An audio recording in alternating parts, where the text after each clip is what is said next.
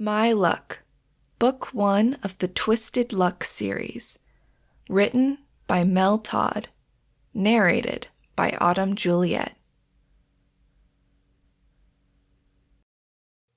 Chapter 1. Magic appeared in the late 1800s and spread across the world. No one knows why.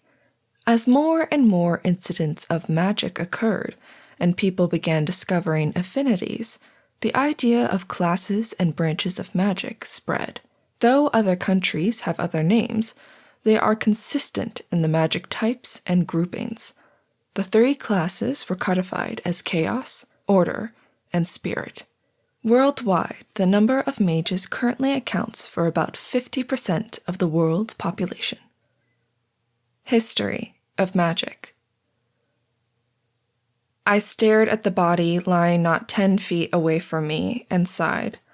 I carefully scooted back up the slope to the sidewalk and sat there. Why me? There was no voice from the sky answering that question, so I pulled out my phone and dialed 911. The half whine bounced around my mind as I heard the familiar spiel. "You've reached 911. What's your emergency?" "Hey, Hazel, it's me." I didn't get nervous calling emergency services anymore. That might be a bad sign. I pushed my short, dark hair out of my eyes. The action reminded me I needed to add more red highlights. It would give it some personality. "Oh, Cori, what now?" Hazel's voice held a mix of exasperation and worry. Probably because out of the almost 100 times I'd called 911 over the last few years, she's gotten at least half of them. Not my fault she worked the shifts when I was out and about, but it meant she fussed over me even when I saw her on the street. Dead body, male, late 30s, at the intersection of... I rattled off the nearest cross street. The shaded area. He's under the trees a bit. You know I have to ask, so let me run through the questions. Are you sure he's dead? "Oh yeah, I'm sure." I glanced at the body and repressed a shudder. It took a fair amount of gore to make me queasy anymore, but this almost did it. "How are you sure? No pulse?"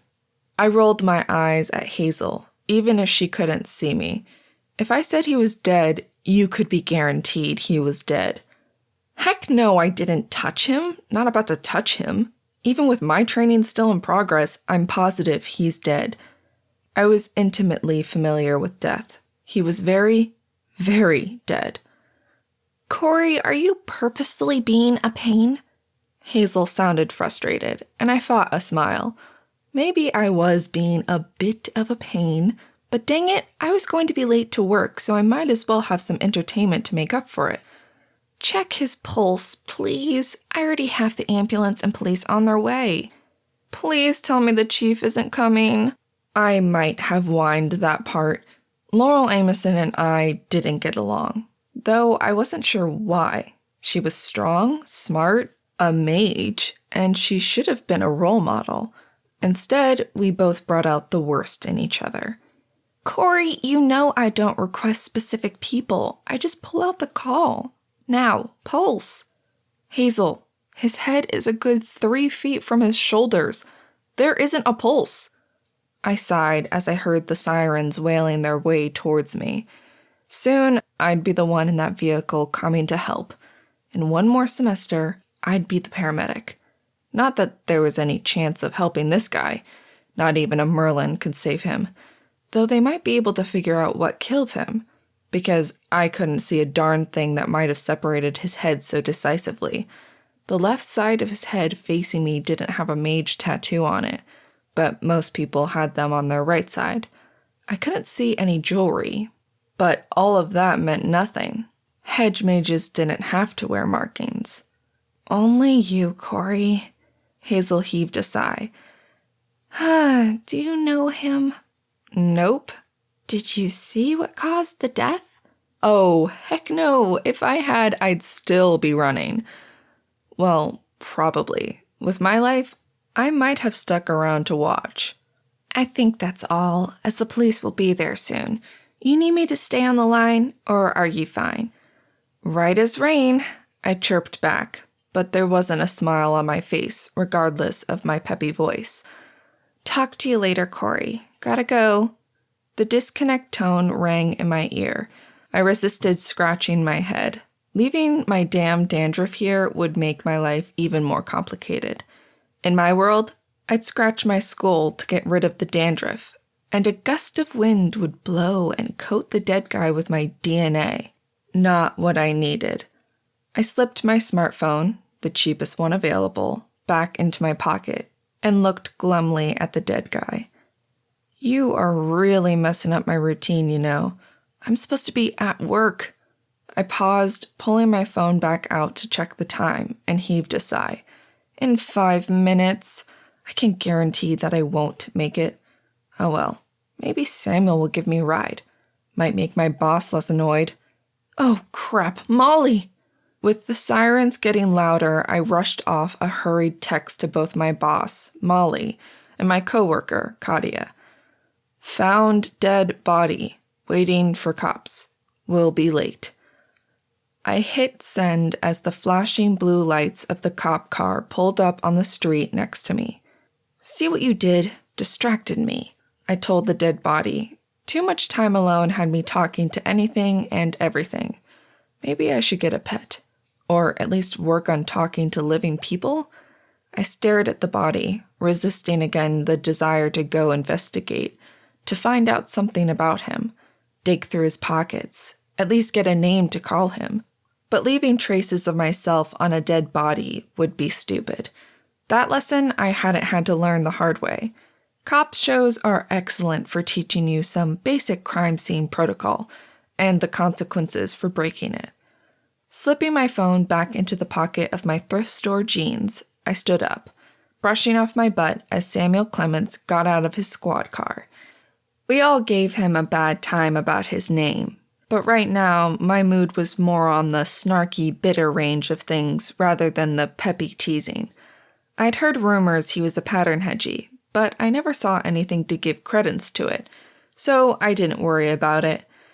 Corazon Monroe, what trouble are you in this time? He, too, had that exasperated tone. My goal after I graduated was to have people talk to me without sounding exasperated. That would probably never happen, but I could try. I'm not in any trouble. I was simply doing my civic duty and reporting a dead body. I didn't say murder victim or accident victim. That had been beat into my head by my third dead body. Don't assume you know how they died or anything about their death, even if you watched them die. Those were the worst, and why I was striving to make sure I'd never need to just stand by, unable to save or even help someone again. But this guy had not been dead for long, judging by the few insects that were now beginning to be attracted to his corpse. Again, I swear, Cori, you attract trouble more than any kid I've ever seen. The tone and frown got my hackles up even more. And this is my fault, how? You know I don't ask for it, and don't call me a kid. I regretted the words the second they left my lips. Protesting you weren't a kid always made you sound like a kid. Samuel held up his hands in mock surrender as the ambulance, with flashing lights and wailing siren that made me flinch, pulled up behind him. Yes, ma'am. I bit back a retort. I really did need him to give me a ride to work, and being snarky wouldn't help that. I'd turned 21 in April, but he'd known me for a long time. At the ripe age of 28, he'd always seen me as a kid. As much as small towns rocked, they also sucked. Once you were notorious, you were always notorious. The EMTs got out of the bus, pushing a stretcher, and came up alongside of us. "Hello, Cori," Jeff Pearson said, his soft southern drawl pulling out the syllables until it almost sounded sensual. I rolled my eyes. With his long, lanky body, dark brown eyes, and light brown hair, half the women under 30 lusted over him. I wished I did. The thought at least snapped me out of my stupid look, and I smiled at him and Sally Chang. Hey guys, come on, I was just about to show Samuel where the body is. Sally nodded, her long black hair twisted up in a series of intricate braids, each one with beads sectioning off an inch. I looked at her, always marveling how even in a uniform she looked stylish, smart. But then most mages always seem to. Her tattoo gleamed on her temple, black with solid red showing her as strong in pattern. Rather than hash marks, she had little dots in air and transform. I frowned when I noticed that her right hand was missing her normally beautiful long nails. What did you run into that needed that much offering? I nodded at her hand. She glanced down, comparing the two hands. Her left hand had nails about an inch long, painted with protective gel. The right looked like they had been bitten to the quick. Bad car accident. Child involved. Idiot parents hadn't buckled her into the child seat. Sally shrugged and grinned at me. Worth the offering. Kid should be fine, and the parents will be in jail for a while. DUI. I nodded, the familiar mix of envy and relief washing through me. I wanted to help people, save them. Magic would have made it possible for me to be better, more powerful. However, magic scared me on a level I didn't know how to address. It wasn't an issue. None of my family had ever emerged. I'd never be a mage, so worrying about it was a waste of time. Enough chit-chat, Samuel said. He was prickly about magic, too. His dad was an archmage, and Samuel, lacking a tattoo, wasn't. Or at least not above a hedge mage. Where's the body, Cori? I said I'd show you, I huffed. It's not like waiting is going to make a difference. It might, Sally said mildly, and I fought not to bristle. I really needed some food. My temper was way too short today. Trust me, it won't. I turned away from them. This way. Lead on, milady. Jeff drawled again. I ignored the groans from Samuel and Sally. Jeff was an unrepentant flirt, but I just found him amusing. Down there, I pointed, and under the shade of 3 pink azalea bushes and a tall magnolia tree lay the body of a man in a dark brown, almost black suit. A few feet away lay his head, eyes closed, much to my relief. Blood covered the area, sprayed around in streams of red, turning to brown. The amount of blood implied a lot of things, but unless I got closer, I couldn't figure out where he'd been standing or sitting when he'd been killed. I'd been studying him since I stumbled upon him, literally. I pegged him as out-of-town business, as I didn't recognize him and he was too old to be here for the college. No matter how badly I wanted to know his name, all his information, everything, I had not gotten any closer than this. I can act with restraint. Sometimes. The 3 looked at the body, hidden by shadows, and the slight slope of the ground away from the road, away from where anyone would notice. Cori, why were you here, and how in the world did you notice this body? Samuel asked. After so long with all the incidents surrounding me, I didn't even try to make up anything believable anymore. I was walking to work, the long way. I interjected before anyone could point out this path was a mile longer than a direct route from my house. They didn't need to know why I wanted the long, quiet walk to think. A white cat chased a squirrel across the road, catching my attention. Pretty sure it was Mrs. Hanson's Mortimer. I stopped to watch, not sure which of them I was rooting for, when the squirrel did a 90-degree turn and ran up my body. The cat followed, claws and all. I pointed at my jeans and the holes with drops of blood creating dark spots on the legs. I fell backwards and tumbled as they finished running over the top of me. When I sat up, his head was the first thing I saw. I waved at the rest of the body. I came back up to the sidewalk and called 911. None of them even blinked at my story. This was just proof of how weird my life was. And you didn't touch anything, right? Samuel asked, even as Jeff and Sally made their way down. This time I didn't restrain myself. No, I crawled all over the dead man, licked him, then decided to play with whatever killed him because it was my first time seeing a dead body and I couldn't resist. My arms crossed over my chest as I stared at him. Screw it, I'd walk. Point. Sorry, Cori. Habit. I forgot you're you. Gee, thanks. I didn't even try to keep a civil tone. That had been uncalled for. I said sorry, he muttered as he turned back to look at Jeff and Sally coming back up. Very dead. Nothing we can do. You'll need to call the coroner. He'll want to see the body in situ. So, no reason for us to stay, Sally stated as she pulled the gurney back towards the ambulance.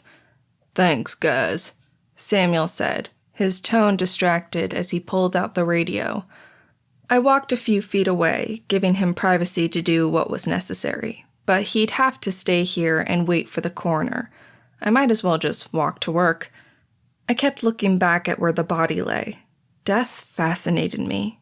It was the greatest mystery and the one I wanted to stop from taking people, which meant the desire to poke and prod at dead body number 13 was tangible. My phone vibrated, distracting me, and I pulled it out of my pocket. Another one? Cori, your luck. Fine, just get here soon as you can. This was from my boss. Oh, was it gore like the last one?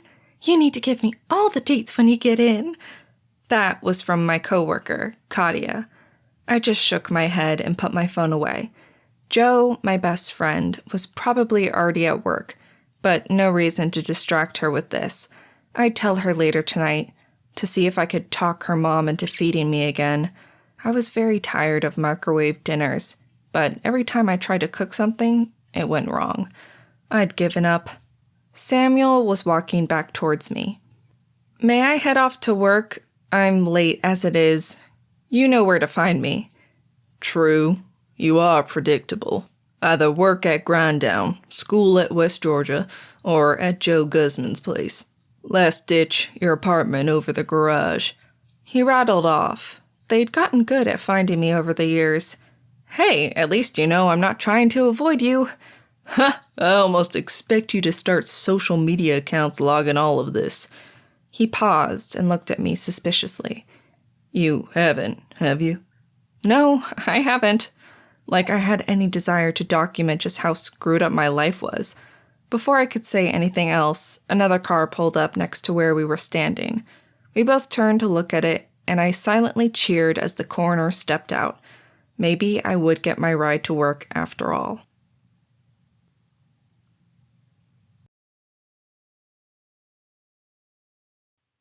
Chapter 2. Each class of magic has 4 branches. Chaos is composed of entropy, fire, water, and time. Order has pattern, air, earth, and transform. Spirit, the rarest of the classes, has soul, relativity, non-organic, and psychic. Every mage, even the lowest rank, hedge mages, are strong in 1, pale in 2, and null in the final branch. Why is there so much bureaucracy surrounding death? How long can he ask us questions? I didn't touch the damn body. The coroner started out with a string of questions, and I began to feel like I was the one under attack. Once he looked at the body, he calmed down, but it took another 15 minutes before he let us go. After a brief discussion with Samuel, the coroner called in a forensic unit. Samuel called in another officer to watch the scene, then gave in to my completely unsubtle hinting. Get in, Cori. I'll drive you to work and let Molly know why you were late. Each word sounded like it had been pulled out of him, but I didn't care. I slid into the front seat and pretended not to see his glare of exasperation. That was becoming my new goal in life, to not exasperate people. Or maybe I'd keep that as my life goal, to exasperate everyone. I rolled the word around in my head, but the excitement of being a pain faded fast.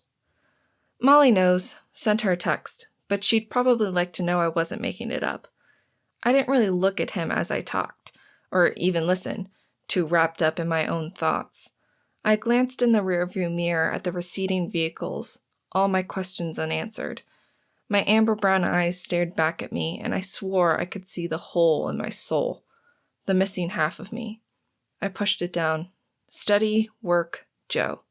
That was all I needed. Someday I would have answers about why Stevie had died. I had to find them. "Cori!" Samuel all but shouted, and I jumped, looking at him, my heart racing. "What?"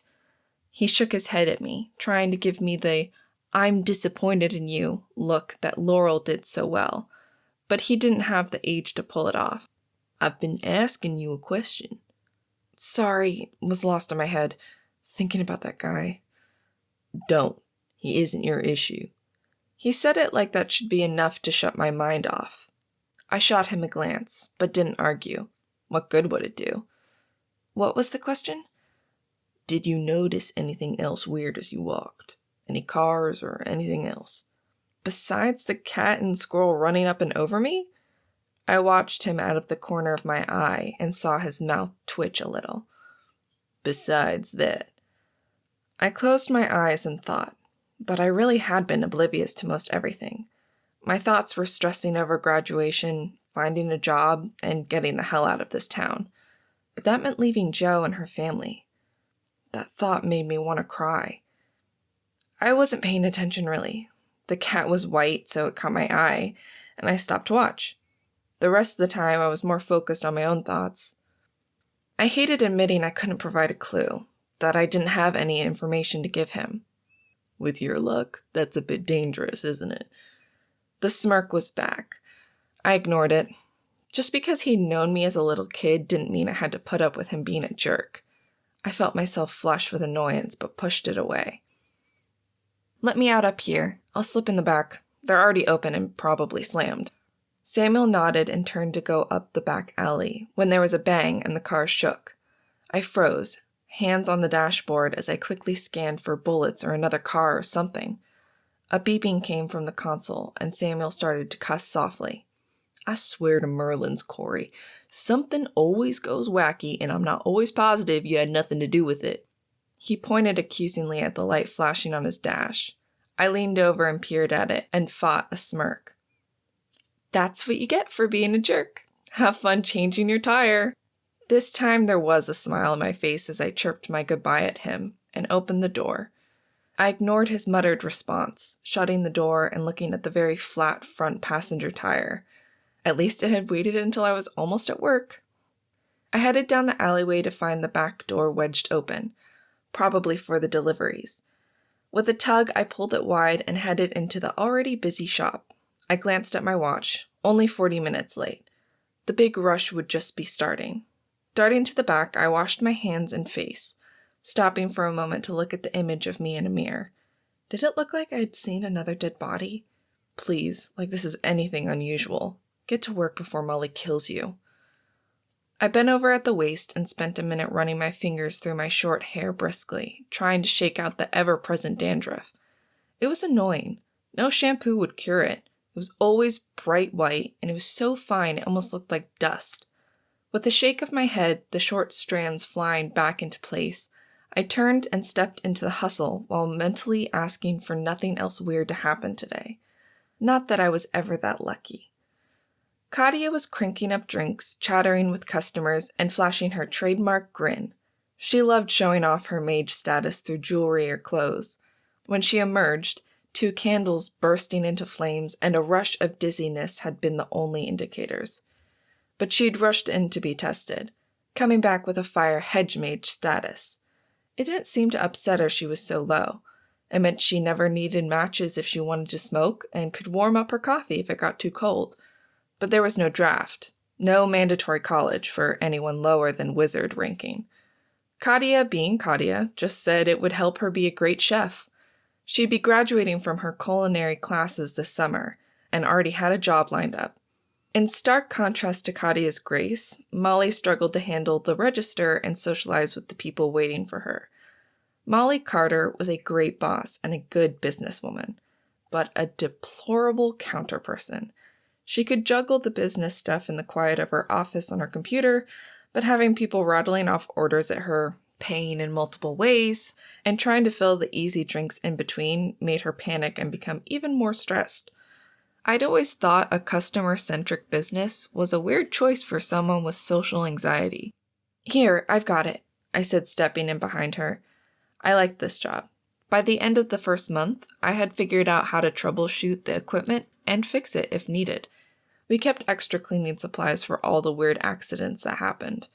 Molly had kept me employed almost full-time for 3 years now without any complaints. Best part is she rolled with all my schedule changes. In return, I worked my ass off for her, looking for anything I could do to make the shop and our lives better. "Thank Merlin. All yours." Molly stepped back with a relieved look on her face.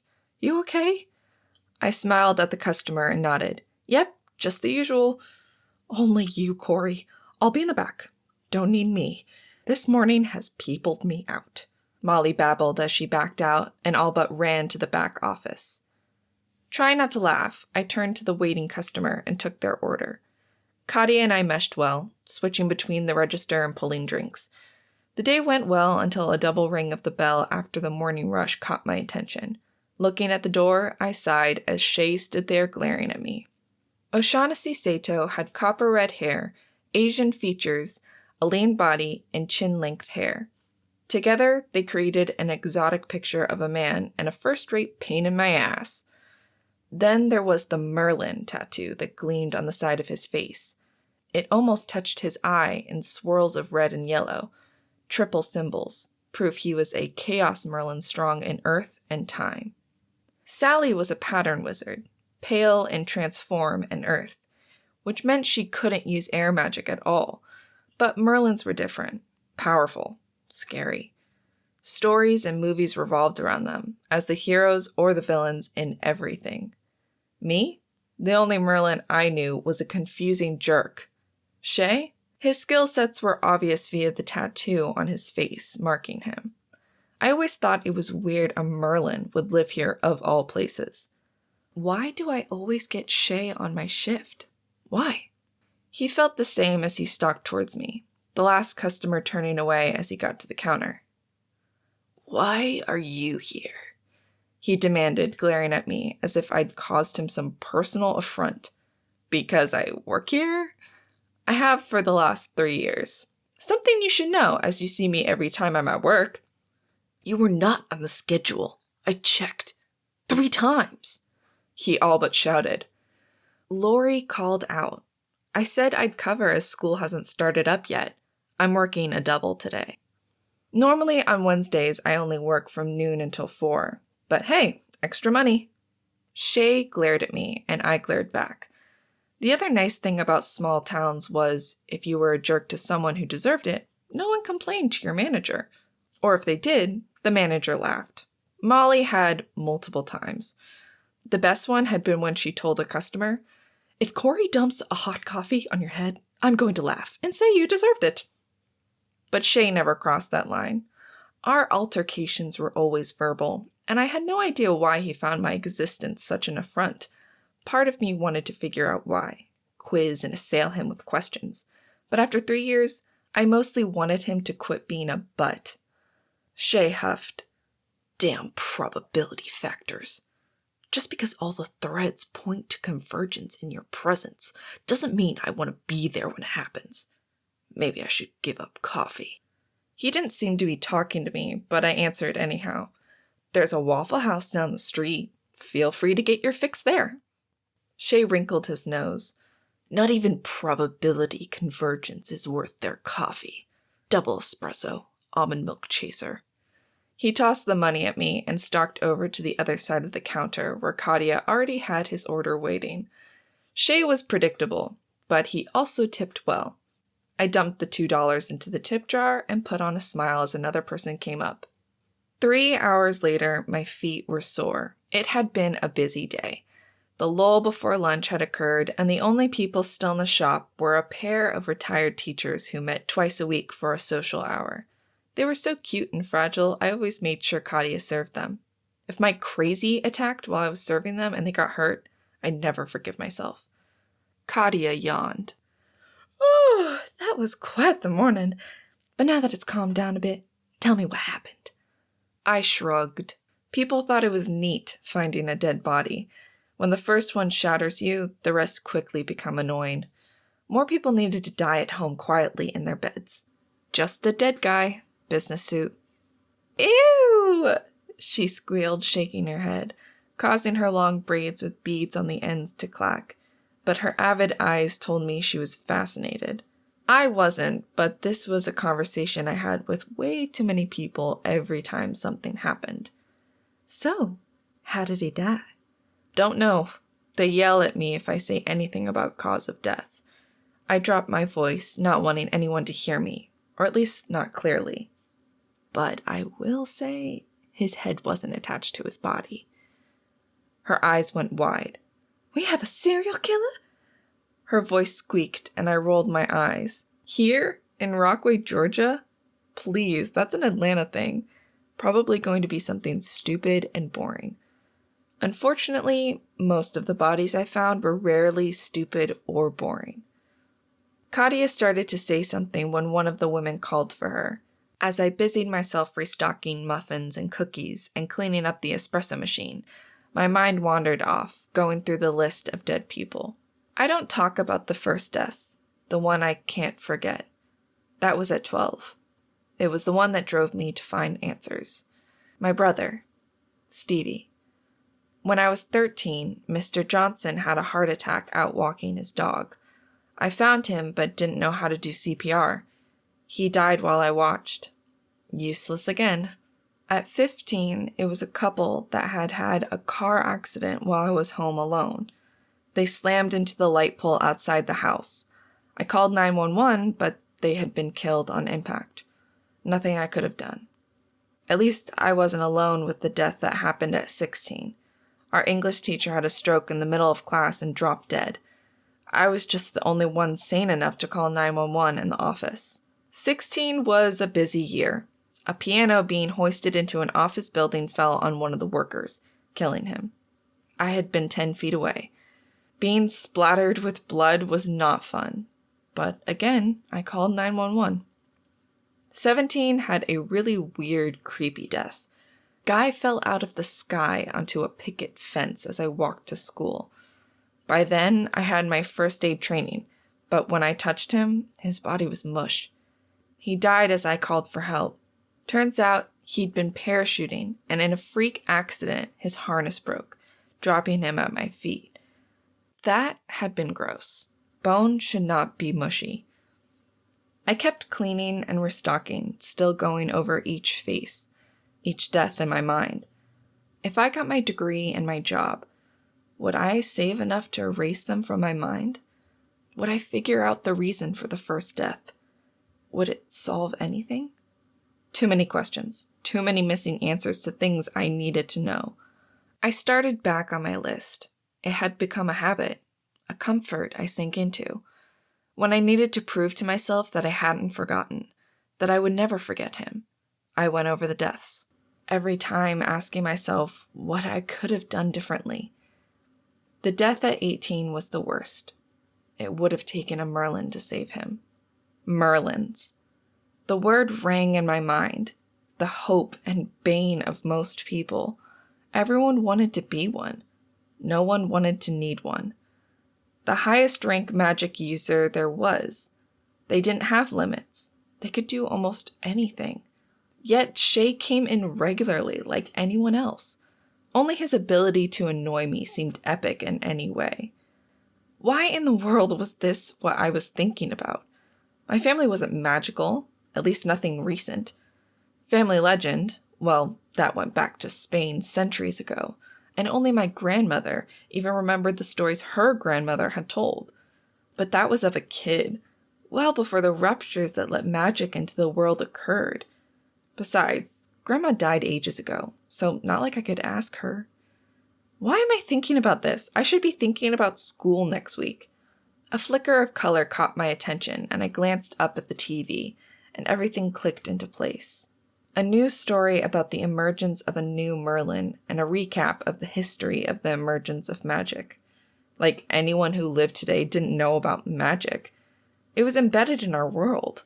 The speaker did better than any high school teacher did. making the emergence of magic in the early 1800s sound interesting and exciting. All Mrs. Rolfe had ever done was bore us to tears. It took talent to make magic boring. The reporter continued, talking about the various ranks of magic users and reminding people of the laws surrounding mages. I pushed the overview of magic out of my mind and finished up my work. The lunch crowd would want stuff to ward off the January cold, if you called high 50s cold. The clatter of the bell had me glancing up in time to see the door fall off its hinges and crash to the ground with a horrendous explosion. I looked up to see Laurel Ameson staring down at the door. The look on her face was one of startled shock, a normal reaction. As she looked up at me, her face hardened and her uniform echoed her focus, all sharp and crisp. Watching Laurel stalk towards me, military dripping off her like water with her short-cropped black curly hair and purposeful stride, it became apparent I was the goal. I had no desire to be the goal of the chief of police. She came to a precise halt in front of the counter, mouth opening. Before she could say anything, I did. "So, are you going to reimburse Molly for tearing her door off the hinges, Chief Ameson?" Chapter 3. All mages are broken into 4 groups. The lowest are hedge mages, those with little power. They aren't required to be marked, and many live out their lives without making offerings, and rarely use magic at all. Then you have magicians, wizards, archmages, and of course, Merlins. All of these ranks are part of the draft. History of magic. Apparently giving the chief of police attitude isn't a good way to start the conversation. Lesson learned. Sitting in the interrogation room, alone, and a bit freaked out, I stared at the mirrored glass and tried to keep a smirk on my face. I still thought my comment was funny, and if I kept thinking it was funny, maybe I wouldn't break down in tears. Too bad Chief Ameson hadn't. Her lack of humor probably contributed to my riding to the station in the back of her squad car, and why I now fought worry and fear. I had no idea why I was sitting in the police station. After waiting what seemed like forever, at least 10 minutes, the chief walked in. This time she flashed me a smile that wasn't completely fake. Her tack glinted at me. Somehow hers was outlined in gold, the water section a bright yellow. It looked good on her. "Your mouth fires off when it really shouldn't," she commented as she sat down in the other chair. Defense mechanism. Slipped out, and I clamped my mouth shut. The last thing I needed was to tell her anything about my internal woes. She wasn't interested. "So, why am I here?" She gave me a long look, and I shrugged. My conscience was clean. While weird things happened around me, I didn't get into trouble. Not really. Last run-in with the cops had been at least 3 years ago, a high school egging prank. "How did you know the victim?" Her voice remained flat, and she watched me like she might pull the answers out of my head. I didn't think water wizards could do that. Not that I had any answers for her to pull out. "The who? You mean the dead guy from this morning?" At this point, I was lost. What was she talking about? "Yes, the man from this morning. How did you know him?" My reflection in the mirror showed my jaw hanging open. I snapped my mouth closed and stared at my image as if there might be an answer in my reflection. The panicked look in my eyes and the oversized dark gray t-shirt displaying the Grind Down logo in bright blue, which might seem almost garish under the fluorescent lights, held no answers. I didn't? I told Samuel that. What's going on?" I resisted scratching my head. White on gray would stand out way too much. "You didn't talk to him at Grind Down? Run into him at class? Hire him to do something?" "Not that I know of. I mean, I might have served him and not noticed, but I didn't recognize him. Granted, dead you look different." That comment made me swallow as Stevie's image flashed in my mind. Dead. Lifeless. Looking nothing like how he had just moments before. I pushed the image away. It never changed, so dwelling on it until I had answers was useless. "So, You are sure you don't know? She paused, glancing down at her notes. Harold Court, Jr.? I rifled through my memories, but nothing about the name seemed at all familiar. I don't think so. Look, Chief Amison, should I be calling a lawyer or something? I had no money to pay one, no idea what one would do, but for the first time in a long time, I was scared. Why was I here? They had to know I had nothing to do with his death, didn't they? My heart raced as she looked up and locked eyes with me. The camera in the corner exploded in a shower of sparks. We both whipped around to look at it, wisps of smoke rising up from it. What is it with you and crap happening? Laurel sighed and dropped the badass attitude, which didn't make me feel much better. For the record, you have never met Harold Court, Jr., never hired him, or asked him to do something for you. For the record, no. I have no blasted idea what you're talking about. I tried not to panic, but being in the police station like this was stripping out my bravado quickly. I wanted my own little sad world back. I knew I wouldn't get to keep it for much longer, but while I could, I wanted to hold it close. She glanced at the camera, sighed again, and stood. Come on, let's finish this in my office. The smoke is giving me a headache. Standing took me a second as my knees trembled. She waited at the door, holding it open for me. As we walked out, she waved at another officer. Go check on the camera. I want to know why it exploded. The officer smirked at me. Catastrophe Cori struck again. No such thing. Just crap made in China. Get it taken care of. Come on, Cori. I'm sure you'll like to get back to work.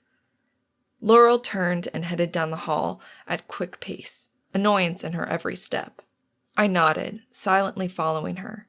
The nickname usually made me smile, mostly because it was accurate. Things happened around me. The urge to scratch my head gnawed at me, but I followed, still unsure as to the whole reason I was here. I needed to quit reporting dead bodies if they were going to think I had anything to do with their deaths. She went into her office, dropping into her chair with a sigh. Sit, Cori. You don't need a lawyer. You're not in trouble. I didn't particularly believe her. I mean, she had dragged me into the police station, but I sat in the chair and looked at her warily. Do you know any reason why a private investigator from New York would have your name, or a variation of it, in his wallet? My jaw dropped back down. She snorted. I'll take that as a no. Wait, what? There were so many things in her question, it took me a bit to unpack them. Private investigator? My name? Variation? She pulled out a sheet of paper and slid it over to me. On it was a photocopy of something that looked like a sticky note in a baggie. Written in blocky letters was a name. My name. Well, kinda. It was spelled with a K, not a C, and the last name was spelled different. Cori Monroe. That isn't my name, I pointed out. It was a lame comment, I knew that, but it still freaked me out, because it sounded like my name, if you said it.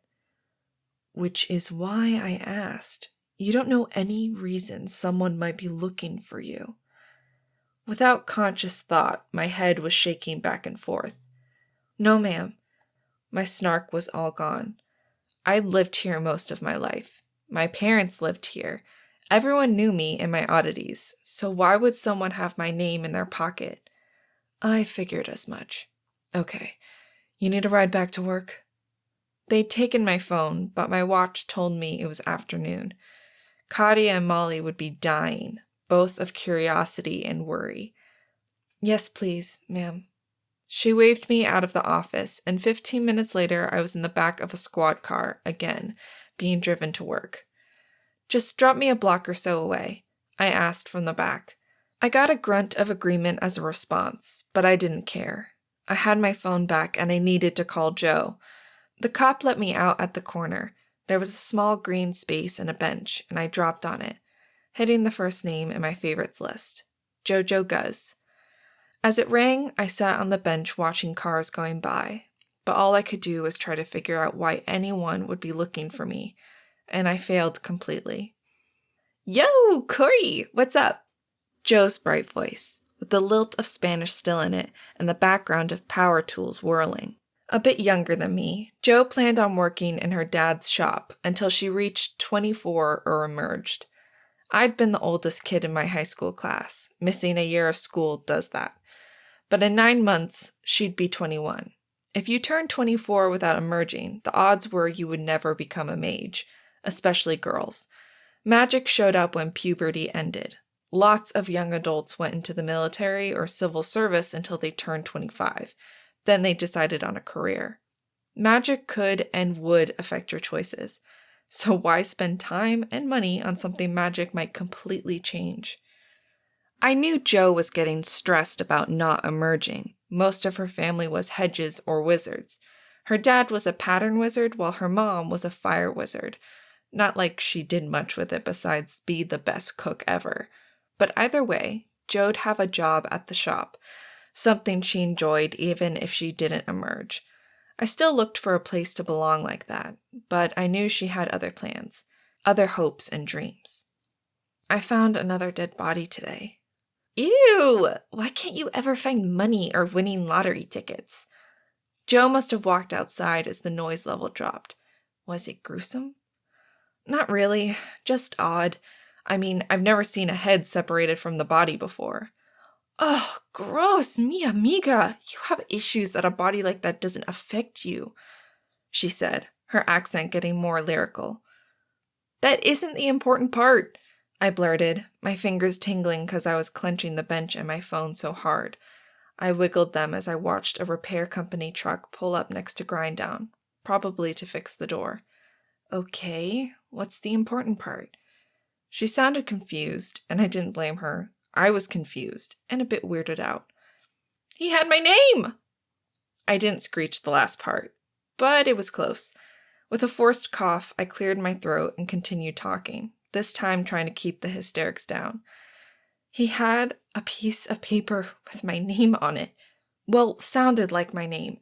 He spelled it with a K, and Monroe instead of Munroe.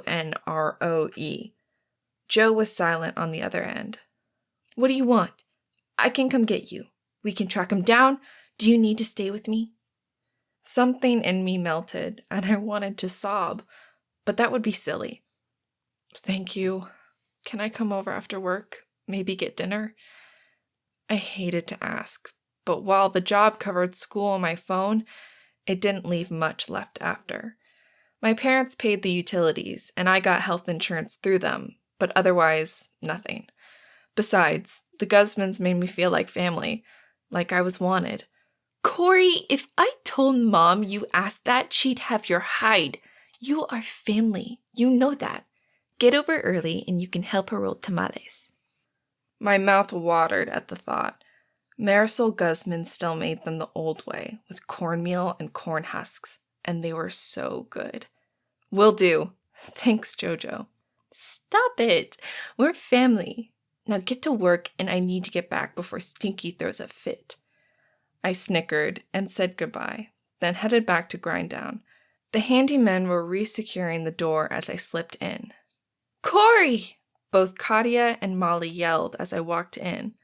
They all but swarmed me, ignoring the customers wanting their afternoon caffeine boost. Are you okay? What did they want? Molly asked, her eyes worried. She checked me over as if expecting to find out that I had been roughed up or something. What did you do? Did they think you murdered him? Katia asked, the picture of small-town gossip. Nothing. They just needed to ask me some more questions about the guy this morning. I suspect Chief Amison would have asked me here, but I paused and nodded at the fallen door. My mouthing off annoyed her. Suddenly, I didn't want to tell anyone but Jo. I felt like I had a target on my back, and that made no sense. Who would be interested in me? I continued to assure them it was routine, just some standard questioning, and after a few minutes, the crowd of people encouraged us to get back to work. I did it with a fervor, anything to keep me distracted. It didn't work. By the time we closed at 6, and then I spent an hour cleaning and prepping mercifully alone, I had worked myself into a nervous wreck. Lost heiress, kidnap victim, identity fraud, serial killer target. The possibilities and reasons spun in my head until... Ah! I screamed it at the top of my lungs in the empty shop. In response, a can of coffee beans slipped off the counter and spilled all over the floor. I slumped over my broom, looked at the beans, and started to clean them up. Catastrophe Cori, indeed.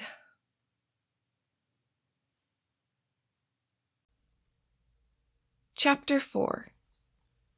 The magic wave that appeared in the 1850s seemed to come from nowhere, though later studies showed it rippled outward from the tears between our reality and others.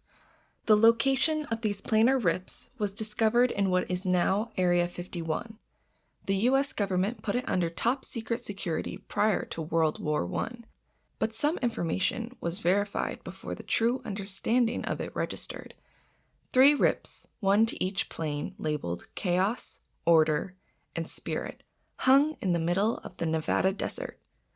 No one discovered what it meant until the 1950s, when they closed for a decade. History of magic. It took me another 15 minutes to get all the beans cleaned up and finish locking up. I stepped out into the cold night air and pulled my jacket tighter. With a sigh, I started walking to Joe's. Only 2 miles. I used the time to think. But all I could do was wonder why. People asked me if I'd get magic tested, but you knew when you emerged, and it was always after puberty. I hadn't, so why bother? I didn't need one more thing to tell me I'd failed. Each step seemed heavier and slower than the one before. Even the thought of tamales couldn't get me to pick up the pace. The winter sky had reached full dark as I trudged up the street to Joe's. Joe or any of her family would have come and gotten me, but it felt like I asked them for so much. So I refused to ask them for more if I could avoid it.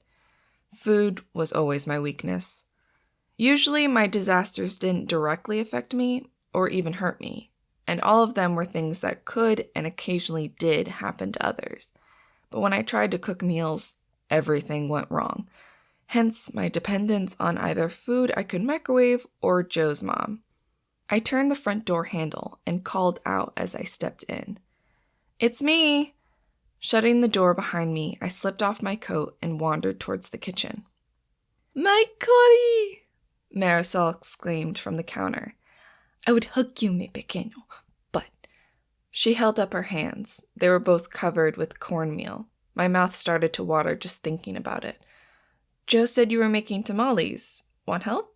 "From you? No. I like my kitchen in one piece. Set the table, por favor." She had already gone back to expertly making the delicious treats. How many? Their family was liquid. I was proof of that. Paolo, Joe's oldest brother, had his own place, but since he still hadn't found a girl who could handle the Guzmans, he often came to dinner. Marco was in constant demand by the various girlfriends he had. They all knew each other and usually ate out in a big group. Sanchez, or as everyone called him, Stinky, would be at the dinner. He'd rather be playing video games than anything else, even though he worked for his dad as a tow truck driver and provided roadside assistance for most of the insurance companies in the area. "Oh, just 5. Marco and Paolo are out tonight." Marisol shot me a wicked grin. "It's the 5th date with the same girl for Paolo, so I might get to meet her soon." I laughed. Marisol wanted grandkids, but not until her children had steady jobs. But Paolo, at 25 and with his certification in car mechanics, would most likely take over the shop when Henry, Joe's dad, retired. Don't count the grandbabies until after the wedding. "Oh, I won't pressure him, but that doesn't mean I can't hope. The chips are in the cupboard." Marisol changed her instructions as she finished making the tamales, and tossed them in the pressure cooker to finish. I helped until she shooed me out of the kitchen. I grabbed a few chips and collapsed on the couch, exhausted to the point that my anxiety over the PI had faded. Pulling my phone out, I glared at it, then texted Joe. "Where are you? I'm here. Need food." I stared at the phone as if that would make her respond faster.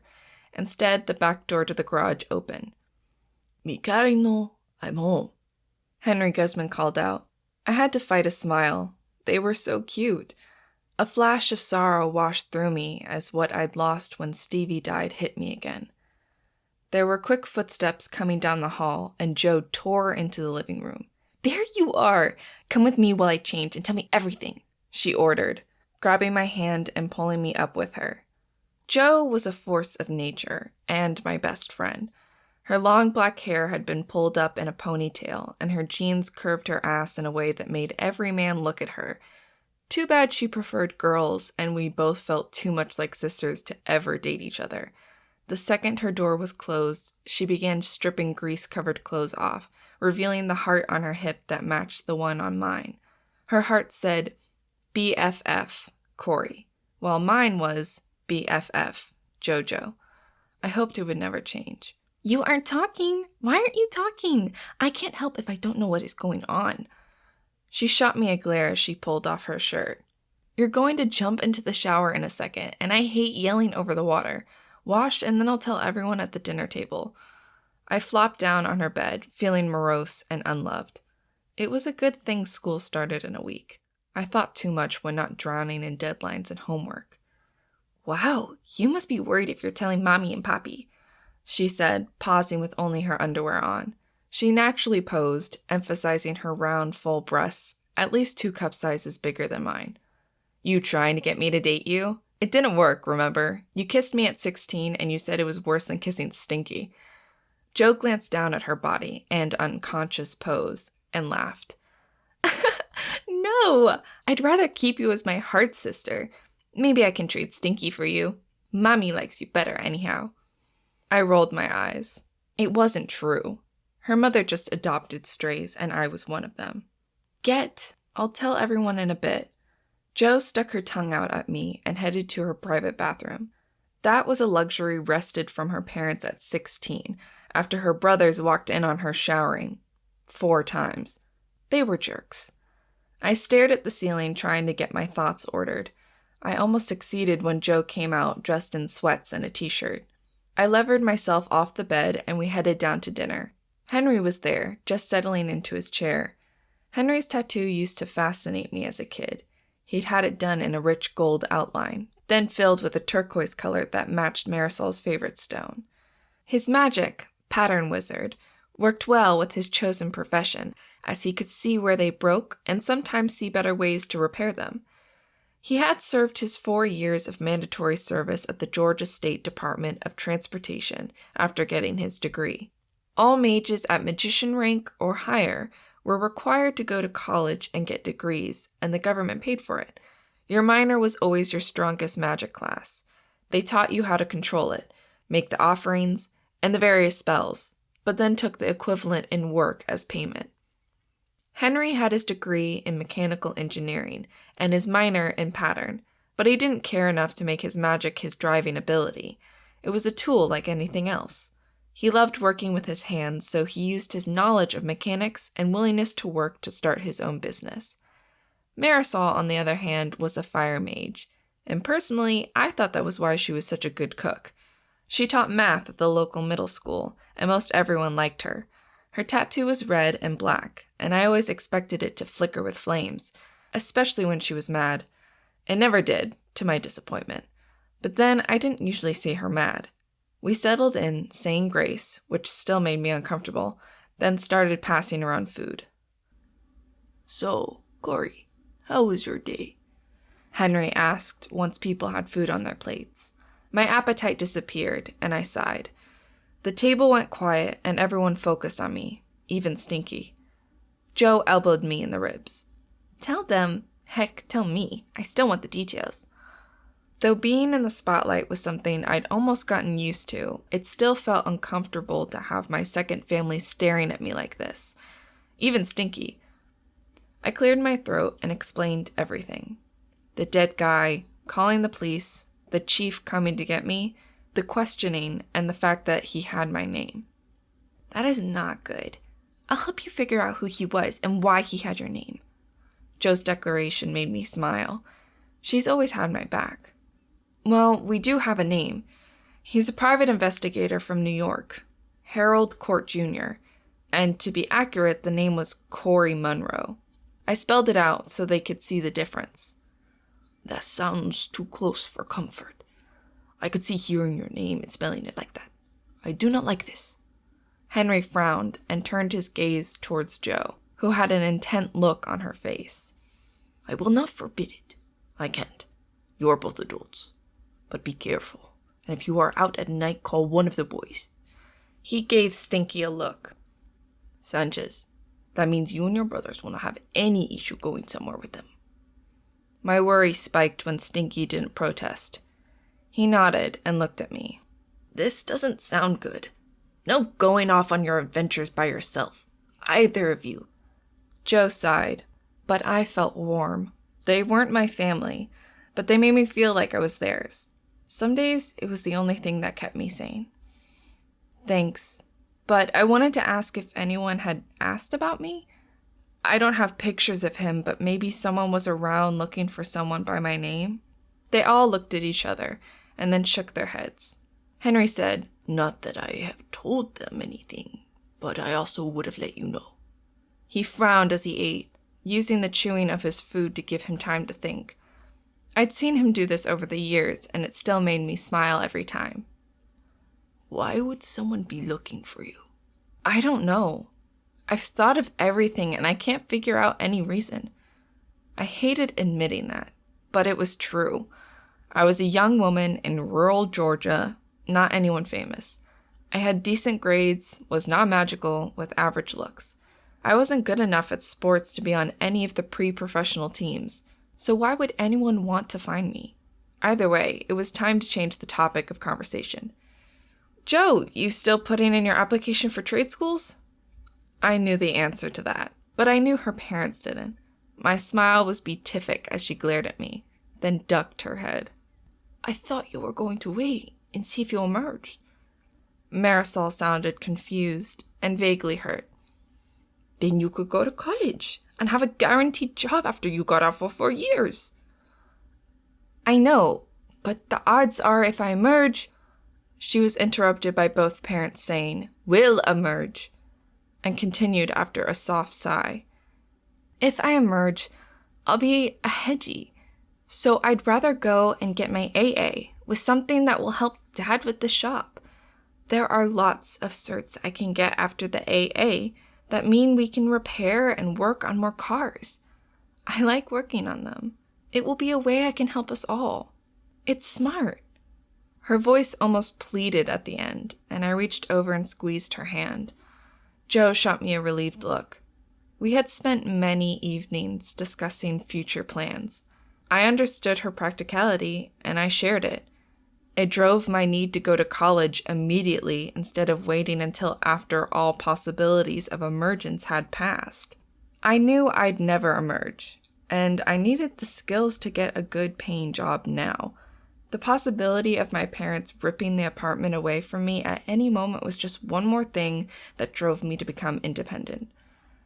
Marisol and Henry looked at each other, an entire argument being conducted with looks and head gestures.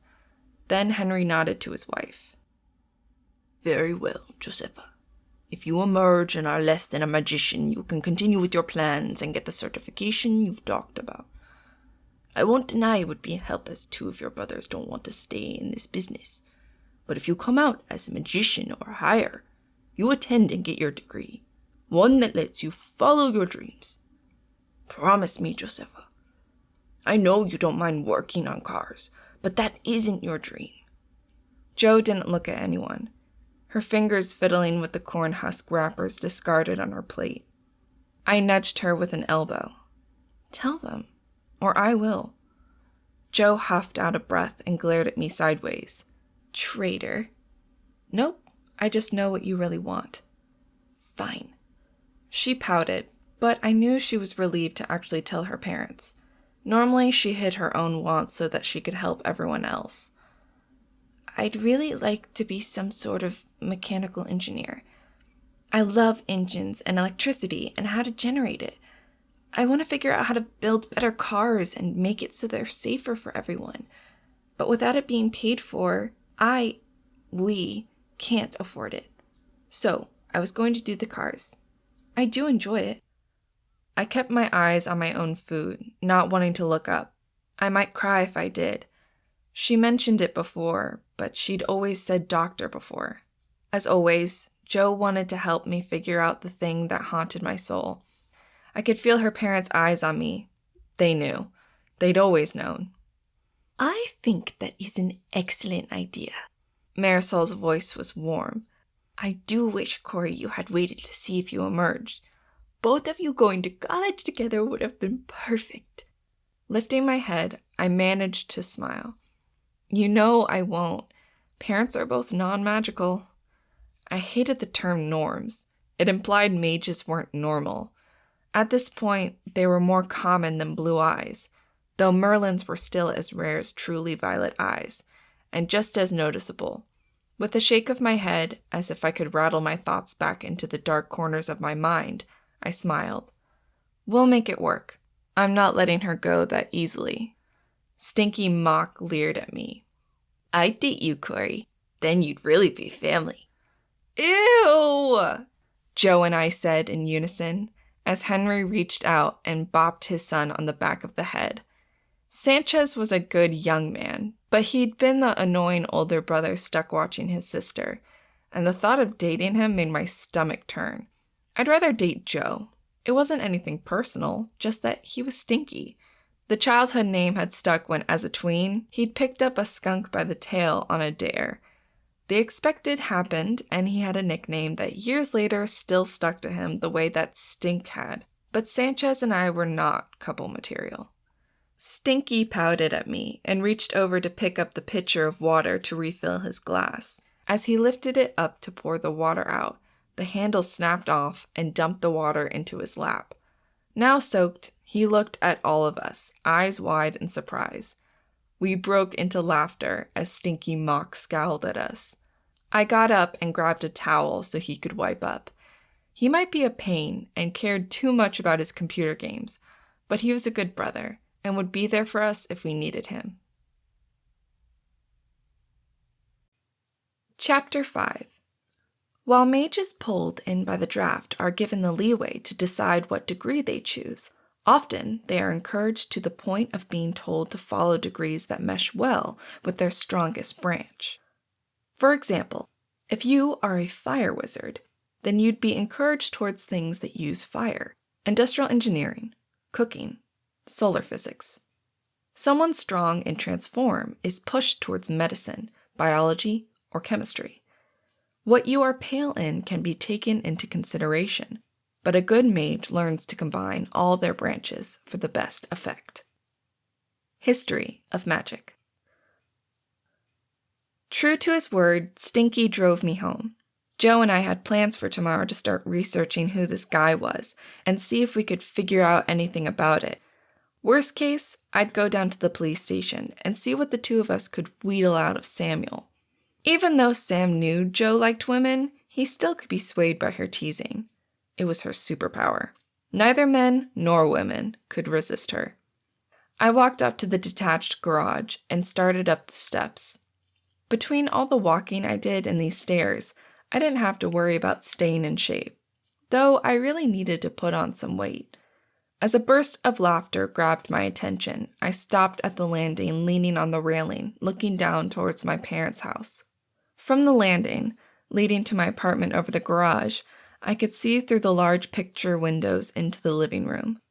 They normally kept the curtains closed, but today they were open. I watched, riveted by what I saw. In the living room, my younger brother Chris, he had to be 6 or maybe 7 by now, ran around the living room shrieking in laughter as my dad chased him around. My mom leaned in the doorway, arms folded, an amused look on her face. My heart seized as I watched, missing that, remembering what it had felt like for them to pay attention to me before. Someday I'd find a way to make them... what? I didn't know what I wanted to find. Something that made them proud? Happy? I think they loved me. maybe I was looking for something that would let them forgive me, and maybe I could forgive myself. Pushing it down, that problem wouldn't be solved tonight. I turned and headed into my apartment, locking the door behind me. Originally built as a way to make extra money from the local college students who wanted a place close enough but not be part of the campus life, it became mine at 14. I guessed I was that college student it had been built for, not that they charged me rent. Everything was paid for, and they left me $200 a month to help with bills in an envelope under the mat. Walking in, I flipped on the light and headed for my computer. I had some research to do. The clock on the wall stopped me. 9 o'clock. And I needed to be up by 5 a.m. to get to work by 6. 30 minutes. I can take that long to see what I can figure out. I sat down in front of my laptop, one I'd bought with money from the grind down and used for all my schoolwork. It sat on an anti-static pad, had a surge protector, and was secured to the desk. I strapped an anti-static strap to my arm before I even lifted the lid. With all the damage that happened to things around me, I couldn't afford to lose my laptop. I had already had to replace my cheap microwave. Twice. Pulling up the search engine, I typed in the guy's name and New York. A minute later, I found his website, his smiling face looking out at me. It fascinated me how different yet the same you looked when you were dead. Something was missing from the eyes after you died. Clicking through the website didn't tell me much, other than he specialized in missing persons. But I wasn't missing. I'd seen my baby photos. Heck, the doctor that delivered me came into the cafe sometimes. So it wasn't like I'd been stolen at birth or anything. And my name was on the birth certificate, all spelled out. Coruscant Lorelei Monroe. My grandmother's name had been Lorelei, not that I'd ever met her. She died a year before I was born, but Mom had wanted to honor her. With a sigh, I closed the laptop. There wasn't much that I could figure out or even find out. Maybe I'd call his office in the morning and see if I could find out anything. Disconnecting carefully, I stood up and stepped away. Exhausted from the day, I headed to the bedroom, only to trip over the rug in the hallway and slam into the bookshelf at the end of the hall. It tipped over, and a cascade of heavy medical books, textbooks, school awards, and notebooks pummeled me. Instinctively, I covered my head. This wasn't my first time being attacked by inanimate objects. It happened pretty often. When the shower of objects stopped, I raised my head slowly and peered at the disaster. So much for getting to bed on time. I stood up and began putting things away. Leaving it would bug me so much it wasn't worth the effort. As I sorted and reshelved, I wondered what else would happen with the dead guy, and if I could make it to work on time. 20 minutes later, because there was a lot of papers that had fallen out when the notebooks popped open, I finished cleaning up. Ready for bed, a peal of laughter, oddly familiar laughter, caught my attention. Unable to resist, I walked to my door, opened it, and stepped out onto the deck. Pain wrapped my soul tight as I looked out on the scene. Shrieking with laughter, Chris ran around the lawn, a cape streaming from his shoulders, waving a sparkler in the dark January evening. They had the yard lights on, and it gave me a crystal clear view of everything. "I am Batman!" he shrieked. Mom and Dad stood on the porch watching, trying to convince him to come in, but neither were trying too hard. Instead, they had looks on their faces I hadn't seen in longer than I could remember. Warm, caring, loving. My chest hurt, and I fought to swallow as I watched him. He looked like me. Same dark hair and smile. I couldn't remember the color of his eyes. What were they? Brown like mine and Dad's? Or more hazel like Mom's? So many questions that shouldn't exist. Watching him, watching them, the family I didn't get to have, was like poking at a wound to see if it would start bleeding again. It didn't, but the pain spread out through every inch of my body. My head itched fiercely and I reached up to scratch, scattering that blasted dandruff everywhere. Something behind me in the apartment fell, but I didn't turn or even think about what disaster awaited me inside. I couldn't look away from them. An image of Stevie laughing popped into my mind, and for a second I saw him running around the lawn. I bit my lip hard as the memories spiraled through me. Maybe I could go down there, get to talk to them. Maybe the pain had faded. Maybe they could look at me again. Mom stepped off the porch, a smile making her look younger than the last time I was close enough to really see her.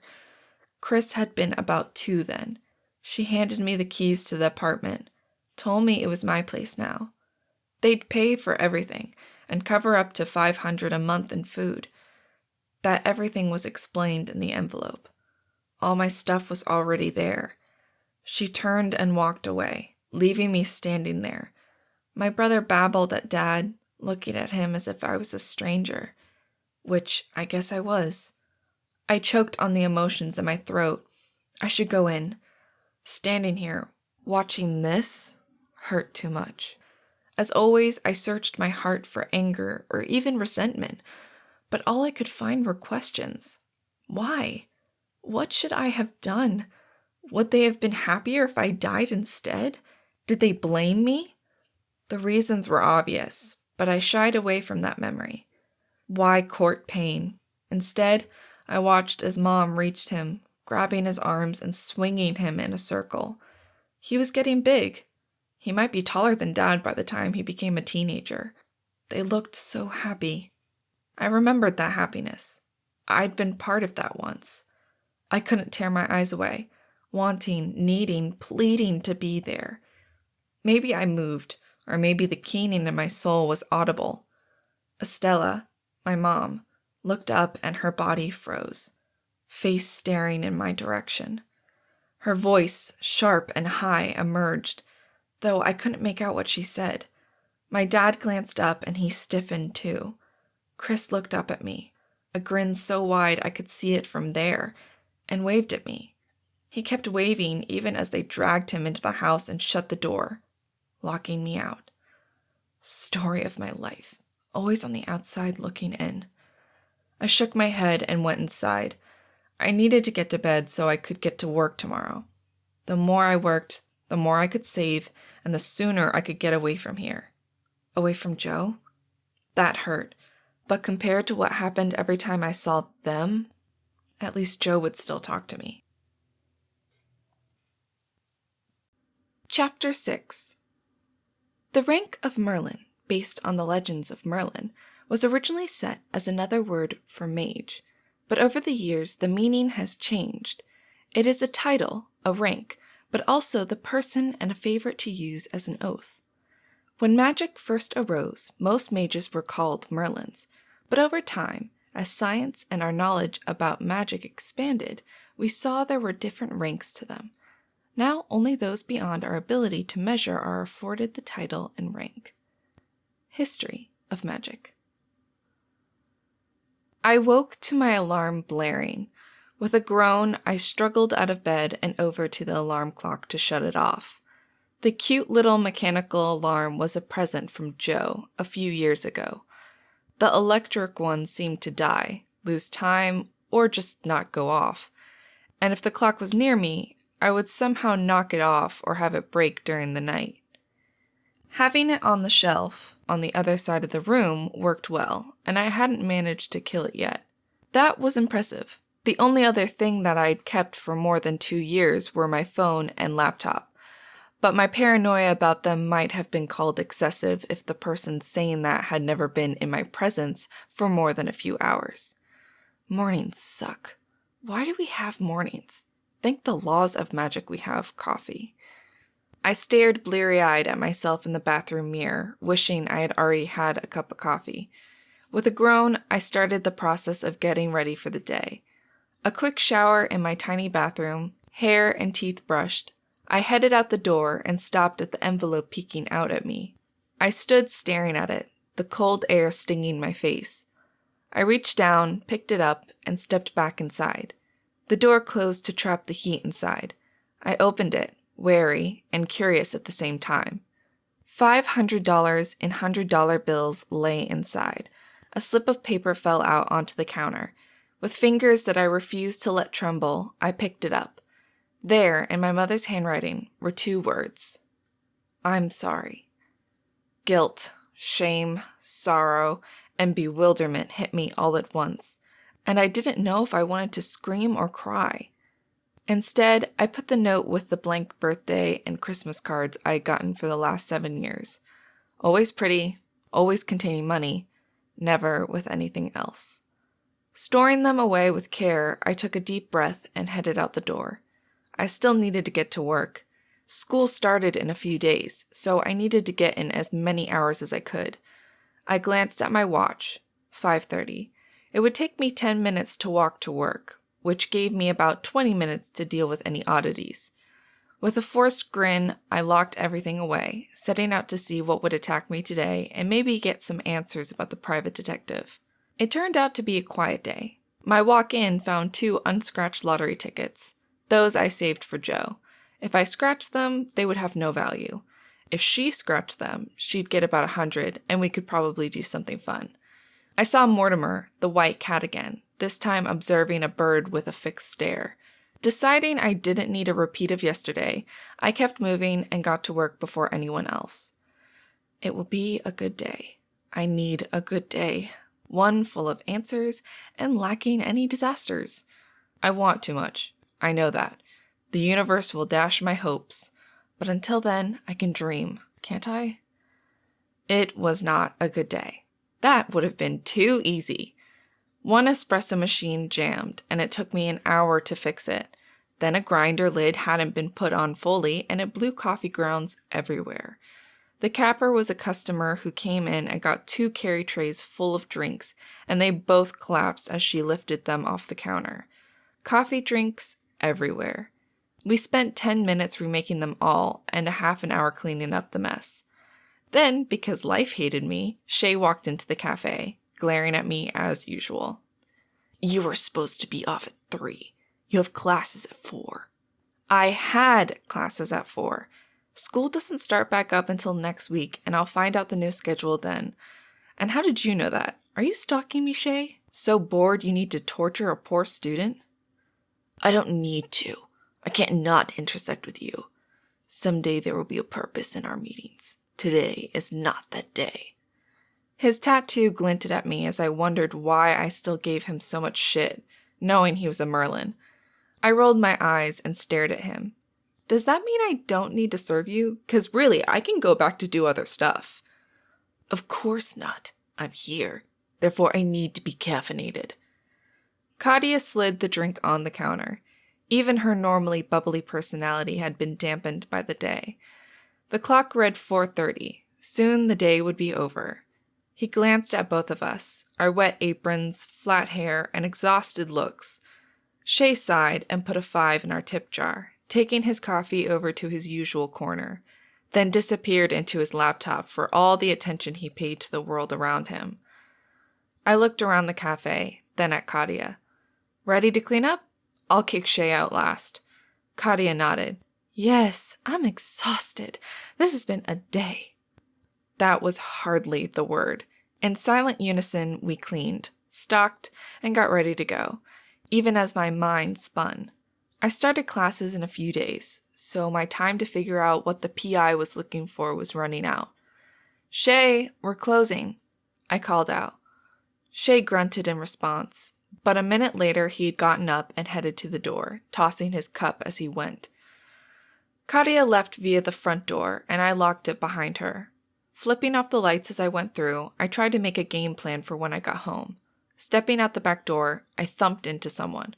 A scream ripped out of my throat, and the light at the end of the alley exploded in a shower of sparks.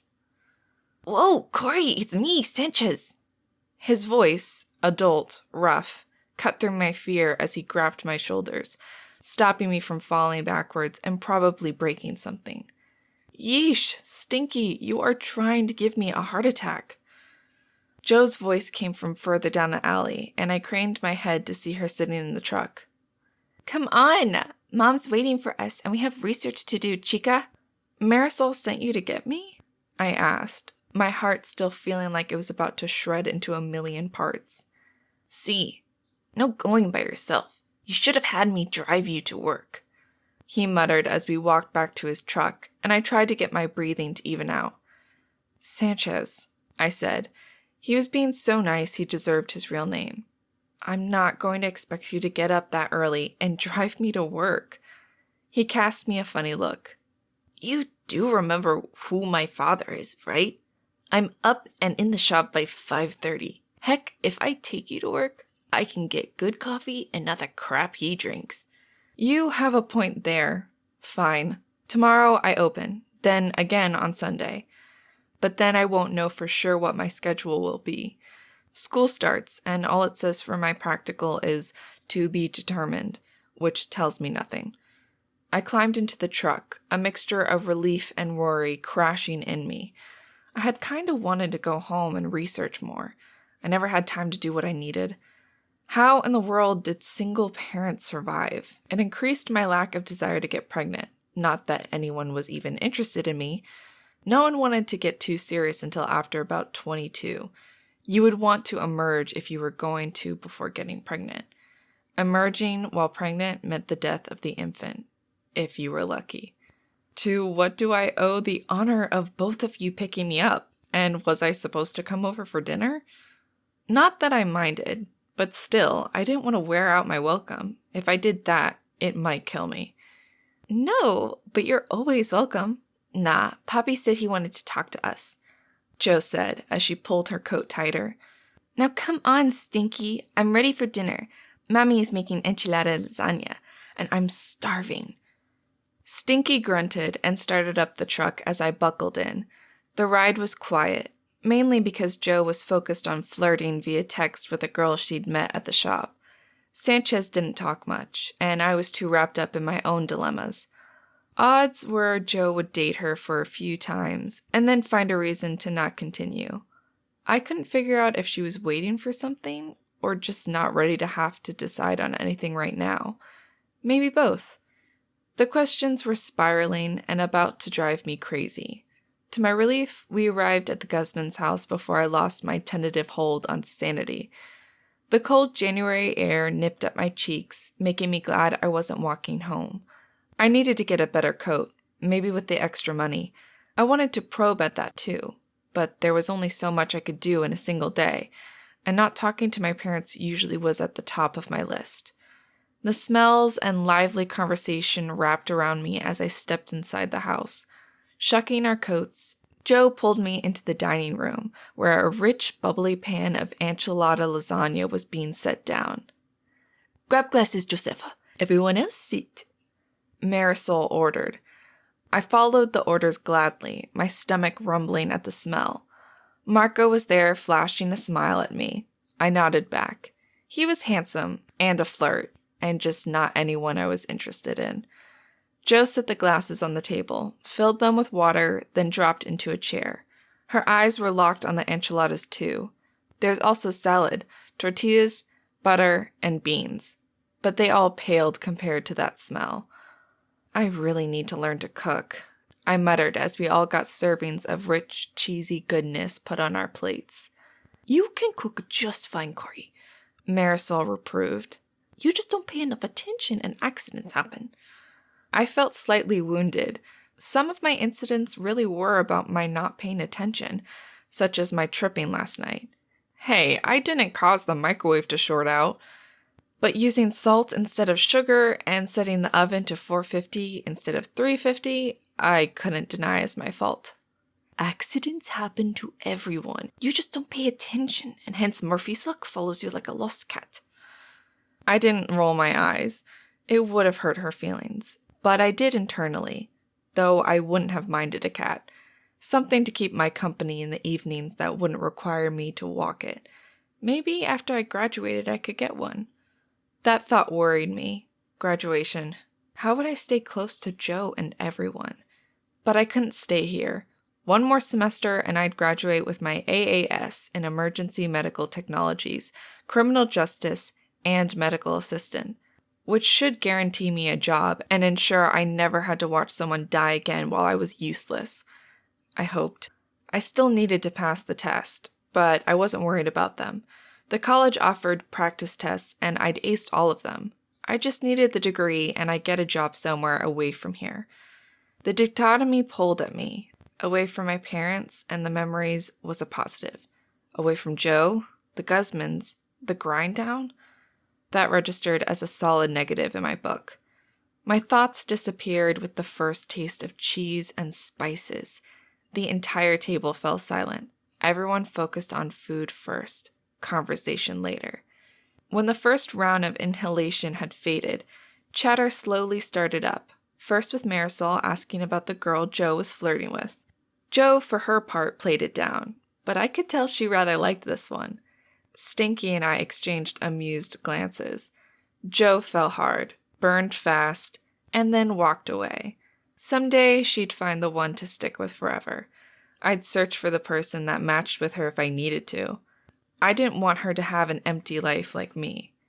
I didn't need to go down that thought trail, and I grabbed some frijoles negros to give myself something to do. Well, that and they tasted incredible. I really needed to learn to cook, or at least not screw things up in the kitchen. Cori. I jerked my head up at Henry calling my name. My mouth was full, so I just nodded at him instead of saying anything. I'd learned not to eat too fast. I had a tendency to inhale food with my lungs if I did. Lying on the floor, gagging from coughing so hard, ranked very high on my don't repeat list. The chief came by the shop today. The table went silent. Even the clink of silverware halted. I choked on my beans. 5 minutes later, finally able to breathe again and with most of the tears wiped off my face, I looked at Henry. And?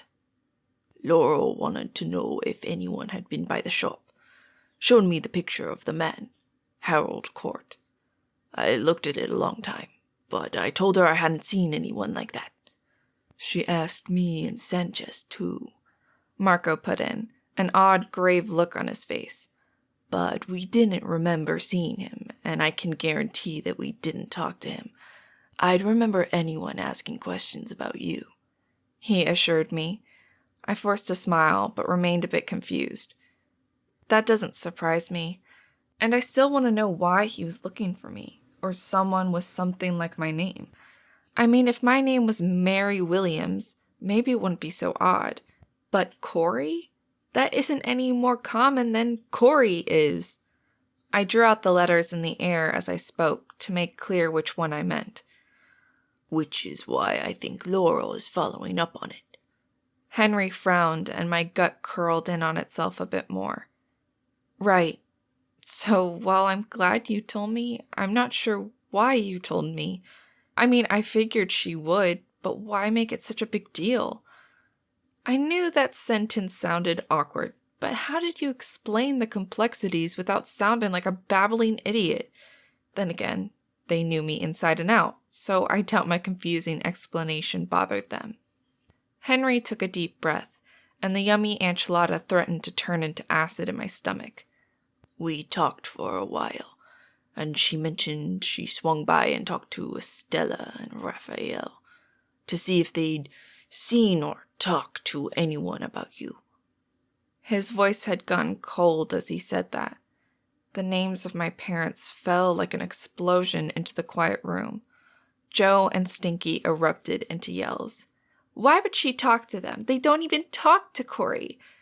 That was Joe. At least I thought it was. The room seemed to have receded a bit from my awareness. Like they'd care if someone was looking for her, not that they'd admit to knowing who she was. Sanchez shouted. He'd even stood up from the table. Marisol was muttering in Spanish under her breath, and I could catch various words casting aspirations on Laurel's intelligence, but more about my parents' lack of parenting. Shush! Shouting doesn't change anything. Laurel mentioned she wanted to make sure they weren't involved in some way. Asking seemed the most direct path. Henry sounded calm and logical, and that made it hurt even more. I bolted down the hall to the bathroom, and everything came back up. It didn't taste as good the second time. Why would they have been involved? Was talking to me so hard? I lived less than 100 yards from their house. If they needed to talk to me, to see me, couldn't they walk up the stairs? Tears threatened, but I fought them back. Instead, I focused on the last time I'd actually spoken to my parents. I had to think about it, but it was my 18th birthday. I'd run into them at the grocery store. My mom had looked at me, Chris in the grocery cart. She'd reach into her purse and handed me a prepaid debit card. I still remember her words. "Here, buy something you want." And she turned and pushed the cart away. Dad had stood there looking at me when he said, "I'll send you the paperwork you need now that you're an adult." And with that, he turned and followed Mom out. I walked out of the store, crying so hard I almost got hit by a car. It was the last time I let myself cry for them, which meant I wouldn't cry today. I washed my face and walked back out, but this time the food smells assaulted me, threatening what little remained in my stomach. "I'm sorry, Cori. I thought you should know." Henry looked so apologetic and worried. "Not an issue. Thank you for telling me. Sanchez, could you give me a ride home?" I knew I was running, but this time no one blamed me, nor tried to stop me. "1 minute, Cori. Let me send you home with something." Marisol was up and bustling in the kitchen, and before I could come up with the words to protest, she handed me an insulated lunch bag. "Here's some leftover enchiladas, fresh tortillas, and homemade salsa. I know you have chips. This is for later when you decide you're hungry." I didn't try to refuse. I would be hungry later. "Thanks, Marisol." I sounded weepy. I wasn't weepy. She pulled me into a tight hug. "You are family, mi hija. Just like Josefa. You always have a home here." Damn it, I will not start crying here. I hugged her back hard, then pulled back. I needed to think about this bombshell. "Thanks. Stinky, ready?" "Sure, Cori." We were out the door and driving. Jo recognized I needed space. I'd text her later or even call, but right now I needed to think. The great thing about Stinky, he didn't pry. But as I got out of the truck at my apartment, he spoke, surprising me. "Hey, Cori." I turned back to him, curious. "You need anything. You get scared or you think something's wrong, call. Mom and Dad weren't happy when your parents moved you to this place, and Jo told us. For days there were arguments about you moving in with us and rooming with Jo. They almost did. But you act fine, real good, even when you aren't. We should have done more. But you'd been dealing with them for years and you seemed happier there, so they didn't." He cleared his throat, not looking at me, but at the house where my parents and brother lived. "Look, I'm trying to say I know you're an adult, and I know I was a shit kid to you. But if you need anything, we're here. Got it?" "Better watch it, Stinky. I might start to like you." I smiled to show I was teasing, and he flashed a smile at me. "Just don't forget. Now get going. I've got a raid later tonight." I rolled my eyes. "You and your video games. You ever going to get a real life?" "Why? I like my fantasy life just fine." With a laugh, I headed up my stairs. I heard his truck pulling away as I shut the door. I leaned against it, the choice bouncing in my head. Go talk to my parents, or not. Ask them what they know, or not. I stared at the cup laying shattered on the floor. Closing the door must have jarred it enough to fall off the shelf. I had to talk to them. I had to know.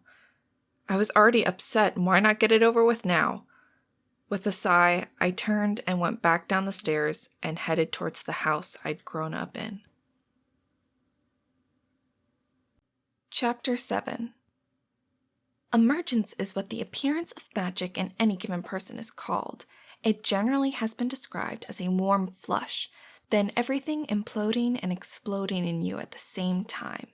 An intrinsic understanding of what offerings are and how much is needed to do an amount of magic is embedded. though training and practice are required to make coherent sense of choosing what genetic material to use. Magic explained. They're my parents. They'll let me know if they were involved in this, right? I felt like I was facing my worst fear and steeling myself for war at the same time. It felt wrong to confront my parents. We'd spent the last 5 years avoiding each other, trying not to admit the other existed, or at least that's what I assumed. They never said. They just faded away from me and did everything possible to make sure I didn't need them. Was it even worth the effort? Why would they be involved? Everything there was to know about me they either knew or could have found out just by asking. I didn't know if I'd open my heart to them, but maybe. No, I have to know. They need to tell me. Marching up to the front steps, I knocked on the door. My knock rang in my heart and mind like the warning bell at school. Was it a warning that my family was about to get the death knell, or that maybe something would change for the better? I heard steps approaching and was suddenly aware of my grimy condition. Between working all day, then getting sick at the Guzmans, I looked and smelled like a wreck. Why hadn't I changed first? The doorknob turning and the door pulling open shut down my internal flailing. I looked up as my dad's gaze locked with mine. His eyes went wide as his face paled. He took a stance at the door as if I was trying to break in or might charge him. "May I help you?" The overly polite, formal voice wasn't any more than I expected, yet it still hurt. "I wanted to talk to you, and..." I hesitated, unsure what to call her anymore. I cleared my throat. "You and Estella, about what the cops asked. I need to know about the private investigator." "We didn't know anything and told the chief that." He started to close the door when I heard Estella's voice behind him. "Who is it, Raph?" Even as she spoke, I saw her approach the door and pull it open. Raphael let her, even as his body stiffened even more. She flinched when she saw me. "Why are you here?" At this rate, the blows to my soul would kill me. "I'd like to talk to you both, please. Did you know the investigator? Why was he hired to find me? Did you do it? Is there something going on I should know about? Are people looking for me? For us?" The questions spilled out of me like a stream of over-caffeinated coffee, and I wanted to sew my mouth shut. I didn't need them, but I needed answers. "Hey, Mom, are we having pizza rolls?" The question was shouted behind my parents, and a moment later a head peeked between them. "Hi, you're the student renter. Want to come in for dinner? Mom made pizza rolls. I seen you around. You're pretty. Mom, you letting her in?" The stream of questions sounded so much like mine I had to smile. Both of my parents flinched, and my smile faded. "Chris, she can't come in. Our renter just needed to ask us a question about a report. Go get your homework and what book you want to read." Estella's words, dismissing me as a renter, not even admitting I was her daughter, caused another sharp pain to stab through my chest. "Okay, Mom. Bye, lady." His head pulled back, the brown hair ruffling just the way Stevie's had. I closed my eyes for a minute, listening to the pounding of his feet as he sped away. "Really? You aren't even going to admit you have a daughter? Are you ever going to tell him that he also had a brother?" My throat choked up. "People will ask when he gets a bit older. They know me. They knew Stevie." My parents exchanged an odd look that I couldn't interpret. "We didn't talk to or see the man the police showed us, nor do we know of anyone that could be looking for you. As you know, we are both only children. If we knew anything, we would have told the police." Estella said all of this not looking at me, though if she turned any paler, I'd start worrying she was bleeding out somewhere.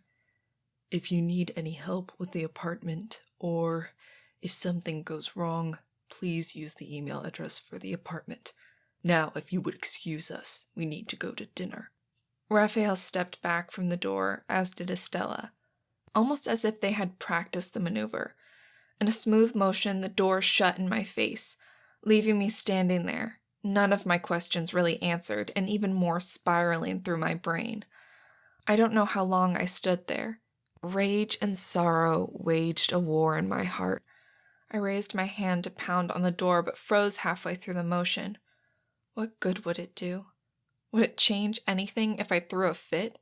Would it hurt Chris? I don't need them. I haven't for a while. I need to walk away. My arm ached from holding it there. It was that pain that finally let me turn and head back to my apartment. My fingers and arm numb from the cold. The heat inside my apartment came as a welcome relief. Standing inside the door, I stared at the card, the one holding the 500. I needed to get it into the bank, but part of me wanted to tear it into pieces and dump it in front of them. The light bulb over the stove fritzed out with a crack. I didn't even bother to sigh, just went over and replaced it with one from my stash. I purchased cheap bulbs in very large packs. That replaced, I put the money in my purse. I'd walk to the bank at lunch. The clock glared at me. After 8. I needed to talk to the chief to find out if there was any progress. I should move, research, do something. Instead, I stood in the middle of my kitchen and let the last few dreams I had of my parents coming back into my life fade away. I gave in and scratched my head, ignoring the white particles that cascaded down as I headed to bed. Nothing else mattered now. School started Monday, and then my weeks would be full of work and study. Now was my only chance to find out the answers I craved. I still wanted to be a doctor, but I'd never make it through the course, and didn't have the funding to afford that level of schooling.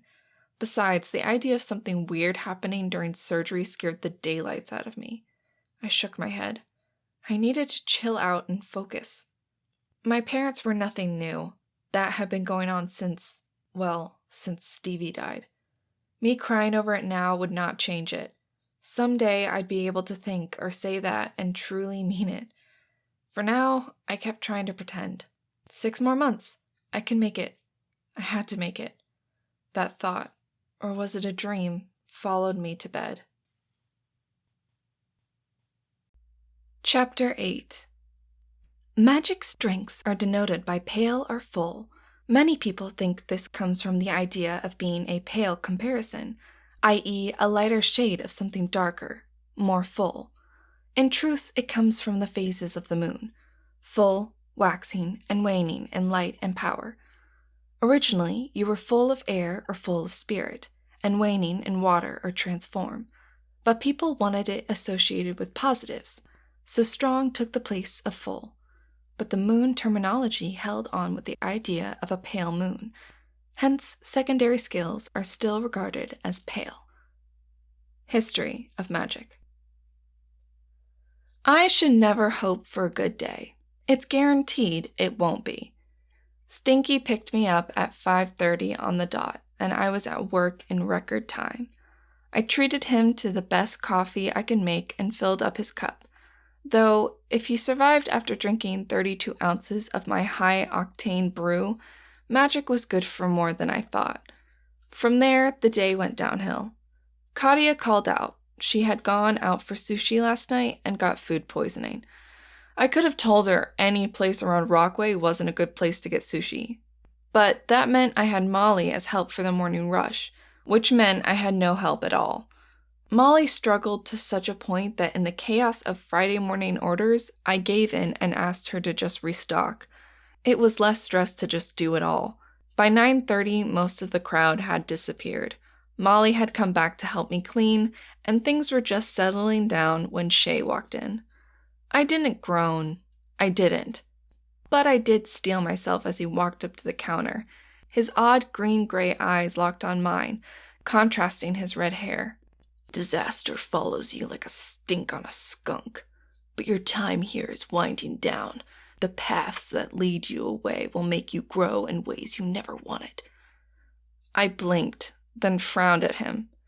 Yes, the shop looked a bit rough. I needed to finish picking up, not to mention get things restocked. Hey, Molly? I asked, but I kept my eyes on Shay. For some reason, he always reacted to me, and I didn't understand why. I knew he was a Merlin. That shouted out at everyone who glanced at his face. But I had no idea what he did or who he worked for. He always worked on his computer and traveled a lot. But That was the extent of my knowledge. Yeah, I could sense her behind me, watching. Are you going to fire me in the near future? Hadn't planned on it, she replied. If I did that, I'd run myself out of business before I got someone to replace you.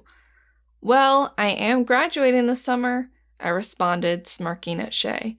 He didn't look impressed. Don't remind me. I'm in denial, thank you very much. Molly groaned. The floor is sticky. Let me go get the mop.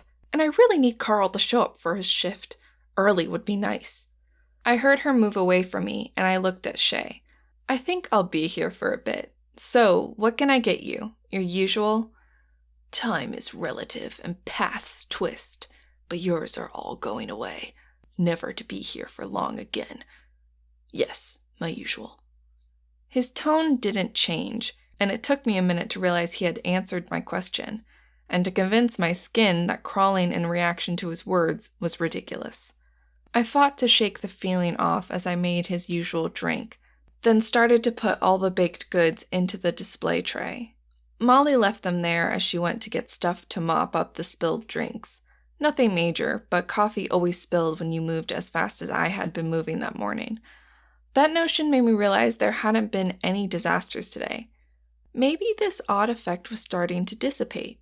I handed Shay his drink, and he headed to his favorite corner table and chair. As he sat, the chair collapsed underneath him. That's what I get for thinking things were going well. The frantic thought ricocheted through my mind as I tore towards Shay. If he'd been hurt, I'd never forgive myself. The chair lay in pieces under him. To my utter relief, he'd set his coffee on the table before he sat down. Hot coffee dumped on you would have made it worse. Our coffee was hot. Shay, are you okay? He seemed a bit dazed and looked up at me, a strange expression of exasperation on his face. I should have known by now your effect on the entropy lines. I just hadn't expected it to be this blatant. I shouldn't be surprised. All the lines are being pulled towards your vortex, regardless. I had no idea what that meant, but as he was standing slowly and brushing himself off, I figured it meant he'd survive.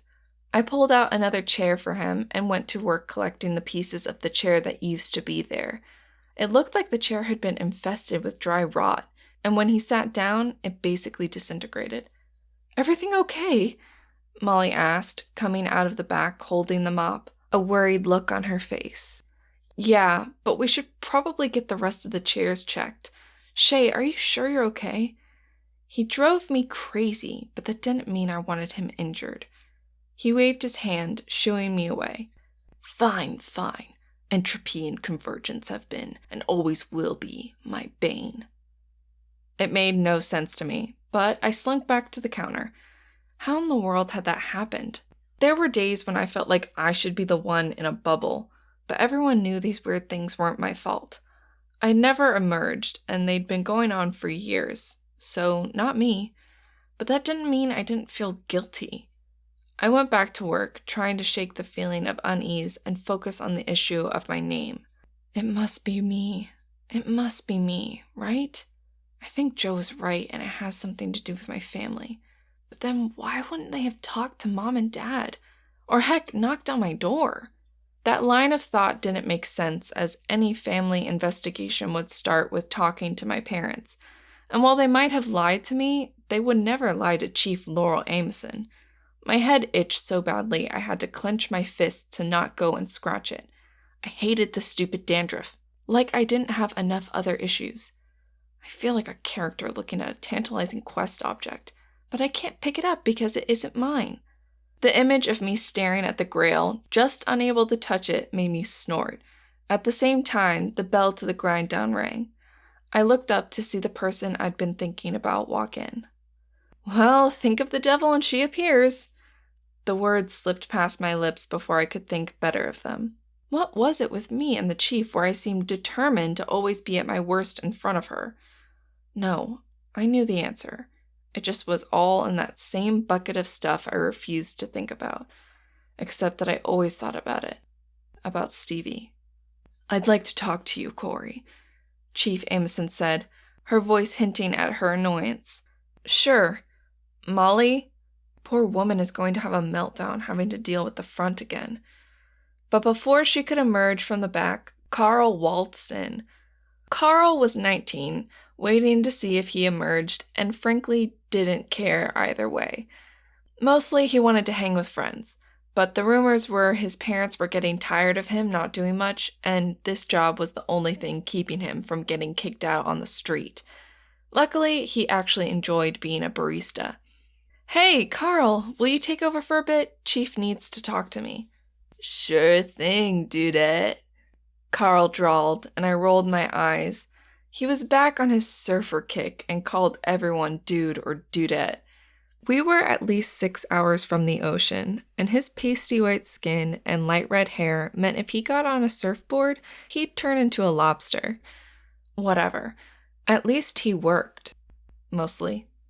Cleaning the bathroom was not one of his strong points. "Thanks. This way, Chief." We didn't really have a break room or private area outside of Molly's office, and it was too tight for me to squeeze us in and not feel crowded, so I pulled her back into the storeroom. "Need me to close the door?" She shook her head. Her tight, cropped, curly black hair reminded me I needed to get the next batch of beans grinding for the afternoon caffeine crowd. "No, I'm sure this will become public knowledge soon enough. I got a call back from the secretary at Herald Court Investigations." I went still, everything leaving my mind except what she said. She went over his cases and found out that he was fulfilling a case for the estate of Merlin James Wells, a spirit Merlin in New York. His estate is looking for an emerged spirit mage, probably a Merlin. I felt my heart sink as she talked. The Merlin died soon after the hunt started, but he felt the emergence of a mage about 9 or 10 years ago. He got the impression of a female and the name Cori Monroe, or something like it. There was a big reward to find the mage, so Harold was following up on any woman with a name even close to that to see if they might know or be the woman he was looking for. "So, not me," I said, and poked at the sense of disappointment. It would have been nice for someone to want me. "No. Figured she'd have to be in her very late 20s or early 30s at this point. From the gossip the secretary told me, they figured she must be dead, as the Office of Magical Oversight has no record of any spirit mages with any name even remotely like that, which means it's a ghost chase." OMO was a global agency where all mages were required to register. While the US instituted a draft of all mages at magician rank or higher at the beginning of World War I, regardless of gender, other countries had different ways of dealing with their high-rank mages. Regardless, everyone registered, and all the countries worked together. The consequences of not, well, I didn't really know. Too much protection and benefit came with registering, not the least of which was a free college degree. "Oh." It came out dejected and sad, and the chief arched a brow at me. I ducked my head, thinking through it. "I guess I figured he had to be after someone alive. Maybe he really was looking for me. Wanted me." I managed to cut off the rest of my sentence, but she nodded. "I get that. But no. He was looking for a woman almost a decade older than you. She would have emerged before you even became a teenager." I had to admire her diplomatic way of framing the time for me, but it didn't answer all the questions. "So, how or why was he killed? I mean, there was a lot of blood there on the scene, so I don't think his body was dumped." The chief gave me a look that, if I had been up to something, would have made me quail. As I wasn't, I just looked at her. "You been watching crime shows again?" I almost ducked my head. There'd been a time back in high school where I'd gorged on them nonstop, but this time I lifted my chin and gave her a flat look. "No, my homework. Remember what I'm going to school for?" She leaned back, pressing against the bags of used ground beans. We sold them to the local plant place where they made it into a soil nutrient. I almost told her to be careful. The beans would stain her light khaki uniform. But I didn't. What can I say? I occasionally hold grudges, and Laurel Ameson was easier to blame than myself. Some days, I think she knew that. Some days. Yes. You need to save and fix. Triple AA, I believe. Paramedic, criminal justice, and what was the third? I swallowed. Her knowing so much about my plans made me uncomfortable. Medical assistant. The max degrees I could get at the community colleges. Figured someone would hire me even with not being a mage. Laurel waved her hand, dismissing it. Believe it or not, being a mage isn't the end-all be-all of everything, regardless of what they like to pretend. Be good and work hard, and no one cares. She touched her tattoo, and sometimes being one causes more problems than it solves. I nodded, but I didn't really believe her. Everyone wanted to be a magic user. It made life much easier, even if doing the right or wrong thing could kill you. But back to your question. How did he die? Her voice turned suddenly stern, and her eyes locked on mine. No give to them. This is not to get out. Do you understand, Corazon Monroe? The lump in my throat took me 3 tries to swallow past. Yes, ma'am. Laurel softened. Okay. You may tell Josepha, but the rest stays silent. I nodded rapidly, needing to know. As is usual the case with those you stumble across, it was a freak accident. One of the guidelines on the telephone pole, near where you found his body, apparently snapped as he was walking by. It flicked up and through his neck, severing it. He would have died almost instantly, if that's any help. She must have seen my stricken look or remembered the other times I felt useless. Even if you or a mage, possibly even a Merlin, had been standing there, he still would have died. There wouldn't have been any pain. I studied my feet, thinking it through. He'd been dead for a little bit before I found him, so Laurel was correct. There wasn't anything I could have done, no matter how hard I studied. I'd never save everyone, or have all the answers. But I could keep looking, and maybe someday I'd figure out why Stevie had died. Thanks for telling me, I managed to say finally. Then I looked back up at her. She had an expression I couldn't interpret. You earned it. She pulled away from the stacks of grounds. Good luck with your classes. Thanks, I muttered, and watched her leave, smirking a bit at the brown spots on the back of her uniform. Some days, I really was a bitch. Chapter 9. Merlins are the scary bad guys, but a smart person is scared of a hedge mage. They aren't branded, and it doesn't take much to stop a heart or create a blood clot in a brain. Freedom from Magic Tweet. How sad is it? I'm so desperate to be wanted that I want a private investigator to be looking for me. I have mental issues. Jo took the news they were looking for someone at least a decade older than me with a relieved sigh, even if she understood why I was upset. Maybe better than I did. I suspect she told Marisol something, because when Jo pulled me over at her house for dinner Saturday, they surprised me with tres leches, my favorite dessert. I ate 3 pieces. Gaining weight was never an issue for me. I'd been the same size 10 since high school, which, given my weird life, was just one more thing. Non-stop dandruff, hair that wouldn't grow, and I never gained weight.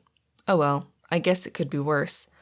With the death being explained away as a weird incident, I went back to walking to work, though that was only over the weekend. I arrived bright and early for the first class of what I hoped would be my last semester of college. The class changed constantly as students came in and rolled out, but I was one of 10 in a special program, aimed towards those who either weren't mages or, like me, didn't think they'd be one. It was a 3-year program to get a triple certification. When we walked out, we would be eligible to apply for the police academy with our criminal justice associate's degree, work as a medical assistant, or get hired as an EMT. I'd taken the extra course load to qualify as a paramedic. My skill test was scheduled for the day after graduation. With those certifications, I shouldn't have trouble getting a job anywhere. At least that was the hope. While no one could legally discriminate against people without magic, the unemployment rate for the rest of us were 3 times as high as what mages dealt with, even hedgies.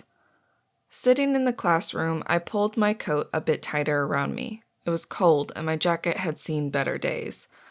One more semester. Then you'll have a good job and can get some of the things you want. That was what I held on to.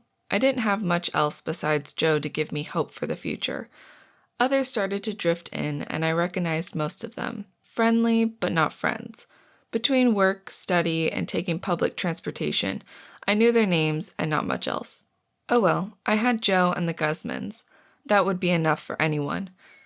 We nodded cordially, and people took their seats. I didn't look at Monique. Every class had one, and she was ours.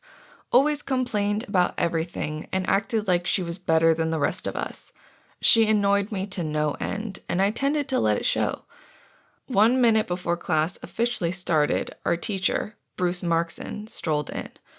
About my dad's age, he had dark brown hair with a few streaks of silver that seemed to draw the attention of the female students. I cared only that he was a good teacher. At 20, I was the youngest person in class. The others were between 24 and 30, some starting a new career, most making the best of no emergence. On the dot of 9 a.m., Bruce snapped his fingers for attention. Even after 2 years of him, I still didn't know if I liked or loathed that habit. Either way, I only had to deal with it for this last semester. I'd make it. Welcome to spring semester, people. This is your practicum class and the most important class you have. I rolled my eyes at that, and he must have seen me. Sitting in the front row was never smart, but being able to move when something went wrong made me feel better. While I know many of you think your other classes are just as, if not more, important, I am here to correct that misconception.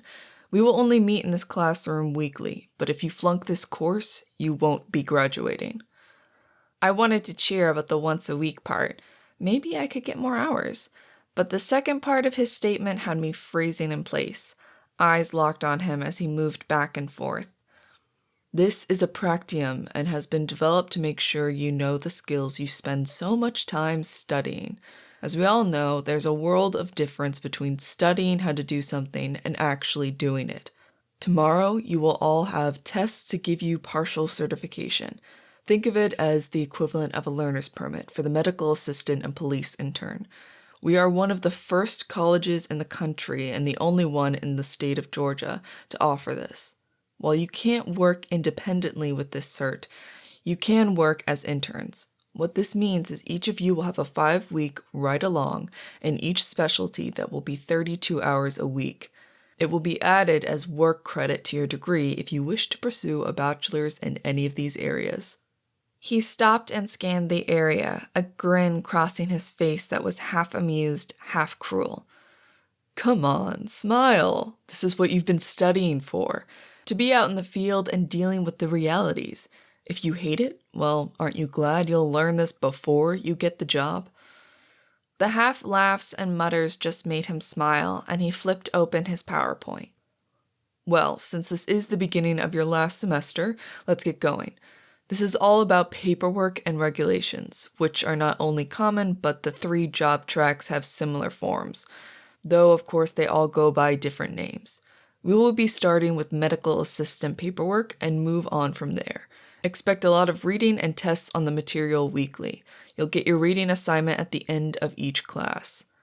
With that, he hunched into it, but I barely registered what he said. My mind was still locked on losing 32 hours a week. I worked at Grind Down about 30 hours, mostly weekends and noon to close, as all the classes seemed to require mornings. I did homework in the evening and took 1 or 2 online classes for the more basic stuff. I needed to sleep and eat. Commuting here via public transportation both ways easily ate up 2 hours a day. I frantically tried to figure out how to deal with the ramifications. If I cut hours, I'd be short on money. I already ate most of my meals at the Grind or at Joe's, so I didn't need to buy food. Right now, all my money went to tuition, my cell phone, and buying necessities like hygiene supplies, the local transit pass, and other things. Parents still paid my health insurance, but unless I thought I might die, I never went. The copay hurt too much. After taxes, I made just under $900 a month. Between December and January, I'd been making closer to $1,200 with the extra hours. It would give me a cushion for the next few months, but my mind flew back to the $500 from the other day. That might be enough to get me through a month, maybe 2. While I had some in savings, that was my escape from Rockaway money. Oh gods, I'm going to have to ask them for money. My stomach clenched at the thought. I thought I might be sick. My scalp itched so fiercely I couldn't resist clawing on it, ignoring the white dust drifting to my shoulders. Yo, Bruce, is the clock supposed to be doing that? One of the students called out, pointing up at the clock on the wall. I looked up to see the hands on the clock spinning backwards. Bruce had stopped talking and looked at it also. Interesting. Wonder if there was an electricity surge. As the words left his mouth, the projector connected to his laptop sparked, sputtered, and smoke drifted up from it. He stared at it and sighed. They have got to get the electrical system in this room fixed. This is the 3rd projector in 2 years. Okay, peeps, you know how to be adults. The pages are from this textbook, he said, and patted a new book. This one and this other one. He paused for a moment and pulled another textbook out. Are the required books for this course.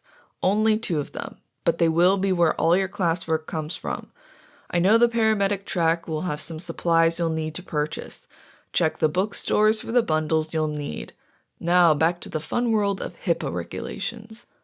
He continued to talk, telling us what to read and reference and what the test would be on in a month. I took notes, making sure I had everything, but the other part of my mind, the one trying not to have a meltdown, started going through options. There weren't that many. Parents, teacher, Molly. I swallowed down my panic. No need to start swimming across the rivers until I figured out if there was a bridge. Bruce Markson wrapped up the class early, and most of the students streamed out, but I lingered and walked up to him, trying very hard to keep any hint of whining out of my voice. Maybe I'd get lucky, and this wouldn't mean I'd be eating nothing. I hated asking Jo for food, no matter how often she invited me over. I cleared my throat, and he looked up at me. Yes, Miss Monroe? Not wrinkling my nose took effort. I hated people calling me that. It felt wrong. Mr. Markson, I had some questions about the ride-along internship things. He paused what he was doing and looked at me. What about them? I don't believe you're feeling squeamish. You've gone through all the stuff without blinking. Heck, I think you were the only student not puking at the cadaver trip. Oh, no, I don't have an issue with any of that. I didn't want him thinking I was a wuss. I wasn't. Blood and gore didn't even register with me most days. It's more the hours. Are there any restrictions as to when you are expecting us to do this, or how many days a week? He tilted his head, and his eyes drifted down and back up. Part of me wished he was ogling my chest and butt, but I was a B-cup and had slim hips and a small butt. Definitely nothing there for anyone to lust over. And while I might qualify as cute, any guy with brain cells would take Jo any day of the week if she liked men. But I knew he was registering my clothes. My worn, out-of-style clothes. This is the trial run of this program, so I'm sure the various groups that have volunteered to help will be open to flexible schedules to accommodate work, but you may have to make some sacrifices. He managed to not sneer or sound pompous as he said all of that, but I still couldn't see how I wasn't going to take a major hit. Molly only stayed open until 4. Maybe I could do all the evening shifts? Okay, when will we get the lists, and how do we know what we're doing first? I didn't think my voice quavered, but I never could tell. It should be out this afternoon. Everyone will be emailed their schedule. We are rotating.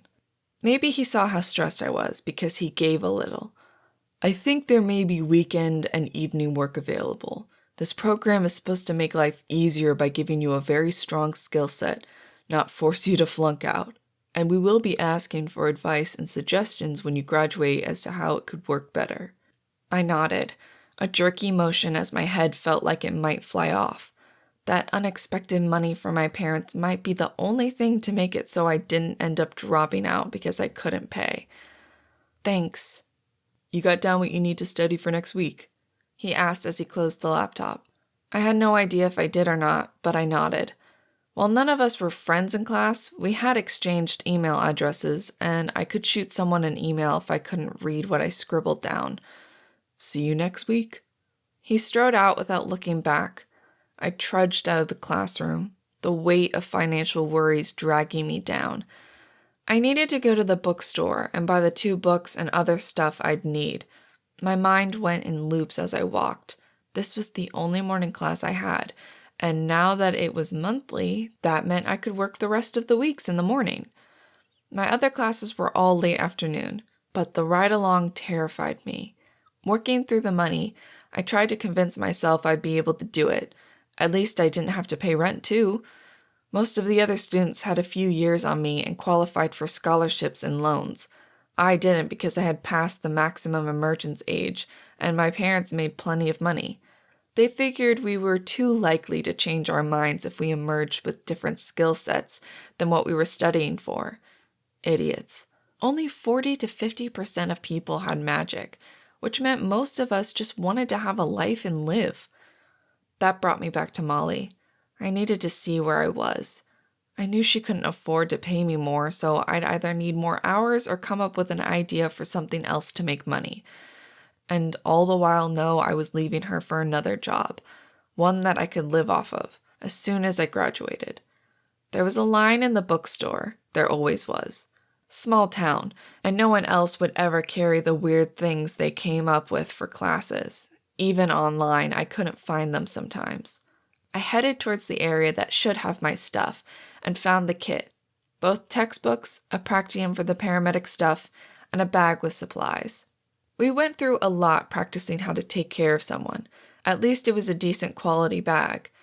Then I saw the total price and my eyes started to water. The light, 2 rows over, exploded in a shower of sparks and people screamed, startled. I didn't even move, just staring at the black letters. $348.32 before tax. Can't I ever get a break? Chapter 10. OMO, the Office of Magical Oversight, established in 1937, became a global entity in 1954. The idea for the OMO started in Russia, of all places, by Vladimir Lik Ulanov, better known as Lenin. Haunted by stories of Baba Yaga, the Snow Queen, and the reality of Rasputin, plus having lived through multiple revolutions and World War I, he felt all mages should be recorded and controlled. Originally, he wanted all mages to serve at the will of the state or face imprisonment, but cooler heads prevailed. However, multiple governments agreed being able to track more powerful magic users had its uses. Thus, the OMO started in Moscow, was moved to Paris, then eventually had its own building next to the United Nations building in New York. Now it is the controlling bureaucracy for all mages. History of Magic. I spent the ride back to Grinddown trying to figure out if I could get the books and supplies cheaper online. I could find one book cheaper, but when I added in the supplies, it always came out to more. In a weird turn of events, the bookstore had it for cheaper than I could piecemeal it together, and as a bonus, had the nice bag that I couldn't get anywhere else. No matter how hard I looked, there wasn't any other option. Maybe Molly can give me a few more hours, or we can do a weekend thing that goes later, mix in some end of winter stuff. Something, as I'm about 200 short no matter what I do to afford everything. Or I drop my savings to under 500, which means I have a hard time affording an apartment anywhere. Getting out at my stop, I slogged my way up the street towards the coffee shop, my bag weighing nothing compared to the burden of worry and stress that dragged at me every step. Approaching the front door, I forced myself to stand up and put a smile on my face. Maybe I could still salvage this. Pushing the door open, the familiar smell of coffee and baked goods filled my senses, and it made smiling a bit easier. How could you be sad when you could all but taste pumpkin pie scones? Carl stood at the counter cleaning, while Katia was picking up things from one of the tables. Yo, Dudette, you on shift? Carl asked, his voice lazy, as if it really didn't matter either way. Nah, well, not yet. Molly in? In back, muttering about numbers. He nodded to the back, then turned to deal with cleaning out the bakery display, already dismissing me from his attention. Thanks. Hey, Katia, feeling better? Yeah, so sorry for calling out, but trust me, I couldn't get more than 5 feet from the toilet. You didn't want me here. She still looked a bit pale, but her smile was back, and she wore yellow beads in her braids today. Each bead had a chaos symbol on it. No, I didn't, but glad you're feeling better. I'll talk to you later. I headed into the back as I said the last. The idea of staying open later on the weekends would give me hours and hopefully making money for her. I reached the back room and knocked on the door jamb to her tiny office. Molly lifted her head and smiled at me, though I could tell from her wrinkled brow she had a headache. Too bad none of the mages could ever come up with a way to completely prevent headaches. Now that would have been worth a fortune. Hey, Molly, got a minute? Sure, take a seat. She waved at the only chair in the tiny office. You aren't on shift, are you? Molly looked up at the calendar on the wall, where we all kept our shifts listed, and if we needed to swap with someone, we would update. Nah, class got out early today. Hey, I wanted to talk to you about maybe staying open later on the weekends. I was thinking maybe we could do some book clubs or something to draw people in later. Drum up evening business. I could run it, probably by myself. That was the truth, but it also meant whatever tips were earned would be all mine. And right now, even an extra $10 would make a difference. The lines around her eyes and mouth grew deeper. I actually needed to talk to you. I've already told Carl and Katia I need to cut back hours on the shop. My throat went dry, and what little wisps of hope I had vaporized in that instant. I made myself listen as she continued to talk. The profit in the afternoon isn't there, and actually I'm losing money at this point. After running the numbers, I've decided I'm going to start closing at 2 every day. Molly forced a smile. Look at the bright side. You'll have more time to study. The smile I forced onto my face felt more like a grimace than anything else, but I kept it there and nodded. That makes total sense. Not worth staying open if you're losing money. But I think your weekend idea is a good one, just not right now. I'll look at it later in the year. She gave me a sad smile. Molly knew I'd be gone by then. Not an issue, just random ideas. When does the shift change take effect?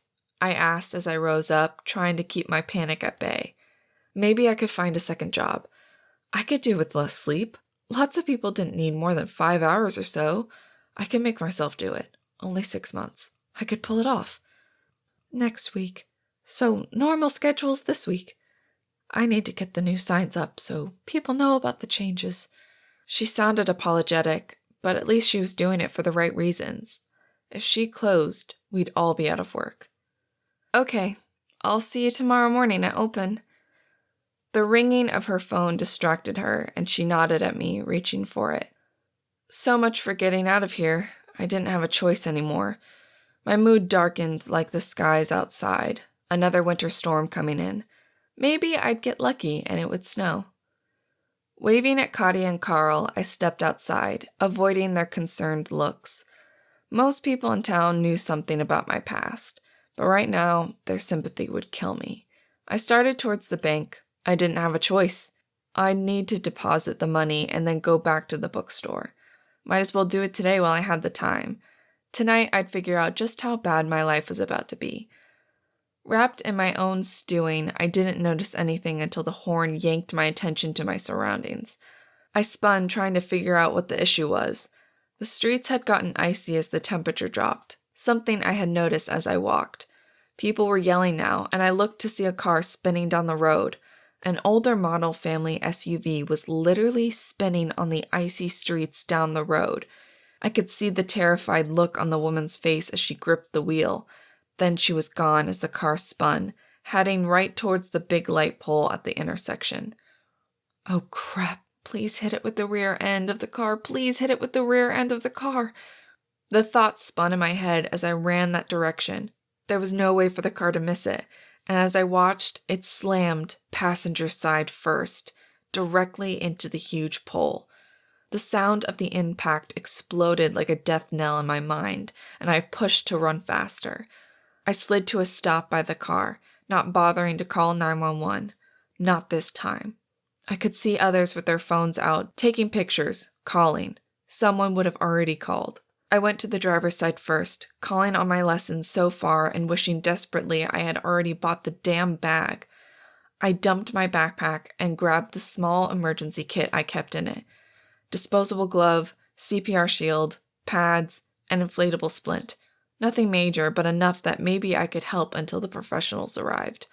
I pulled out the gloves and slipped them on, then turned to the door. I pulled on the handle and it opened. First major hurdle down. "Ma'am, can you hear me?" The airbag had gone off, leaving white powder everywhere. Her nose was bleeding, but she blinked her eyes and looked at me. Good.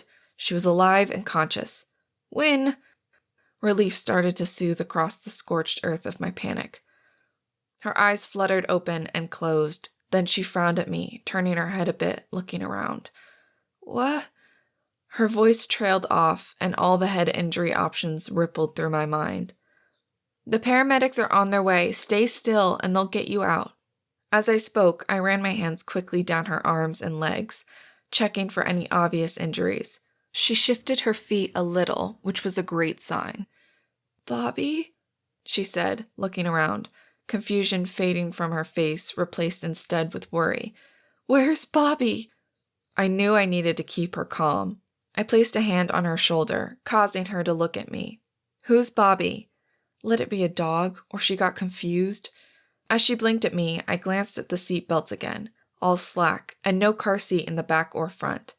"My son! Where's my son?" Panic spiked in her tone, and she started to struggle. I really didn't want her to move. I still had no idea what internal injuries there were, and while it didn't seem like her spine had been damaged, that didn't mean she should move until they got her strapped to a board. Car accidents did weird things. I knew she'd have bruises, but she could have also done real damage to her organs. "Ma'am, there's no one else in the car. Are you sure?" Confusion was often present after head injuries, and if she was my patient, I'd suggest a CT. "In the back. I picked him up from school. He wasn't feeling well. He was laying in the back." She started trying to get free, but gasped in pain. Fudge, she's going to hurt herself. "Stay still. Emergency personnel will be here shortly. I'll look, but you need to stay still." "Where is he?" Her frantic voice cut deep. I swallowed and forced a smile. "Give me a minute, and I'll check. Just don't move. You need to make sure you stay still." "Look for him. He has to be there." It was obvious she didn't care about herself, and that worried me even more. Keeping the forced smile on my face, I rose up and moved to the back driver's side door. I still didn't see anything, but I pulled open the door and peered in. The world around me vanished as I saw a crumpled figure laying in the space between the seats. The figure didn't move, and the cold in my veins had nothing to do with the temperature outside. I crawled in. His head nestled near the passenger side, his body wedged in tight on its side, his nose against the seat. By crawling, I could get there. I scanned as I moved across the seat, but didn't see any blood or broken bones. I still didn't let myself wish or hope, just scanned. I positioned myself so I was mimicking his form laying on the seat. "Bobby, can you hear me?" My voice low, but his mother still heard me. "Is he okay? Why isn't he talking?" I ignored her, focusing on the boy even as the icy feeling in my soul spread. He was about 12, the same age Stevie had been. With the boy's soft features and his haircut, it all brought back images I had tried to block for so very long. I fought to focus and pay attention to the boy, to my patient. Blood trickled from the ear facing the ceiling. His eyes fluttered open. I saw his throat move, and I saw the vertebrae that were out of alignment with his spine. His mouth moved again, trying to breathe, but he couldn't move his lungs to get oxygen in. Choices slammed at me. If I pulled him out, I might be able to breathe for him, but his spine was severed. I could see it. If his heart quit beating, I wouldn't be able to do anything, and moving him might make it worse. What the hell do I do? Part of me already knew. It had been at least 2 minutes since the accident, probably close to 4. His body was already ravaging itself for oxygen, and the blood from the ear indicated brain damage. He was going to die, and there was nothing I could do. Well, there is one thing I can do. I got closer and laid my hand on his face. His eyes widened as he focused on me, his mouth still gasping for air. I smiled at him, letting him feel my hand on his face, and watched the life fade as I lay there, the sirens of first responders creating a death song that escorted his life away from me and my uselessness. The tears running down my cheeks were the only parting gift I could offer. Chapter 11. One of the core things taught in magic classes, and a lesson that the OMO tries to push, is that mages are not gods. They can't stop death, turn back time, or make the blind see. They can do powerful and wonderful things, but they, like the rest of us, are bound both by the laws of physics and their knowledge of various sciences to control what spells they wish to cast. Magic explained. And once again, I let someone die. Afterward, the paramedics assured me there was nothing I could have done to save him. They were surprised he lived as long as he did, but he'd been dead the second his neck snapped. The mom was inconsolable, but she was mostly okay. A fracture in one hip and lots of bruising and grief. Oh, she would have grief and guilt until the day she died. I knew that better than anyone else. They let me go about 3 hours later, and I snuck out, grateful no one I was friends with had seen that. I didn't need the extra pressure. The effort to grab a bus seemed too much, and I walked home, lost in guilt and frustration. Between my money worry, the look on Bobby's face as he died, and being emotionally exhausted, I didn't even remember the walk home, though by the time I got there and climbed my stairs, it registered that I was freezing. Getting inside, I checked the time. Not even 1 p.m. Great, a day's worth of drama, and I couldn't even justify going to bed. My shivering made it hard to think, so I headed to the bathroom. I tripped once trying to get out of my clothes, but whether that was part of Catastrophe Cori or the fact that my hands were too cold to grab my clothes correctly was anyone's guess. I made it into the shower and stood there, letting the heat blunt the sharp edges. I don't know if I cried. I refused to pay attention, just letting the water beat down on me like 1,000 tiny lashes against my skin. When it started to run cold, I got out and pulled on comfort clothes, sweats, tank top, and fuzzy socks. I shuffled down the hall to my living area, thinking I might gorge on popcorn. I still had some. I drew to a halt when I saw Jo sitting there. Hey, shouldn't you be working?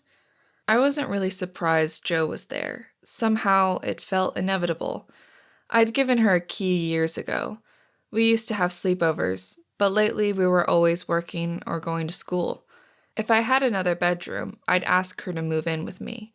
I missed her bright, cheery presence as a daily spark. Sam called, explained what happened, what you did. Dad kicked me over here with that. She nodded at the large bag sitting on my counter, the closest thing I had to a table. I arched a brow and moved over to open it. Every step, every movement felt like my body weighed 1,000 pounds. I recognized the signs of depression. Been there, done that, and nothing changed, so I refused to give in to it. Depression didn't mean I didn't have bills to pay or goals. My parents had already given up on me. I refused to give up on myself. Trying to shake off the mood, I opened the huge reusable bag, and shock rippled through me. Not only was there enough food to feed me for the next 2 weeks, all nicely packaged in meal containers for me, but a 5th of rum and a 2-liter of Coca-Cola. I looked at Jo, confused as I pulled it out. Neither of us were old enough to buy liquor, and her brothers had proven remarkably resistant to our requests. No one should have to be alone after watching someone die, not even when that person is a stranger. Even those simple words brought the image of the dying boy back into my mind, overlaid with the way Stevie had looked. I must have faded out for a second, swamped by memories new and old, because when I refocused, Jo was standing next to me. Dad said that there were some days that a good drink was the only way to make it through. Mom heard about the cut-in hours from Katia and made all the food for you. Dad told me to spend the night here. Jo looked at me and smiled. That smile had always been there for me. Oh, Cori. She pulled me into a hug and I sank into it, just letting her hold me. I didn't have any more tears, but her arms and her love helped push a lot of it back to bearable levels. After I pulled away, Jo helped me put all the food away, glaring at me as she took in the quantity of ramen and cheap canned food I had in my cupboards. I ignored it. Her mom fed me at least half the time, so it wasn't like I was strictly living off that. Jo poured us 2 ramen cokes and we curled up on the small couch. You want to watch something? I tried to sound interested, but right now I really wished I had a tub to soak in. I wanted to hide. Jo looked at me as she sipped her drink. I sipped too, enjoying the sweet, spicy mix of rum and coke sliding down my throat. What I would like is for you to tell me what's going on. I can't help if you don't share. I shrugged. Just because I didn't tell her all my money problems didn't mean I actively lied about them. School stuff is really expensive this year, and they had started a new program that might make it harder than ever to work. And then I talked to my parents, and then today, my throat grew tight, and I took another desperate mouthful of the drink, trying to stave away the emotions, the realization of failure again. Do you need money? No, I cut her off. I'm not about to take your money. You'll need it. I know you want to go to school, and it isn't cheap when you aren't a mage. I refuse to take any from you. Heck, the only reason I accept your mom's cooking is because I can't cook anywhere near as well as she can. I reached up and scratched my head. My scalp bugged me as usual. I ignored the white flecks that settled on my shoulders. Jo sighed. If I emerge as a high-rank mage, I won't be able to get my mechanic cert, so the money wouldn't matter. But okay, you know I'll do whatever you need. Her look of concern warmed me. What would I do if our lives dragged us in different directions? I know, and I treasure that, but I won't be a burden to you or your family. I'll figure it out. I just may need to stay here longer than I thought. My parents will have to live without the rent from this place for another few months while I get my savings built back up. Jo looked like she wanted to protest, but she needed the money she was saving up. Mages got free rides over a certain rank, though they paid in years of draft service, but that meant the rest of us paid a bit more. Trade schools, like Jo wanted, were popular and a good value, but they were still expensive. I worry about you. I really don't like your parents some days. I shrugged. I'll live. I'm good at making money stretch. Want to hear about the new program that has me all stressed? Though, after today, I wonder if I'm making a mistake going into this profession. Cori. She sighed out the word, and I swallowed at the amount of love and worry in her voice. You can't save everyone. You aren't a Merlin, and even Merlins can't save everybody. You did everything you could. You were there. He didn't die alone. That almost broke me, and I had to swallow rapidly multiple times to push the tears back. How do you know? Jo gave me a funny look, then her eyes went wide. You haven't seen, have you? Seen what? I clasped the coke in my hands. A bad feeling, like the worst catastrophe yet was coming at me, swam in my stomach. There were lots of people taking pics. It made the news. I thought you knew. One of them has a picture of you laying on the back seat of the car with your hand against the boy's face. I went white. They what? I thought back, but I couldn't remember anything except crying and watching him breathe his last. I didn't realize the paramedics had shown up until they encouraged me to leave the vehicle. They had taken my recitation of events, but I'd barely registered anyone except the body of the child. I'd grabbed my backpack and disappeared as soon as they were done with me. I didn't remember anyone paying that much attention to me. Yeah, not sure it made national news or anything, but I wouldn't be surprised if reporters call you. That thought filled me with horror. I'd been through it once. Never again. I'm not picking up the phone if I don't know who it is. My statement came out fervently as I set my Coke down and scrambled for my phone. I had it silent for class, and then hadn't paid it any attention since the accident. Sure enough, there were 4 missed calls, but no voicemails. I pulled that up. This is Cori Monroe. If this is in regard to school, please leave a message and why you are calling, and I'll get back to you as soon as possible. I hit save, checked it, then dropped it on the table. One more stress I didn't need. I looked up at Jo. This sort of crap is why I don't know how you can stay my friend. Disasters follow me. Bad things happen.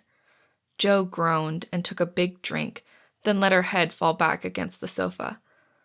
Because I love you, idiot. You're my best friend. I'm never going to let you be alone. She lifted her head and stared at me. I expect us to get jobs, live together, date people together, build houses next door, raise our children together, and eventually grow old and sit there having marshmallow wars with each other. A spurt of pure joy washed through me, and for a moment I felt hope. Unfortunately, reality, jobs, and our lives would probably tear us apart. For now, I just enjoy it. So, what about money? Want me to go talk to your parents?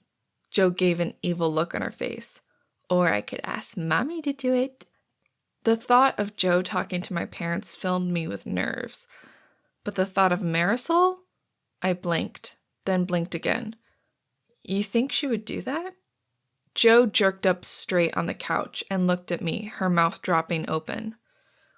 Are you kidding? She's been waiting for years for you to ask her to talk to them. She's wanted to give Estella a very large piece of her mind. She's so mad at your mom. I'm pretty sure she's been cooking so much just to keep her temper in check. And it's just getting worse. Jo bit her lip, then shrugged. I don't think Mommy will mind me telling you. We moved here when I was, 9? Her brows furrowed as she thought. 8.5. It was the week before our birthday, and I begged Mom to invite you. You were the toughest girl in class, and I wanted you to like me. Jo blinked and then laughed at me. I didn't mind. I remember that. Mommy asked why when I'd only been in school for a week, I'd already had a birthday invitation. But we were still moving in, so she couldn't take the time to get me over here. She flashed a smile at me, and once again I couldn't imagine my life without her. But what we never talked about is she had 1 miscarriage when I was 7. We were so excited about that baby. It was going to be another girl. I couldn't wait to have a sister. But something went wrong. If I knew what, then I don't remember. She lost the baby. Then, apparently, I had an older brother, a year before I was born, that died at 6 months. A SIDS death. I knew my face reflected my shock. SIDS, or Sudden Infant Death Syndrome, was something awful. They did an entire class on it and things to look for that implied child abuse instead of SIDS. Jo shrugged and drank a bit more, snuggling down into the couch. Mommy gets grief. She knows what it's like to lose a child. She's lost too. But she never gave up on the rest of us. Never threw the rest of us away because she was grieving or guilty. I didn't know what to say. Defending my parents wasn't anything I could do, yet I couldn't just stay silent. Yeah, but I killed him. No! Jo's voice snapped out at me like a spark of electricity, and I pulled back a bit, surprised by her vehemence. He died in your arms. You were 12. They still don't know why he died. What happened? Nothing. Probably a fluke medical issue, and even if you had been the best surgeon in the world, maybe even if you had been a Merlin, you wouldn't have been able to save him. I know you blame yourself, but you didn't kill him. Okay, but you don't know there wasn't something I could have done that would have saved him. And neither do you. None of that justifies what your parents did. They abandoned you, not physically, but emotionally, and I think that hurts worse. At least if they had just left, you could be angry at them. She shook her head and brushed it away. How much do you need? You have to promise neither you nor your parents will pull it out of your savings. You will only get it from my parents. I swear, though we would give it to you. Cori, you're the sister I always wanted. I'm never giving you up. Though I really wish you did it for me. She wiggled her eyebrows at me at the last statement, and I snickered. I'll keep my eyes open for someone you'll like. Speaking of which, kids? Since when did you decide you wanted kids? I didn't. The risk of losing them? To do what my parents had done? No thanks. She glanced away and shrugged. I like kids, and I could just see kids with my hair. But you tend to need sperm to pull that off, and guys don't give me the warm fuzzies. Maybe I'll find someone who... She trailed off and shrugged. There are ways, from artificial insemination to adoption, to getting it on with a guy. But I'm not doing it solo, so it isn't in the cards right now. Back to money. How much? I sighed, knowing she'd never drop it, and pulled out my phone. I'd made my notes in it. Assuming I lose about 10 hours a week, dropping me to 25, I typed in the numbers I'd been avoiding. They made me sick. I need about $1,500 this month to cover all the supplies and fees they added for this quarter. We're having to pay malpractice insurance for the ride-along. To avoid tapping into my savings, I have $3,000 to move out and get an apartment saved. I need at least... I swallowed at the number. $300 a month to bring me back up to what I was. But that $1,500 is what is killing me. If I watch what I eat, I might be able to squeak by. Jo glared at me and pulled out her phone. Hey, Stinky, will you come get us? We need to talk to Mommy and Papi, and we've been drinking. She paused and groaned, flopping her head back on the couch again. Yes, he knows. He bought it. Come get us. We need to talk to them soonest. She listened for another few seconds, still in her poise of annoyance. Stinky, I swear if you don't get over here pronto, I'm calling Mommy. I don't care if you're raiding. It doesn't take that long to get here and back. Jo hung up, staring at the ceiling. I swear, he's still 12. He's older than we are. How can he still be 12? I took another big sip of my Coke. I hadn't really drunk before and wasn't sure what to expect. Jo hadn't made that strong of a drink, and mostly I just wanted to not stress. It seemed like I'd been searching for answers forever, and all I found were more questions.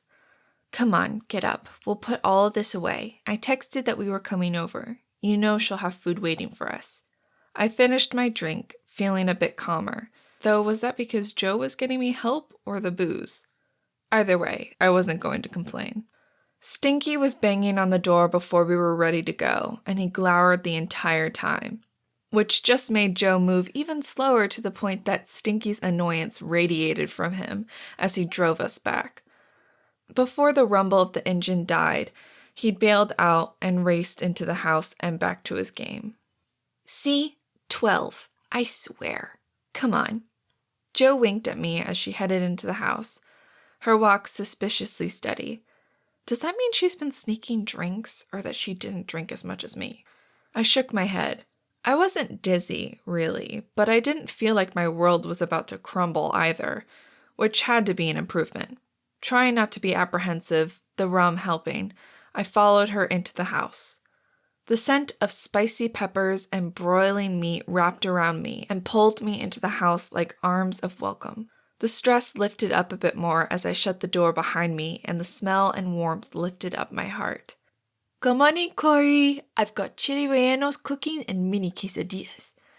Marisol called to me from the kitchen, and I could hear Jo already putting bowls on the table. I knew they would be full of salsa and chips. The Guzmans never had fries, always chips and salsa. It made my stomach very happy. As I stepped into the kitchen, I could see Marisol putting the last of the fluffy, battered chili rellenos in the pan. Hola, mi hija. Grab the rice and beans and put them on the table, please. I did as she asked while Jo put on some cheese and sour cream. My mouth watered as the spicy chili, cumin, and frying fat smells invaded my nose and mouth. Stinky, Pappy, dinner's ready! Jo shouted, and Marisol turned around to glare at her. Was that really necessary? Marisol's tone was chiding, but her mouth tilted in amusement. Yep, I'm hungry, and Cori needs to spill the beans. Jo flashed a grin at her mom, but she frowned and rubbed her head as she headed to her seat.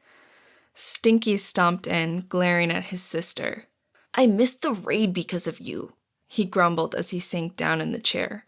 Oh well, you would have had to bail for dinner anyhow, she replied, but her jabbing wasn't as amused as normal. That was a standard rule at the Guzman's house. Everyone in the house came to dinner, no exceptions. He sighed and waited for Henry to take a seat, not wanting to admit she was right. Their constant squabbling amused me to no end. It also made me wonder what Stevie and I would have been like. I pushed the thought away. It had no purpose but to feed my already precarious emotional balance. How are you doing, Cori? Henry asked, watching me as he loaded up his plate. I shrugged, not sure how to answer that. I'm okay, I guess. Tell them about the money, Jo ordered. She hadn't reached for any food. I cast her a funny glance. My stomach was doing a happy dance from the smells alone, but she looked off. Before I could ask her a question, Marisol spoke. What's this about money? She passed me the plate of rellenos as she spoke. I took 2. They were so good, and tried to figure out how to explain everything. It came out halting and awkward. Jo prodded me twice to keep going. She'd taken 1 rellenos and poked at it, though she grabbed some chips and salsa. I gave her another look. Lack of appetite was never her issue. She hadn't seemed drunk, but then what did I know? We'd talked about our 21st birthday, but we had months to go. Once all the money information had been laid out, Henry and Marisol exchanged those lightning glances. Then Marisol focused on me. What would you like us to do? There wasn't anything in her voice, just the gentle question, and that made me feel worse. I stared at my plate and the cheese and pepper now sitting like a lump in my stomach. The elbow in my ribs wasn't unexpected, though it hurt less than I had expected. Jo didn't do subtle. Jo suggested I ask you if you'd speak to my parents about getting me some money or something, I admitted. I had no issue throwing Jo under the bus, the treacherous wench, but I didn't want to see their faces when I asked. Yes! The words hissed out, and I jerked my head up to see a wide grin on Marisol's face and a resigned one on Henry's. I've been waiting 8, almost 9 years for you to ask me to do this. I hinted that I would, but you never took me up on it. Now I can. I promise you'll get the extra money you need. I blinked at her, trying not to let the moisture that pooled in my eyes escape. I feel strange, Jo muttered, and I spun to watch her head flop backwards, nose towards the ceiling, and eyes rolled so only the whites showed. Chapter 12. The symbols for magic, chaos, order, and spirit are the same across all cultures and governments. It must be noted, however, that while the symbols are identical, thanks in part to the formation of OMO, the names of the classes can vary by language, culture, and government. For instance, France refers to spirit as esprit, with the connotation of mind and intellect, not the same way the English language means spirit. History of magic. Not again, please, by all Merlins, not again.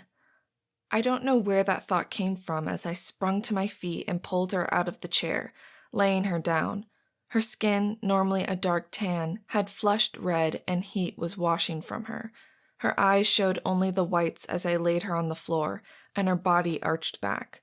Call the OMO, I said, my voice calm, distant from my thudding heart. What? Really? Her mom's voice broke on the 2 words, even as I caught Henry pulling his phone from his pocket. She's emerging. Give her space. Remember, it looks scary, but it's just the body adjusting to the sudden influx of power and adapting. I sounded like a damn recording, my voice calm and matter-of-fact, even as I saw the damn magic stealing my friend. We'd seen videos of emergence and training. Everything from a hedge mage who got a bit flushed as if with a mild sunburn, to a Merlin who damn near took out his house. Jo was coming in hard and fast. My hand tingled and I looked down. "Close your eyes," I barked out the order as I squeezed my eyes tightly closed. Different mages emerged different ways, but it always traced back to their primary skill set. The burst of light, bright enough I could see it through my eyelids, didn't click with anything I could think of. A gust of wind would have been air. A burst of heat, fire. Sweat drenching us, water. But light and a strange tingle across my skin? I couldn't think of anything, at least not until I opened my eyes. Oh. My voice lost its calm as I glanced around the room. Where it had once been a dining room with a sturdy hardwood table and warm colors, now it was the same shape and size, but the colors had gone to Jo's preferred greens and blues, and the table was made of a glossy wood that looked the same, but different. I reached out and realized the wood had petrified. I suspect she's a strong pattern mage, though effects created during initial emergence are rarely repeatable.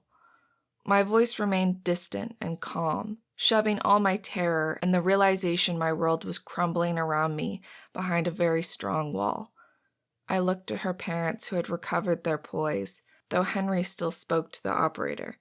OMO, or Office of Magical Oversight, had worldwide jurisdiction for the registration and testing of mages, which meant they had offices everywhere. While you dialed 911 in an emergency, in every country you dialed 711 for emergence. "They will be here in a few minutes," Henry whispered, dropping down next to his daughter. "So strong. None of the boys were like this. They were a wave of air or heat washing through us, maybe a moment of disorientation. Nothing this drastic." I nodded. This was something they hammered into us. Emergence was usually scary to anyone not realizing what was happening. Even when you did understand it, you needed to recognize that a high rank or Merlin could get people killed. So she might be a high rank, maybe even an archmage. I forced a smile at Marisol, hoping it didn't look as fake as it felt. "It looks like you might get your college wish after all." Her smile was wan. "I haven't seen a higher rank emergence. I didn't realize they were so..."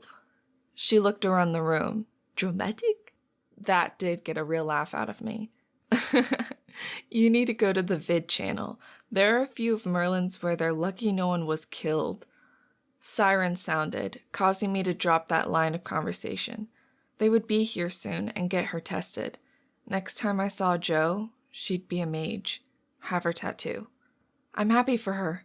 I am. I didn't know if I was lying or not. All I could see was her being pulled away even faster than I already feared. Pounding came from the door, and Stinky raced to open it. A moment later, either seconds or eternity, I wasn't sure which, 3 people came striding in. The lead, an older man with a bit of salt in his dark brown hair, graced everyone with a kindly smile, one that screamed practiced. He looked around the living room, and the obvious change in appearance.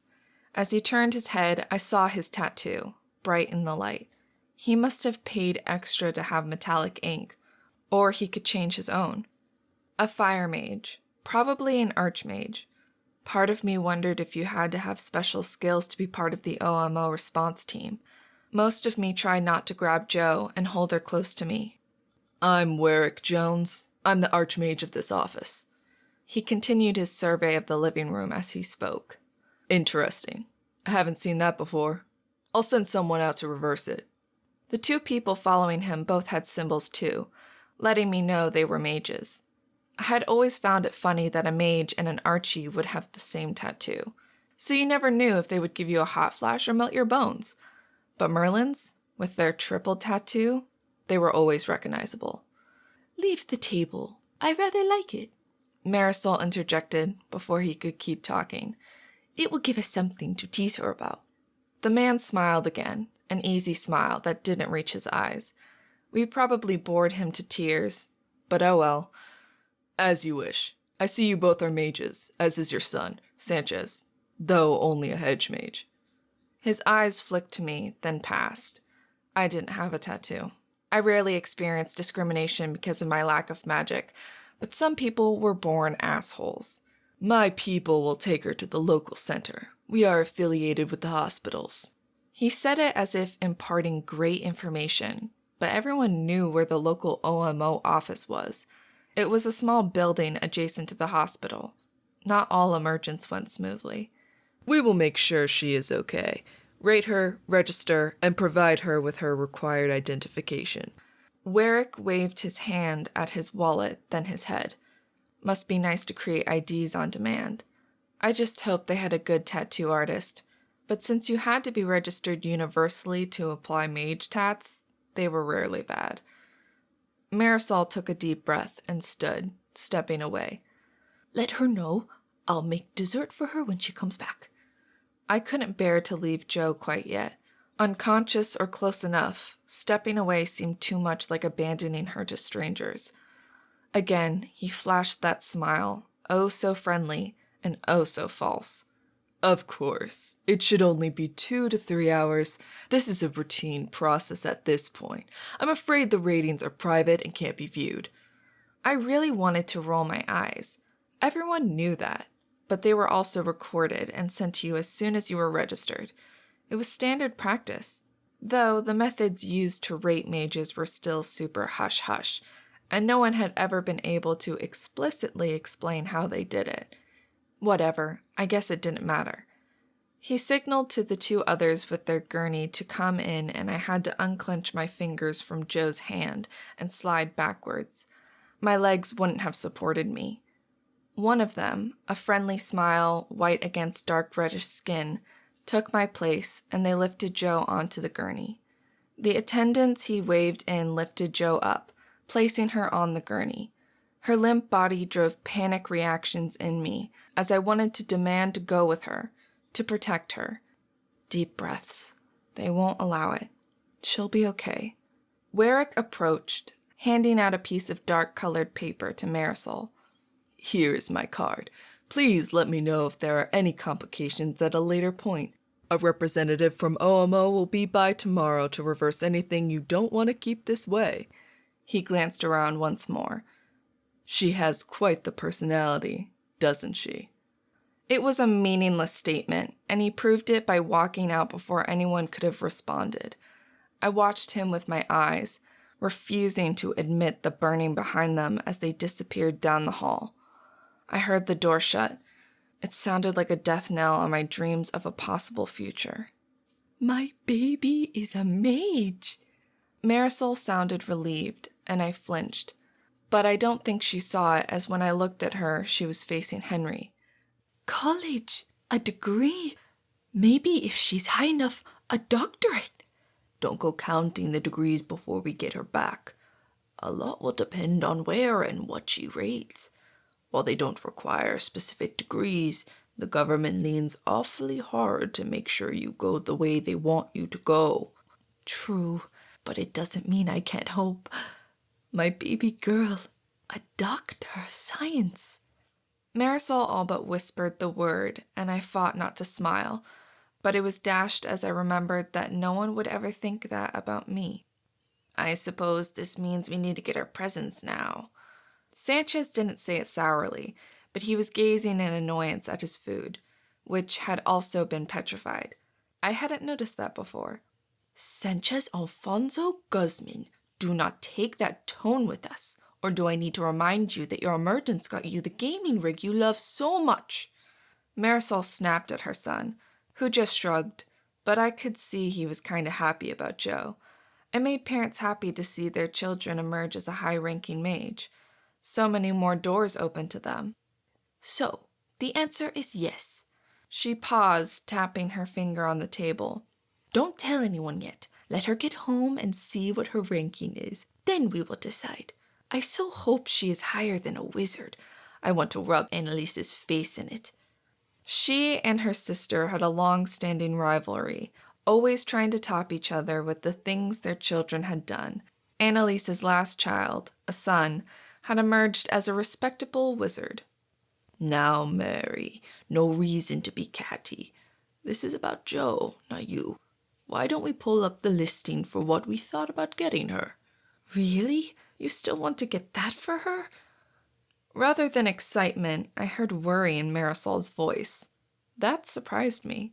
What in the world could they get Jo that she would have trepidations about? You know she loves to restore it, and she's a good writer. Besides, if she has hair, even as pale, she'll never have to worry about a severe accident. School will teach her to respond in a fraction of a second. Marisol crossed her arms, staring at her husband for a long moment, then sighed. Oh, fine. But Sanchez, you are getting her the helmet as your part. The nice one with the highest rating and built-in Bluetooth. If we are getting her a motorcycle to rebuild, she is going to be as safe as possible. Stinky winced, but nodded. See, Mommy. He disappeared into the kitchen, then came back out with a small plate of things that hadn't made it onto the table and promptly been petrified. Henry pulled Marisol over to where they had their household computer, a compact thing, used strictly for web surfing and a few simple games.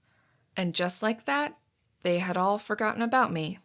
I fought down any emotional reaction and made my way quietly to the front door, grabbing my jacket from the hook and slipping on my shoes. I went out the door, shutting it as quietly as possible. The cold air slapped me and helped to stave off any tears. Shoving my hands into my pockets, I started home. It was at least a 3-mile walk. I used the time to think. Or maybe try not to think. At least there was still rum and coke at the house. Suddenly, getting drunk sounded like the best idea I'd had in a while. Get drunk and not focus on anything. Maybe I was overreacting and everything wouldn't be as bad as I thought. But in my experience, it was best to expect the worst, and then be surprised by it not being as bad. I reached into my pocket to pull out my phone, and to my complete lack of surprise, it had been turned into wood. Petrified wood. Huh, that's impressive. Normally you can't change non-organics to organics. I'll have to remember to tell her. With a sigh, I put the useless device back in my pocket and started to regret my decision to walk home. Her transformation splash had not only changed my clothes to bright bloom green, but my jeans were now thin blue slacks. Linen, maybe? And my cotton sweater was now silk? That was a lot of effort. I hoped the offering hadn't been too bad. I paused and closed my eyes for a minute, trying to remember. She had flushed red, so probably analogs to an all-over sunburn, indicating a medium-level offering, depending on how deep the destroyed cells went. Her nails were always short, side effect of working in a car repair garage.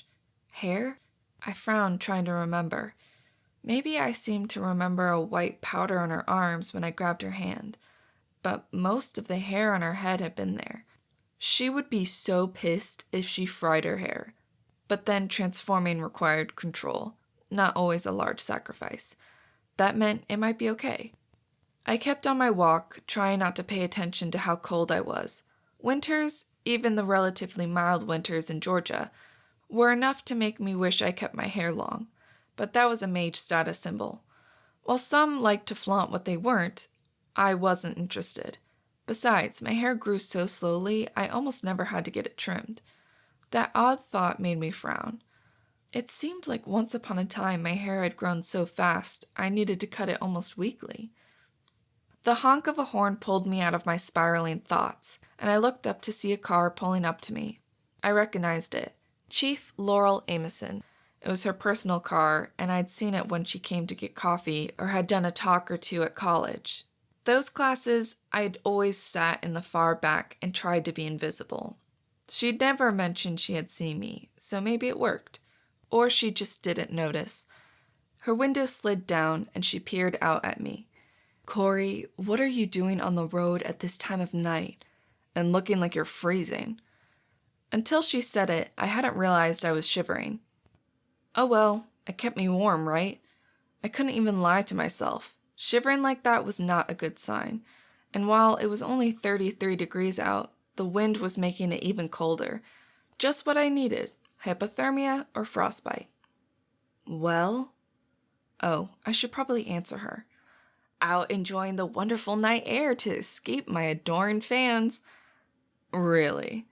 She made a show of looking around. I think you've managed. You get dropped off or something? If her tone hadn't been curious and worried, I might have taken offense. As it was, she just sounded worried. I sighed and toned down my attitude. The Guzmans, Jo emerged. They're a bit distracted right now. Ah. Her tone held a wealth of understanding, and I sank down a bit further into my coat, wishing it covered more. Take it your clothes are the result of that? I nodded. There wasn't much else to say. Weirder things happen when the magic snapped into someone the first time.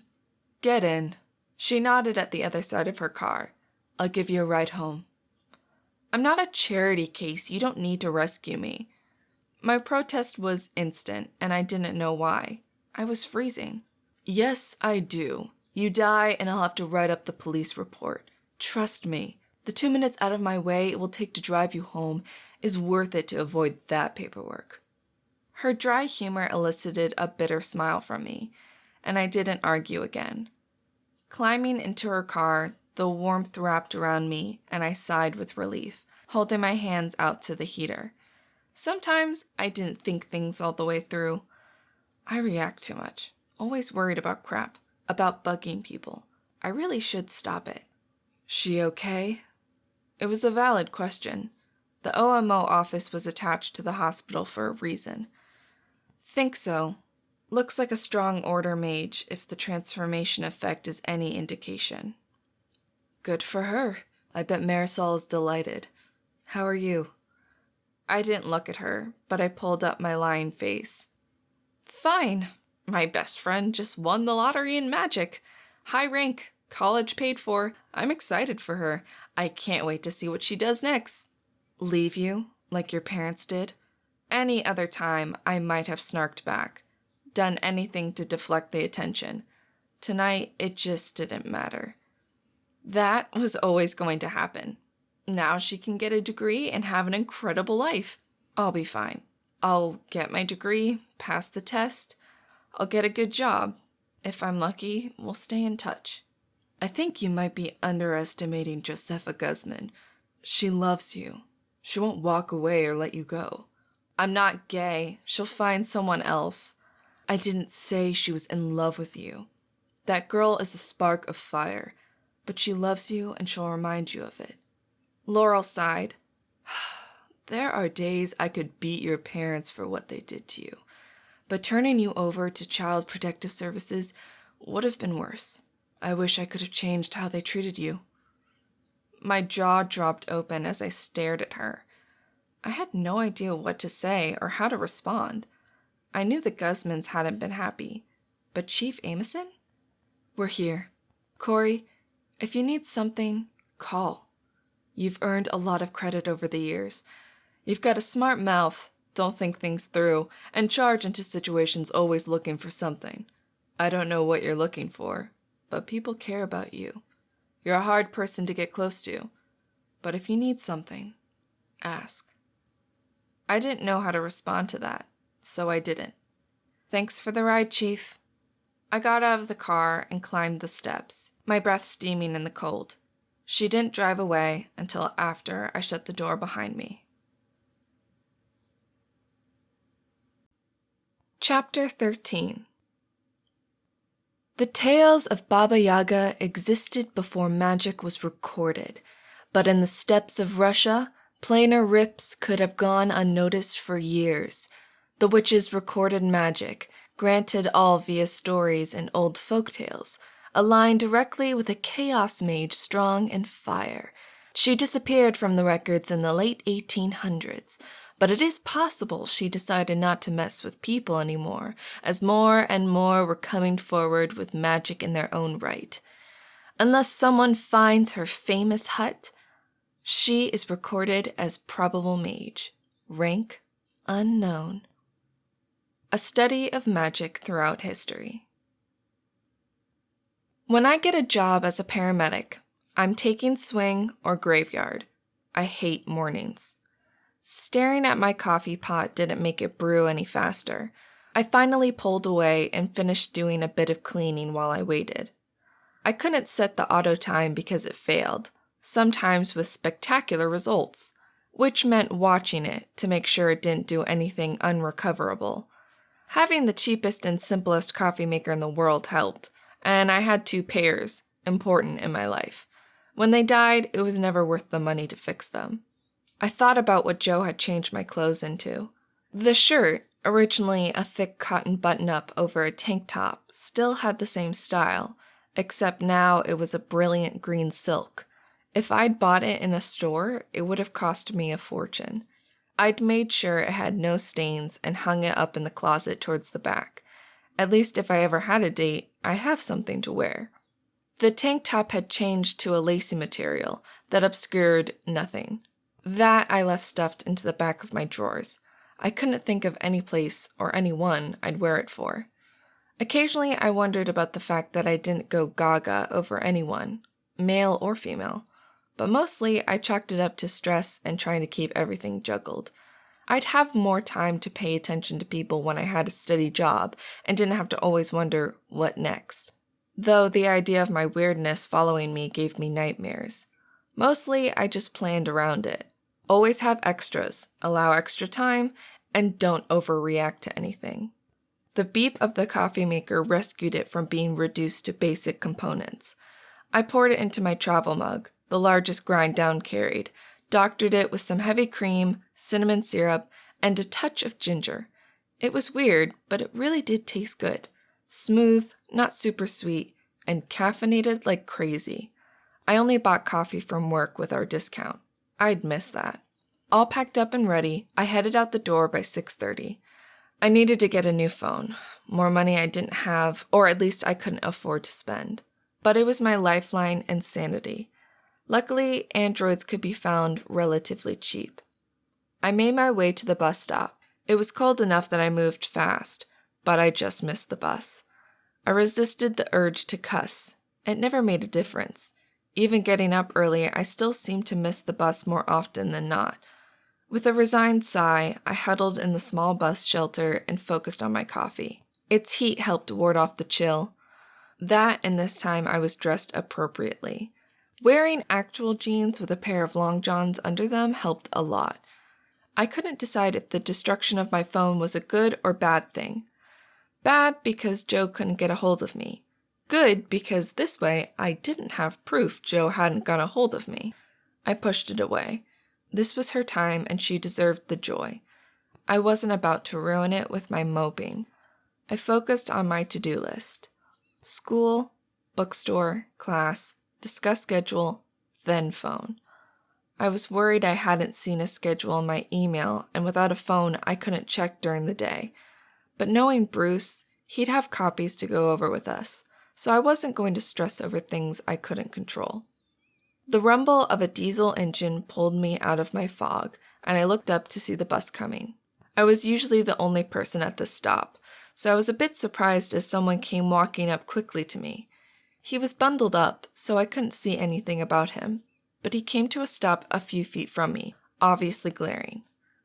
Of all people, why you?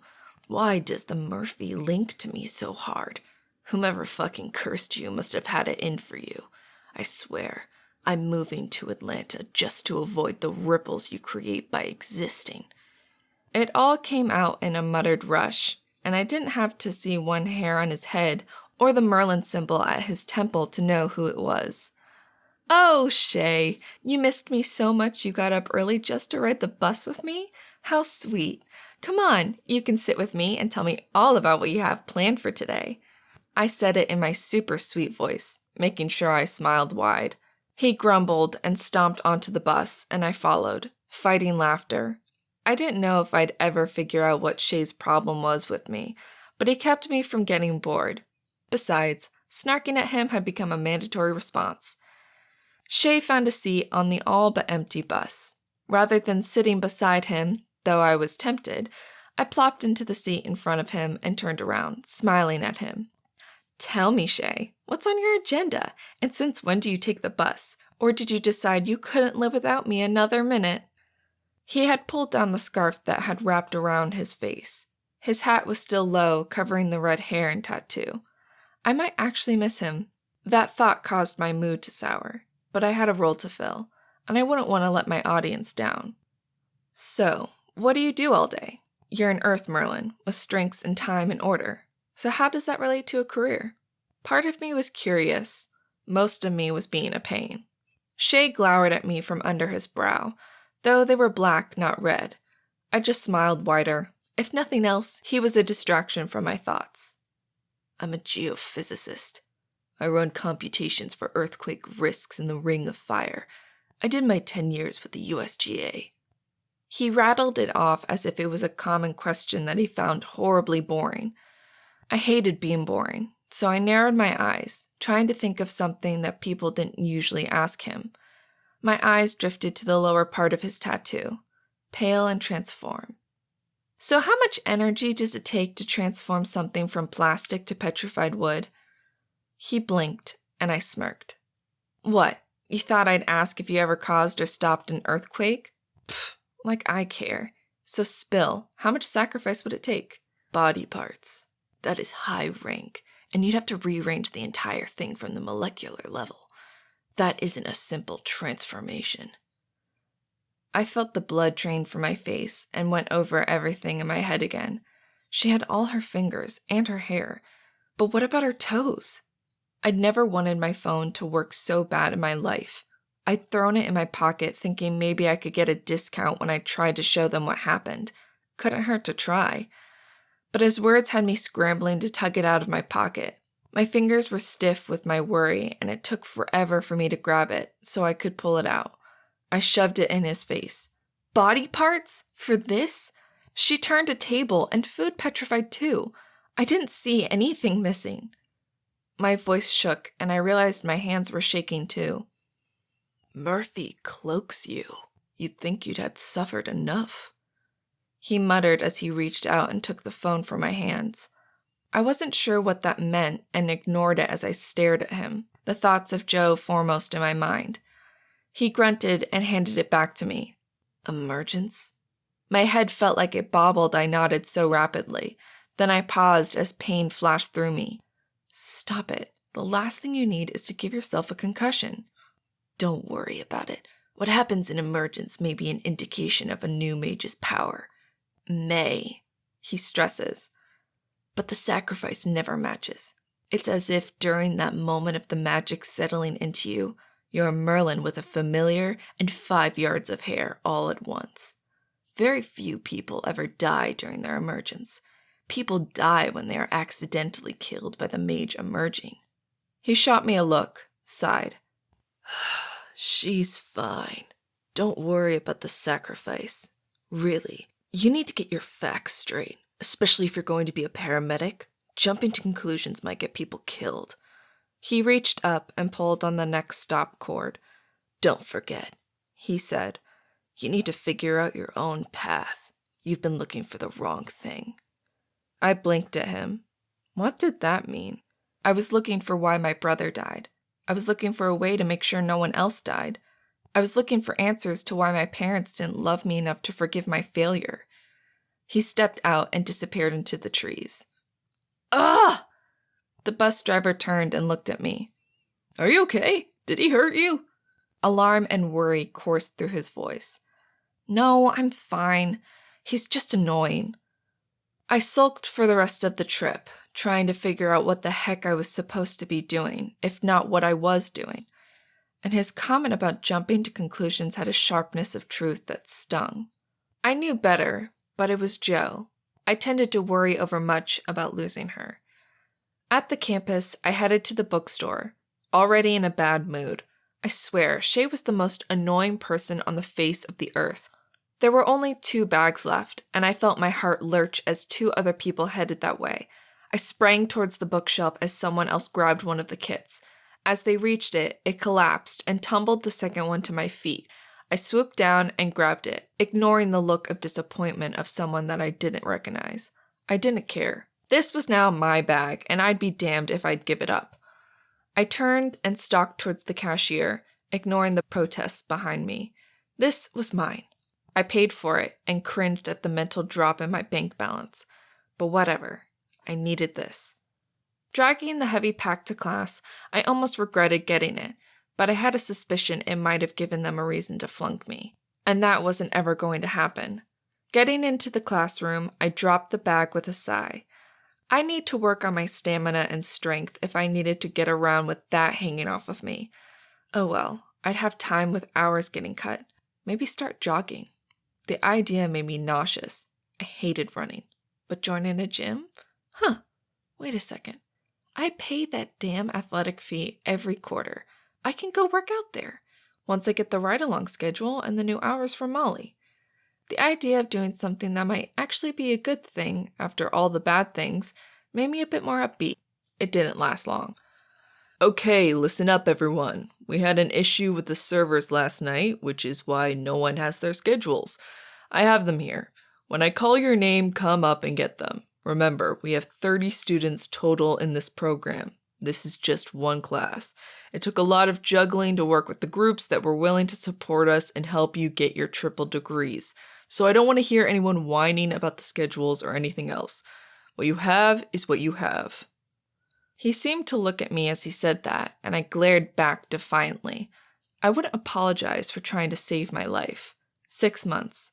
I could live off ramen if I need to for 6 months. Bruce walked up and down the rows, handing out the schedules. Well, to be exact, he laid each one in front of us face down. I glared at it, halfway expecting to blow up. People around me were flipping them over and exclaiming or groaning, but I only knew of 2 of them that were in my boat, working while finishing school, and they were both 3 years older than me. Ones who never emerged. I flipped it over and stared at it, waiting for the text to make sense to my stressed-out mind. When it did, I wanted to cry, but you never ever showed weakness. People used it against you. I folded it up and stuck it in my pocket, then directed my attention to the front of the class where Bruce stood. As this is your final semester and your practicum, you will report to the contacts listed and work as an intern for them. They are covering your malpractice insurance and will sign off on your credit hours. Try to impress them. They are the ones you will be turning to for letters of reference after you graduate and take the certification exam. I expect you will all pass with flying colors. I swear, he always seemed to stare at me when he made those pronouncements. But then maybe I was just paranoid at this point. Either way, I stared and waited for the next shoe to drop. This is our last Tuesday class. As you can see, most of you will have a practicum at this time next week. Mondays are the only days you will spend in class, and you should expect a full day in class from now on. We will meet weekly to test on material I've given you the week before, then present the new material. Figure the test from 9 to 10, then a break. New material presentations from 10:30 to 1, a break of an hour. I do expect you to eat. Then we'll have class discussions and go over what the reading is and an assignment to ask during your internship. I'll try to kick you out by 4 each day. Any questions? I had tons of questions, but no one would care, so I sat mute as he looked at all of us, waiting. Good. Then get out of here and contact your first rotation. Remember to ask basic questions, like what is suitable attire, any supplies you might need, and when you should be there. Remember, even if this is the South, showing up late means you might fail. Keep that in mind. Good luck, and you damn well better be shining stars. I want this program to work. Get going. Everyone streamed out, and I hung back in no major hurry. Besides, I had to go get a new phone before I could call anyone. More money. I just closed my eyes and heaved myself to my feet, plotting out my path. Phone store, then grind down, make calls, talk to Molly, and try to hope it all worked out. So damn close I could taste it. I wouldn't fail now. Miss Monroe? I turned to see Bruce looking at me and waving me over. What now? Isn't there enough going wrong in my life? I headed towards him. Smiling was more than I could do, but I forced my face into a neutral expression. That much I might be able to pull off. I talked with the registrar. They confirmed you are paying on the payment plan, and everything seems to come from your own accounts. They refused to confirm, but you have no assistance documents filed. I didn't know whether to snarl or cry, so I fell back to my default. Snark. Do you really think if I had anyone else supporting me, this is what I would be doing? Not all of us have silver spoons in our mouths to compensate for no magic. The silver spoon was a direct jab at Monique, but it made me look petty. He flushed, but I didn't back down. There wasn't a blasted thing he could do to me. My grades were good, and I would succeed. Everyone else could take a flying leap. Point. I made the assumption that... He trailed off and shook his head. Never mind. Hopefully I'll learn not to assume. That being, I talked to the sponsors for police and EMT. They apparently know you? At that, I snorted. I think so. Lord knows I called them enough. Maybe I can be a 911 operator if things get bad. I know most of the steps already, and none of the mage gifts help. When you're talking on the phone, there isn't much magic can do. Yeah, I seem to end up in weird situations. Most of them know me personally at this point. I suspect there's a story behind that. But regardless, they seem to have a great deal of confidence in your ability to, and I quote, not fuck things up too badly. That did cause a laugh, and the spurt of amusement helped make the day not quite as frustrating. I'll take that as a compliment. I would. Better than they say about most newbies that have passed the test. But I mentioned you might be short of funds doing this at the time you were scheduled. Others had childcare issues, and they trumped your situation. I fought back the lump in my throat and just smirked. See? You get punished for not sleeping around and getting pregnant. Bruce made a weird sound in his throat. I chose to pretend he was choking back a laugh. After a minute, he continued. Be that as it may, they agreed you might not be the normal intern, though they did mention a catastrophe quotient, but I wasn't sure what that meant. From the amount of heat that it felt like my face radiated, I was sure I was the same shade as a red-hot candy. Just a thing at home. Bruce gave me a long look and shrugged. Either way, they agreed to pay minimum wage while you were working for them. You'll need to fill out W-2s and be in the cadet program. Both people I spoke to didn't seem to think there was an issue with that. I grabbed the table, sure my knees would buckle. It would still be tight, but the schedule had eaten every time I was supposed to be at grind down except the weekends, and I only had hours from 6 to 12 those days.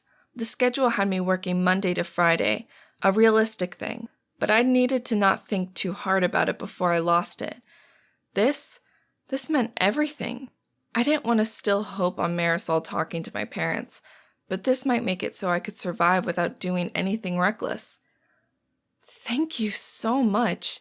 You have no idea. He gave me a considering look. No, but I suspect I should have. You've been in this program 2 years. You're smart, sarcastic, but damn good, and I rarely see you overreact to anything, no matter how strange things get, unlike some students. I shrugged, not wanting to get into my record of weird things happening around me. If nothing else, I promise to pay more attention. While everyone works very hard to not be biased against mages, I need to make sure I support the students in my program to the best of my ability and not assume anything. Most non-mages tend to stay in family groups for money and support, and I assumed. I won't do it again. I tossed him a wan smile. Then my job here is done. I shall continue on to educate the opinionated. This time, he did laugh. Well then, carry on in your mission. I should hate to dissuade you. Maybe he didn't suck as much as I thought he did. Thanks again. Get going. You have people to call. First, I need a phone. I pulled out my petrified phone. Mine is a bit dead. He looked at it, did a double take. How in the world? Emergence. I'm not sure what my tone conveyed, but his eyebrows crept up towards his hairline. Transformation mage, obviously. Hope that person gets a handle on their powers. Yeah. I shoved the object back in my pocket. Thanks again. Good luck, Miss Monroe. I have faith in you. I was glad he did. I didn't have any at all.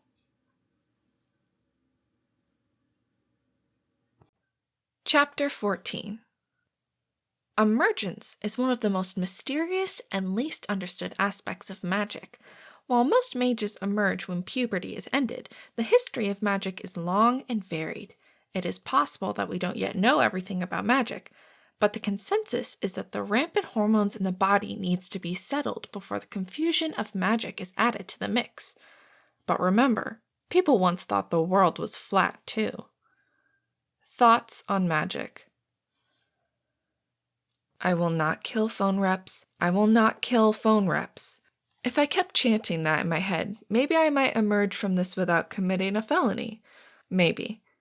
I understand this isn't covered by my warranty. I just need a new phone. What is the cheapest, full-function, data, voice, messaging you can sell me? I didn't know how many times I said that already. If I said it again, I might snap. I don't think I can give you any credit. This qualifies as mage damage, and that isn't covered. The sales rep was a skinny Hispanic kid who made me look overweight, and that was saying something. I'm not asking you to. Just sell me a new phone so I can move my number over. My voice might have spiked a bit, and I saw his eyes flip to my temple before he relaxed.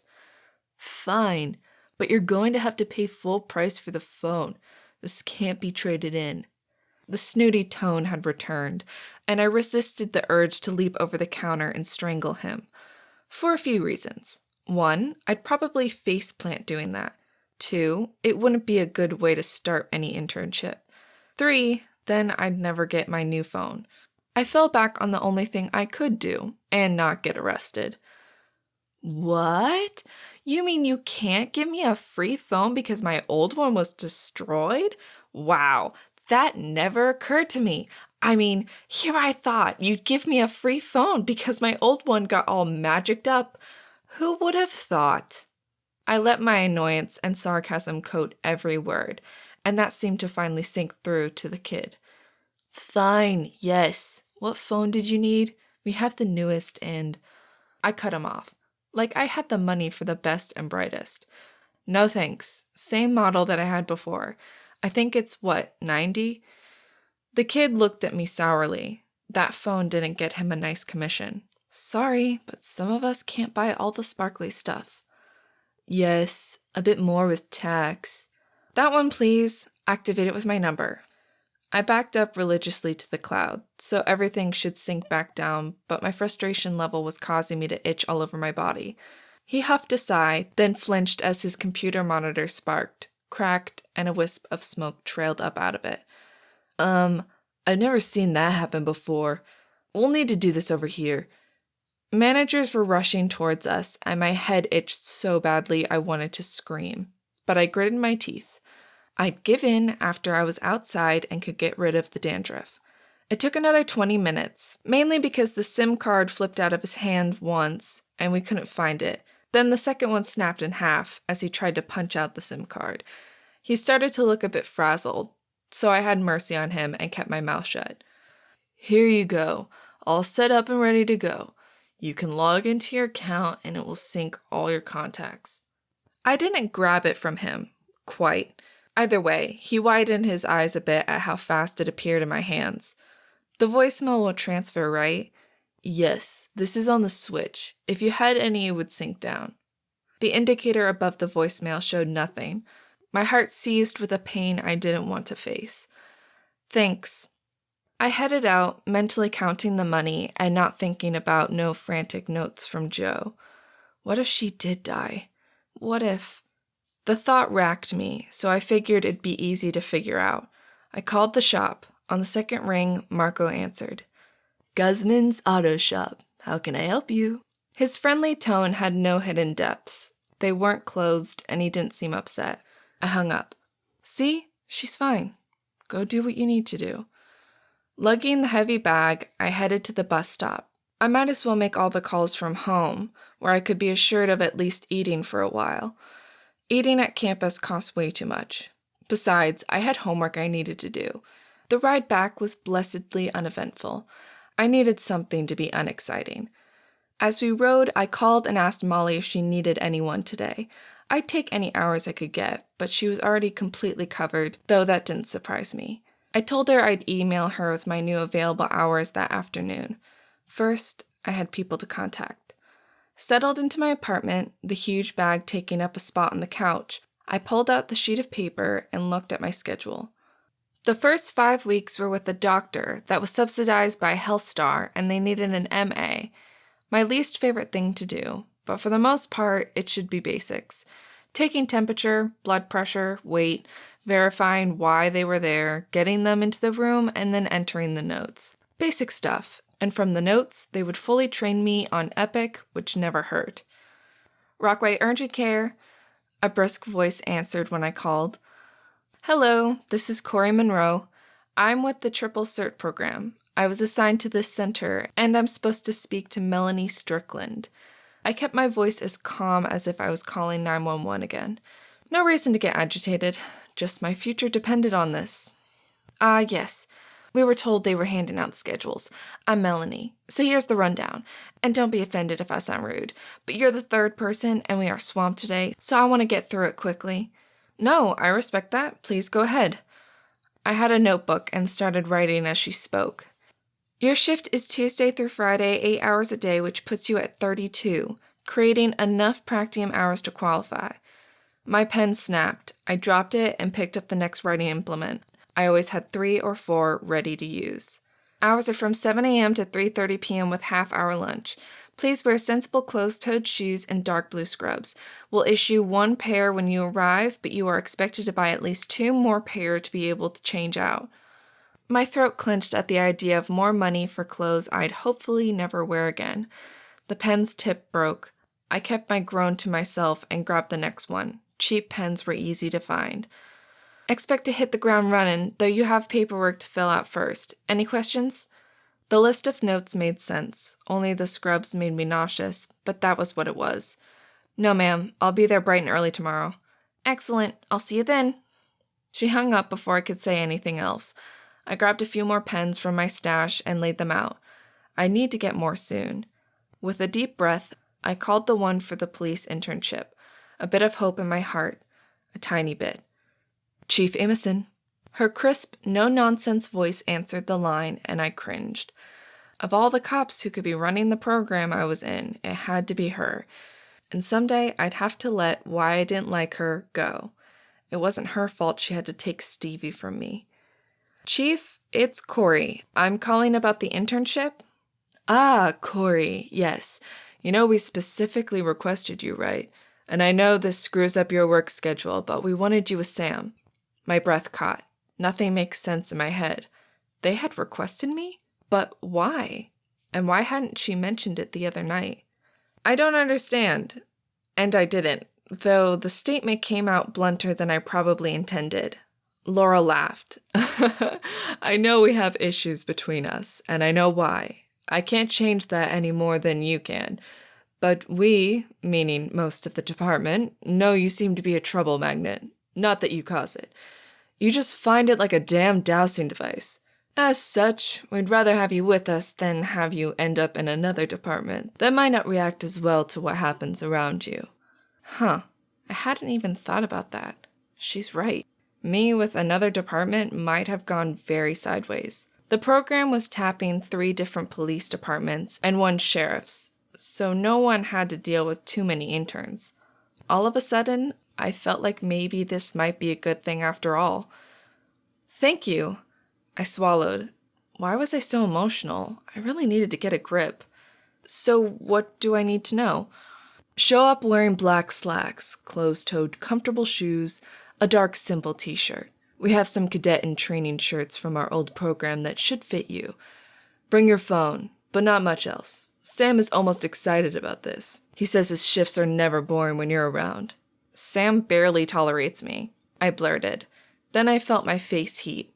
Sometimes my life would be easier if I kept my thoughts to myself. The chief started to laugh. He said you'd say that. Cori, he thinks of you as an annoying little sister and worries about you. People do care. There just hasn't been much we could do. Show up at 7 in, 5 weeks? I looked at my schedule and calendar. Yeah, my Mondays are spent in class and my first rotation is as a medical assistant. They are 5 weeks each rotation and keep us at 32 hours. Excellent. We'll be ready. Stay out of danger, Cori. What, no telling me to stay out of trouble? Ugh, there goes my attitude again. You are almost never in trouble. just in danger. See you." She hung up with that, leaving me staring at my phone. The conversation had not gone the way I expected, and it felt like the ground under my feet was shifting. I just didn't know if it was a good or bad thing. My eyes went to the voicemail indicator again. Still, it showed no one had called for me. I forced everything down again. I could deal with my feelings in a bit. Right now, I needed to deal with the last call. The number was listed as Captain Martin Martinez, and I frowned. While I didn't follow all the interpersonal relationships, I was pretty sure that was Chief Amoson's husband. That couldn't be right. What were the odds? Shrugging, I dialed the number. "Rockaway Fire, Captain Martinez speaking." "Yes, this is Cori Monroe. I'm calling about the internship." "Ah, yes. You're the young woman Laurel stresses over so much. Sally said she wanted you on her rig. Let me see if she's available." I could hear the phone being muffled as I felt rocked again. Laurel talked about me? Why? Why would she even care? And obviously this was her husband. It was beginning to look like I'd been played. But was this a good thing or a bad thing? I wouldn't know unless I played it out. But still, couldn't they have talked to me? Reality sank into me. Probably not. I was prickly at the best of times, and even asking Jo for help seemed like an imposition. My eyes grew wet, and I blinked rapidly, forcing myself to focus on the issue at hand. "Yep, she's available. Let me transfer you through. I look forward to meeting you, Cori." Before I could say anything, I heard a beep, and then the sound of a road noise. "Cori, you there?" Sally's voice came through the speaker. "Hey, Sally. So what is going on?" "Well, we all knew you were going through this new program and decided you needed to be with us, which means you'll get me last, as you'll have taken the last of the courses by then, and be ready to take the certification test, or have taken it. Jeff needs to have some minor surgery, so you're going to be my partner for most of the last 5 weeks. You ready?" "No, but I'll try. What do I need to do, or bring?" "Well, I'll have moved my schedule by then, so 4 12s and then 3 off. Then 3 12s, 4 off. You will be contracted at an odd rate. You'll get more than 32 hours. We can't afford to have someone work half shifts, but that's all in the paperwork.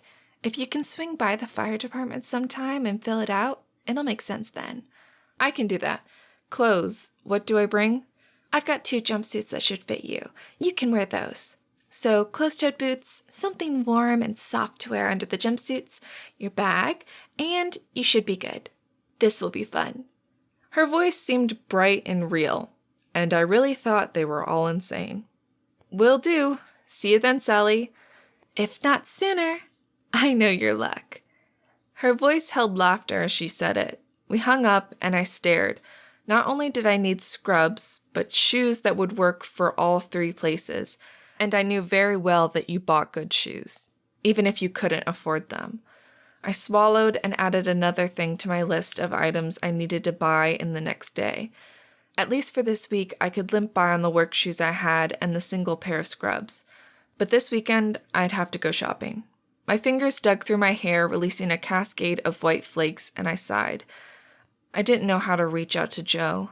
I didn't want to impose, but I ached to see her, know what she was doing.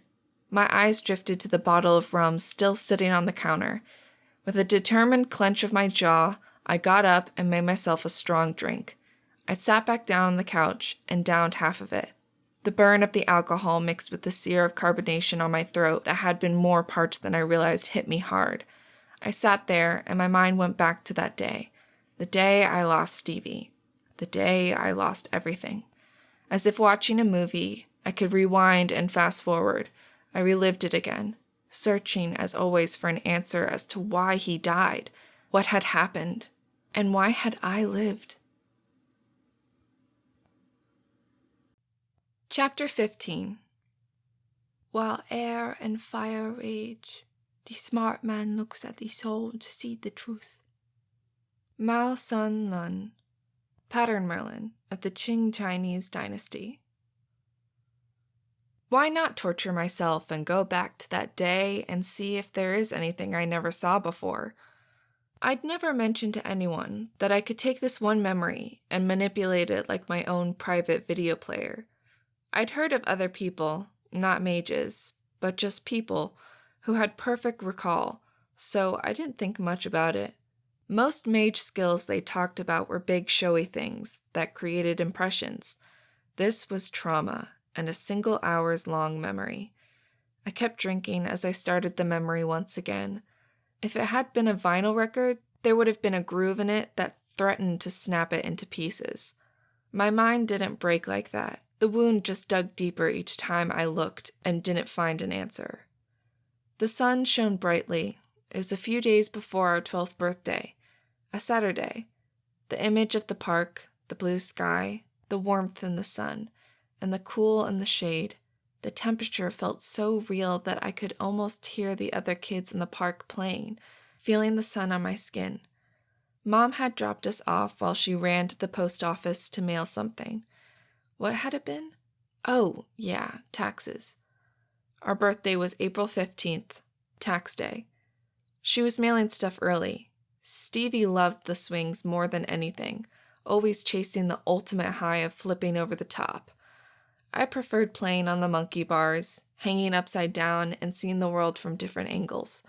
I was hanging there, my long hair almost touching the ground, as I studied how different trees looked driving into the ocean of sky, when Stevie screamed. He yelled and laughed a lot, much more exuberant than I had ever been, but all I had to do was think back, and I could hear that scream ripping me in two. This is where the memory gets funny. Minds are odd places, and they do weird things. For me, everyone else around me seemed to freeze. They just didn't move. Even the birds seemed to hang in place as I dropped and ran to him. Over the years, researching what could have caused it, I read other people describing traumatic events, and they would mention the rest of the world going away, or everything moving in slow motion. This quirk of my memory was just one more thing among many that didn't make sense that day. He lay there under the swings, the one he'd been on hanging broken above him like a sad flag pointing to the fallen figure. I flipped off the bar. Now looking back at it, it was a good flip. I nailed the landing, but I only cared about getting to him. He lay there, and a gust of wind knocked my hair into my eyes. The seat pointed at him. I still avoid playgrounds and the associated panic attacks. I sat there on my couch, taking another large mouthful of rum and coke. Then, as in my memories, I watched myself peer at him, shake him. I never noted before his eyes were rolled back up in his head. He kind of looks like Joe did, but you don't emerge until after puberty. Thinking back, I remembered I'd started my first period the month before. It sucked, and I was still whining about how unfair it was boys didn't have to deal with this. I felt myself smile at the memory. Stupid kid complaints. Heat seared me as I reached for him, and I flinched back. That was another clue I had searched for. Rapid onset high temperature. Though, if his body was that hot with fever, he would have already had irreversible brain damage. I watched my body react to the heat. It was like something had hit me too. A pain to the heart and mind so great that I blacked out for a few seconds. I remember feeling like my inner self was being attacked, that I fought with everything in me to break free for what felt like an eternity. Then the ribbon of power collapsed, sinking into me, pooling, merging with my very essence. From all witness accounts, nothing happened that day at the park. Stevie had collapsed, and I ran over to him, crying. Nothing more was reported. My fear and trauma were creating false memories. Nothing else made sense. I'd probably never know for sure what happened, but I always figured it was me feeling my twin die, or at least start to die. Maybe it was his soul pulling away from mine, and that was my psyche dealing with the breaking of our bond. Stevie and I had been best friends. I always knew when he was lying. He always could time things to make me smile. Sometimes I thought we'd both grow up to be mages, as we could almost hear each other's thoughts. But that didn't happen, and would never happen for either of us. I never knew how long I was out. It was probably just a few seconds as I was still kneeling and panting for breath as if I'd forgotten to breathe for too long while running. He lay there, limp, his body now cold instead of burning hot. I remember pulling him into my arms, screaming his name, screaming for help. At this point, the world always seemed to kick into gear. I heard other children scream, parents yelling, the creaking of the swing as it moved in the wind, but all I could see was his limp body. There were strange marks all over his face and arms. Then I just thought they looked like little sunbursts. Now I know they were petechia. Pulling him even tighter, I begged him to wake up and look at me.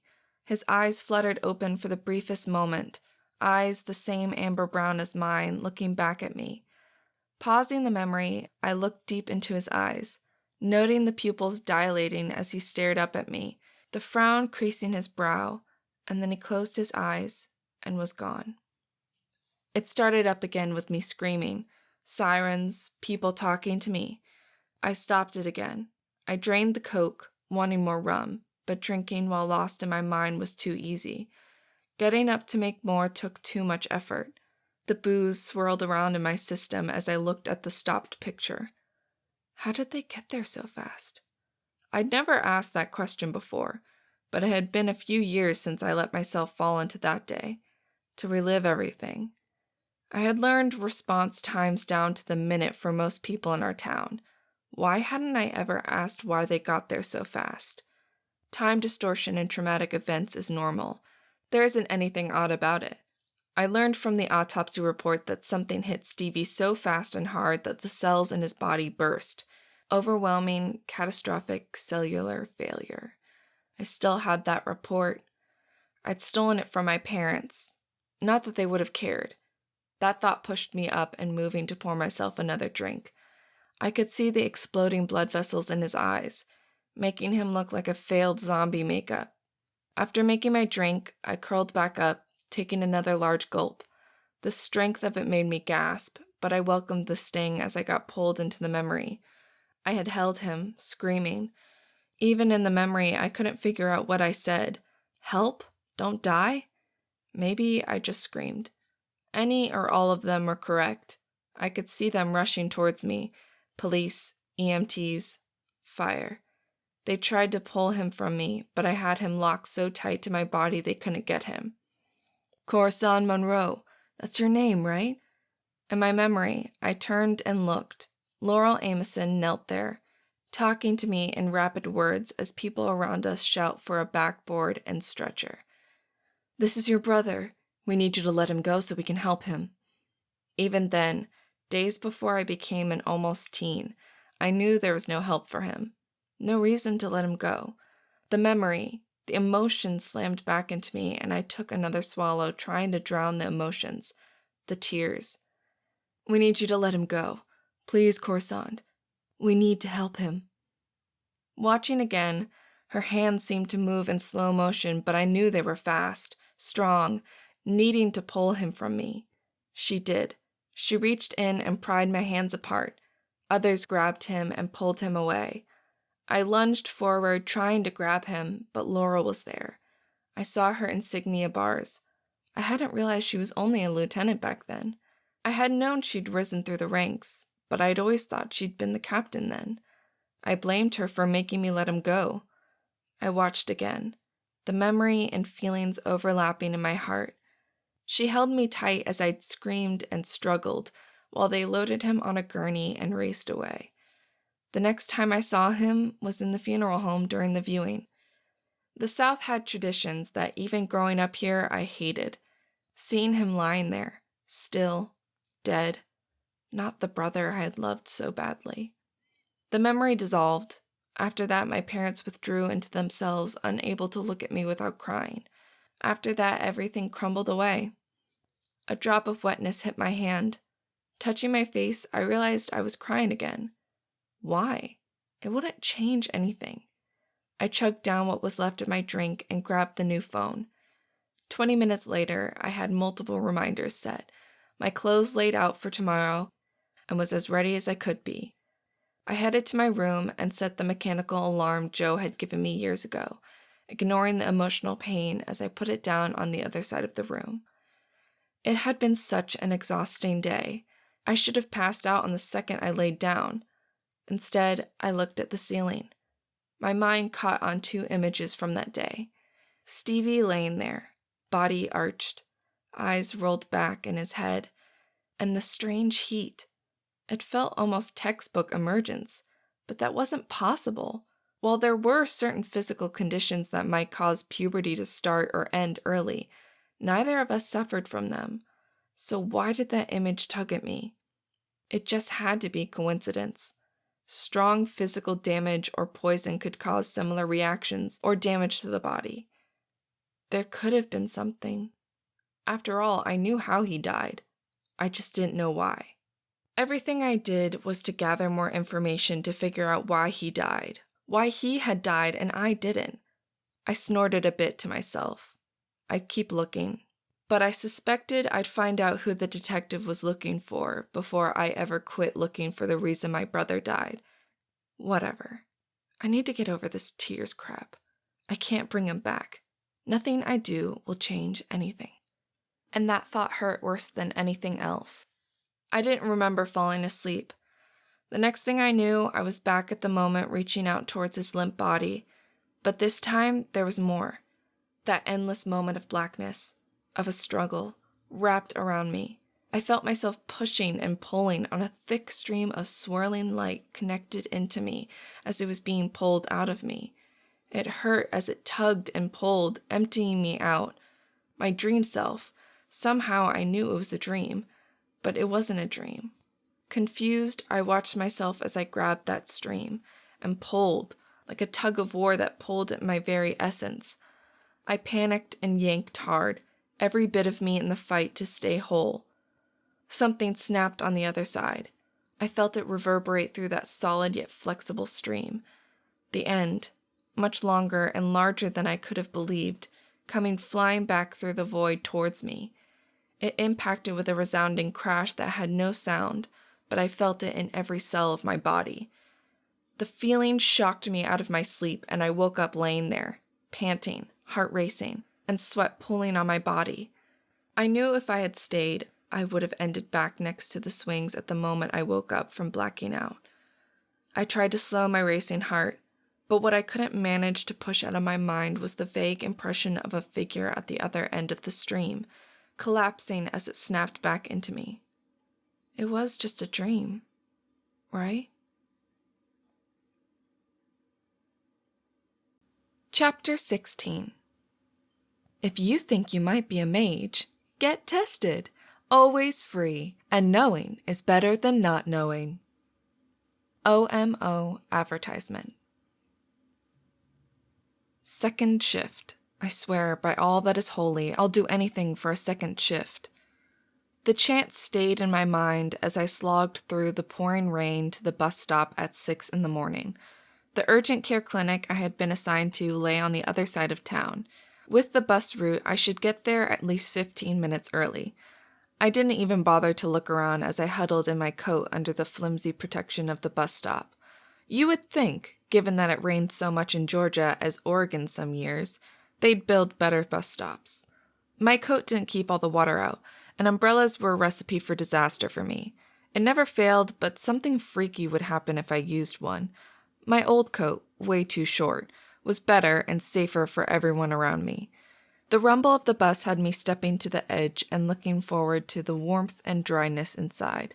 The pouring rain obscured my vision, and I hadn't been paying attention to anything except trying to stay warm and relatively dry, which meant I didn't realize there was a puddle there until the wave of water from the bus pulling up soaked me from the waist down. My eyes closed, and I heaved a sigh, then dragged myself onto the bus. "Oh, crap, did I do that?" the bus driver asked, looking at my now soaked pants and shoes. Yes, my voice dull as I tapped my pass on the reader. "I am so sorry. Here, sit in the seat. It has the heater blowing on it directly. Again, so sorry." The poor man was almost babbling. I just nodded and sat down, clutching my coffee. It had to be my salvation. At least with this much going wrong, maybe I'll get to work early, if not on time. The second the thought finished, I cringed and waited for the world to end. To my vague relief and surprise, It didn't. The bus pulled up to my stop, 1 block from the clinic door. "I am really sorry, ma'am," the driver said again. I just shrugged. If I got mad at this stuff, I'd live my life mad. I didn't need more negative karma in my life. A quick glance at the bus doors showed it was only drizzling. Good. I'd make it to the front door without much trouble. I stepped off the bus onto the sidewalk. The doors closed behind me, and as I started towards the front door, the sky opened. Between one step and the next, the rain started to fall so hard and fast I couldn't see in front of me. I felt the water seep into everything else that wasn't already wet. Really? Really? I couldn't even muster up the energy to get upset. Instead, I just splashed my way to the front of the clinic. As I stepped under the overhang, the rain lightened up, back to the drizzle it had been. I cast a baleful look at the sky and pushed my way in. Melanie Strickland had asked me to arrive at 7, and it was 6:45. I wanted to be early, but the bus had been a bit slow with the rain. The waiting room was empty, and there was no one behind the glass at the reception desk. I walked over and knocked on the door, loud enough that anyone back there should be able to hear me, but not so bad as to be obnoxious. "We don't open until 7. Please wait and we'll be with you shortly," a voice snapped back, annoyance clear in her tone. It took me back a bit, but I replied trying to sound like something other than how I felt, a drowned wombat. "It's Cori Monroe. I start my internship this morning." At this point, I wasn't sure about anything, and it showed in my voice. There was a heavy sigh from the other side of the door, and I straightened, trying to appear something. Less bedraggled wasn't going to happen. The only reason I wasn't panicked about my phone was it had a waterproof case, and I put it in my plastic baggie when I put it in my pocket. Some lessons I didn't need to learn twice. The door slammed open, and the only reason it didn't hit me was I stepped back as it unlocked. In front of me stood a slim girl with a figure I knew men drooled after. Slim with large breasts, dark hair colored red and yellow, and beautiful braids that hit just past her shoulders. Large brown eyes with makeup that made them dark and mysterious, and skin a dark nutmeg. She was stunning, and I immediately felt even more plain and unkept. Wow, we got a real prize with the first one. I hope the rest are better. Her sneer was clear as she raked me up and down with her gaze. She wore a chaos symbol on a necklace, the gold gleaming against her skin. Oh, please don't let this be Melanie. Are you Melanie? I tried to keep nerves from my voice. Showing weakness was bad. I knew this. Oh, please. Not. I'm Cheryl Lindy. She pointed at her chest, and it registered she had a name tag there. Well, get in here before anyone else shows up. Her look up and down conveyed exactly what she thought. Normally we'd get you a key so you could come in the staff entrance, but you won't be here long enough for us to take that risk. Follow me. Cheryl Lindy turned and headed into the back, not checking to see if I followed. As she weaved through, I tried to keep track of everything, noting room numbers, the nurse's desk, vital stations, all stuff our training indicated I would use as a medical assistant. She stopped at an empty office with a pile of paperwork on the desk. There, fill that all out. I'll see if I can find the scrubs for you. Don't take long. People are probably already coming into the waiting room, sure they are dying because they have a mosquito bite. And she was gone before I could ask any questions. I dug into the desk for a pen and started going through the paperwork. It really didn't take long. Most of it was HIPAA, Health Information Privacy Forms, acknowledgement I wasn't a medical professional, and a few other things to make sure I got credit for the hours that I worked there. Then I waited, my wet clothes clinging to me, making me even clammier. I wished I had worked without a bra, but while I wasn't endowed like Jo was, my breasts were a bit too much to be able to work without one. And I waited. Glancing at my phone, it showed that it was after 7:30. Completely unsure, I stuck my head out the door, which I'd left open the entire time, but I didn't see anyone.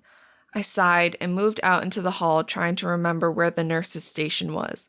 Making my way back through the maze, I worked again on trying to memorize where everything was. Maybe I'll be lucky and they'll have dryers in the bathroom. 2 women sat at the desk, one of them Cheryl Lindy. The other was middle-aged, probably 50, with short-cropped brown hair. I didn't see any tattoos or jewelry, but that didn't mean anything. You weren't required to be marked as a hedge mage rank. Who are you? The second woman asked, her voice sharp, annoyed, and familiar. Melanie? I'm Cori Monroe.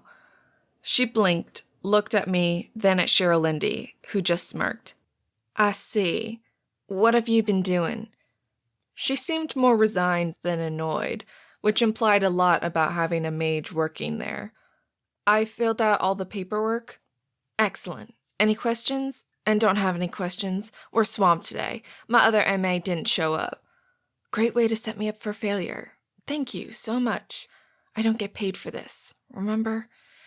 Even though the thoughts rattled around my brain, I forced a smile. Not really, but I do need those scrubs and a place to change. As you can see, I'm a bit wet. The office temperature was cool enough that I hadn't dried out much. I pulled the wet clothes from my torso with a soft slurp. What, did you jump into a river before coming in? I swear. She huffed and stood up. I got the feeling she huffed a lot. This way. In a short order, I had scrubs that fit, barely. They were too big, but that was for the best. She also found a t-shirt that fit me from one of their sponsorship things. It had a big Heart Walk logo on it. I didn't care. It was dry. Bonus was the towel and hospital socks that she handed me. Get cleaned up as best as you can and meet me back in the central area. And hurry, we seem to be getting lots of traffic today. I just nodded, slipped into the bathroom, and gratefully out of my wet clothes. After I toweled off my hair and rubbed my skin brusquely to try and warm it up, I wrapped up my underwear in it and twisted the towel hard. That made them just slightly damp, not wet. The moisture-wicking underwear was proving to be worth what I paid for them. A few minutes later, dressed in scrubs and my still damp shoes, I stepped out and headed to the central area. Is there a bag or something I can shove these in? I held out my wet clothes and jacket. Melanie grabbed a plastic grocery bag from a drawer in her desk. Shove it in here. This is your area. She pointed to a corner with a computer, then she handed me a checklist with a notepad. Here are your duties. The system will tell you who to call and what room to put them in. You go get them from the waiting room, get their weight, height, temperature, blood pressure. Then, in the room, call up their record and enter what the complaint is. If it is serious and you think it might require immediate attention, grab Lindy. Then come back, update, and grab the next one on the list. She paused and looked at me, a faint look of horror on her face. You do know how to use the Epic system, right? A little bit? Weren't they supposed to be training me? They trained us on it and went over how to find all the stuff you just listed. And I wasn't lying. We had a week's training on it last semester, over 3 months ago. I stiffed my spine. I'd figure it out. Though I looked at the computer with trepidation. I really hoped they had good anti-static protection. As wet as I was, hopefully I wouldn't be that conductive. Oh, good. Here's your temp badge and your access codes. Remember, the forms you signed prevent you from divulging anything you may see. Go. I've got to get someone roomed before I wait for you to get up to speed. Her frustration was clear, and I wanted to snap back, but I bit back my attitude. References were more important. I forced a smile and headed to the computer, looking at the badge. I clipped it on my scrubs and managed to log into the system. Go me. It was the last thing that went right that day. One lady was so large the scale couldn't weigh her, and the other one was broken, so she yelled at me for being discriminatory against her weight. Half the time, the system refused to pull up patients for me, and I had to go get Melanie to figure out why the system blocked my access. A mage, Chaos from his necklace, came in for a gash across his arm and would barely look at me, though when Lindy showed up, he suddenly became polite and asked if she could take a look at his arm. At least 3 people refused to tell me why they were there, and then Melanie explained to me I need to work on getting the patients to communicate with me better. One male patient got in my face, threatening me if I didn't get him pain drugs now, I'd be the one needing them. As I tried to explain that I didn't have access to anything, he swung his arms backwards, hit the oxygen valve on the wall, and it went through his arm. I screamed for Lindy, and my voice might have contained something because she came at a run. He ended up getting his drugs, and I got to see a mage at work healing someone. That was fascinating, though she was pissed at having to offer up part of one of her braids for an idiot who was seeking drugs. I hadn't realized I needed lunch, and I had nothing to buy anything from the vending machine in the tiny vending area. I was starving by the time the day rolled to a close. Well, you sucked, but for the first day, it could have been worse. Be better tomorrow, were Melanie's parting words. The rain had stopped during the day, and I climbed back on the bus, just wanting to go home and cry. But I had reading to do and needed to get ready for the quiz on Monday. The only bright spot I could think of was only 2 more days until Saturday, and I had Marisol's home cooking waiting for me. That thought almost gave me energy, and I clambered up my stairs to go into my apartment. Warm, dry clothes that fit and hot food would go a long way to making me feel better. I froze as I stepped into my apartment. Sitting on the couch were Jo and Marisol. "Finally, I thought you'd never get home," Jo said, glaring at me. Chapter 17. Over the years, it has been referred to as branding, marking, creating ownership tattoos, and even discrimination. After the horrors of World War II, backlash against it became even more severe, but no one has been able to think of a better way to identify mages to everyone. Anything else can be too easily removed. The idea took hold back in 1876, when an irate husband, mad about his wife's refusal to obey him per the story, created and branded her on the side of the face as an effort to let anyone know she was a mage, or witch at the time. The current theory was that he thought she'd be shamed and stay home, dependent on him. Instead, she colored it with dyes and makeup as available at the time and went out proudly showing off her powers, using it as an advertisement as to her skills. History of magic. She's here. What does that mean? The thought matched the spurt of joy in my heart as Jo got up and stalked towards me. Her long dark hair cascaded around her, but there at the temple, I saw her new tattoo. The colors didn't surprise me. Solid blue, the line in bright green, then hash marks in light blue. Unable to stop myself, I reached up and touched her tattoo, the Order Mage symbol bright. The familiar layout told me she was strong in transform, pale in air and earth. Nothing that surprised me. What rank? My voice came out as a whisper. I knew she wasn't a Merlin, but anything else was possible. Jo squeed.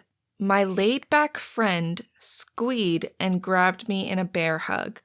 Her strength and height had her easily picking me up and spinning me in circles. "An archmage! An Archie!" Her words so loud in my ear I flinched, even as I hugged her back, happy for her. But it crumbled what hope I had. It meant college, probably a PhD, people that would fascinate her, and there would be me, not a mage, no college, a memory. She let me go, pulled back to look at me, and groaned. "Ugh, Merlin cojones, Cori, stop it. I know your parents left, but you're my best friend for life. I'm not going anywhere. Remember?" She pulled down her pants to expose her hip and the BFF tattoo, the one that matched mine. "You are mine. I'm still planning on growing old next door to you and letting our kids grow up together." "Tattoos? Really?" Marisol's voice cut across our intense stares, and Jo flushed, pulling her pants back up. "Both of you?" Her voice told me she wanted to see, and it was easy enough to tug down the scrubs to reveal mine. "Oh well, I suppose if that's the worst you two did as young adults, I'm not going to complain. At least it isn't as tacky as it could be. Now come sit down, Cori. Jo, tell her the rest." I dropped my bag of wet clothes, they hadn't dried at all, on the floor, and took my desk chair while Jo danced around the room, her excitement all but sparking off of her. "They had to do lots of tests, which is why it took so long. And I'm sorry, but I didn't want to just call you and tell you. That would be wrong. Then you weren't here, so I said I was going to wait. And Mommy said just as well. So yes. She paused and swallowed. I'm going to GA Mage Tech. They're super excited about my skill set and babbling about all sorts of degrees. And if I do well, it will guarantee me access to the PhD program. The recruiters I talked to mentioned a job with the Army Corps of Engineers. They said transform mages are really rare, and there will probably be a battle between departments if I get a PhD and do well in my classes. But it means I'm staying here in Georgia. Atlanta is only an hour away. I can't start until the winter semester, but they will let me decide where I want to live and what I want. She took a deep breath and stared right at me. I tensed, expecting the worst. I want you to get a job in Atlanta, near the college, and room with me. They said if you emerge, it could be guaranteed, but if not, you pay half the rent. They can do that. She was a bit insistent, Marisol said, her voice dry, but when I glanced over at her, there was only humor and love in her gaze. Hey, I'm not leaving you here. Not for anything. And besides, you like my cooking, and someone needs to look after you. I love anyone who can cook, which means anyone not me, I pointed out. But deep inside, I wanted to cry with relief. Surely with all the skills I was learning, I could get a job in Atlanta. It would take a bit more money. My brain stopped at that point, and I realized if I was moving in with her, the government would cover the first and last. I wouldn't have to come up with it. It was a good thing I was sitting down, because my knees might have given out if I was still standing. Jo, I... The words couldn't come, and she just grinned. BFF, that is what it is. Now we just need to get you to graduate with honors or at least certifications. I groaned. Oh, I'll graduate, but I'll tell you, whatever I did in my past life, I'm sorry for. The amount of negative karma is becoming ridiculous. I explained the day I had, and Jo growled in annoyance. Want me to talk to them? That is just tacky. The offer delighted me, and I wanted to hug her again. Everyone would think you were my girlfriend, and frankly, I'm not in your class. Nah, I'll have to get used to dealing with this, but still, thank you. This means maybe I can afford the scrubs and everything else I need with my honors being all but destroyed. I brightened and told them about the other two groups putting me on, so I'd get some money. Excellent! I knew Laurel could come through with something. I swear, there are days I wanted to just take you away from your parents, but every option would have made life so much worse. She sighed, and I frowned. The chief had said something similar. Oh well, it didn't matter now. It's all good. I'm fine. I have the best friend in the world, and now I think I can manage to get by for the next few months without living off ramen. Marisol looked horrified at that. I think not. No hija of mine is living off of that mede. It doesn't qualify as food. I'll make sure you have lunches and enough food that you don't need to worry about anything other than breakfast and snacks. Oh, wait, that wasn't what I meant. You don't have to. My protests were probably weaker than they should have been. It really hadn't been what I intended. The idea of Marisol's food for lunches and most dinners removed my ability to truly protest. It isn't up for discussion, but we need to talk about your family. She made the statement the same way I'd expect someone to talk about dog shit on their shoes. The lump that formed in my throat wouldn't go away, no matter how much I swallowed, so I nodded at her to go on while I got up to get some water. As you weren't here and I saw your parents were home, I told Jo to stay and I went to talk to them. I didn't know how to decipher the look on her face. Annoyance? Pity? Dislike? It was a strange look. Apparently they had taken the day off to attend a school event and had gotten home with Chris. I told them I needed to talk to them about their daughter. What I find fascinating is Chris froze, looking at me as Estella and Raphael went pale. For a minute I thought they would pass out. They tried to get me out of there, but I wasn't having any of that. I pushed in and told them to sit. Raphael was so amusing. I'd never seen Marisol smirk before. It looked wicked on her. He tried to say he would call the police and have me removed. I encouraged him, putting out that Laurel would love to have a chance to address their treatment of their daughter with them. They both sat on the couch. Then they tried to order Chris out of the room. That kid is going to be something else. He looked at both of them, shook his head, and sat on the far side of the room staring at them. Marisol sighed and took the water I brought her. Jo had shaken her head at me when I offered. Marisol sipped it, thinking, I won't bore you with the details, mainly because I still can't decide how I feel about them. Here is the bottom line. They never told Chris the lady living in their apartment was his sister, and he wants to meet you badly, preferably this weekend. But that being said, I let them know exactly what problems you are facing, and that while you might be an adult now, they have not lived up to the spirit of having a child and have walked away when Stevie died. Marisol sighed and shifted in her chair.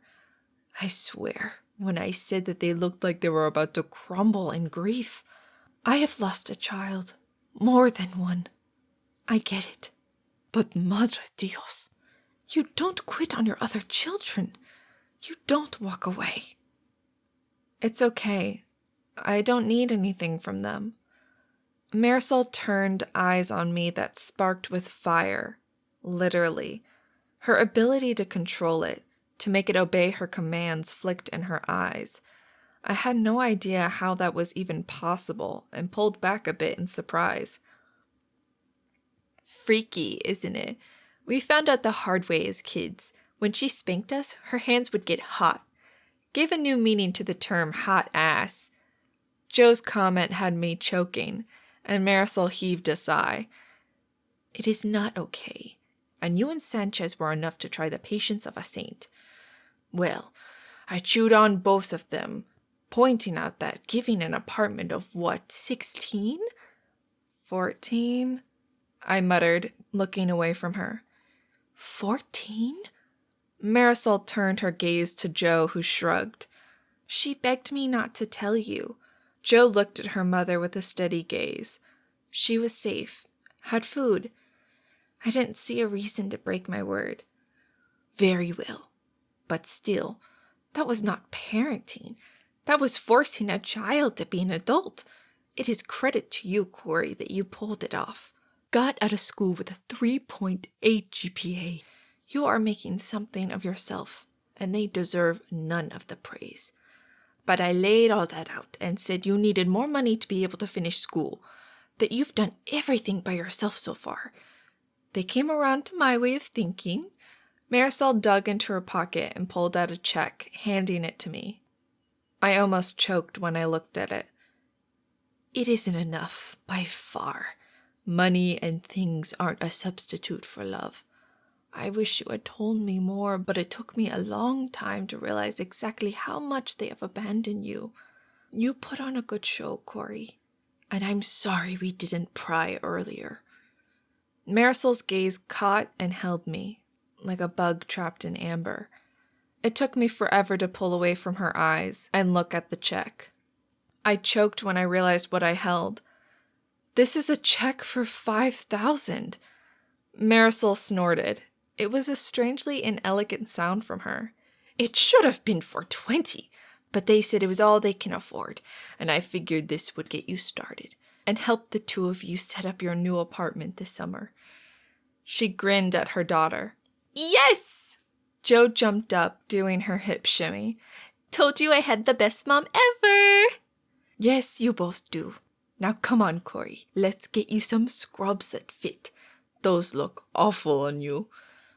I gave in to the temptation and went over and pulled Marisol into a hug. Thank you for everything. She hugged me back. Never forget how amazing you are. And take care of my daughter. She's a bit of a spaz. We both looked at Jo still doing a hip shimmy in my living room. I think I can do that. After all, she seems to want to keep me. Until end of time, Cori. BFF. Learn it. Love it. Live it. Oh, an apartment. This is going to be so fun. I started laughing. I couldn't help it. Her joy was contagious, and some of the fear that had haunted me vaporized. Chapter 18. The Chaos class of magic is a bit of a misnomer, and there have been strong lobbies to change it to elemental or variable class, but it has never changed. The branches within chaos each have flavors that make sense and are often described as chaotic, but even now, people think of evil when they hear chaos, and there is nothing in magic or in any of the classes that has anything to do with good or evil. Magic explained. I need to learn to work with people I can't stand. I need to learn to work with people who are jerks. Treat this as another test. If I kept repeating that in my mind, maybe I wouldn't lose it and strangle Lindy. While technically you can't be discriminated against due to magic or the lack thereof, just like you can't stop someone from getting a job because of their skin color, none of that stopped people from caring. Lindy was one of those, I'm a mage, so I'm better than you people. She flaunted it, making sure her tattoo was always visible. Plus, she usually wore jewelry that jingled and jangled and basically made so much noise I wanted to rip it off her. But the worst part was that she was useless unless it interested her. Some weird medical thing. She was right there, acting like her transform abilities meant she could heal anything. It didn't, by the way. While it helped, it also could create issues. Unfortunately, she was a skilled nurse. Just lazy, condescending, and a general pain in the ass. And Melanie ignored it. She was aware of it. I could tell by her tightened lips every time something was left undone, but then she just assigned it to me. I didn't care, but I did. I was the equivalent of a student MA, which meant I shouldn't be doing anything other than the basics. But I was now muddling my way through returning calls, giving shots, that at least was easy, and being the chaperone for any gynecological stuff, which just made me uneasy. I still didn't know if I was or wasn't bi, straight, or gay, but the condition of some of these women's lower parts made my skin crawl and did absolutely nothing to make me want to be sexually involved with anyone, male or female. Just ew! But as the weeks went by, I got better. They really needed to work on actually training people. I made it only because I needed to make it, more than I needed just about anything else. That, and I had lunches made by Marisol with me each day. That helped too. Most nights I went home and studied and wrote the papers assigned and got ready for the tests. I also went through a few more epic training vids, but Friday and Saturday nights I was at the Guzmans. We apartment hunted, or at least apartment window shopped, argued degrees for Jo, gave her a bad time for her latest girlfriend, and for the first time in a very long time, I felt like life was going really well. Even all the unexplained incidents had lowered in frequency. Saturday and Sunday mornings, I worked at Grinddown from 6 to 2, and then closed. My parents' money in my account made a huge difference. I had 2 more weeks of MA, then I'd be on the police rotation, and frankly, I couldn't wait. But that wasn't what had me tied up in knots that Friday. Via email, because calling me would have been too personal, my parents had agreed to let Chris come see me tomorrow afternoon, in my apartment. I couldn't wait, and the excited jitters carried over into work. Where there had been a respite and weird things happening, today saw them all come back with a vengeance. My trek to the urgent care clinic was normal. At least it hadn't been raining, but the first patient set the tone for the day. "Mr. Jones?" I asked as I stepped out the door looking around the lobby. I scanned, looking for who responded to that name. An older man, late 50s at least, pushed himself up and moved towards me. His gait was odd enough that I glanced at his foot.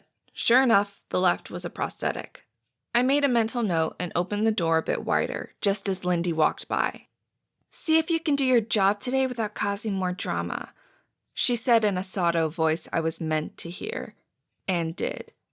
My shoulders stiffened as I tried to ignore her and focus on the patient, but my head itched fiercely in my normal reaction to stress, and she'd already given me a bad time about snow on my clothes. I didn't need any more grief from her today. "Morning, Mr. Jones. Let's get you weighed and checked in." He nodded, his shaven scalp showing slight stubble as he moved down the hall. I pointed to the scale, and when he went to step on it, his prosthetic snapped in half. With a half gasp, I grabbed him and tried to support him, but he was a foot taller than me, and we both went down. The chair there for people to sit in caught me in the shoulder as I fell, his weight on top of me. Between my shout of alarm, cry when the chair slammed into me, and his yelp of surprise, everyone came running. I'm sure we looked a sight, his leg in 2 pieces and him laying on top of me. Even Lindy seemed surprised. Everyone made sure he was okay. He was. The prosthetic had been old. He'd had it for over 10 years, but still we all stared at it. Once he was settled in the chair, everyone started drifting away. I lifted my arm to take his blood pressure and yelped in pain. "Cori?" Melanie asked, looking at me. "What's wrong?" "My shoulder, I think." Now that the adrenaline had faded, pain radiated out of it. We apologized to Mr. Jones, and Melanie grabbed one of the other nurses, Susan Carroll, to examine me. In an empty room, they pulled off my shirt while I tried not to cry out. Sounds of pain didn't make other patients feel safe. "You did a good job. This is going to bruise and hurt like hell. You'll probably need to get home," the nurse advised. "I'll get you a prescription for some pain relievers. You need to ice it and take it easy." "I can't." Panic caused my voice to spike. "If I get less than the hours needed here, I can't get credit. I have to stay." "Oh, come on. She was hurt on the job." Susan glared at Melanie, who at least looked uncomfortable. "She's right. It's to make sure they show up and not do half-assed jobs. I'll add it to my recommendations as what to change for the next round of students. I am sorry." "Fine. But you get an ice gel on that now and take some ibuprofen. I'll get you the prescription before you leave. Tomorrow you are going to hurt. You'll need to take it easy." I didn't say anything. Tomorrow I got to talk to my brother for the first time. Easy wasn't going to be in my vocabulary. The rest of the day didn't get any better. My shoulder was killing me, and I kept trying to reach for things, then gasping out in pain, which freaked patients out. The 3 blood pressure machines died before I gave up and just did them the old-fashioned way. The thermometer got stuck on 108 degrees no matter what, even for the others, so we all went to just asking if they thought they had a fever. Luckily, only one person did. The Epic system locked me out twice. Even after Melanie and I verified the credentials I was using were correct, it still locked me out. By the end of my day, I was in pain, exhausted, and worried this would screw up my meeting with Chris. I gave in and called Jo as Melanie shut the door behind me. She looked as tired as I did, and she still had a few more hours to go. Even Lindy hadn't had any energy to be snide as the day wore on. Yo, Cori, you headed over?" "Jo, my energy level is gone. Today has been a Murphy day. How much do I have to pay Stinky to get him to come get me?" "Oh, that bad? Nah, I can come get you. Give me 20? "Thank you, I owe you." "Darling, you can't pay what you already owe me," Jo replied in her best vamp voice, which was pretty good. "No worries, be there shortly. Mommy is making quesadillas with shrimp and steak." Yum. See you soon. I hung up, then bent over and gave my head a good scratch, sign in relief at what I needed to do all day. The cascade of white left my scalp raw and aching, but at least it didn't itch anymore. I'd take what I could get. But the scratching reminded me about my shoulder. I stared at the supermarket across the street. That Kroger's had a pharmacy in it. It shouldn't take too long to get this filled. I looked at it, Tylenol 3. The idea of just not hurting, the ibuprofen really didn't do much more than smooth the sharp edges, sounded like heaven. I texted Jo, "Pick me up at the Kroger, need to get some pills." Her reply was immediate, telling me she hadn't gotten it in the car yet. Texting and driving got you in big trouble, especially if you were a mage. They didn't bother giving you fines, they just tacked on how long you had to work for the government. The lowest amount I'd heard of was 6 months. Mages never texted and drove. It wasn't worth the price. "You okay? What you getting? Explain when you get here." I headed across the street. It was quiet for a Friday afternoon, but there wasn't a lot here populated by people. Most businesses closed by 5, if not earlier on Fridays. All I cared about was pills and maybe to splurge on a Coke. Dashing across the street took the last bit of my energy. Barely aware of anything around me, I headed towards the front door. "Hey, watch out!" A shout made me jerk my mind back into my surroundings from the haze it had been in, and I stepped backwards, just avoiding getting clipped by a car speeding through the parking lot. The other person across from me wasn't so lucky. He jerked and spun to the left, his bag of groceries flying up in the air. Everything seemed to move in slow motion for a minute. I saw the man fall on his butt, the flash of red under the hat registered. Then I focused on the groceries that flew up in the air and rotated. Again, the feeling of watching a movie in slow motion, a strangely déjà vu feeling, as I watched eggs, flour, sugar, a box of blueberries, and a bottle of oil fly out of the bag. In a move that would have looked unreal in the movies, yet I could see how each of them happened. The flour and sugar burst open, and the egg carton opened as did the blueberries. I couldn't move. I don't know if that was because it happened so fast, or because I just couldn't look away enough to remove myself from what happened. The eggs hit first on my head and shoulders, breaking open with dull splats. Then the berries stuck to my hair and clothes. The coating of sugar and flour came next. I managed to get my eyes closed, and the whites of the eggs created a gluey concoction that made it so hard to open them back up in time for the bottle of oil, glass, of course, to land at my feet and shatter, spraying me with oil. Time snapped back into normal speed, and I stood there, covered head to toe with the makings of a pie. Cake? Muffins? I wasn't sure which. People around me gawked, and the man who had all the groceries pulled off his hat, slamming it to the ground to reveal a Merlin tattoo and red hair. Shay. Of course it's Shay. I took a deep breath and instantly started coughing as I inhaled flour, making the pain in my arm flare to new levels. That seemed to kick everyone into motion. People ran towards me babbling, asking if I was okay. Shay stood up and stalked over to me, annoyance in every aspect of his body. "Girl, you are a menace. Get that taken care of. Get marked. Get trained before someone gets killed. Ronin are only romantic in stories." He clenched his fist, turned, and glared at the driver who had stopped his car and was staring at us, eyes wide. "And you!" Shay headed towards the other man. The driver looked like he wanted to jump in his car and speed away. "If you move, I swear by heavens I will drain every bit of water out of your body and use it to quench my thirst." Everyone froze, eyes wide. There was a reason Merlins were marked. They were lethal, and that symbol on their face let everyone know it. The man stayed quivering as Shay chewed him up one side and down the other. The manager came rushing out, and people tried to clean me up. It didn't work. Someone had mercy on me and got the pharmacist who took my script and ID, then came back a few minutes later. "The manager paid for it. I'm so sorry. How are you getting home?" I didn't know how to answer that. Depending on what Jo drove, she may or may not let me in the car. A familiar engine rumbled, and I sighed in relief. "What by Merlin's hairy balls happened to you?" Her voice high with surprise was the perfect end to a crazy day.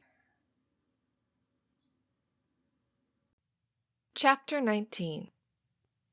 Winston Churchill. While he was only a time wizard, his ability allowed Britain to survive World War II. Some mages rose to prominence in showy ways like the Red Baron or the Desert Fox. But Churchill used his office to hide how hard he peered into the future, to try and see a way to win. His hair was always gone, not due to male pattern baldness, but the need to offer it nonstop as he tried to see the future and change it. History of Magic. 2 cups of Stinky's coffee before I get to work might possibly be a bit much on the caffeine level.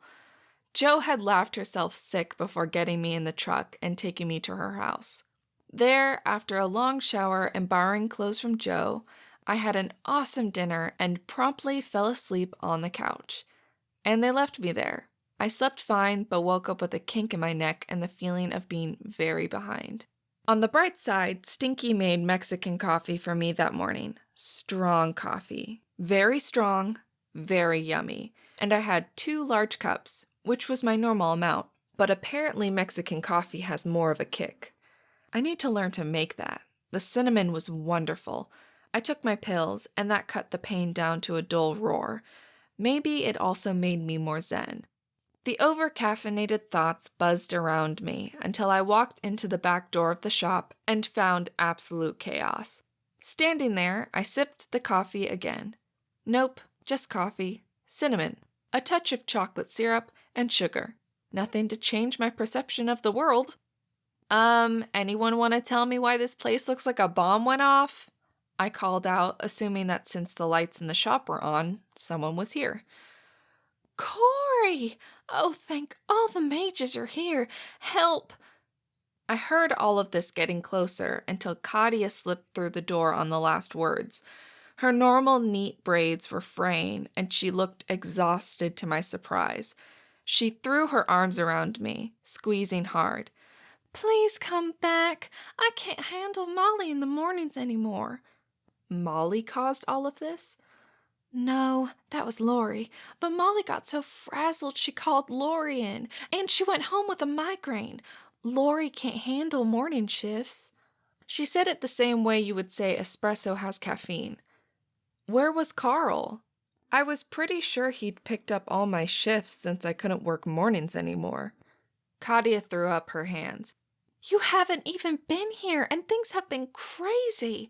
It all came to a head the day before yesterday, Thursday, the day he spilled a can of beans and slipped, breaking his leg, which meant Lori came in yesterday.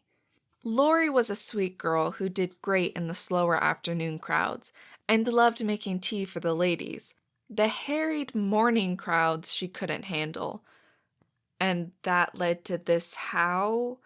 I waved my free hand at the bags of roast beans, the stacks of cups and lids, the bags of sugar and bottles of syrup, all scattered and off-kilter. Not the normal organized place I kept it. It looked like someone had torn through it looking for a magic needle and not found it. Because every time we ran out of something, Lori or Carl came back here to get it. She sighed. Partially my fault. I was used to grabbing things, so I didn't come back here after we were closed yesterday. So this morning I found this. They never put anything away or kept it neat. It's a disaster. Her lower lip actually trembled, and she closed her eyes. The front is worse. Our day was so bad yesterday, I thought I would have time this morning to get it cleaned up and ready to go. I got here at 5:30, but everything is such a mess. I thought she might start crying. To prevent that, I spoke. It's okay. We have almost 45 minutes. Let's get the front cleaned first and all the bakery goods stocked. Are they here yet? She shook her head, trying not to fall apart. It struck me she had emerged and been tested. How could she look so young when I felt decades older than her? Maybe mages age slower? I knew I felt like I was at least 30 lately with all the stresses on me. That or the pills were the best thing ever. This wasn't as bad as someone being snide to me. This I could fix. No, they should be here any minute, she admitted, looking at her watch. Okay, we'll do that, and in slow time, I'll work on the back. When is Molly due in? She isn't. Yesterday was too much, and she said you'd be here today, and you could handle it all. Good. That gives us time to get to it. Now come on. Maybe I was just good at cleaning up messes because there always seemed to be one in my life or near me. Either way, we busted our butts for 30 solid minutes and just got it mostly clean before the clock ticked 7, and someone knocked on our door. Go open it and I'll get beans to start grinding.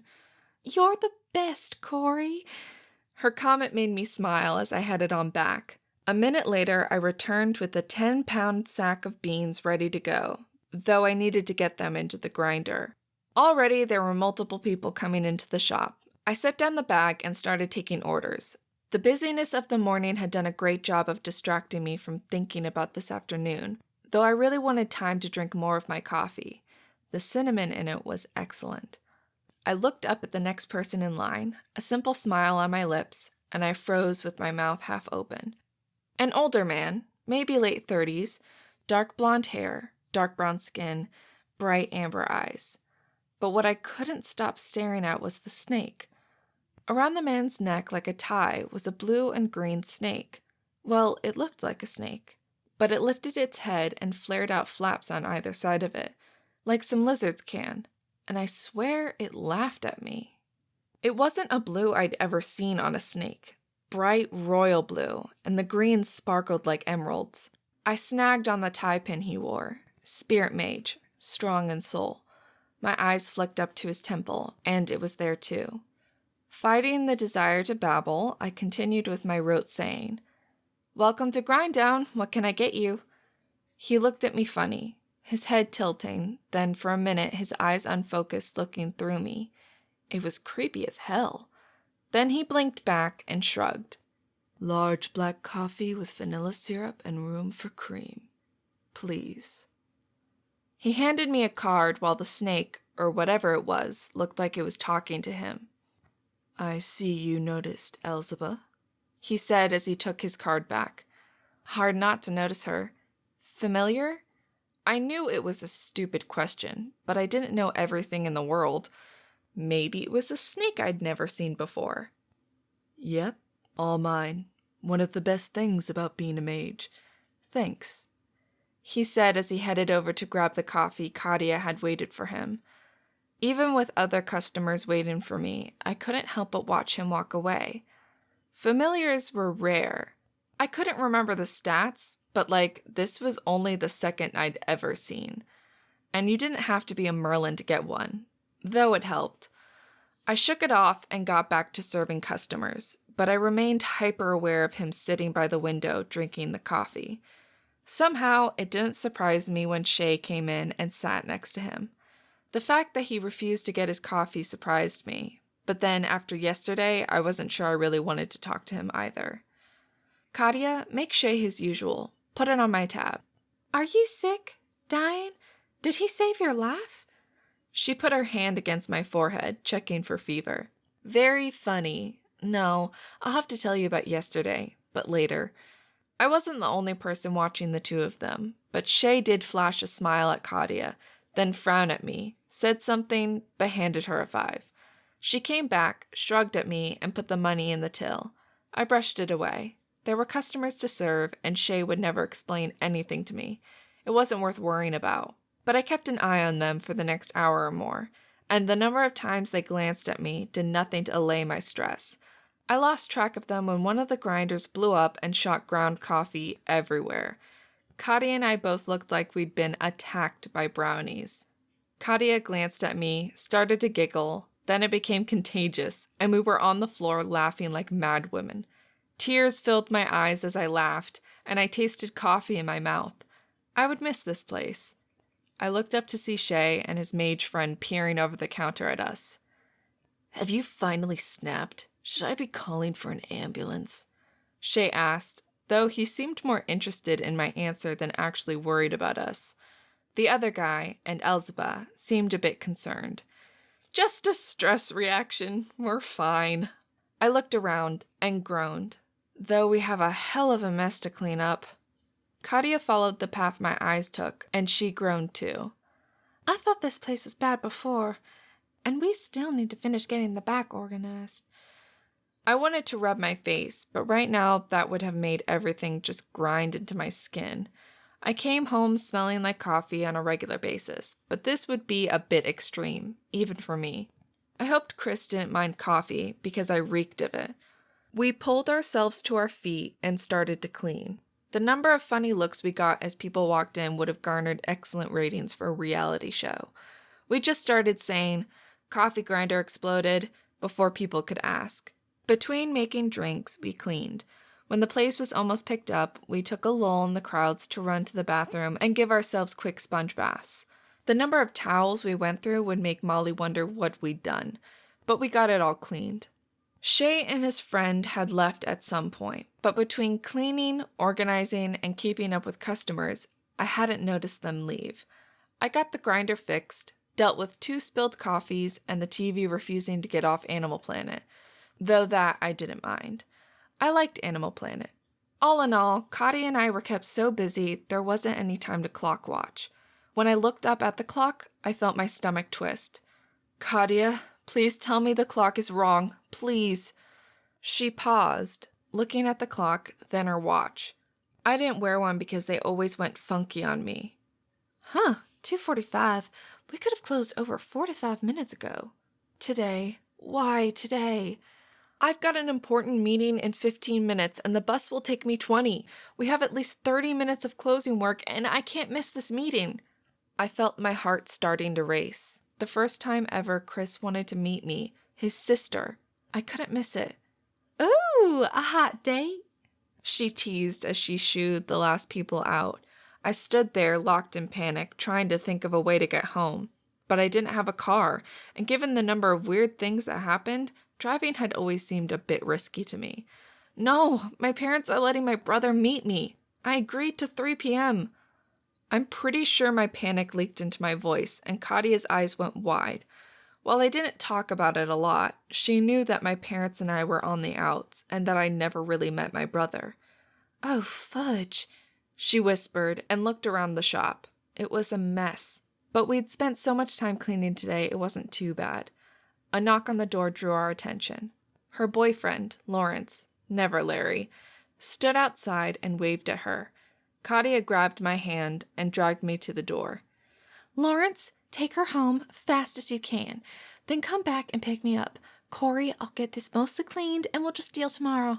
Today has been insane." Thank you, I babbled even as I hit the door at a run. "Address?"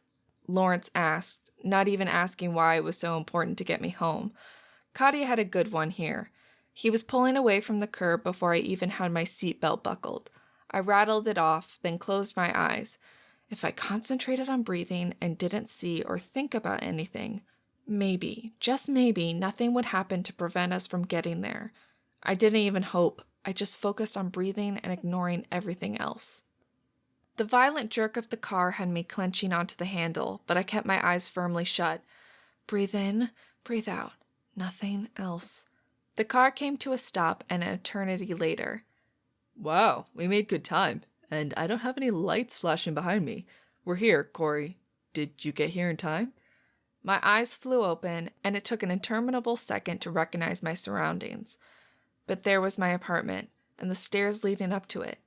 Sitting there, looking small, grumpy, and the best thing I'd seen in a long time was a small figure. Even from here, I could recognize the familiar hair color.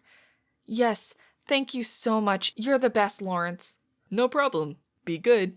I scrambled out of the car, and I didn't sprint to the foot of the stairs, but I moved fast, my attention focused on the small figure. As I stepped on the first step, his head jerked up and looked at me. Everything stopped, and I had to fight to keep moving. The emotions in his face and eyes cut me to the core. "You're my sister?" His voice asked, tone full of wonder and disbelief. "Yes, I'm your sister." Chapter 20. Magic has played so much in our recent history. A popular story trope is writing past historical events as if magic has been present, or had not been. The American Civil War finished just as more mages were emerging, and there's an entire subgenre of historical fiction that focuses solely on how the war could have been different. History of magic. Why didn't I make them include me in their lives? In his life? It hurts when I realize how much I had missed. He'd followed me into the house, and no matter how badly I wanted to take a shower and get the ground coffee that seemed to be all but embedded into my skin, I didn't. I focused all my attention on my brother. He was 7, gangly, the same eyes as my dad, and a mouth that reminded me of Mom, but I couldn't remember the last time she smiled at me. "Want a Coke?" Chris's eyes brightened as he flopped onto the couch. Sure. From this reaction, I suspected he wasn't allowed to have soda normally, which just made pouring him a small Coke even more sweet. Yes, I was probably being a pain, but I just let myself enjoy the mini rebellion. I poured the drink and handed it to him, then curled up in the chair looking at him, soaking up the presence of him here in my little apartment. Why do Mom and Dad hate you? His words sliced into my heart hard enough that I physically flinched. Chris just looked at me, his head tilted in a bird-like look that reminded me of his brother, oh, so many years ago. Do you think they hate me? Why in the world did I ask that? Do I think a 7-year-old knows? But the words were said, and Chris considered them carefully, taking tiny sips from his glass. Maybe. I mean, they don't talk about you. But that lady said you were their daughter. They didn't say no. When I don't like someone, I pretend they don't exist. So why do they hate you? My eyes closed without me consciously choosing it, and I thought about the question. Want some more Coke? Chris looked at the glass and drained it, then handed it to me. Okay. I went back into my kitchen and opened up the 2-liter bottle of Coke. It exploded in my hands, soaking me and the kitchen. Oh, wow, are you okay? Chris spoke from just the other side of the counter, looking at me, his eyes wide. Yeah, I muttered, my voice not quite a sigh. I reached for the towels and mopped it up. I'd have to clean later because everything was still sticky. So much for Coke for you. Sorry. My shoulders were starting to hurt, and I found that I really just wanted to cry. I pushed everything down and smiled at Chris. That was cool. Messy, but cool. He grabbed a towel and helped me mop up. That is my life. Messy, but cool. I headed back to the sitting area, but this time perched on my stool. Less stuff to clean up later. I don't know if they hate me. I hope they don't. But I know, or at least I think I know, why I make them so unhappy. Why? 'Cause they make me happy. What did you do? I didn't save my brother. Huh? You're my sister. You're not a guy, are you? Is that why they're mad? His leap of logic caused a laugh to burst out. No, that might be easier. I frowned. You're in 2nd grade. How do you know about transgender? Chris shrugged. TV, news. People are weird. So, back to you. The kid was like a dog with a really good bone. He wasn't letting go for anything. I kind of admired that. I got sidetracked so easily with all the drama that went on. I had a twin brother, Stevie. When we were almost 12, something happened and he died. No one knows why. Estella and Raphael, your mom and dad, I clarified when he looked at me funny, cried a lot. And I think they either blamed me for it or just couldn't stand to be around me because I lived and Stevie didn't. Or they hated me and even looking at me made them sick. That I didn't say, trying, at least for Chris, to give them the benefit of the doubt. He didn't need to know my levels of guilt. Surely there must have been something I could have done. Maybe it was my fault. That secret guilt always ate at me. Did a drunk driver hit him? The question surprised me, and I looked at him. My face must have conveyed my confusion because he shrugged. Tori had her big sister killed by a drunk driver.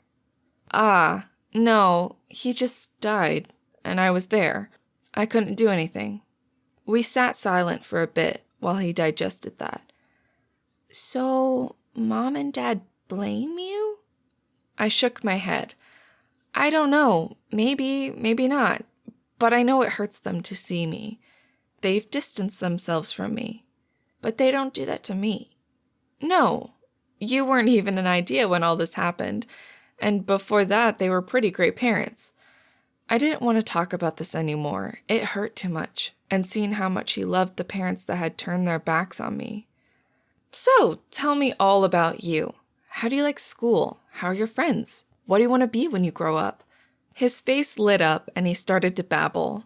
I just sat and listened to him talk about friends, math, driving fast cars, and mostly him being a kid.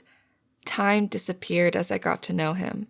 He was smart, stubborn, never let anything go, grudges or loyalty, and I hated how much of his life I'd missed. The strident beep of my phone jolted both of us out of our daze. Let me check that. As I had notifications hidden, so they never said who was texting or messaging me. The time of 5:15 surprised me. Wow, we've been talking for almost 2 hours. His eyes widened. Oh, I better get home. Was that Mom? I looked at the text. Yo, how goes it? Want to come over for dinner? No, it's just a friend. But yes, you should probably get going. I stood up and popped off the couch. I enjoyed talking to you. I'd like to do it again.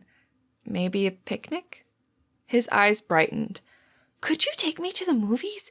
Mom and Dad don't like comic book stuff. I grinned at him and wrinkled my nose. I love comic book stuff. As long as they approve, I will. I walked down the stairs with him. Chris, I want to get to know you, but I won't go behind their backs. They need to approve you're spending time with me. If the past has taught me anything, it is that your parents' love is important. You don't want to lie to them or run around. They are too important. I'd love to take you to the movies and get to hang out with you, but only if they are okay with that. I tried to sound calm and logical, but I wanted to be part of his life. You know where I live.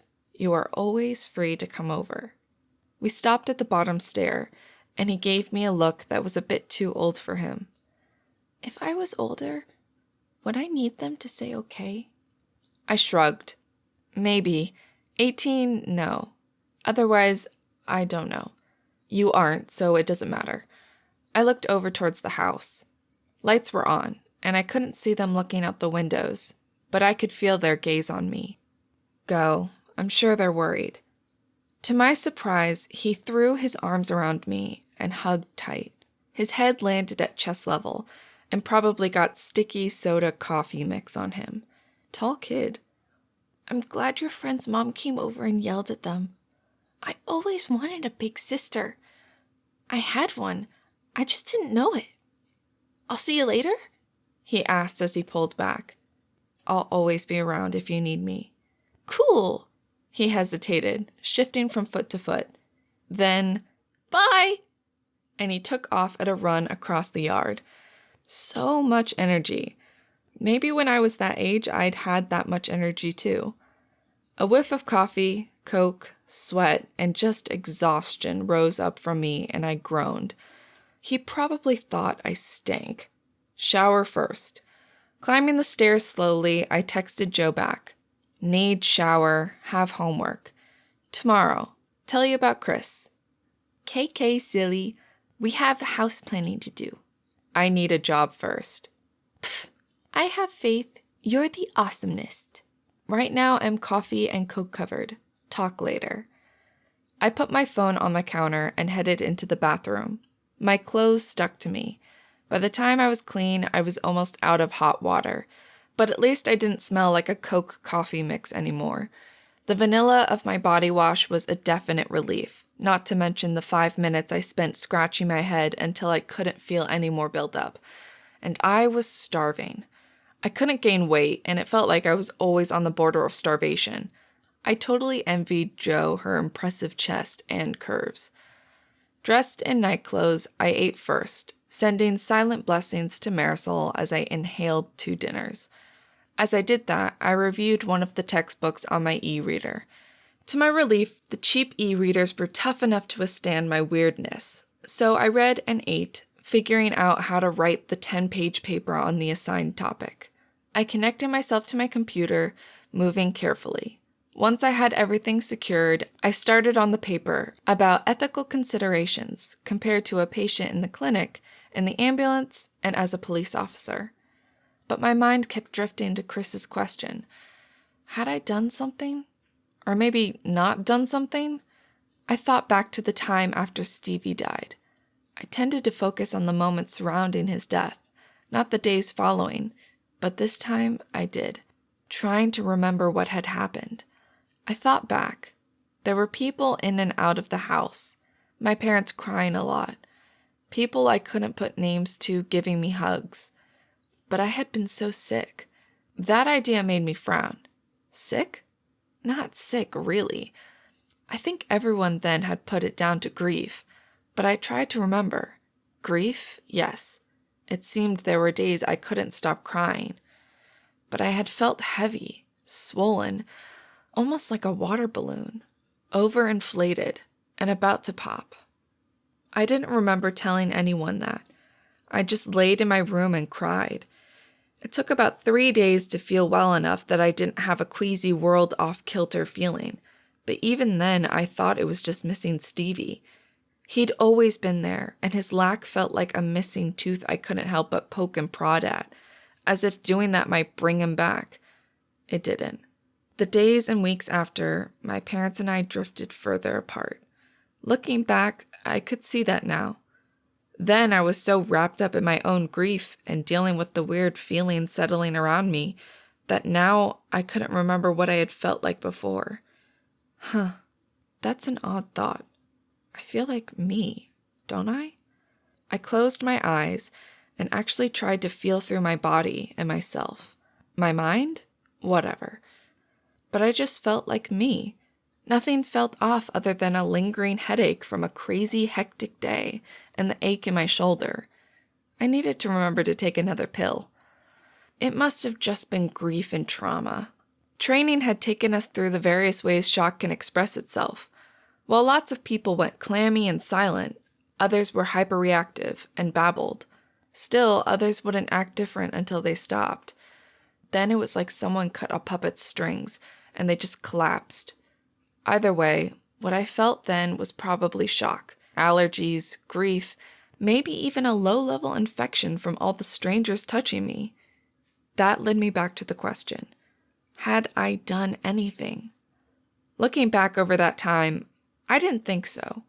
I'd just withdrawn, they'd withdrawn, and neither of us had tried too hard to pull the other back into the fold. And by the time I needed them, we didn't know how to talk anymore. So I kept just dealing, and they leaned on each other. Me? I leaned on Jo. No, I hadn't done anything. We just broke under the weight. One of my classes had a session on grief, and lots of relationships broke under it. No big surprise ours had. It just had lingering effects. The realization helped ease the pain a bit. Oh, it still hurt. They were the adults then. They should have tried, or at least seen, but I don't think it had been on purpose. It just happened. I finished the paper. Really, ethics were ethics. Not that hard to do. Though, as an EMT, I could see patients' information getting out easier. You didn't have time to make sure no one could overhear you when a life was on the line. I did add a note that certain things that might be seen as socially impactful should get more consideration if in a public place, but the patient's life came first. Chapter 21. 2 of the abilities that relate to the more traditional idea of spells lay under the relativity branch of spirit. They are called Murphy's Cloak and Lady Luck. They are one of the few that can be actively cast on someone else. While they are normally short-lived, as keeping them active requires constant offerings, they can be used to pester someone for short amounts of time and are hard to detect once the spell has faded. Magic explained. A quiet, normal day. I am so glad. I'm not sure I could have handled another Saturday. Oh, I could have, but having Sunday morning be light enough for us to get the place cleaned up to sparkling, get the storeroom back to its orderly existence, and make some really good tips with extra nice service helped. In fact, the only weird thing that happened that day was no drama. Nothing broke, no one had a fit, and no Shay. It was a nice change.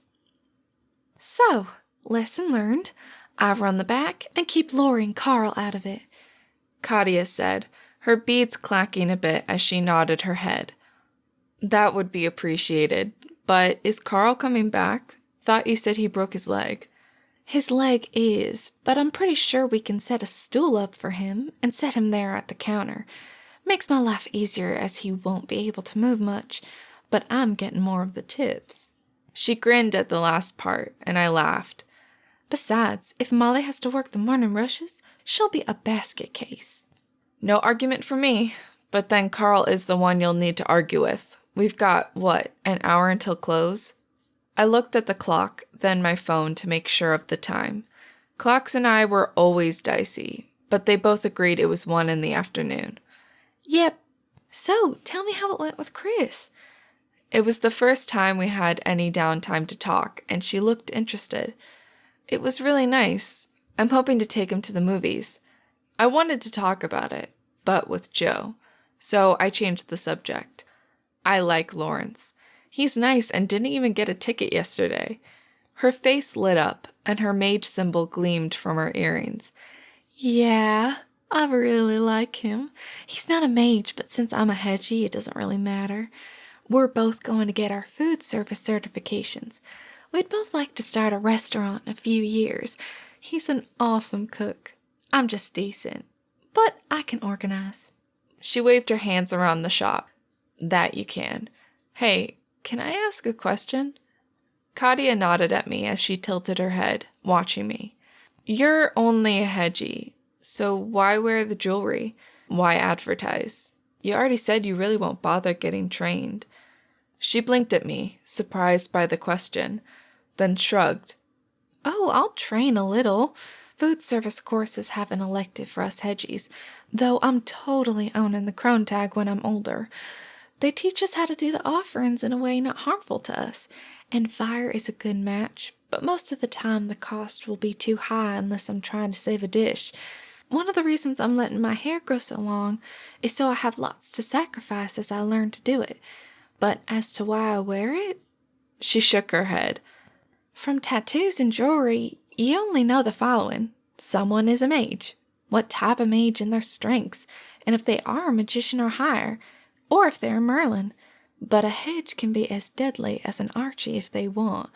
People tend to be nicer if they think you could do something very painful to them. So I wear it because all they know is I'm a hedgie or a poser. Either way, people treat me differently. They do? I was surprised. I mean, it made sense. There was lots of discussion about equality in high school civics, but I never really noticed. Oh, it isn't obvious. But people are nicer when they realize you might be able to boil the blood in their veins.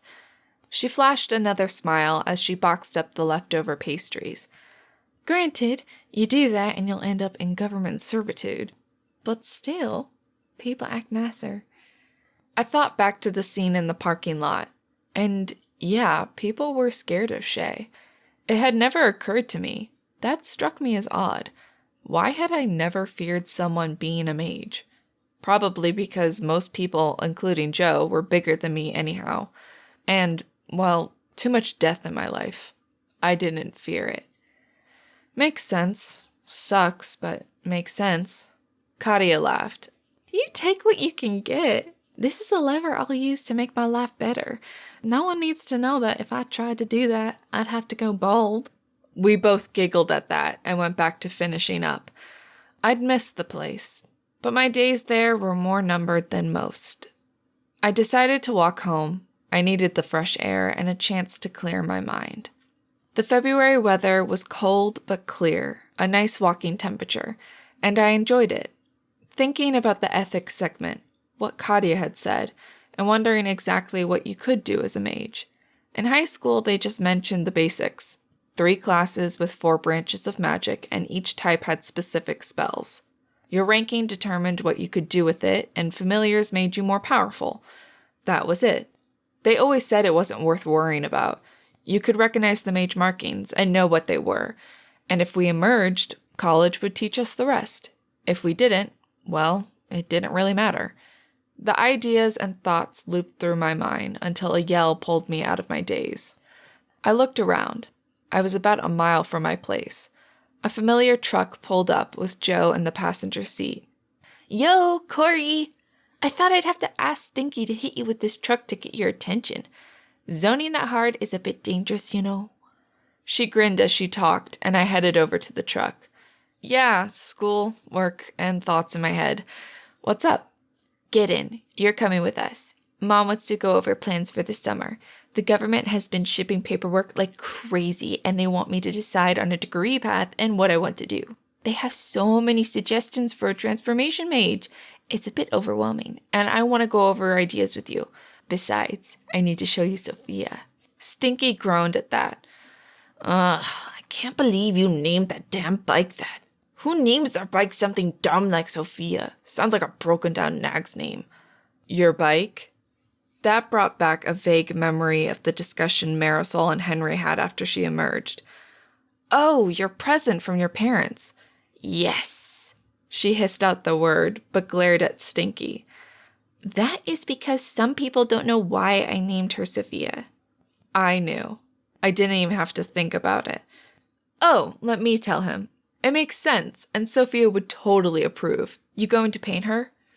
Yep, white with silver and red details. She'll be perfect. Jo was almost bouncing in her seat, and the excitement level was so high. Fine, tell me, oh wise one. Why did my ridiculous sister give it an old woman's name? No one is named Sophia anymore. Exactly. An awesome old one. Sophia from the Golden Girls. Perfect name for a motorcycle, I told him as Jo poked him in the ribs with her elbow.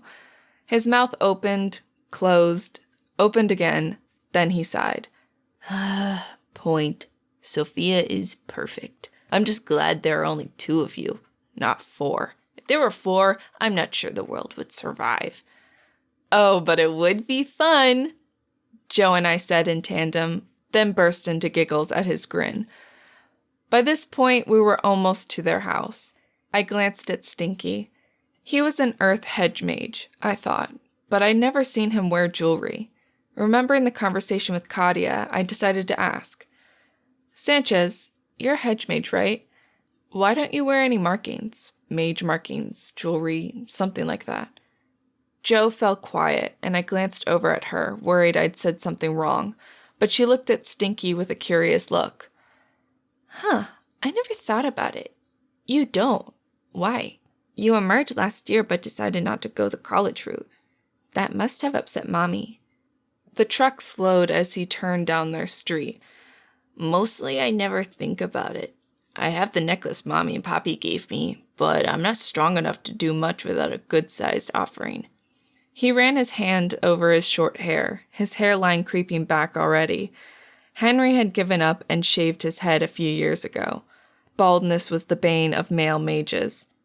And I'm strong in earth, while Paolo is strong in water. We've talked about it. We could probably create a really good landscaping business, but mostly the personal cost is too high.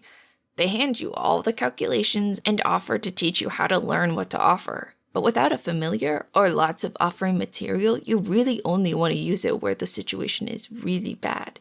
For hedgies that don't want to do college, they offer what is an in case of emergency class that you can take in the evening for a semester. He grinned. Besides, it gives me a secret skill most people don't know about. Have you taken that? Jo blurted out, looking at him, eyes wide. She hadn't known either. That did, in a weird way, make me feel better. Yep, last fall. That was what I was doing most Wednesdays. It was interesting, and I tell you, learning what I did makes mages really scary. What Mommy and Poppy could do if they wanted to. Ronin, both Jo and I whispered. The Ronin were mages who refused to abide by the laws of the OMO, which had a global impact on most rules. There were some Merlins who spent their entire draft decade hunting them. Most lower-ranked mages didn't bother. When it would take a quarter of an inch of your fingernail to light a campfire, using a lighter was easier. Oh, they could still kill. There was that one serial killer. I pulled my mind away from that. Good to know. Maybe, Jo, you'll tell me what you're learning at college. Jo snorted. Please, I'm going to make you help me with my homework. You were always a better student than I was. If you cook so we don't have to eat out all the time, I'll clean and help. Double deal. If you ate out all the time, even you would start to put on weight. I have no desire to prove the truth of the freshman 15. No bueno. The 3 of us laughed and traipsed into the house. Marisol had a stew going on the stove that filled the house with smells of spices. For a moment, I just stood there and marveled at my own stupidity. Why was I so willing to walk away from the best thing in my life? Thank the Merlins Jo would fight for me, because this just proved I wouldn't fight for myself. I needed to get better at that. Even so, I walked in, absorbing every bit, as always scared I'd lose it in a heartbeat, just like I lost Stevie.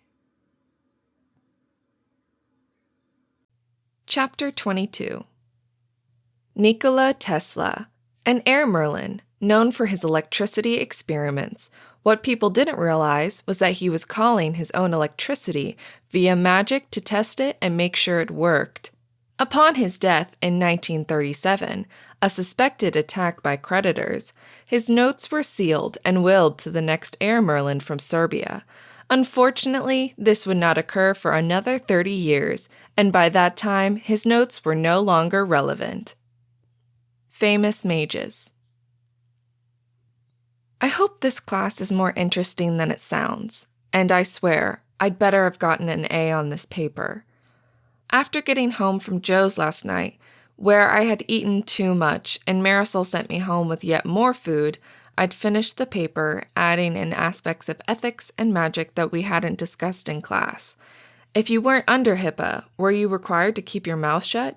And what if keeping your mouth shut meant the patient died? It would get hairy with some of the odd situations, and I'd been in more than one of them. The guy who fell from the sky kept coming back to me. That one could still give me nightmares. I settled into an open chair. It wasn't a big classroom, and the best ones were the ones near the heater. Only thing we could figure out was the school tried to save money by keeping the experimental courses in the parts of the building where the heating didn't work. I pulled out my notebook, focused, and cleared my mind. I'd already overcome the worst. This was the last week of MA, and I couldn't wait. While I'd be glad to get the certification, I really didn't like dealing with the crap they had to put up with, and urgent care was nowhere near as bad as a clinic. There was nothing that made me want to become a nurse or a doctor. Not that it would happen. I didn't have the magic to pay for the schooling or the brilliance to get the scholarship otherwise. Monique glared at me as she walked in, a sneer on her face. "That's my seat." I looked at the seat, then at her. "Obviously not, as I'm sitting in it. Next time, get your name put on it." She flushed and stalked by me, knocking my stuff off the desk. I sighed and bent over, picking it back up. Bruce walked in, handing out papers from last week. He nodded at me. "Interesting. The effective experience to be able to make the right snap decisions. That experience with serious situations as a child-teen can provide a better balance at making them as an adult, and using kids growing up in war zones as example was excellent. Good job." I flipped it over as he continued his routine, and I grinned at the A in big red pencil on it. At least this was something I could be proud of.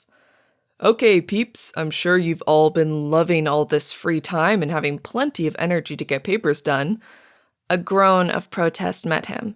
The hours were as bad as working full-time, but without pay. "See, lots of free time. That should make the papers due next week interesting." He paused and looked around. "How many of you have a high-rank magic user in your family, or close friends who have gone through the full training course?" Only 2 people raised their hands, and Monique was one of them. Most of us came from families with little to no magic, and while Jo qualified, she still had years of schooling to go through, so I kept my hand down. About what I expected, actually. For those of you who pay attention to the syllabus, you'll know this is a section of the course devoted to responsibilities of magic users. While I'm sure you all know about the magic draft and the general rules, most non-magic users don't know the details. This is all stuff the government goes over with you in the first week of college. I can see you now all shrugging. Why should you care about the requirements of mages? Well, here's one of the things that isn't spoken about much. Any tattooed mage, so any magician or higher, is required to render service to any first responder upon request. Half the class sat up straighter at that, and I leaned forward, both worried and fascinated. If you are Merlin, Even after you finish your mandatory service, you must keep current contact info on a file with FEMA. In the case of any national disaster or emergency, they can be recalled to assist. At this point, the entire room was paying attention, and I couldn't blame them. Is this what Shay faces? If Chief Amison needs him, he has to help? I wasn't sure about that. Merlins were powerful, but there were always costs to doing any magic, even for Merlins. A few hands went up. I resisted raising mine. I wanted to see what others asked first. Give me a bit before you start asking questions. Bruce nodded at the people who put their hands down. If I don't answer your questions as I cover this material, I'll leave about an hour from 3 to 4 just for the question aspect. If you need clarification on something I'm saying, let me know. The people who raised their hands nodded their heads, and we waited for the next bombshell. I'd always known about the mandatory service. I hated that Jo would be required to serve. Most people could turn it into an advantage, but there were always news stories about people who made it out to be the worst thing ever. Though, if I thought about it, I'd never heard of a Merlin saying that. Now, most of you know that to do magic of any type, it requires an offering of your genetic material. For mages with familiars, they can use material not attached to them anymore. How many people have ever seen a familiar? I raised my hand, and 2 other people did also. What about a familiar's hope chest? Only 1 person kept their hand up. Okay, then I'll cover that too. In response to an emergency, a magic user can be asked to use up half their available, non-living organic material to assist first responders. They cannot be asked to offer up any living cells, though all mages can make the choice to do that. Any mage with a familiar can use material that is no longer attached to them. This is why most mages let their hair grow as long as possible. It is the best way to offer. Nails are next, then it follows to the outer layer of skin.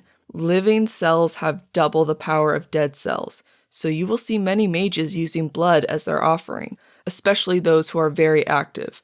Blood is replenished easily and is very dense. He took a drink of his water and looked at us. Remember that the higher rank you are, the less the cost is. If you are a mage, you'll be trained in the cost and will be able to calculate without thought. For some reason, access to magic also gives you an exact knowledge of what your offering will be to pull something off. Bruce shrugged. None of that matters, but I want to make sure you understand it. A mage walks by, and you ask them to stabilize someone you are trying to save, and their personal cost will be much higher than for an archmage with the same skills and strengths. People have been known to offer up body parts to save lives, but most people aren't willing to do that for a stranger. And you cannot ask that of them. His voice stressed those last words. I need to make sure you are clear on this. While any mage is bound to assist you, if they say these words, the cost is detrimental, you're done. You don't ask, you nod, and you do your best. But what if they're lying? I was glad someone else blurted that out, and not me, but I wanted to know the answer to that question. Not your problem. Huh? Most of the class had that reaction, and we all stared at him in confusion. He must have been prepared for this because he clicked his computer and the projector woke up with the words, Good Samaritan, and Wandering Mage Laws written on it.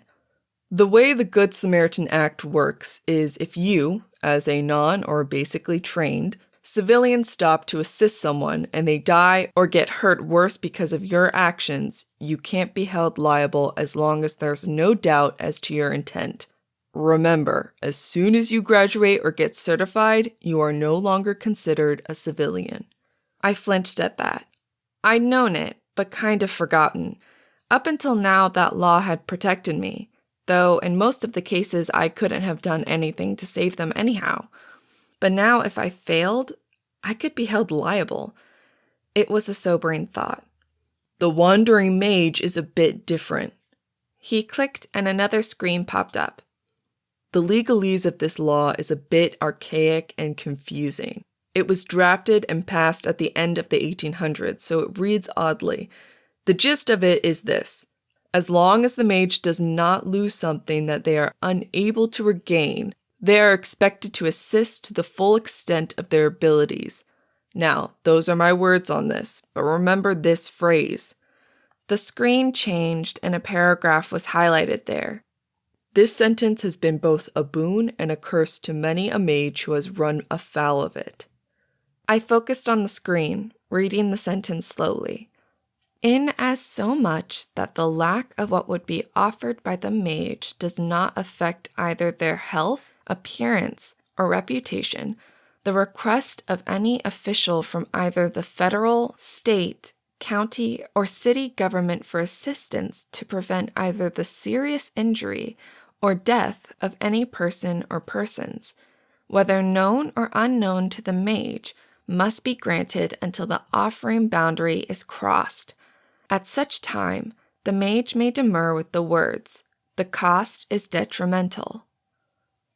The whole class was silent for a while. Then someone spoke up.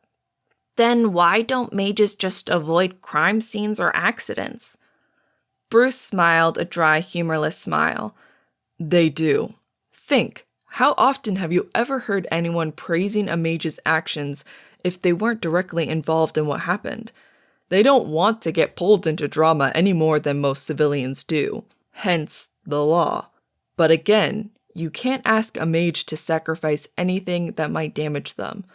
Back in the early 1900s, about 1929 I think, there was a case.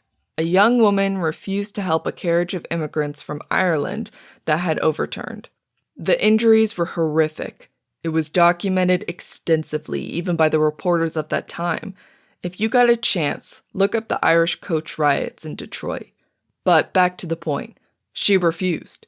Later, she was brought up on charges of not being willing to sacrifice non-vital organic material to prevent over 15 people from dying a very painful death. He must have seen the questions in people's eyes because he shook his head.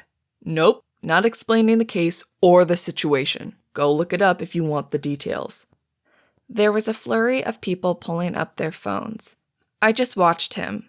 This was all fascinating and a much darker side of magic than what they talked about at school. But then, could you imagine a school full of kids with magic? It made my skin crawl. Kids sucked. Back to the point at hand. After the victims died, she was tried for refusing to adhere to the Wandering Mage law. Note, this is a federal law, and the U.S., in fact most UN countries, have reciprocal agreements to abide by their country's versions of this law. He took a drink of water, walking back and forth as he talked. She, and I want to stress this, successfully argued that offering up her hair would have made her too bald to save that many, and that would be detrimental not only to her social standing, but her ability to gain a husband, and violate the contract she had with the employer to not recklessly expend resources. Bruce smirked. Think about that. She won because it might have made her less attractive to men. The class sat there in silence, looking at each other. I kept my hair short, barely past my chin. Mages almost always had long braids or hair, most of the time with beads or strings woven in them. They never got their hair cut unless they had a familiar. Okay, so this is sinking in. What this means is you can request assistance from a mage. The odds are that in 85% of the cases, it will be a minor offering from them. But that last 15% accept the fact that they can refuse. You cannot force them.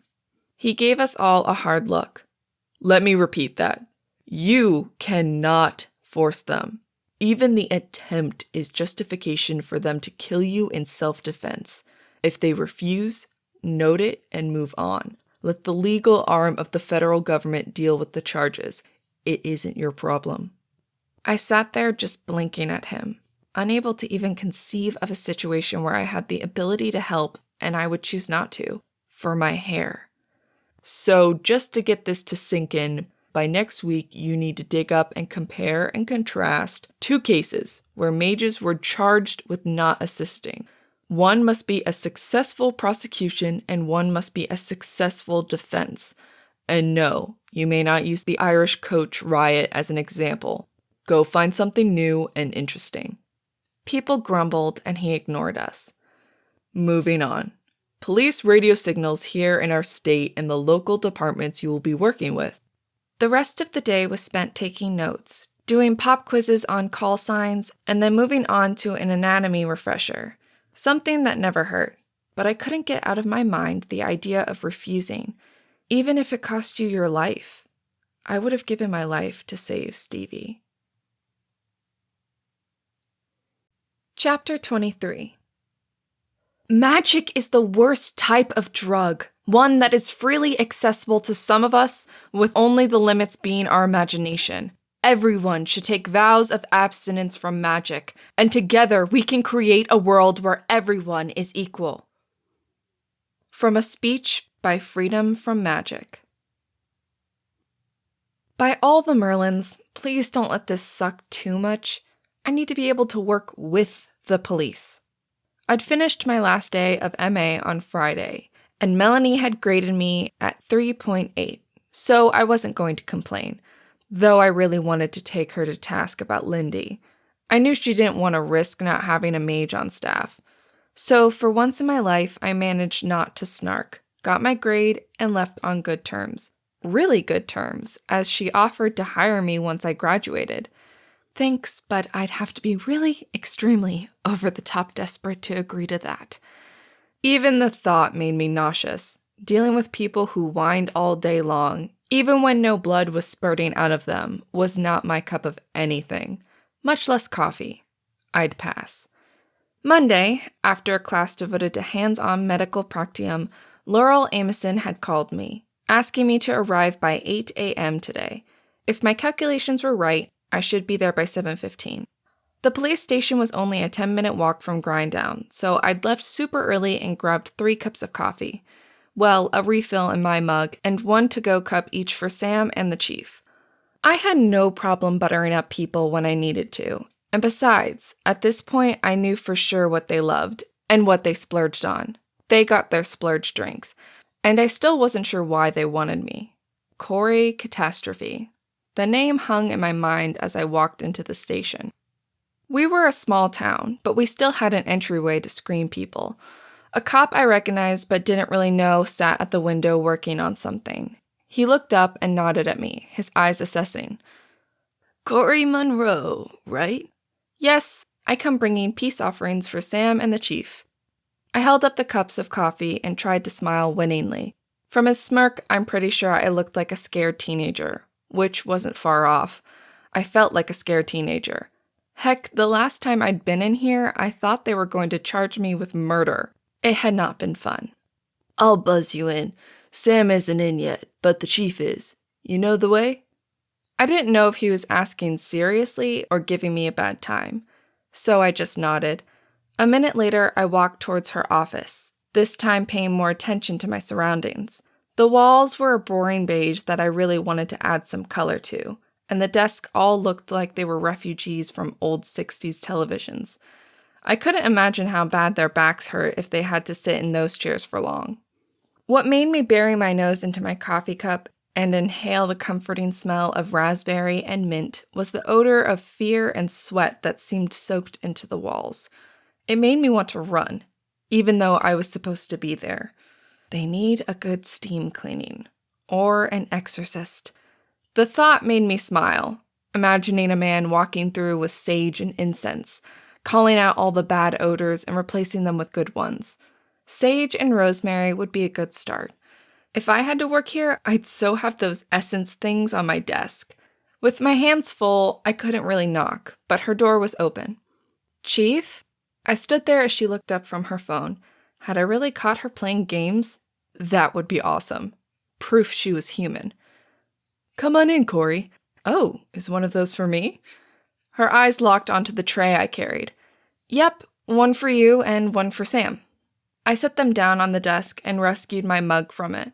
She glanced back down at her phone, and I realized a face was watching us from it. The fire chief. Hey, Martin. Cori's here, so I'm going to go. Love you. Love you too, babe.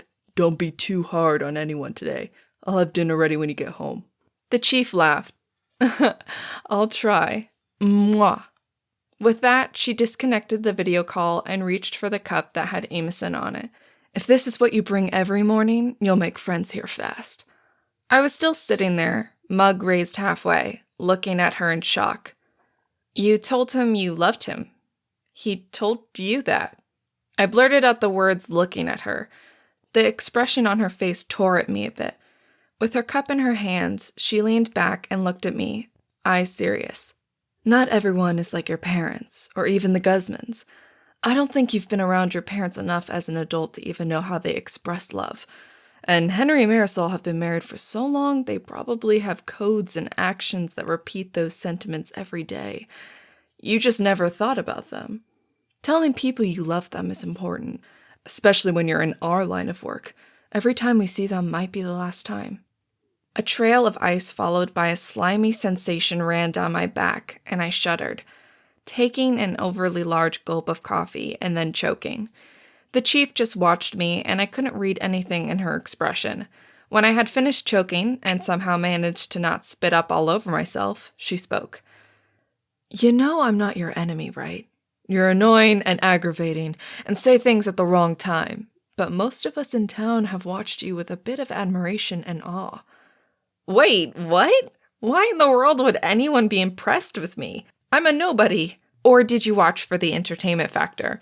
To see what catastrophe I got into next? Bitterness coated the last part of my sentence. Excellent. I went from incredulous to mocking in 3 seconds. New record. Someday I will learn to keep my mouth shut, or at least be polite. To my surprise, Laurel chuckled. It wasn't much, but it was enough to get my shoulders to unclench. Oh, part of it may have been that. You must admit, you seem to go straight towards trouble, or vice versa. If you had started this recently, I'd be pulling you in for mage testing. But I can't remember a time you weren't like this, so I think it's just you. So what would the other part be?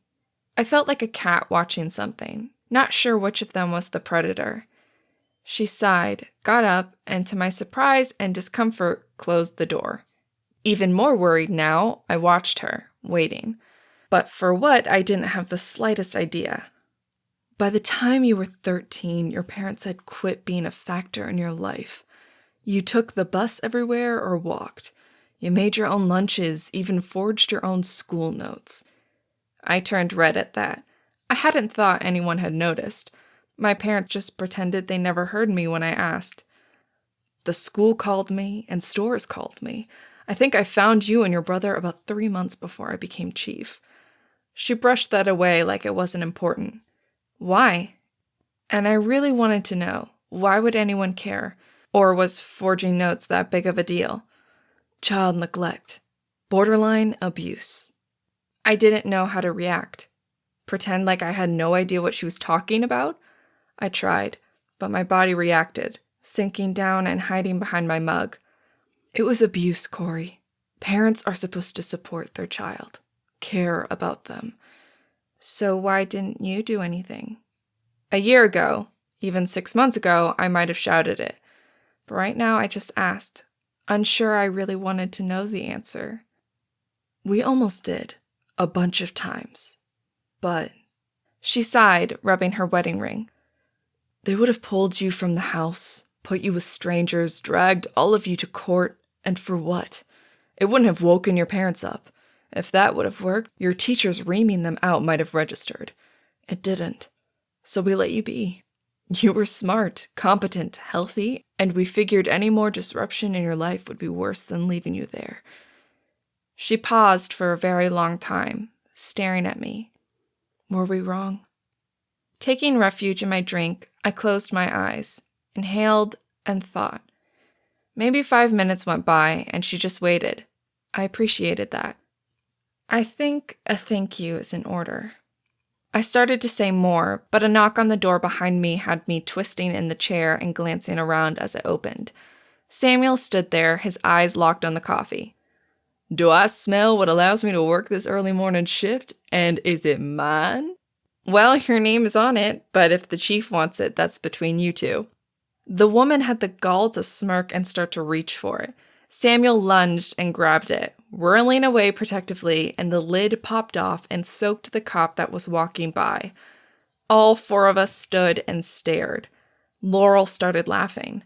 It was a deep, rich sound, not mocking at all, which surprised me for a reason I couldn't explain.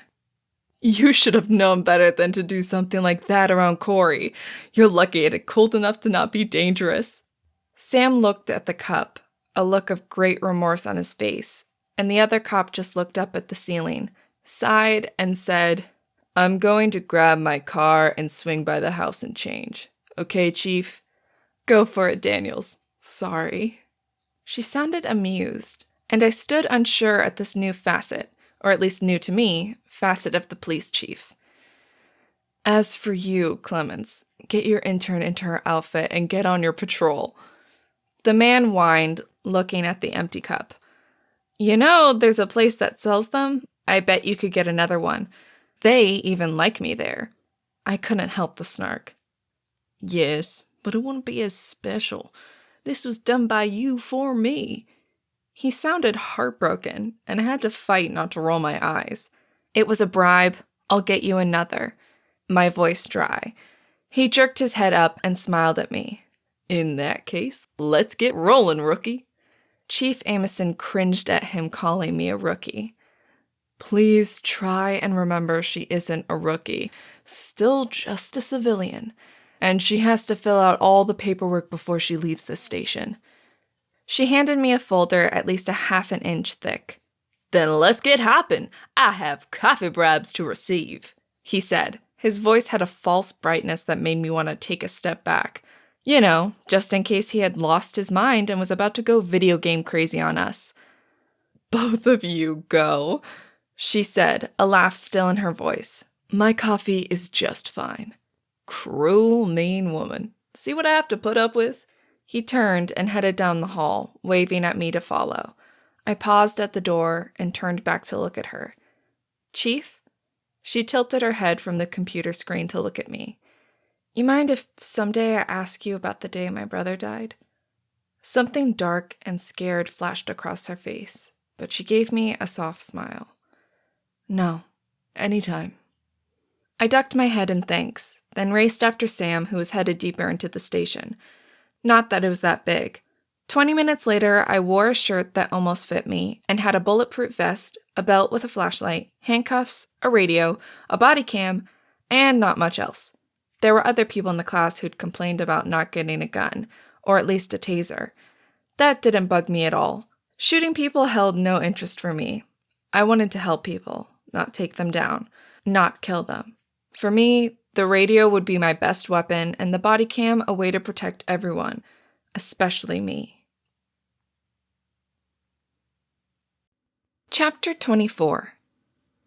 Familiar's Hope Chest. In families where magic is common and familiars are often drawn to them, they keep what is called a hope chest. A small box, much like a jewelry box, kept in the hope of attracting a familiar. Anyone with a familiar can use their own genetic material that is not attached to them, hence the chest, to keep nail clippings, cut hair, teeth, anything of theirs that someday could be used in an emergency. Magic explained. I am so tired of signing paperwork. At this point, everyone should know my social security number.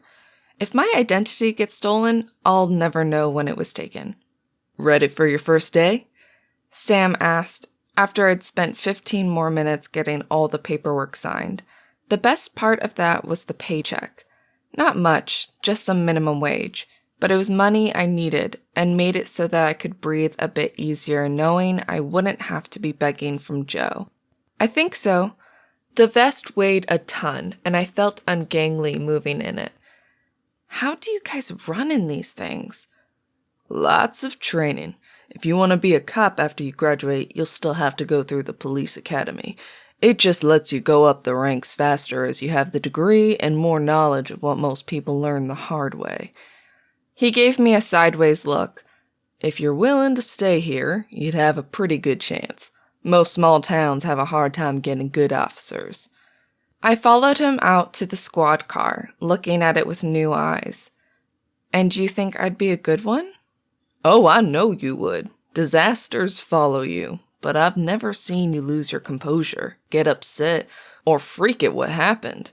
This is a good quality in a cop. You also think. Too much sometimes, but it means you'd probably never shoot someone because you were startled. Your first instinct isn't to draw a weapon. He paused as we slid into the car, and he logged in, stating our location and what we'd be doing. With a grin, he started up the engine and headed out. Not drawing your weapon could be a bad thing in a dangerous situation, but if you made it through the academy, I have no doubt you'd be fine. I looked out the window. I'd never really thought about this for a real job. I'd always been focused on being a paramedic. I don't know, never really thought about it. But that doesn't explain you. What about me? Why did you volunteer for this? I didn't look at him as he drove, instead trying to see Rockway through the eyes of a cop. A different view than I'd ever had. Everywhere I looked, I saw people and wondered who was about to break the law or do something that might get them or someone else hurt. Being a cop, or risking my life with you. I jerked my head to glance at him, but all I could see was a half smirk as he looked straight ahead. Yes. If he was going to be a pain, I could match him. Point. I always wanted to be a Texas Ranger, actually. But I didn't live in Texas, and they have crazy requirements. So I became a police officer. Huh. Yeah, I can't see you in a Stetson. You'd look silly. Gee, why did I want to do this again? That was my question in the first place. Why?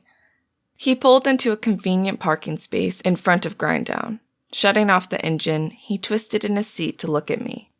You drive me crazy. You always seem to be at the center of anything going weird or funky, but you never make the same mistake twice, and you are calm under even the weirdest situations. I want you to succeed. I wasn't a police officer when Stevie died. I flinched at that, but he continued. But I knew about it. Everyone did. I couldn't imagine holding any of my siblings as they died. You did. And then you dealt with everything else life has thrown at you by busting your butt and working hard. So why wouldn't I want to do this with you? My mouth had the consistency of damp cotton, as it had fallen open in shock as he spoke. I closed it with a snap, looking at him and feeling my face heat up. I didn't know what else to do. I didn't see any other options. Sam flashed me a smile as he opened the door. And that is why you impressed people. You have always looked for a way to be better, to answer your questions, to solve your own problems. It makes people want to help you. Now come on, I believe you owe me a bribe. I got out of the car, fighting the stiffness and weight of the vest. How in the world did they move in these things? But leaving the heavy conversation topic behind was fine by me. It was a bit much to take. To be fair, I already bought you the bribe. You're the one that spilled it. In a move that has never wasted a drop of coffee before, so therefore, it is your fault. He held open the door to Grinddown with a teasing smile as we walked in. That is very unfair. How can I be responsible for your actions? The teasing helped to move the stress, but it flared back up at the wide eyes from Katia and Carl as we walked in. Everything okay, Cori? Katia asked, looking at us. Carl just looked worried, which made no sense. I looked down at myself. Polyester long-sleeve shirt in the same style as Sam's, but no emblems on it.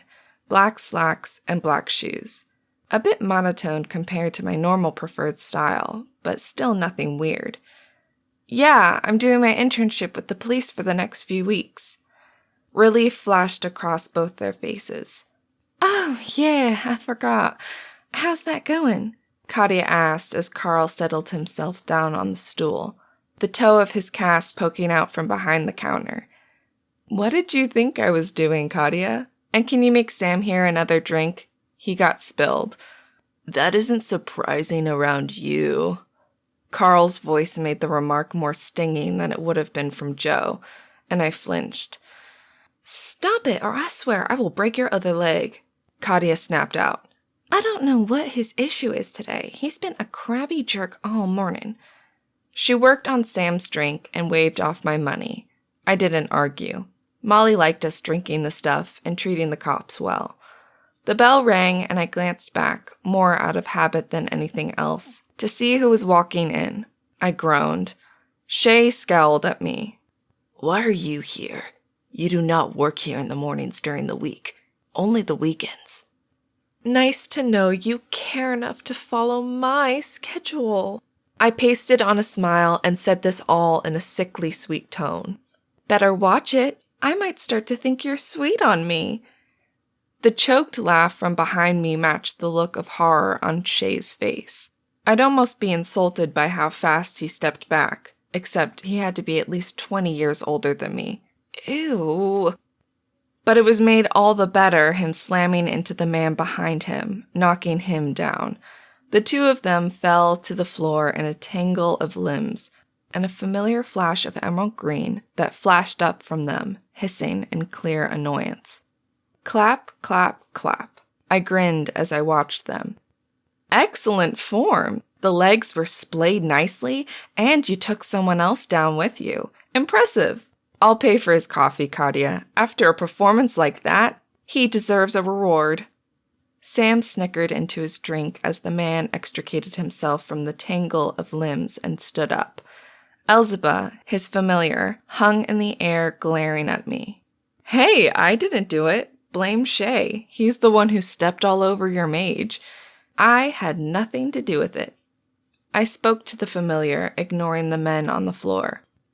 Oh really, O'Shaughnessy, what is it with you and your spirit girls? The man asked, his tattoo glinting. Oh, I'm not his. Though calling me spirited was amusing. He, however, is the bane of my existence. Moving away will be a relief. I won't have to worry about running into him every time I turn around. I loved tweaking Shay. Besides, I really wanted to pet this guy's familiar. But you didn't just do that. Even I knew that. It was rude. Like petting a service animal.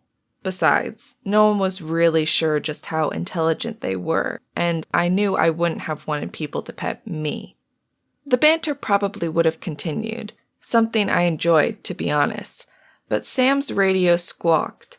I froze and looked at him, frowning. The code that came across was public disturbance, if I remembered correctly. What really caught my attention, though, was Shay and his friend both froze too, looking at me with a weird expression on their faces. Even Elzeba stared at me. Okay, Cori, let's go. We'll walk. It's only a block from here. Sam headed to the door, his coffee left on the table. I trotted after him. His longer legs could eat up distance quickly. What's up? I caught a disturbance. I tried to keep my breath even as I kept up. I'd have to start working out more. Too bad the gym idea hadn't worked out. Not enough time to do everything I needed to do. Something going on at the bank. He darted a quick look at me. You remember the rules, right? Yes. Stay behind, and at the first sign of trouble, radio for help. I rattled off the code for officer needs assistance. Good. Remember, this job is always dangerous, but if you keep your head, there should never be an issue. Isn't that just what you were telling me I'm good at? Yep, which is why I'm trusting you and not having you go sit in the car. Joy of a small town. Chief Amison trusts my judgment. Lucky you, I muttered, then flushed again. Really, why were my memories so against the woman? Yep, I am. He slowed as we reached the bank. Sam turned and looked around, scanning the area. I mimicked his actions and looked. I wasn't sure what I was looking for, but I didn't see any idling cars or suspicious-looking people lurking around. But then it was winter, and what few people were out were bundled up. He frowned. Nothing looks odd. Hang back. If I tell you to duck, you better be hitting the floor. At any other time, I'd have made a snarky remark, but my adrenaline and nerves were too tight, so I just nodded, an odd, jerky motion that didn't feel like me. Sam winked at me, and pushed open the first set of doors to the bank. I watched him go through the second, and he walked over, looking calm, and talked to the security guard standing there. Taking that as a meaning it was okay, I pushed in through both sets of doors and stood on the opposite side of Sam and the guard trying to figure out the situation. There weren't many people in the bank. One older man, probably about Sam's age in the middle, his arms crossed, glaring at everyone. His dirty blonde hair looked like he'd been running his fingers through it constantly, and the bags under his eyes implied sleep was something he needed more of. That's him. He started yelling, so we hit the alarm. All I know is his name is Roy, and he's pissed.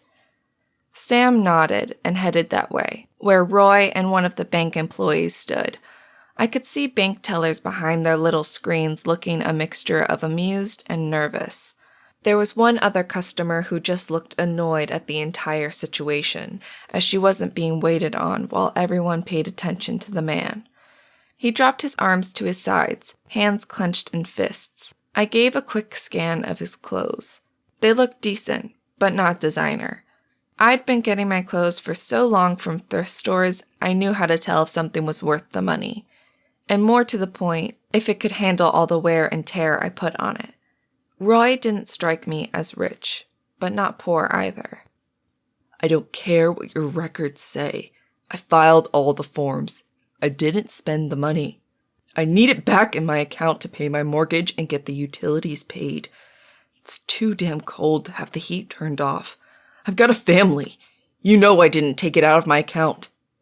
His voice would get calm, then spike with anger each time he got back to the money, and he got more agitated. So, what's going on here? Sam asked, his easygoing attitude and charm oozing out of him. He excelled at making situations diffuse. Mr. Sanders here says he's been the victim of identity theft. I don't have any police reports, and I can't authorize returning the $4,000 that was taken out of his bank account, the woman said. I couldn't see her name tag from my angle, but she looked and acted like a manager. Her attitude all officious and no sympathy in her tone. I have been! His voice was a screech, and I saw the woman take half a step back, worry flashing across her face. I filed with the credit bureaus, canceled my card, filled out a police report, but work is still doing automatic deposits. This paycheck got our yearly bonus on it, and I couldn't get the money out fast enough before the crooks took it. I need it back. I'm doing everything I can. I'm following all the rules. Why am I the one being punished? I need to pay my bills. His voice cracked on the last part. I'm sure we can work it out. You said you filed a police report? Why don't we get it? Sam kept his voice calm and light. We can work something out. People think they can use identity theft as an excuse for bad money management. It was your transfer that took it out. The sneer in the woman's voice made me flinch, and Sam looked at her in surprise. That moment of surprise and cruelty seemed to stretch out forever. You uncaring bitch.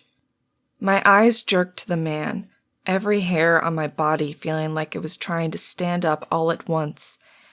It was his voice. Before he'd been angry and upset with rage and frustration mixed in. He said these words in a flat, calm tone of voice as if he mentioning the time. He reached behind him, jerked out a gun, pointed it at the woman, and in the instant he fired, my entire body went rigid.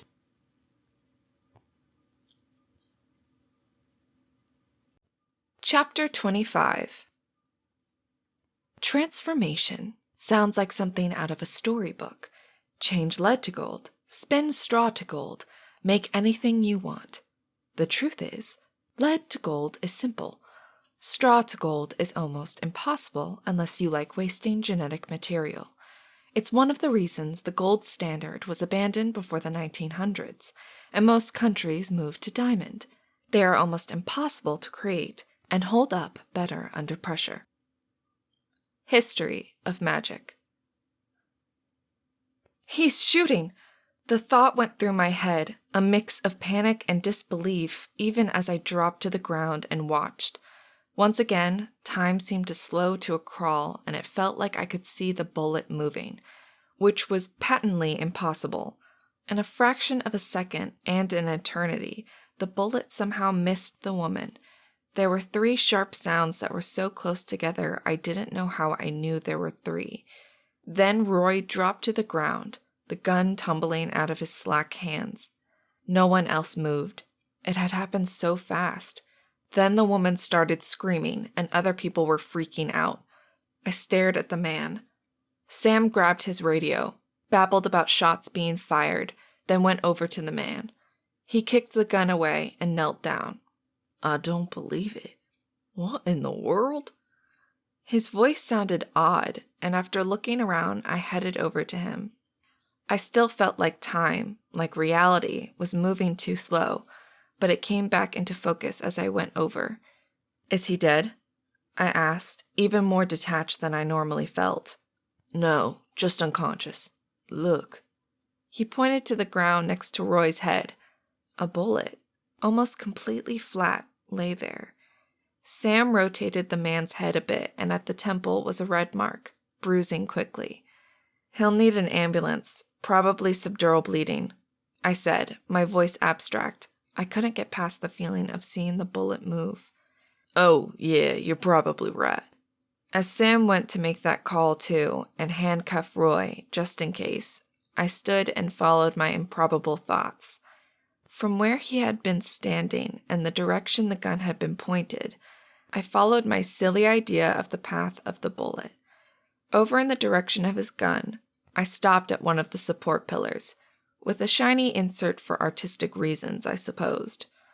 There was an indent at one corner.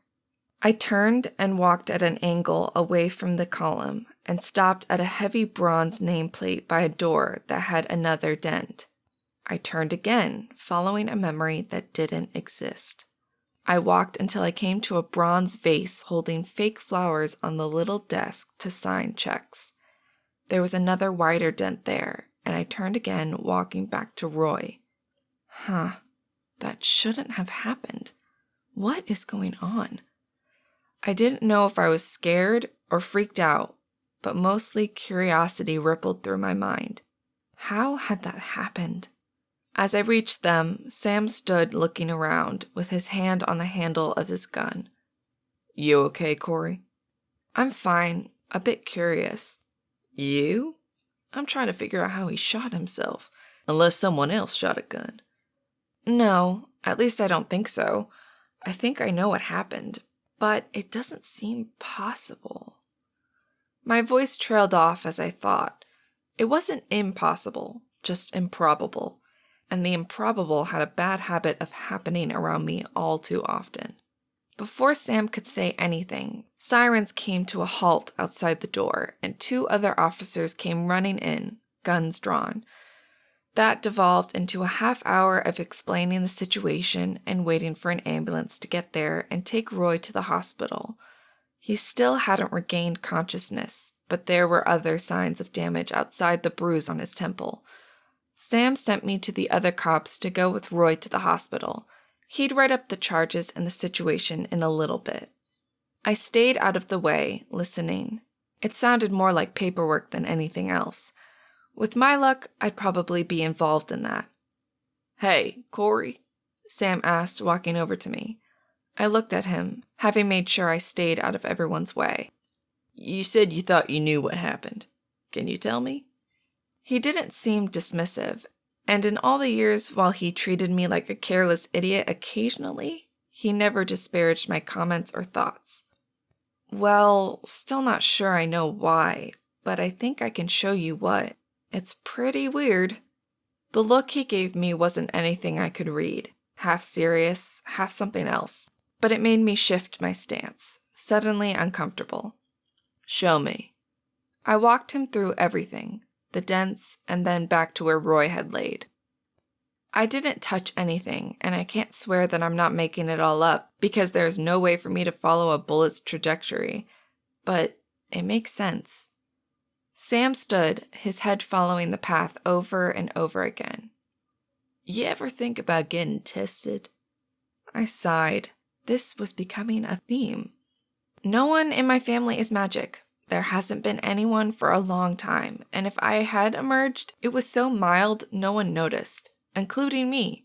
It isn't required unless I turned out to be higher than a hedgie.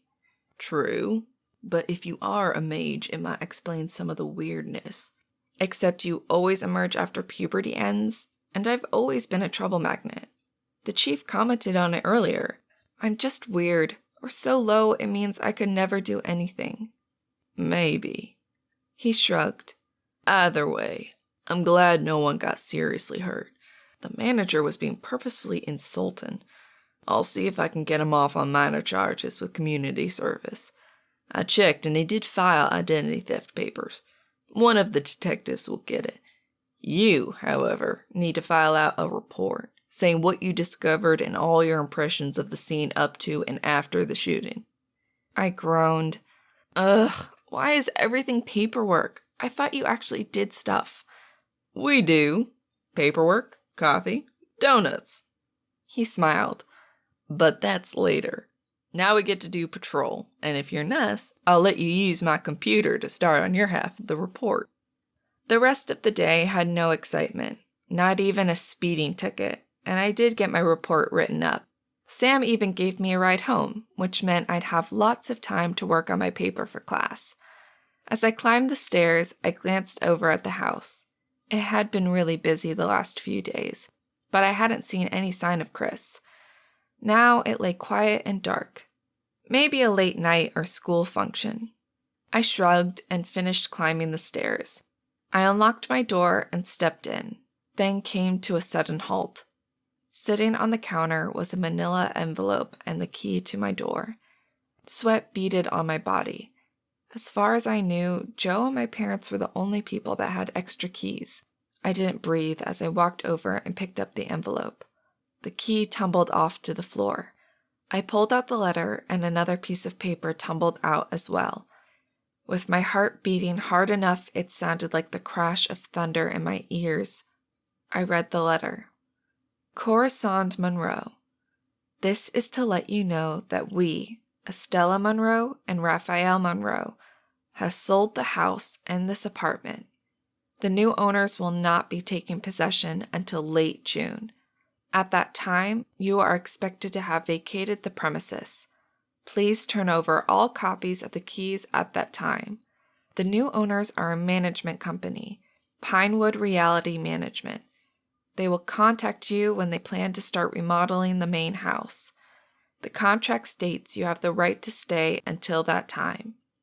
We have moved out of the state and there will be no further contact. Enclosed is a money order for $10,000. This ends our responsibility to you.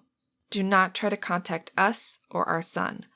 We will not respond to any attempts at communications.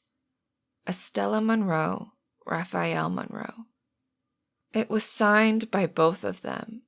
I just stood there looking at it, my body flashing hot, then cold, then sweat broke out all over me. I read it twice more before I bent over and picked up the other piece of paper. It was a cashier's check. I now had more money than I'd ever earned in the last 6 months. I looked at the check and then slipped it back into the envelope. I walked over to my couch, ignoring the sound of something either falling in the bathroom or exploding in the fridge. Sinking into my couch, I stared at the wall, processing. It took a while, and when I finally came out of my haze, I decided a number of things. Joe and the Guzmans were more a family than my parents had been in a long, long time. If Christos ever reached out to me, I'd respond.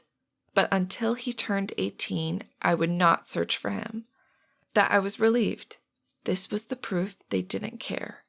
And it meant I could quit trying. Feeling an odd lightness, as if something had been weighing down on my soul had been cut away.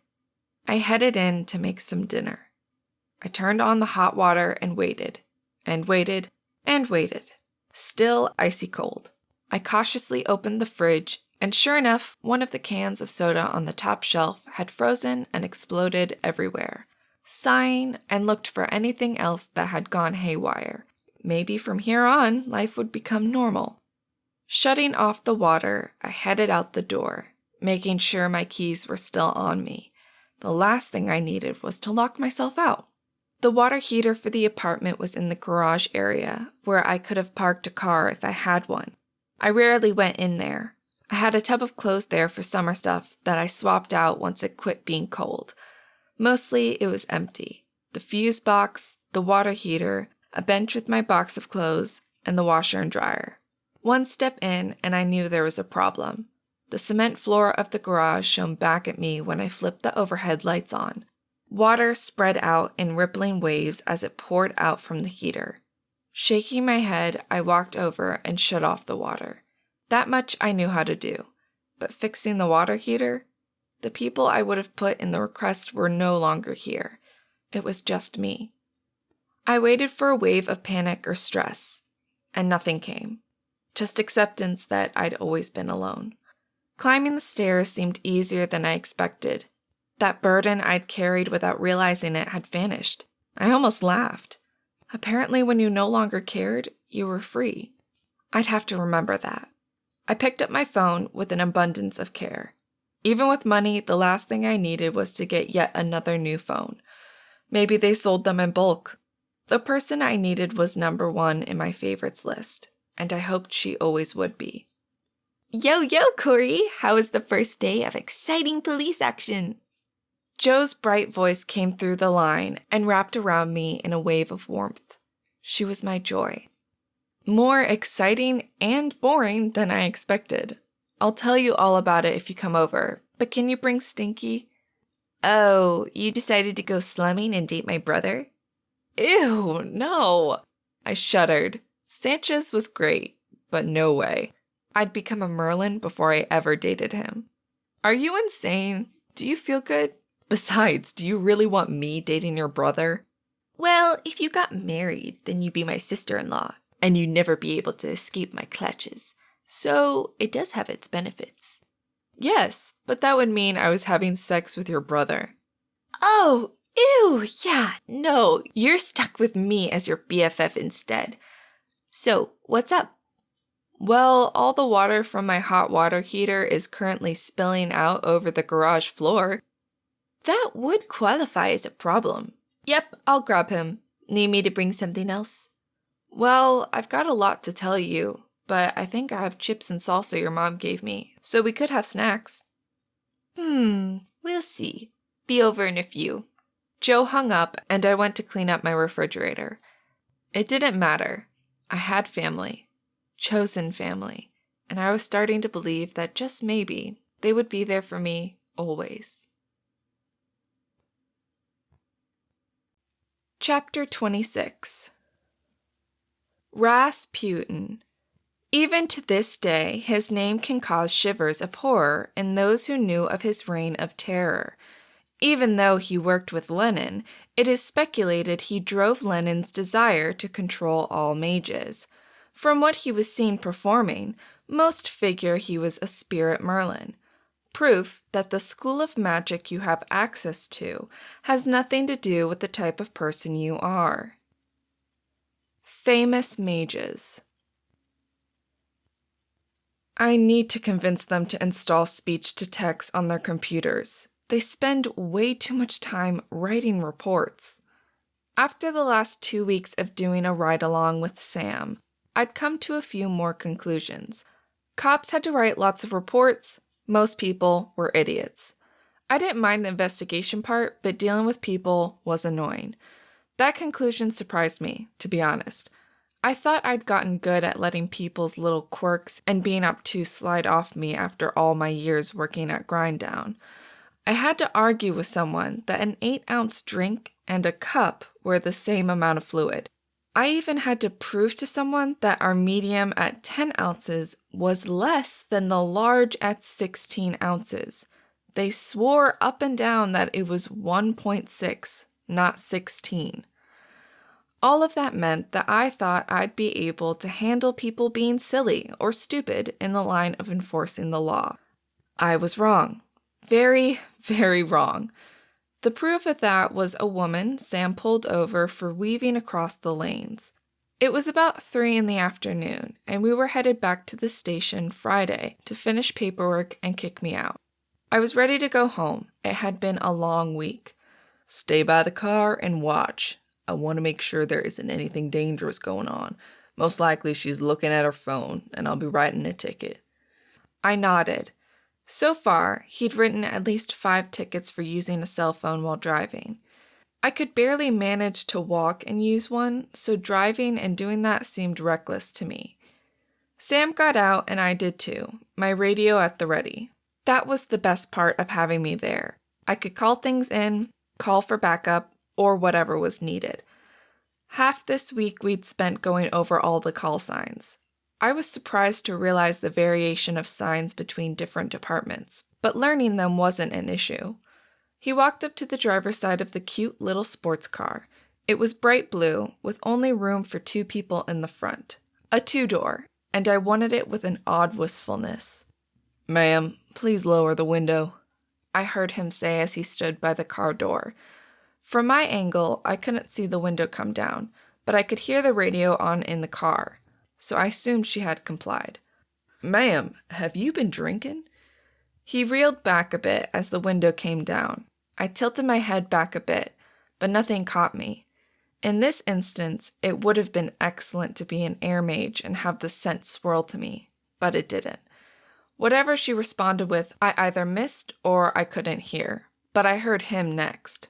Ma'am, I'm going to have to ask you to step out of the car. The door opened as he stepped back from it. It was a woman about Marisol's age. Her business suit a shade too tight, and she had a full head of fake blonde hair in a tight cut against her head, so most likely not a mage, not with hair that short.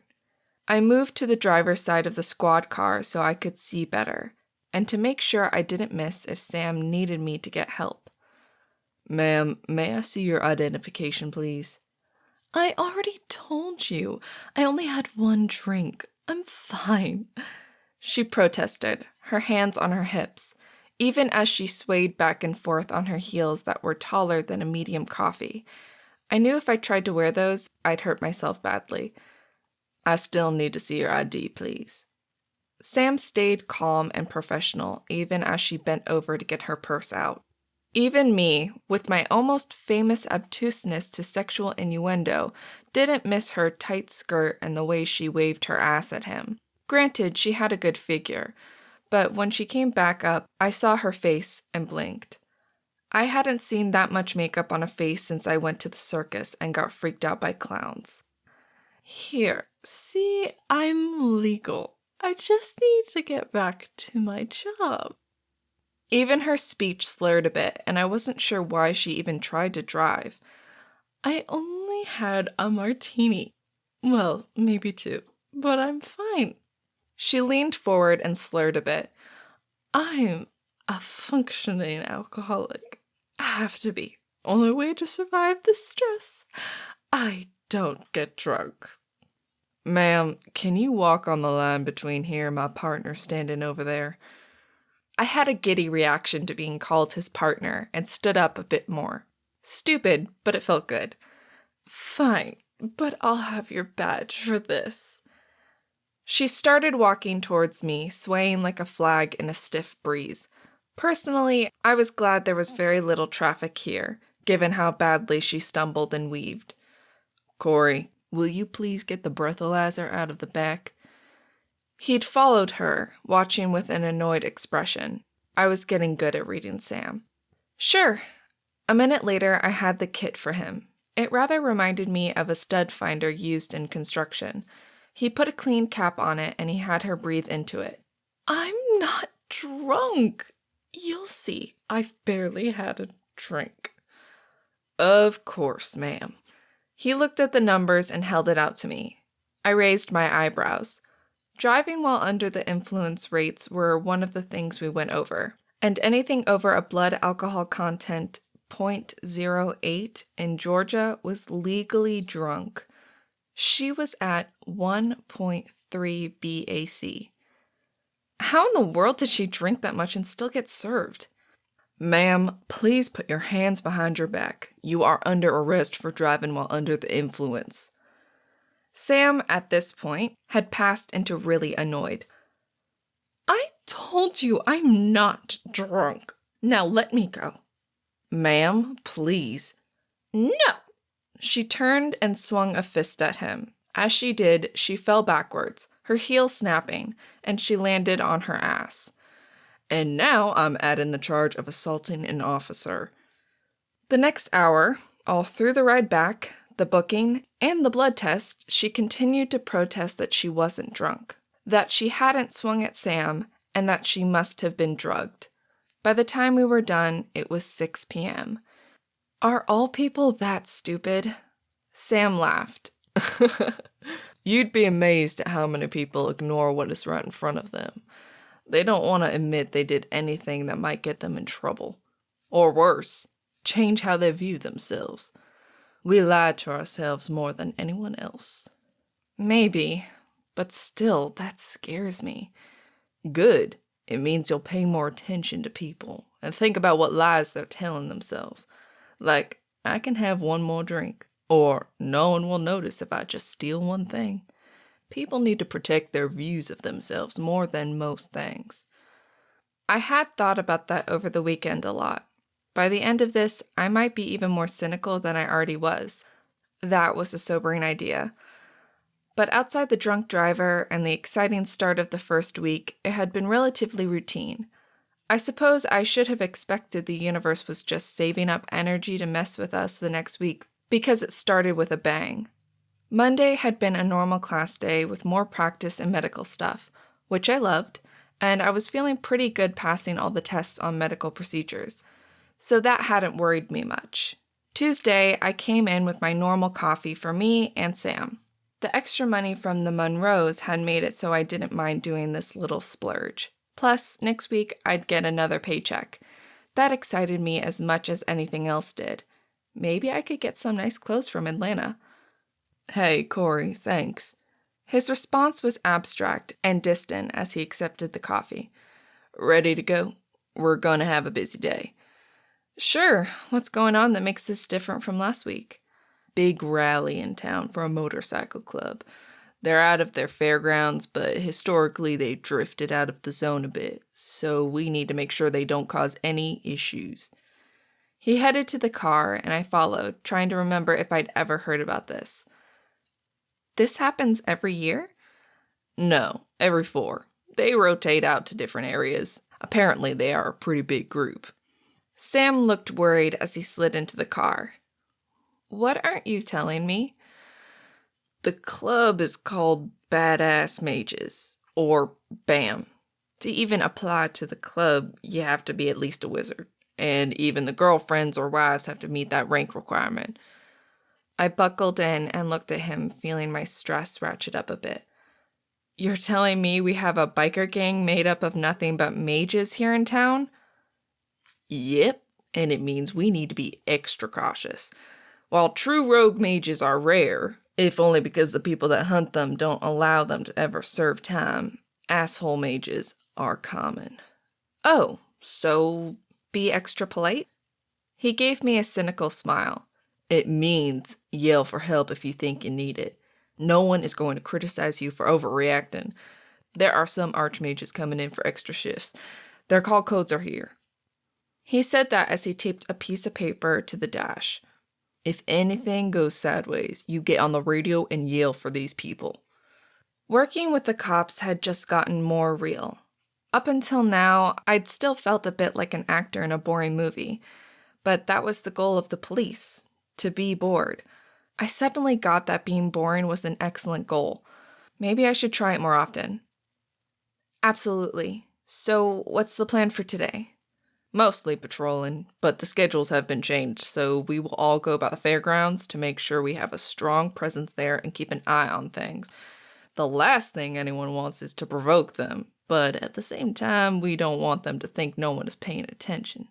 Sounds like a delicate balance to keep. Welcome to the exciting world of police work. Sam smiled at me, and he seemed less tense than a few minutes ago. But I think this day will require extra coffee. He reached back and pulled out a large travel mug. Nothing fancy this time, just black coffee with a couple squirts of syrup, enough to enjoy the flavor. I think that can be arranged. We drove out and I watched the city, the areas of fields and trees, wondering if lurking behind one of them was danger. I'd always liked the idea of dragons or some of the other magical creatures that occasionally appeared, but working with the police was making me realize that people were the worst dangers of all. It didn't really surprise me, but it was a mindset adjustment. Most of the bodies or people I found were freak accidents. Almost never were other people involved. Just fate. After a quick stop at Grinddown, we headed out. We hadn't even made it more than half an hour into our day when the first call came over the radio. The code sounded familiar, but I couldn't place it immediately. Which call is that? Suspected overdose. They'll have an ambulance on the way too, but because of where it is, they want me to go in first to make sure it isn't a danger. Where is it? That confused me. Rockaway didn't exactly have a bad side of town, or places where it was dangerous to go.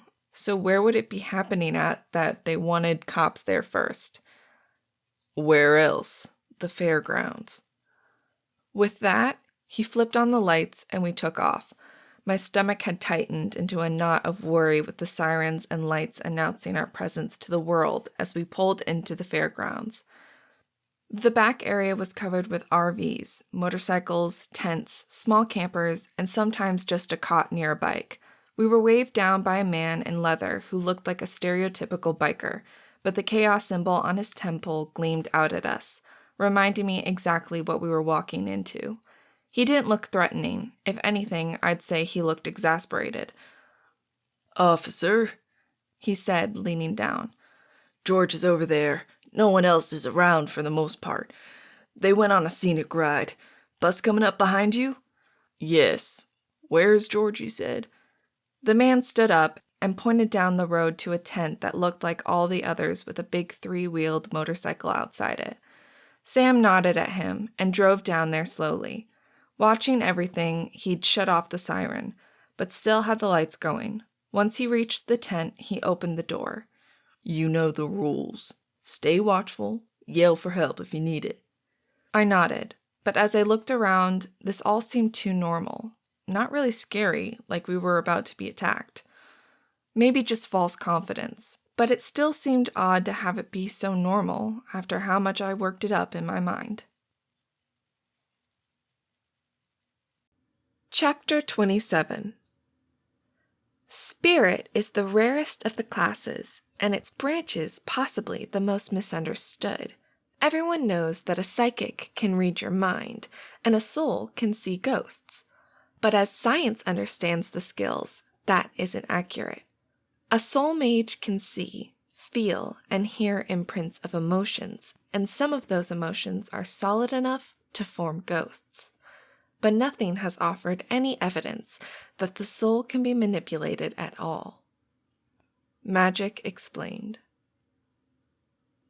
Never, ever think it is boring and routine, 'cause that's when it bites you. The thought seared into my mind as I dove back into the car, slamming the door as a huge dog that wasn't a dog came bounding out of the tent, growling at us. It stood about 3 feet at the shoulder, and if I had seen it in the woods, I would have thought it was a werewolf. Even if they only existed in fiction, that's what I would have thought it was.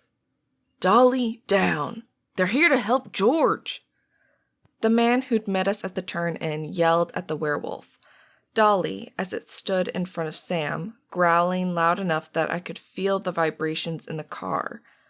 Sam had his hand on his pistol, but there was no way to pull it before Dolly could have ripped out his throat. "Dolly, I mean it. Or we'll just let George die like the idiot he is. Then where will you be?" The man had gotten closer and had quit yelling. The growling stopped and the dog, oddly it almost looked like a dog now, whined and went over to the man, collapsing at his feet, huge head on its just as huge forepaws. "Ignore Dolly. She's George's familiar and is a bit protective. I swear if it wouldn't kill her, I'd kill him for causing her so much stress and worry." Sam, whose face had gone pale, nodded. "In the tent?" "Yep. Not sure why they sent the cops out for this one, though." The man sounded bewildered as he crouched down and rubbed Dolly's ear with one hand. Standard protocol for drug overdose in a potentially dangerous situation, Sam said as he cautiously stuck his head into the tent, then backed out. What'd he take? Drug overdose? Take? Things really do get corrupted as it travels from person to person. George is diabetic. He took too much insulin. I've got him stable, but I can't do anything more without the right drugs. Normally he monitors it better, but he couldn't resist the cinnamon rolls this morning, then tried to balance it out. Took too much. Really need the bus here. Crap, Sam muttered, and I opened the door cautiously, watching the knot dog as I did so. Sam jumped on the radio. Escalate the bus to my location. Diabetic coma, not an OD. I heard the response and went over. Want me to get him out so they can help faster? Yes, please. It only took a minute to pull the man out from the tent on his foam mat. Older, obviously overweight, with a spirit tattoo bright on his temple. The whine of the sirens coming up the drive let us know help was almost there. No, you can't go, Dolly. Let them take care of him. You freak out too many people. The man paused, looking at the dog, and sighed. Then next time be a cute, cuddly cat or a Pomeranian. Not something from most of our nightmares. I stopped myself from saying werewolf. Barely. Dolly was George's familiar. The ambulance came and two people I didn't recognize jumped out, headed over, and immediately started working on George. I stayed out of the way, since I wasn't allowed to jump in and help no matter how much I kept running through all the procedures in my head for a person in a probable diabetic coma. They really shouldn't have gotten the call messed up. The time might make a difference in his survival, but then again, mages tended to be tough. Oh, she is, but familiars can talk to anyone they want to, if they want to. That is usually the catch. They seem to find only their chosen mage worthy talking to. They're intelligent? Dolly sniffed at me in a disparaging manner, but she kept her eyes on her mage, now being loaded onto a gurney. Very, but they aren't human, so their reactions and thoughts don't always make sense to us. Sometimes they freak us the fuck out. The man laughed, but his eyes tracked George. What hospital will they take him to? He's got VA coverage. Did his 4 years, then another decade in the Army. Ken Stone? One of the paramedics said as they buttoned him up. He glanced at Dolly. While she can come see him, it would be nice to wait until he's in a room. Thanks. The man stood and looked at us. Thanks for the help, officer, ma'am. Then he walked away with the werewolf trailing after him, tail between her legs. I didn't say anything until we were back on the road. That was more and less than I expected it to be. Sam laughed. The BAM can be scary and a pain in the ass, but they aren't Ronin. They are still subject to the rules. They're just a pain in the ass because it's the equivalent of walking through a room of ticking bombs. You never know when one, none, or all of them might go off. Did you know the guy who waved us down? Know him? Not really. Know of him, yes. Name's Scott Randolph. He's an archmage. Started out as a research scientist for DOD. He got retasked and did multiple tours as a rogue hunter. Tough man. Sam sounded almost admiring. Renegade group? That the group that goes after Ronin? We headed out on one of the state routes, and I could see just the slightest hint of green on the trees. Spring was starting to creep in. The official name is Rogue Rapid Response Team, but Rogue Hunters is how most people really know of them, he commented as he drove. We dropped the topic after that, getting distracted by a downed tree call. The rest of the day faded into routine, and I had come to cherish it. I talked to Sam a lot about the papers I wrote, and he gave me different viewpoints I'd never considered before. I found that I rather liked him as a friend. When I got off work, Marisol waited in the parking lot. I saw her because she stood by her car, and even from the door, I could see her rage. Oh, fudge. Jo must have told her. I walked over, dreading an explosion. Jo took after her mother in being happy and easygoing until you crossed a line, at which point they both went nuclear. Hey, Mrs. Guzman, I offered with a tentative smile, hoping she'd correct me. Instead, she went in for the kill. Is it true what Josefa said? They left you with a letter and some paltry money, disavowing you? I shoved my hands in my pocket, staring at the ground. Yes, the word came out. I was more upset about Marisol being upset than the Munros walking away from me. The last thing I wanted was Marisol or Henry to start to hate me too.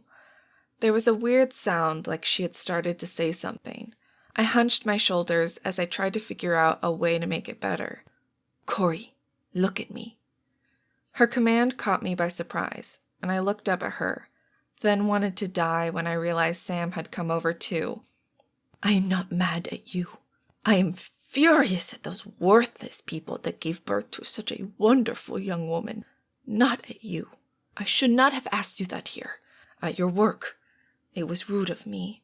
I'm sorry. I just have been stewing on it all day since Josefa told me this morning. Marisol reached out and lifted up my chin, looking me in the eyes. You are as much one of my children as my own. More, as I don't feel the urge to strangle you anywhere near as often. You never need to worry about calling or asking for anything. Anything. Is that understood? I nodded a jerky nod, both happy and intimidated. Marisol Guzman in a rage was scary. I almost imagined I could see her magic crackling around her. But I have changed my mind about something. I froze, watching and waiting, still too unsure to guess. You may not call me Marisol. I know Mom might be too raw, too sore since yours was not a mother. Instead, call me Tia. Aunt, I will be your Tia, and Henry your Teal. The smile that spread across my face was so wide it hurt, and I didn't care. That felt right in a way I hadn't expected. Gladly, Tia. Good. She pulled me into a rough hug and kissed my forehead. I expect you for dinner Friday. She pulled away and nodded at Sam. Good evening, Samuel. Marisol, he replied. Neither of us said anything as she left. Do I want to know what that was? I smiled back at him. Me finding my family. He arched an eyebrow at me, then smiled. Good. Come on, I'll give you a ride home. I have some thoughts on your paper about mage responsibilities and why it isn't always in the first responders' best interest to ask them for help. Oh, good. I've been struggling with that. I figured. Your nature is to give when at all possible. You haven't learned to see from other viewpoints. Yet. You saying I'm naive? That stung almost. I wasn't naive. A stab of pain flashed through my head, and I winced, but had already faded away. Stupid headaches. A screech from a hawk caught my attention, and I looked up. Out of the corner of my eye, I saw Sam do the same. The hawk had a snake at least 4 feet long in its claws, and the snake was not happy about it. But what really caught my attention was the flying flash of green that darted in and attacked the hawk, which was why it had screeched. The green darted back and forth until the hawk dropped the writhing snake. I couldn't see more than the colors and the movement, no details. The green flying snake, which really wasn't possible, but I would have bet my entire paycheck that it was Elzeba, darted in and grabbed it in its jaws. Then, in a move I'd only seen in crocodiles on TV, she flipped the snake up and pulled it down into her gullet. In the time it took me to hiss out a startled breath, half the snake had gone down its throat. What by Merlin's beard? Sam hissed out. As I watched, the flying snake ate the rest of the other snake. Then, with its belly obviously enlarged, it flew away. The hawk had disappeared. I looked at Sam, who looked just as stunned as I felt. I shook my head. Nope, don't know. Not discussing. I didn't see anything or know anything. Sam glanced back up at the disappearing green thing. Agreed.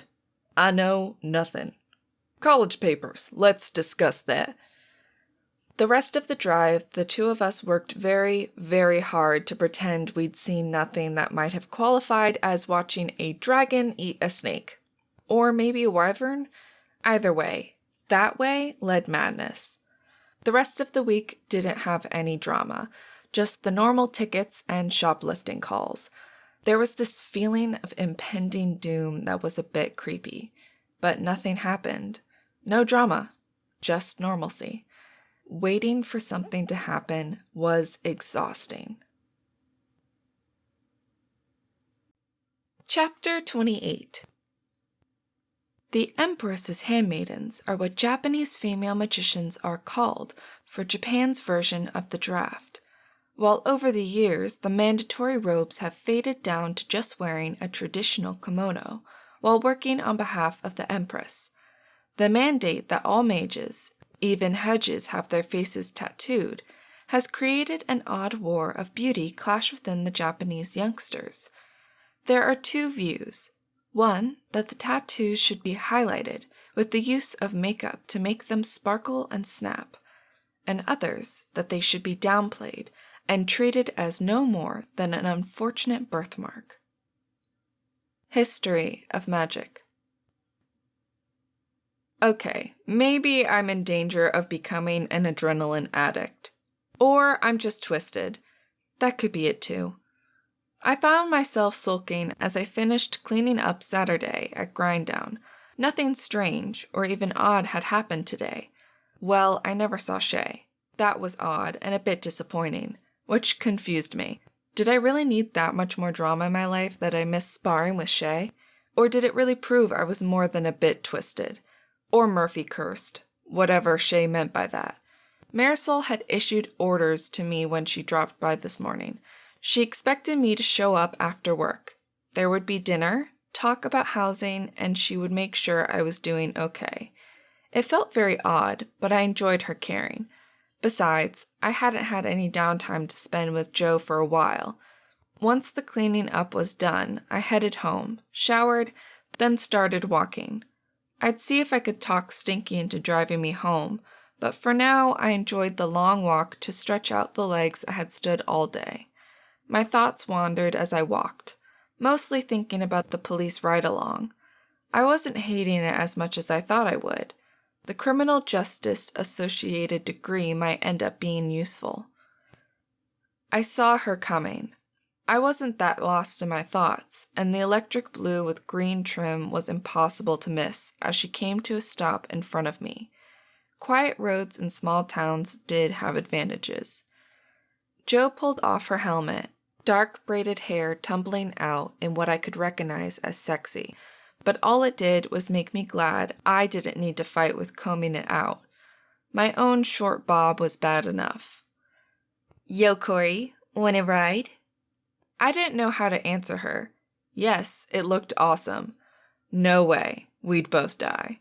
She grinned at me, reached into the saddlebag, and pulled out a helmet. I got you something. She handed it to me, and my eyes suddenly got wet, and I blinked rapidly. The helmet she held out to me was a deep ruby red, the color I always tried to get my hair, but the capper to everything was the gothic print on the back that said, Cori. When? I couldn't get anything else out. The cold air stung my face. Believe it or not, Stinky got it for you. Said you'd ride with me one way or another, so you might as well be safe. I blurted out a laugh. Remind me to thank him. For that, I may need to start calling him Sanchez instead. Oh, don't do that. With your luck, he'd develop a crush on you. I rolled my eyes. Jo loved to tease me way too much about him. Mentioning that I thought he was cute when I was 14 had nothing to do with how I felt about him now. Promise you'll drive... I paused, trying to figure out the right word to use. Conservatively? Jo laughed, her deep, rich laugh as always, making me feel wrapped in warmth. I won't be reckless. She patted the tank of the bike. Not risking my Sophia with any crazy driving. I didn't even try to not grin at the name. I pulled on the helmet, then climbed into the back, wrapping my arms around her waist. I leaned into her as she put her helmet back on. Hold on. Her muffled voice came through the helmet, and I grinned to realize that they had speakers so we could hear each other. I'm ready. I'd ridden occasionally with her and Paulo on his motorcycle, but it wasn't something I did often. Either way, I held on tighter than I probably needed to, but I knew how to lean and move as she revved it back and turned the bike around. True to her word, and I had seen Jo drive like she had a wasp nest in her bra, she drove sedately. We didn't talk much, just enjoying the drive. About a mile from her house, her sharp intake of breath had me jerking my head up to look.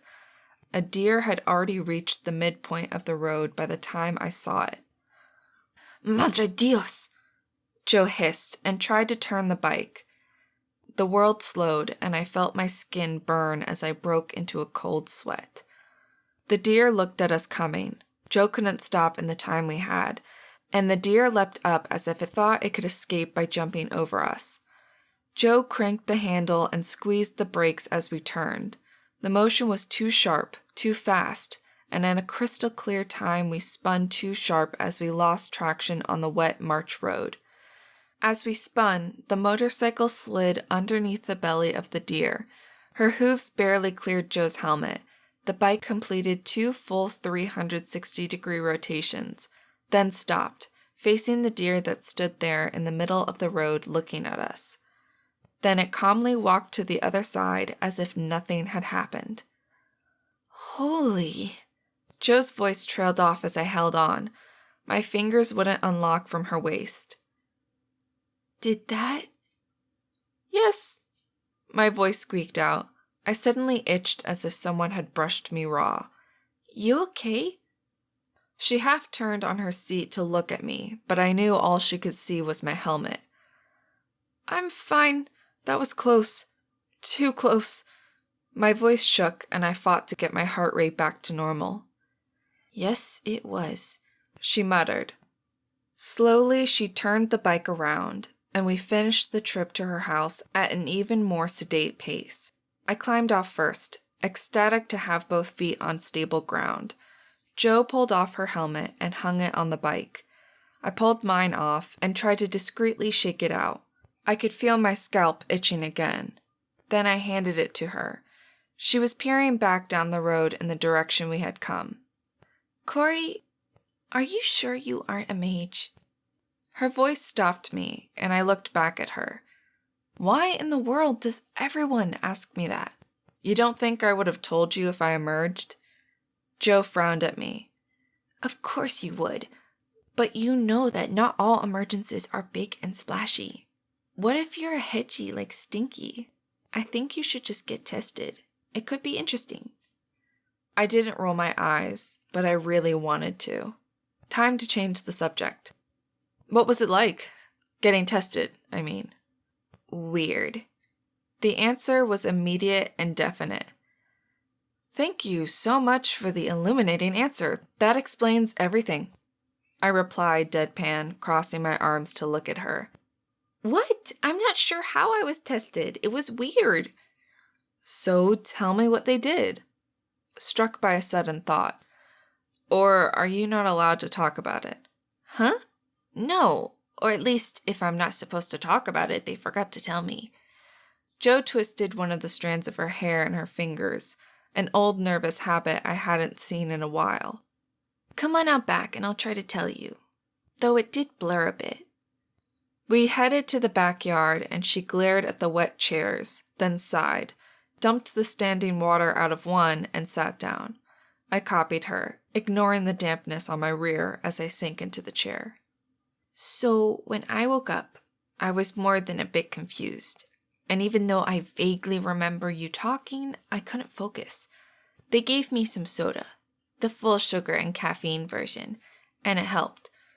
They explained I'd emerged, and I was there to be tested and registered. They gave me a bit to let it sink in, saying they couldn't force me. Jo snorted at that. Yeah, like I wanted to go on the run. It took a bit for me to get clear-headed and stable enough I could walk. Wait, stable? They said you weren't hurt. My heart rate ratcheted up with worry. I wasn't hurt, just remember when we found that vape with pot in it stashed in Marco's bag? The change of topic took me a minute, but I nodded. He'd been playing with pot about 2 years ago, and being the stupid 18-year-olds we were, we'd been unable to resist. Yeah, made your head go all fuzzy and everything just seemed kind of off-kilter. That's how I felt. From how calm they were, I get the feeling it is a common reaction. That took a good 30 minutes to wear off. But after that, they had me step into the room. Kind of reminded me of the airport body scanners. I nodded. We'd gone to Florida on a class trip to Disney World. They had scanned all of us in those weird things. Well, it looked like that. I felt like things were pushing at me, like wind or pressure, but there wasn't anything there. Just me standing in a tube with invisible pressure. It was just odd. When I stepped out, a woman smiled and said I was an archmage. She seemed overly happy. Me? I freaked out a bit at being such a high rank, but she just smiled. They have super fakey plastic smiles. They were more creepy than anything else. Jo shivered. Really fakey, like they were painted on. But they waited until I calmed down and ushered me into a room. Another person stood there, and I should say every single person had mage tats on their faces. I don't think I've ever seen so many mages in one place before. Jo jumped from the chair, pacing and rubbing her hands on her jeans. So, this other room had 3 balls sitting on a table. One was smooth, ordered, like a round Rubik's Cube. The second prickly and jangly, like steel wire in a ball with yarn caught up in it. Then the third, which was the one that I really didn't like, it looked like a crystal ball. But I swear there was something in it. They told me to pick the one that I liked the best. That was easy. I reached for the one with all the blocks. She smiled. It reminded me of something soothing and orderly, like when you click that last puzzle piece in. Then they said room 1 and escorted me to another room. I still had no idea what was going on, so I followed. She wrinkled her nose. I think they keep you off balance like that to ensure compliance. I watched as she fell silent and paced more back and forth. The fourth is both obvious and makes no sense at all. They had a series of blocks scattered on one table, a pile of earth in a sandbox, a fan on another table, and then a bunch of growing crystals. She didn't talk for a while, staring up at the sky. They tell you not to access your magic until you get into classes. Only the fact that I had parents that were both marked mages let me put school off until next semester. They really wanted me to go now. Why didn't you? Jo turned and looked at me, her eyes catching me. I'd never leave you.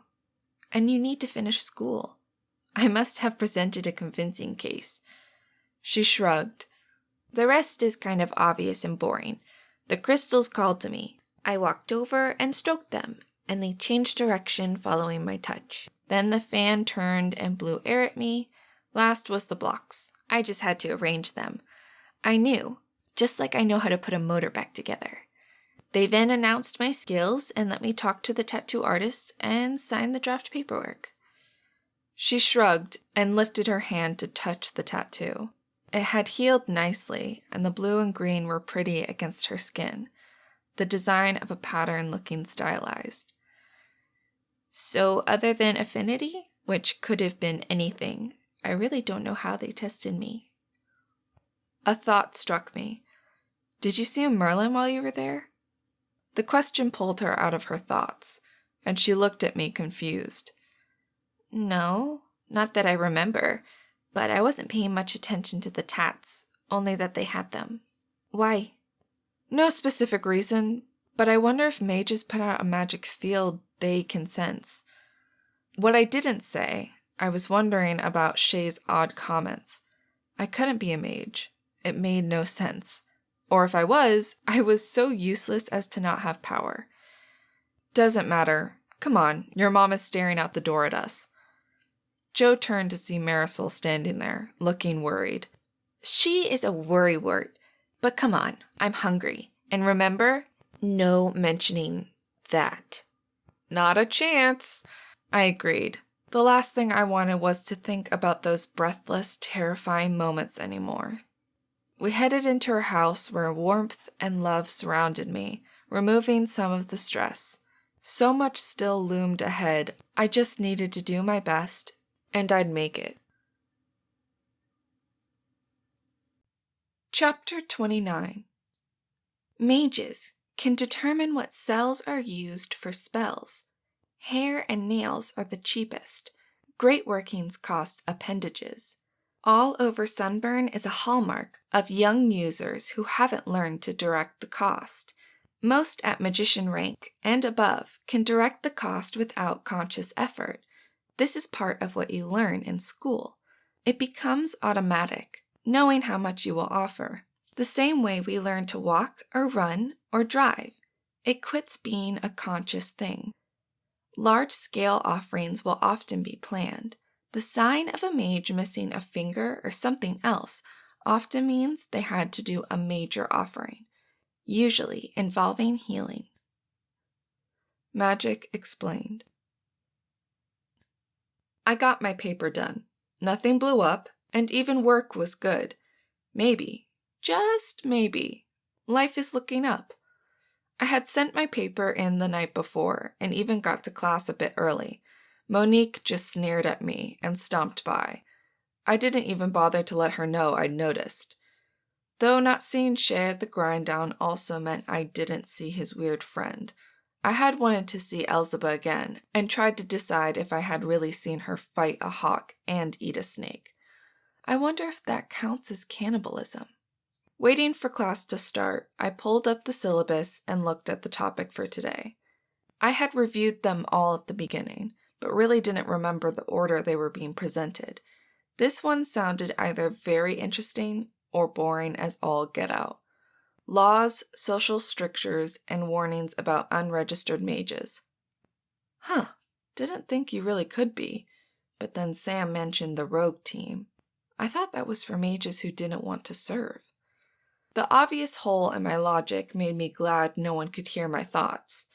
If you were never registered and were higher than a 4, well then you were a rogue. But what did they expect us to do about that? Bruce walked around handing out papers from last week. He didn't say anything when he dropped the paper on my desk, but I grinned at the A+ written on it. The conversation with Sam had helped add some details to it. The bubbly feeling in my chest intensified. Decent job on the papers. Some of you are doing exactly what we hoped and are talking to the people mentoring you about these topics. Remember, they have been doing this a lot longer and don't have much of an optimistic attitude for the most part. This is a good thing. You want the cynical view. It will prepare you for what you will see in the field.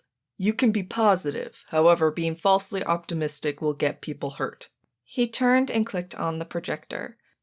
Today, we get to talk about what you are required to do if you come across an unregistered mage. Now, we all know hedge mages are not required to register, though most of them are, just as a side effect of knowing what their rank is. There was a murmur of huzz in the classroom, but this answer I had at least figured out. Bruce shook his head. If you get tested, you get registered. The act of signing in registers you. The standard statistics is 35% of humanity are mages, or at least have the ability to tap into magic. There are a great number of researchers that believe it is closer to 75%. Another murmur went through the classroom, and I frowned. That many people? But why didn't anyone talk about it or teach more magic stuff? The thought is most mages are hedge mages. They will probably never know they have magic. If they go to get tested, they are instantly registered. But if you never think you have magic... Bruce shrugged. So, our current statistic stands. But the question is, what are you required to do? When you get your EMT certification, part of that certification is agreeing to uphold the laws governing magic users. It is a carte blanche agreement, but it locks into upholding OMO regulations, which say any mage over hedge must be registered. Okay, so how do I know the person next to me is a mage or not if they aren't registered? I glanced to see who said it. Male, I knew, but no one jumped out at me. I turned my attention back to Bruce. I wanted the answer to that question too. Bruce gave a wicked smile. And there's the question and the escape clause in most of this. It boils down to basic common sense. You see someone with no markings doing major magic, and the offering isn't obvious or immediate, such as they go bald or sluice off multiple layers of skin. They probably need to be reported. And honestly, err on the side of caution. If you report someone who is a hedge and never got tested or has registered, one of two things will happen. The OMO will run their name, verify their identity, and say they are registered. Thanks for checking. Or they will arrange to pick up the person, note that this is their problem, not yours, and have them tested. If they test out at the low rank, then they get registered, and gently pointed towards the hedge mage magic classes, and it is done. How many of you know there are 3 aspects to registration? This time only 2 people raised their hands, and I scrambled to try and remember. There was the obvious, the tattoos. Oh, that's right, the OMO guy had mentioned a new ID, but the third I couldn't think of. Marcy. Bruce pointed to a woman who raised her hand. I'd talked to her a few times, in her late 20s, 1 kid, and that's right, her husband was a mage. Tattoos, driver's license is updated to show you are a mage, and a mandatory draft enrollment. Once she said that, it was obvious, and I groaned at myself, annoyed at not thinking through all the complexities. Correct. Now, when you test, you are also registering, but really all it does is note that you are tested and the outcome. Here's a fun question. How many of you know how testing is done? There was a lot of exchanging glances, and I frowned. Jo had told me easily enough, and it just seemed mostly silly more than anything else. Part of me doubted that was how they tested. It made more sense to have a Merlin there with super magic sense. The rest would just be for show. No one raised their hands, and Bruce nodded. Even mages who have been tested aren't sure. They know they are asked what pulls at them, and it is a weird selection of objects, but they never cast spells or even do anything. And if you ask 2 mages on the same day, the items they list are completely different. I'm sure the OMO knows how it's done, but they aren't saying. However, the testing is consistent in every country, and they never get different types of magic skills, even if you are tested by different people in different countries. That being said, worst case is that a non- or low-rank magic user is tested and let go. But if it is an unregistered mage, here is where it gets serious. His voice had flattened out and took on a serious note, his body stiffening. If you have proof someone did magic, and by your inactions allow an unregistered mage to injure someone and you do not report it, you will be considered an accessory to the crime as well as aiding and abetting. The worst thing that happens for reporting a mage is they waste a few hours. The worst thing for not reporting a mage is you will be enrolled in the draft, even if you don't have magic. His words fell like a lump of sticky tar in the classroom, splattering us and making us shift unconsciously as the reality of this settled in. Fear gripped me, and I worked it through logically. I had never emerged, and after Jo's display, any emergence above a hedge mage would be obvious. I was just weird, as usual. Bruce sighed. Yes, it is taken seriously. Though few magic users ever report anyone, most feel they have done their duty by serving in the draft, and worst case, if they don't report someone, they serve a few more years. This is why the government leans so hard on non-magic users to report anyone suspected of being a high-ranking mage. If you don't think you can report someone, don't sign your certification. It isn't fair we have to be stooges and turn people in if they don't want to serve, came a nasally protest from the classroom. This time I knew the voice. Monique Kinningson. She whined all the time, and everything was unfair and stacked against her. I had to resist the desire to strangle her on a regular basis. That is a discussion for a philosophy classroom, not here. But I will ask you this. You really want a Merlin running around without training? A Merlin that can cause an earthquake at 10 or higher on the Richter scale without meaning to? Part of the mandatory registration is mandatory training. Bruce looked like he was about to say something else, but shook his head. So, just do yourself and everyone else a favor and report it. We tried to make it mandatory that all people taking this class went and got tested, but that idea was shot down. He clicked the next slide, and we spent 10 minutes going over the various laws that govern mages. One of the sub-bullet points caught my attention. What is that subclause? About leniency granted for people under 27? I asked, trying to figure out why there would be leniency after how harshly he had talked about unregistered mages. That applies more to self-reporting. 25 is the latest age a mage has ever been recorded as emerging, so they added 2 years to it, and it has been made clear that not all people realize they did emerge if it happens while sick, intoxicated, or unconscious. So there is a window where you can get tested years later when you figure out that you are a mage. Any high-rank mage self-reporting at 30 will suffer the consequences, which is doubling the draft for them. Personally, I disagree with that, but I don't make the laws. Consequences? That was me again. The penalties for doing a crime are higher on a mage, pretty much always, simply because they are required to train to make sure they know how to use their magic. That is what half of their classes are. He got blank looks from me, and I guessed a bunch of others. When you go in for the draft, AA is the least amount of education required. Bachelor's is the most common, and masters and doctorates are encouraged at wizard and higher. You will always have a minor in magic studies. This teaches you how to do offerings that don't kill you, how to use the spells in each class, and how to live and deal with the draft. It is a lot of coursework, and more than one mage has gotten seriously hurt completing it. But for the most part, most mages you meet that are out of control will be during their emergence. That is why you contact the OMO as soon as you realize it is an emergence, and have the ID of the person.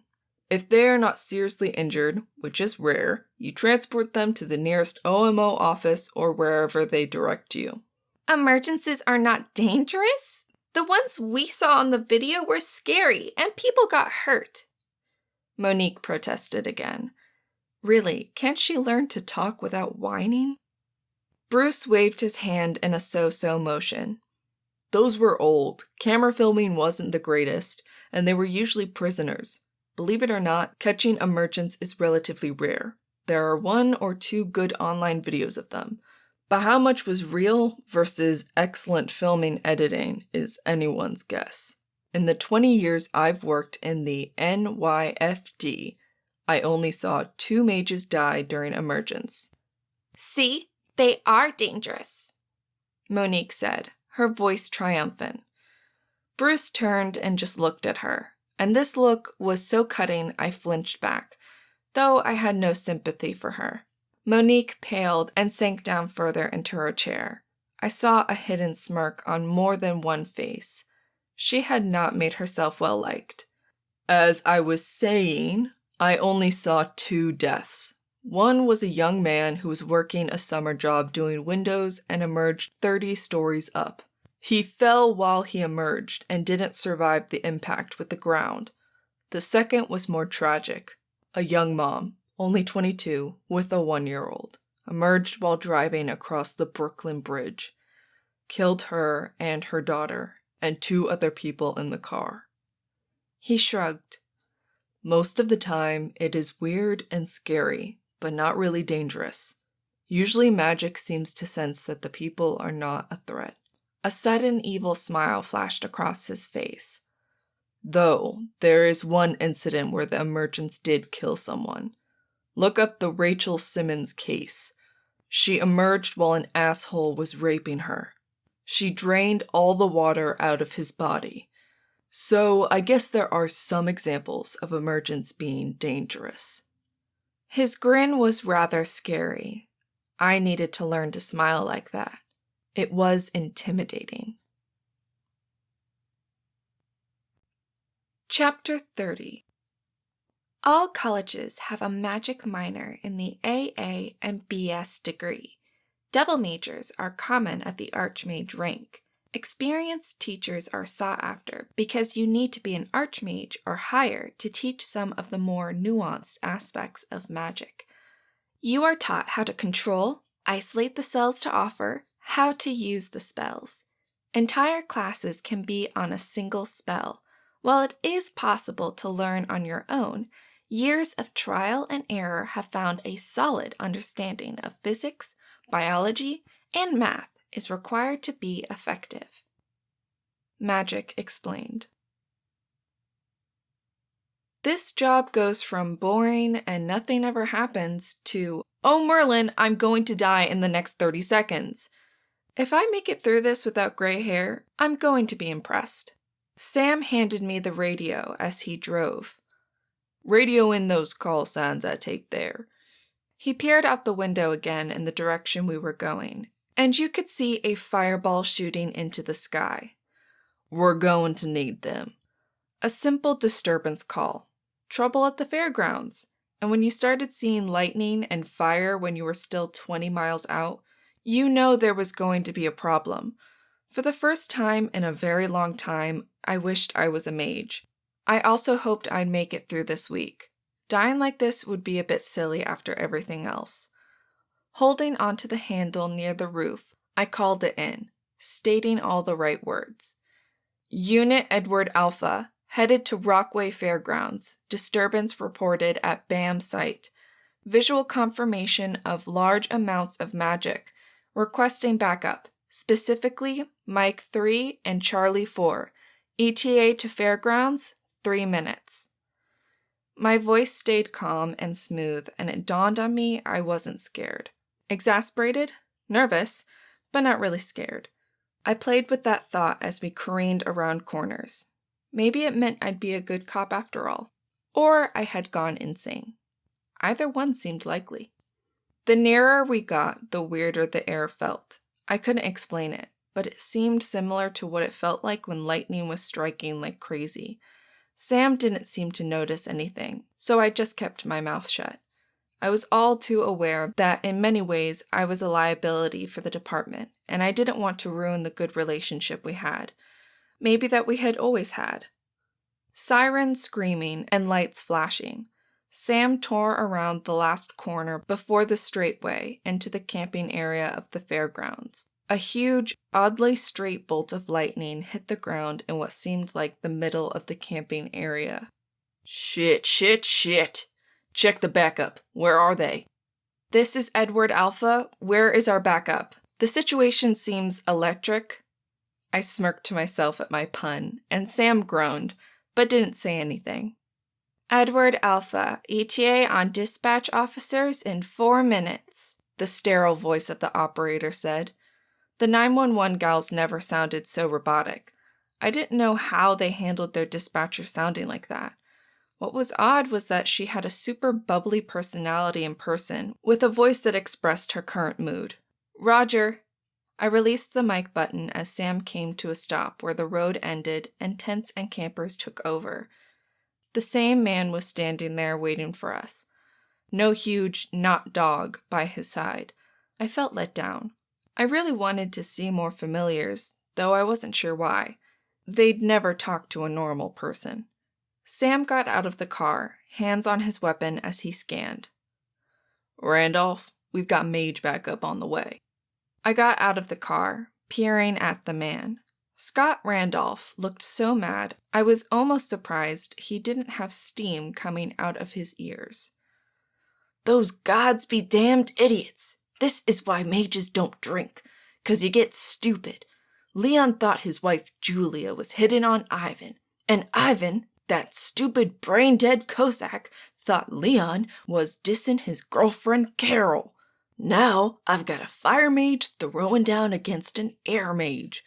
At the rate they're both going, they'll be bald or dead. If they were just going to kill each other, I wouldn't care. But you see that? As he said it, another bolt of lightning came searing through the air to impact with a boom that rattled my brain. The hair on my arms stood up with the energy in the air. Thought you were an entropy mage.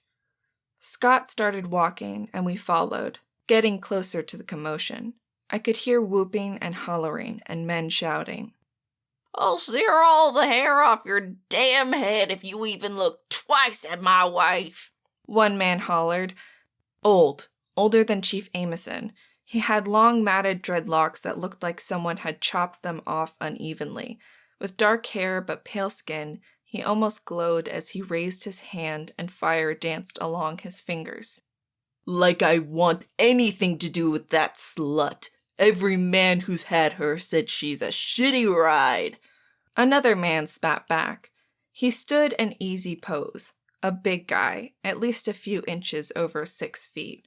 His white blonde hair and build screamed Slavic ancestry. A woman sitting on the side sucked in a sharp breath and jumped to her feet.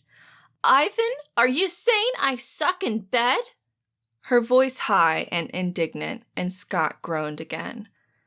Shit, and she's been doing coke. Why do I hang out with these idiots? I watched all of this in disbelief as the one woman, Julia, I guessed, launched herself at Ivan.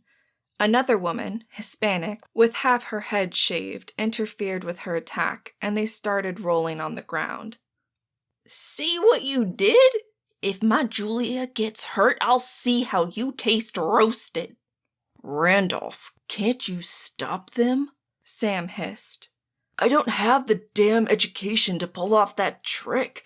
Power, sure, but I need to know exactly what I was doing for which molecules. My strengths are in time and water besides.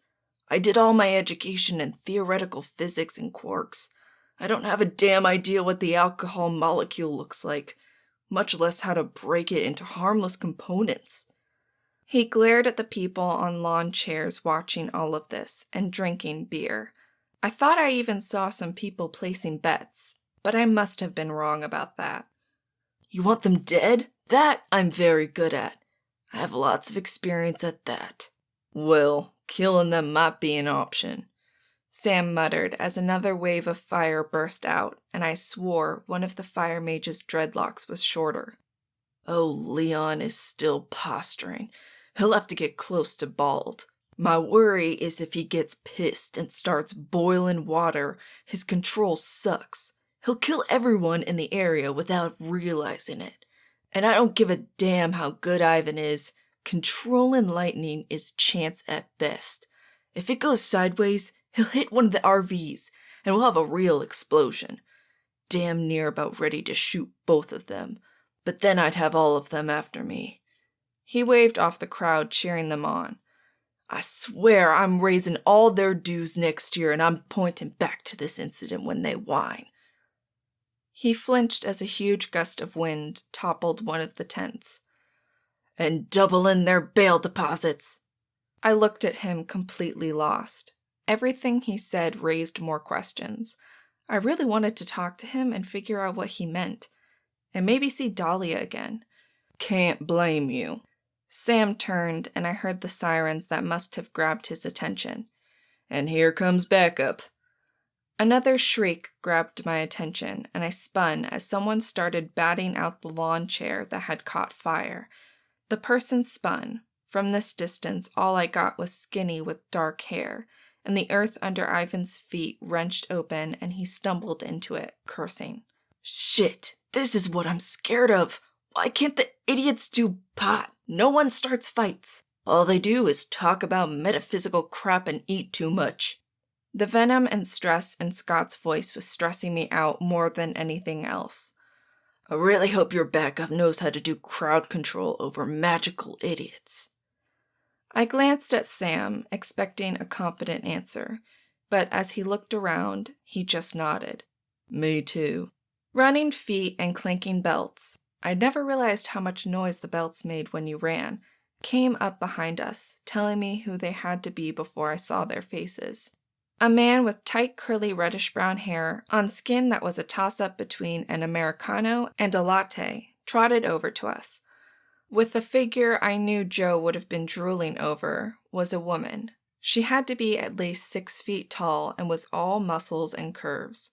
Her nose and straight black hair mixed with skin that reminded me of chestnut wood hinted at a Native American background. "Oh, good," said Randolph. "Please tell me at least one of you can do something to stop this before it becomes a full-fledged riot. I can go in and kill them easily enough, but people get very upset when I do that unless sanctioned by the U.S. government. And I don't see federal badges on any of you." I made a mental note to research who the heck Scott Randolph was. The 2 new cops glanced at him, and then at the situation. "How many people? Just the ones here, or are there others on the campground we need to worry about?" Scott got a funny look on his face and took a half step back, which caused Sam to look stressed, which I found exceedingly odd. Weren't the cops on our side? "No, just the people here." He flinched as the tires on an RV seemed to dissolve as a woman continued to screech. More and more people were getting to their feet, anger radiating in their body language. "Good. About what? 25? "Roughly." Scott's voice was wary. "Psychic mage?"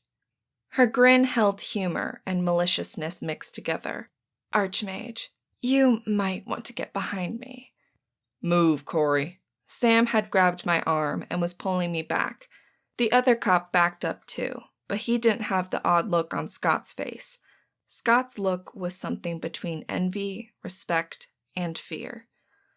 "What is she going to do?" I asked as we backed up. The woman turned and looked at me, and I swore I saw power glowing in her eyes. "I'm going to knock them all out. They'll have hangovers from hell in about an hour, but none of them will even be thinking about throwing spells." She turned back around, and I itched to grab her and make me understand. There was so much I didn't know. I needed to know more. The list of things to research got longer and longer. Maybe I needed to pay more attention to what mages could do. "We should be safe here. Jada is good at this. Doubt it will even cost her a 1/4 inch of hair. I'm George Thompson. That's Jada Simmons." George smiled at us as he talked, his gaze flicking over the 3 of us. I gave him a smile, but then my eyes were drawn back to her. For some reason, I expected something showy and comic book worthy. Instead, she closed her eyes and took a deep breath, and then let it out. As she did, people dropped like flies. One moment they were standing there yelling, the next they were crumpled on the ground. "What the hell was that?" I asked, shocked. George grinned, watching Jada. I didn't detect sex or lust in that look, just respect and admiration. "Psychic archmage. KO spells is something only they can use. It's devastating, but effective in small groups." "That was small?" "Merlins can do up to 200, but in full-scale riots with thousands, it's useless.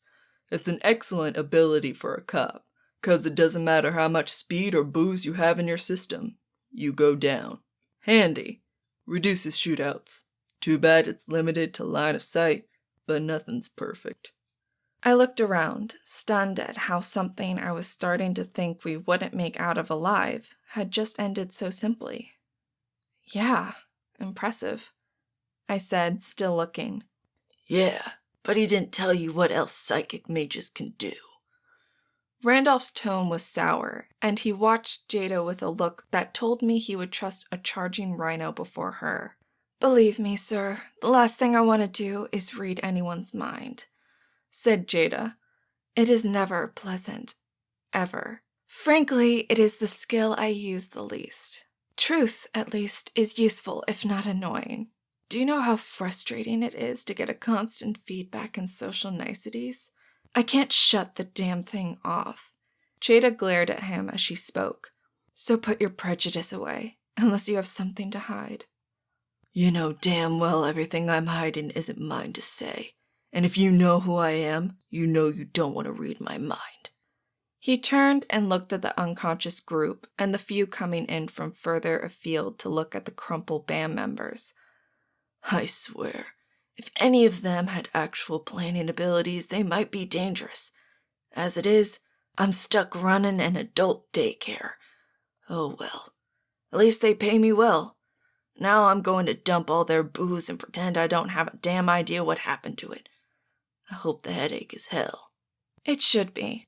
I added a bit of extra oomph to it. He gave her a look, then a sharp nod.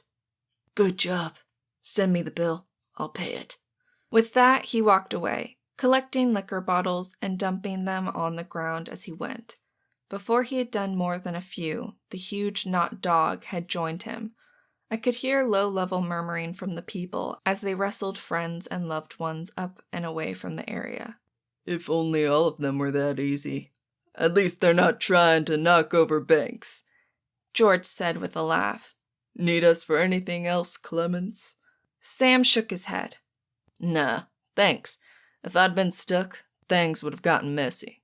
You related to Samuel Clemens? Jada asked, and Sam groaned. No, my parents just have a very bad sense of humor. But I figure I got off lucky. Oh? Jada had crossed her arms across her chest, looking down at him. She could really pull off the imposing warrior act. They named my brother Mark Twain Clemens. George and Jada choked, then started to laugh. I'll agree. Let us know if you need anything else. But we're more than ready to get back to Atlanta, George said with a wave as they headed back. This place is too quiet for us. We saw them off, and I looked back at the quiet campsite. I'd always known mages could do amazing things, but I'd never realized how useful they could be for important stuff that didn't rate news stories and movies made about them. I'd have to remember that. Chapter 31. Emergence. Contrary to what most people thought about magic in the Middle Ages, where magic resided in the domain of women, generally crones, magic emergence tends to occur after the cessation of puberty. With the hormones in the body settling down into defined roots, it is then that if the person is so blessed, they will emerge. Most people admit that teenagers with magic would be hazardous at best. Magic explained. Holy shit! I didn't realize this had been based on a real person. And I met him? Holy moly! And he was so contained. And now his comment about killing everyone makes sense. I'd gotten to class early, so I took the time to look up Scott Randolph and almost dropped my phone. One of my favorite movies was The Rescue of Stranthorn. It had been an action-adventure blockbuster and won 2 Oscars and multiple Golden Globes. The Oscars had been for Movie of the Year and Best Screenplay. As a teenager, I'd watched it so many times I had entire sections of the movie memorized. It had also cemented in the public consciousness just how deadly a pissed-off mage could be. The incident had happened before I was born. A small mall, Stranthorn Park in Upper New York, was taken over by magic extremists. They felt that mages should be the ruling class and were going to execute 1 person an hour until the US government was dissolved. There were 20 mages, all determined to make sure the world knew that mages would never be kept in servitude again. A researcher from a small lab was also caught in the hostage situation, Scott Randolph, though for the movie they had changed his name to Steve Randolph. After they killed the first person, he single-handedly went up against all 20 and killed them. In the movie, they had killed 5 more people, but according to the news story, it was only 2 more, though by the end of the movie, the mall had all but been destroyed. I tried to remember the various ways he had eliminated the bad guys, but in the movies it was always spectacular and visually stunning. The man I'd met seemed more subtle. I quirked my head. In the movie he'd had a familiar. Digging back through, I found it. He had one, but it was killed in the battle. In the movie, his familiar lived. In the movie, it had been a beautiful dog, a husky, or something like that. From the news story, it had been much smaller, with 6 legs, but still vaguely canine. Ouch, losing your familiar must hurt. I didn't know much about the connection, but still, anything like that would hurt, wouldn't it? The rabbit hole of learning more about the man and trying to figure out why he was in Rockaway, Georgia, beckoned, but the door opened and Bruce came in. He cleared his throat to grab everyone's attention. We won't be in here today. Everyone to the practical labs. We are all going to take the CPR BLS healthcare provider exam, the cognitive exam, and the psychomotor exam. You must pass the test to graduate. But by taking it now, it will allow you to assist while riding in rigs during your last rotation, instead of being dead weight. Your exam costs are covered as part of this program. There were groans and grumbles and a few panicked looks, but I grabbed my stuff and headed to the practical lab. This, at least, was useful. Maybe I could get test first, but it was still hours of tests. Either way, no paper due next week. That made me happy. They had a refresher available for the CPR aspect, but I knew I didn't need it. The CPR, BLS, or cardiopulmonary resuscitation, basic life support test, itself, I, at least, was ready to take immediately. I cranked through the practical and multiple choice aspects of the test to the beat of Staying Alive in the background. I never get the darn song out of my head now. As soon as I cleared the CPR BLS, I jumped on a computer and started the next one, the cognitive exam. I'd been studying the material for months. The better your score were, the better your chance of getting a good job, and I needed this. Drug names were the hardest for me, but I'd been focusing on that via the practice test. Psychomotor exams would be harder. They were done on a victim, and you were judged on how you did everything. It would help me to be sure I was ready for the ambulance ride along. 5 hours later, I was done and had passed everything. I wanted to dance. I just needed to finish the course to get my EMT certification. I walked out, one of the first people done, to glares of annoyance, especially Monique, whose eyes radiated with hate I didn't understand. But I was just about dancing at my scores and the possibility of certification. If I applied when I got home, I'd be able to have my certification by the ride-along. I had a bit more to get the paramedic certification, but step 1 was done. The ringing of my cell phone pulled me out of my euphoria, and I didn't even glance at the phone. Just answered. "This is Cori, successful passer of EMT exams." I expected it to be Jo, Molly, or maybe Katia, and my joy had to be visible in my tone. I wanted to dance. Congratulations are in order, then? There was a question in Sam's voice. Yes, that is exactly what is in order. I got past the first hurdle. I can legally help now. And it justifies me getting paid. That part almost had me shrieking. After everything, I could see a light at the end of this long journey. Well then, we need to celebrate. But first, you interested in working today? Would mean you'd take off Friday. We could use the help. He didn't sound stressed, and the BAM had left 2 days ago. I considered the offer. With no paper tonight, I didn't have anything else to do except personal research, and that was just to satisfy my curiosity. Maybe if I worked, I could ask him about Scott Randolph. Doing? I, at least, wasn't going to sign up for anything truly awful. That question warred with the side of me that wanted to just say yes to the money aspect. But still, ask questions. You never knew what people were trying to sign you up for. I could hear his amusement as he responded. What, don't trust me? No worries, nothing drastic. There's a game at the stadium this afternoon and we're short officers to do security. With the manpower from Atlanta last week, we had to return the favor this week. I could use someone else to do security check-ins. Wanding people, checking bags, and acting as authority to campus security. Laughter escaped me. I'm supposed to act as an authority to guys more than double my age and my weight? You've got good instincts. You don't overreact. I really think you should become a cop, Cori. I'd have you in my car any day. But yes, you get authority. And an official police vest. He said the words like he was dangling a carrot under my nose. Sure, I can work. I looked around and shrugged. I haven't actually left campus yet, so I don't have a uniform with me. Okay, I can swing by, pick you up, and take you home. Then we can go to the stadium and get ready. Oh, that would be great, thanks. I told him where to pick me up and headed to that direction. 15 minutes later, I was in my apartment changing clothes. 10 minutes later, having fortified myself with zapping a quesadilla Marisol had made for me, we were headed back to the college and the stadium.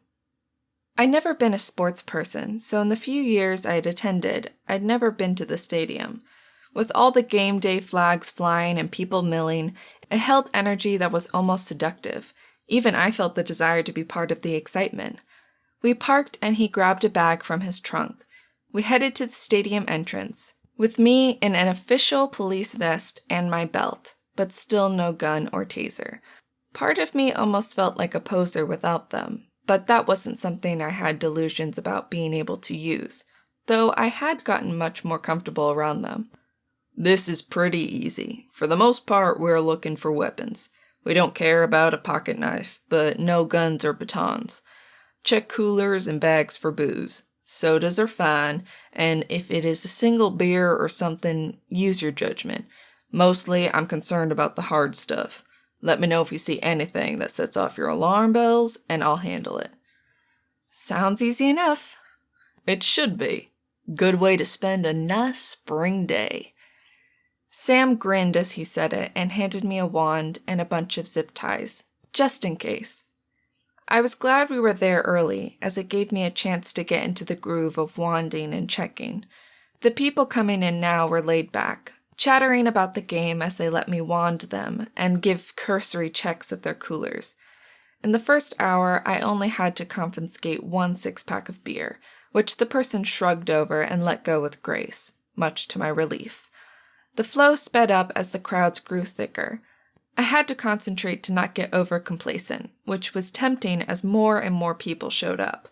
People got a bit more annoyed at having to wait to be wanded, but it didn't upset me. I got really good at that look Laurel gave me, the officious, I can make you regret your decisions look. To my amazement, it worked, though I caught Sam glancing at me and fighting back a smile more than once.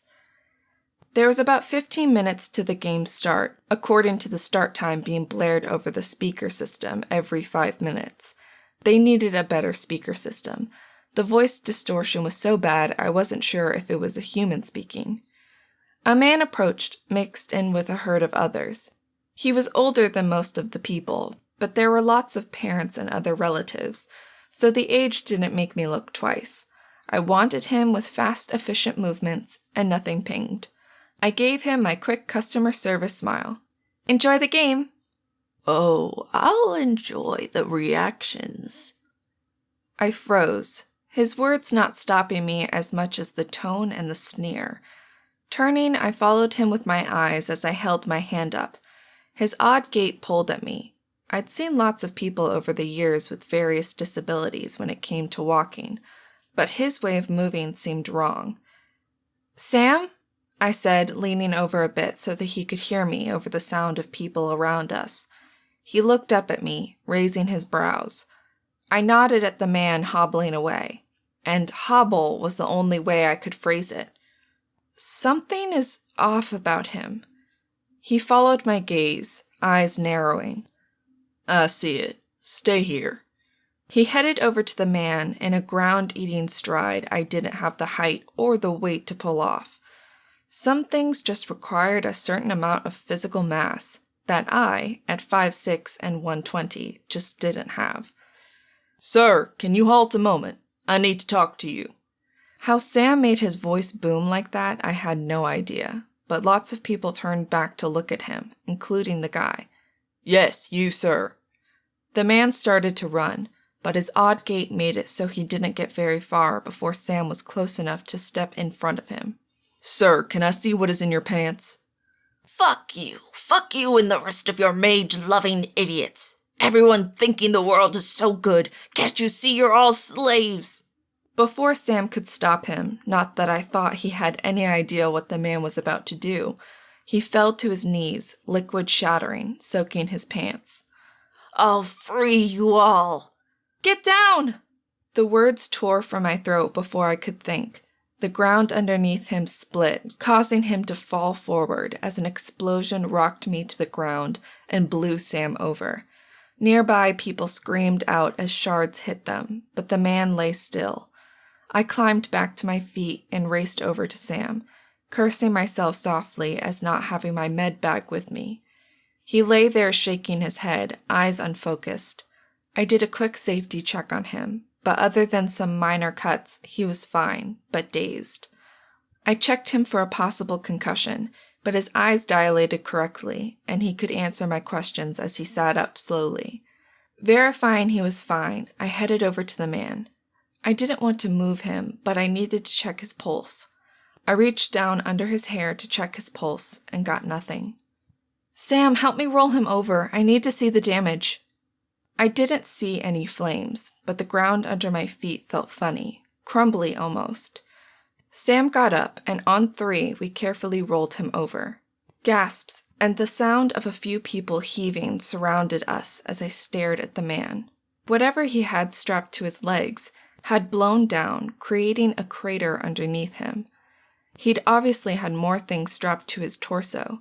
His legs, pelvic area, and abdomen areas were messes of red gore.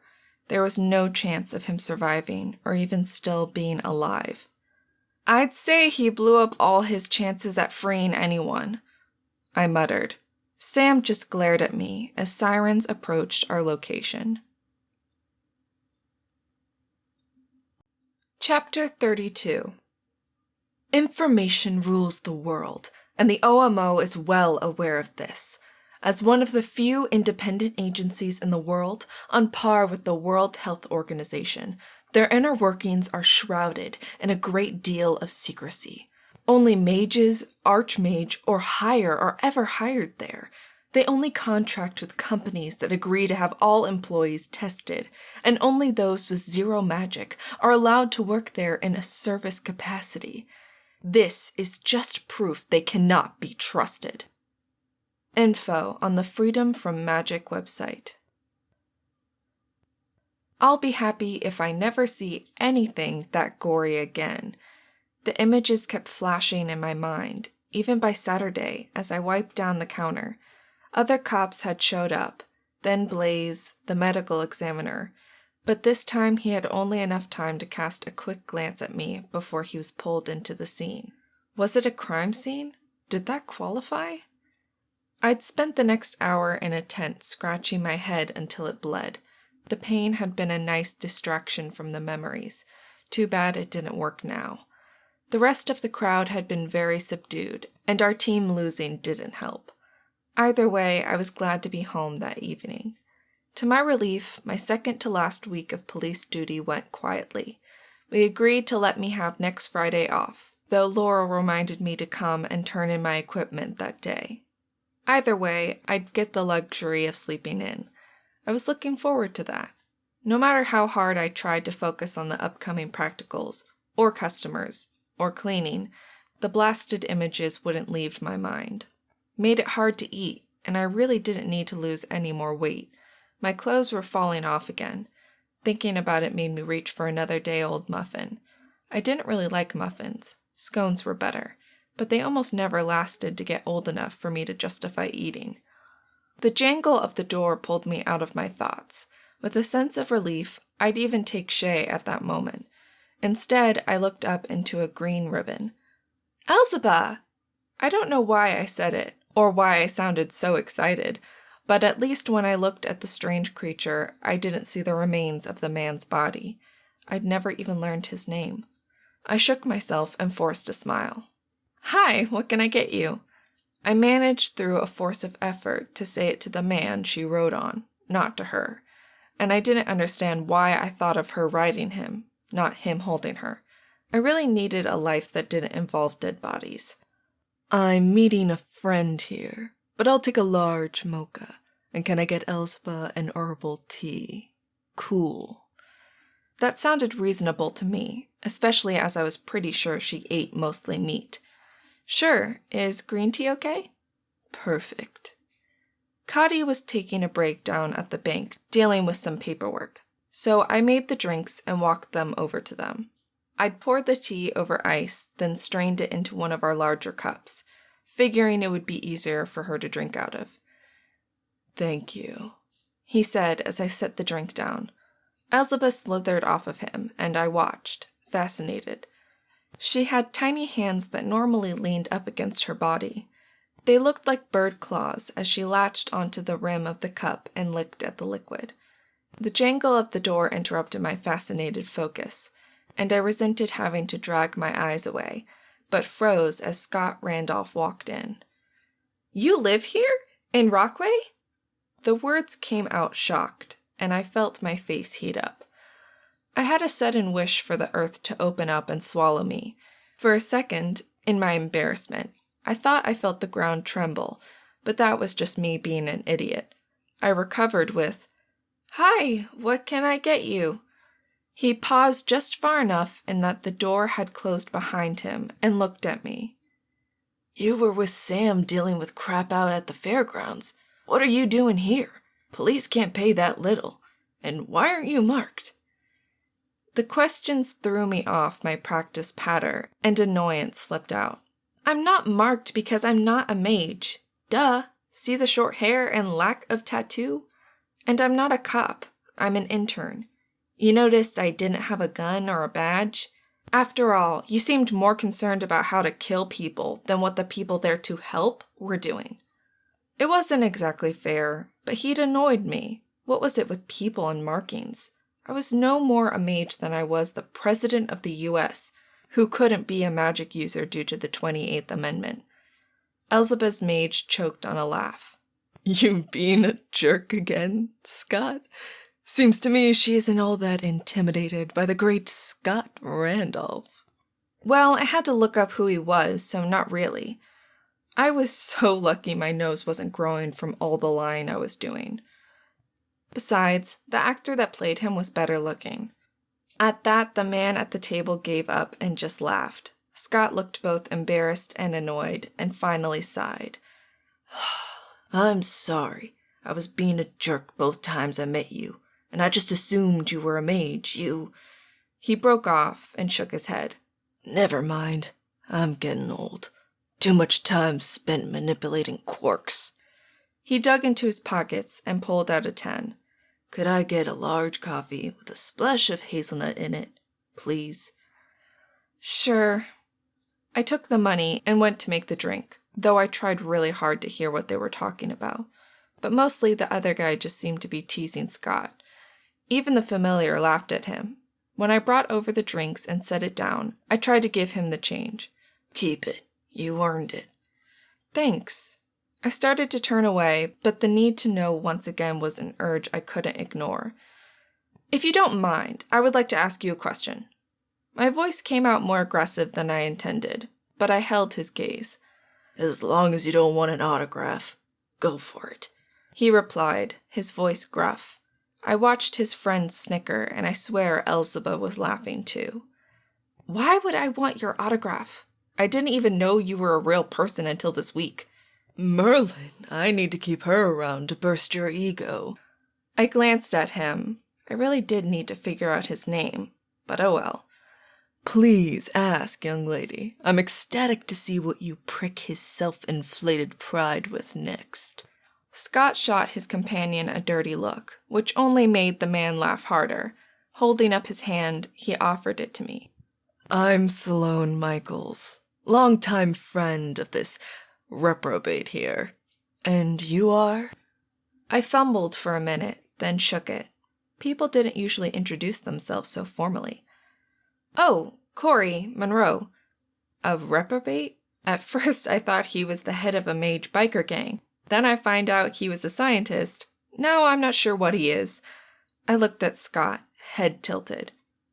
What or who are you? He glowered, but it didn't have much heat. I don't usually have to justify my existence to waitstaff. He paused and looked at me. But I guess you aren't that. He frowned again, peering at me. You sure you're not a mage? I wanted to groan. This was getting old. If I am, I'm barely a hedgie, so I'm not old enough to be a crone. I haven't emerged or experienced anything that might equate to emerging outside a sneezing fit. So, yes. Huh. I'm probably just tired. Dealing with those idiots all week is exhausting. He narrowed his eyes at Sloane. And don't get me started on you or that legless menace you seem to like. Elzebeth just laughed at him, then went back to lapping at her tea. Oh, sit. Your hovering over me doesn't help. He snapped, waving me to a seat. I looked around. The store was quiet, and Katia would be back any moment, so I grabbed a chair and swung it over. Not sure why I'm telling you all this, but might as well. Not like it's a big secret. Yes, I am, or was, a scientist, with a PhD in theoretical physics. The DoD had me working in a small lab on stuff for the space station. All hush-hush stuff. Boring, really. But being able to monitor and manipulate quarks to create some new elements was kinda cool. What that meant is I knew how to use my magic to move very small things and make very big differences with a minuscule offering. He stopped and looked at Sloane. Tell her your degree. Sloane laughed. He just wants to put me in the spotlight. I'm a chiropractor by trade, but while I got the medical degree, I'm not good at the mental high-end stuff. If I can't see it, I can't manipulate it. Scott here can manipulate what he only thinks exist. I prefer bones and muscles. They're at least visible. He shrugged. My draft was served doing basic clinic duty on a base in the Middle East. Elzebeth loved it. The heat and lots of creatures to eat. The creature nodded her head up and down. There was no escaping that was what she did. Me, I tried to resist scratching my head. It would wait until I could step out back and shed another layer of dandruff. So, working with imaginary particles gave you the knowledge of how to kill people? I expected him to avoid the question, or be obtuse. The movie and reports made it sound like he'd been very good at killing them. If it was a bit over the top in the movie, I blamed that on Hollywood. Sloane choked on another laugh. Scott got a funny look in his eye, and Sloane quit laughing, leaning back and holding his cup. Do you know the real reason they require education for mages over hedgies? And try to encourage mages at any rank to attend the training classes? Scott asked as he refocused on me. I shrugged. Control over mages? They both barked out laughs that had no humor in them. Your cynicism isn't far wrong, but that's only part of it. Magic is vast, and we don't understand it all the time. Did you know that we theorize the emergence and the strange things that happen with it? Are your body instinctively learning how to make offerings? How to control what magic they have available to them? I shook my head, mute, surprised by this idea. It's true. Do they still teach about the Age of Awakening in high school? Sure, but it's only a month. Mostly talking about the appearance of magic and all the mages that died trying to learn how to control it. There's lots of focus on the greats of that time, the people who worked out how to use it. I shrugged. For the most part, they expect us to memorize names. Who did what? Like Thomas Mathis and the conservation conversion of cellular energy to magical energy. Napoleon and the First Mage War. What battles he used them as shock troops. Scott sneered, or at least I think that was what it was. It sure wasn't a smile. They don't mention all the people that died from all the mages playing with their new powers. It was a lot. Most mages only get the dark secrets if they go for the bachelors. Then they're required to take the course. write papers, and learn just how horrible we are. It's one of the reasons every government in the world has such strict controls and the rules of those magic users in battles. He trailed off and shook his head. That doesn't matter.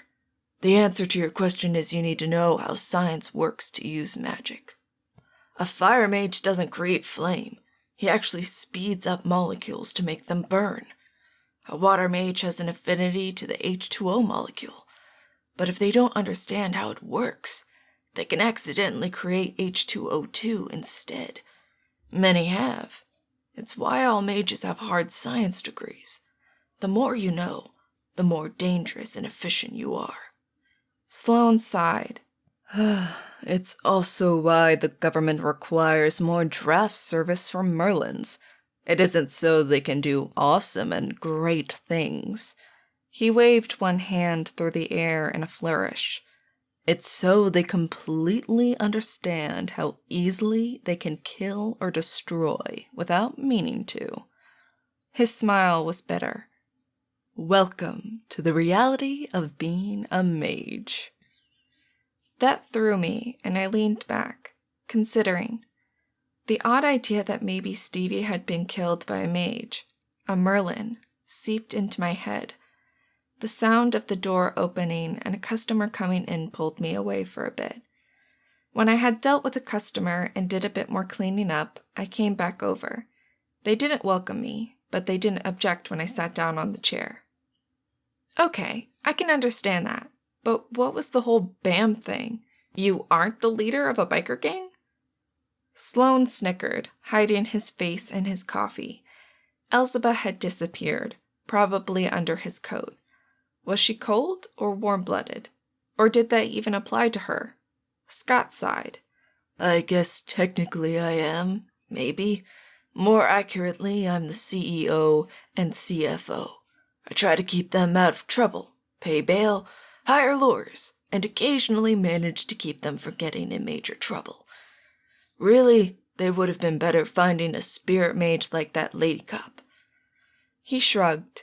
Most of them are people who did their time and came out scarred or broken and have a hard time with the day-to-day world. Some just are tired of the grind and walked away. The few that are really broken only rarely come in for the big events like that. He snorted. They pay me good money to play babysitter a few times a year when there's any level of organized event. He cast me a sharp smile. So, if I'm done bearing my soul to you? I rose. Sure, I was just curious. Thanks for answering. And I'm glad no one got seriously hurt the other night. We'll be closing in about an hour. Next drink is on me.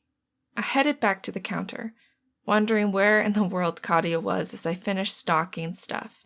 I needed to scratch my head like crazy, and I didn't want to leave the counter uncovered.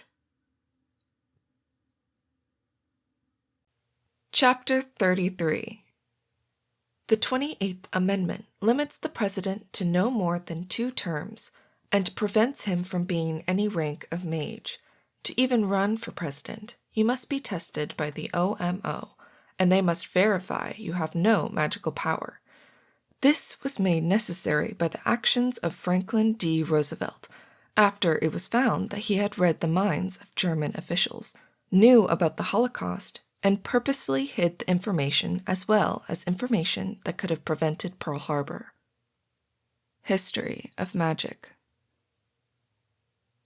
This time the craziness didn't happen to or around me, but poor Katia. Lawrence called as I was about to shut down early and go find her. A trip to the bank should have taken her about 15 minutes, but she'd been gone over an hour and a half before he'd called. Turns out she'd tripped walking out of the bank, twisted her knee, fell, and slammed her head into a column, which caused her to be so disoriented she started making crazy offerings and setting things on fire, like her clothes. It had taken EMTs to get her calmed down and sedated. Then they took her to the hospital to get her knee worked on. She'd be out for another week, then back with a brace. Molly agreed to let me run the place myself, which suited me just fine. Carl and Lori made more work than they were worth. Besides, Sunday mornings were usually quiet. I'd gotten tired of the normal fare on TV and had it playing old episodes of Law and Order, Mage Unit, which at least was never boring, though surely most of it was an exaggeration of how powers worked. That, or they all had familiars and chests of genetic material. The morning had been quiet. Sundays were, so I'd worked on studying for the practicals exam. The paramedic certification test would be the week after I graduated, but I'd gotten back the scores on the test for my EMT certification. I'd passed. Not perfect, but darn close. Meds were the only thing that I had trouble with, so I was going back over all the variations of meds and making sure I was good at spelling and pronouncing them. So many were so close that you needed to be careful. I looked up, standing as I did so, to assist the next customer. When the chief stepped in with her husband behind her, I frowned. "Morning, Chief Amison, Captain Martinez. What can I get you?" I knew what she would probably order, but I didn't think the fire chief had ever come in. I'd seen him a few times, but I had no idea what he drank, if anything. My usual, please, Cori. Martin, you want your hot chocolate? Yes, with a shot of mint in it. He replied, his soft voice almost funny out of such a thick man. Where Laurel was all wiry muscle, Martin was only about 2 inches taller than her, 5'7", but he was at least 6 inches wider, all muscle. I had no problems believing he could carry a man out of a burning building. Laurel paid for the drinks and looked around the empty shop. At 10:30, church was still in session.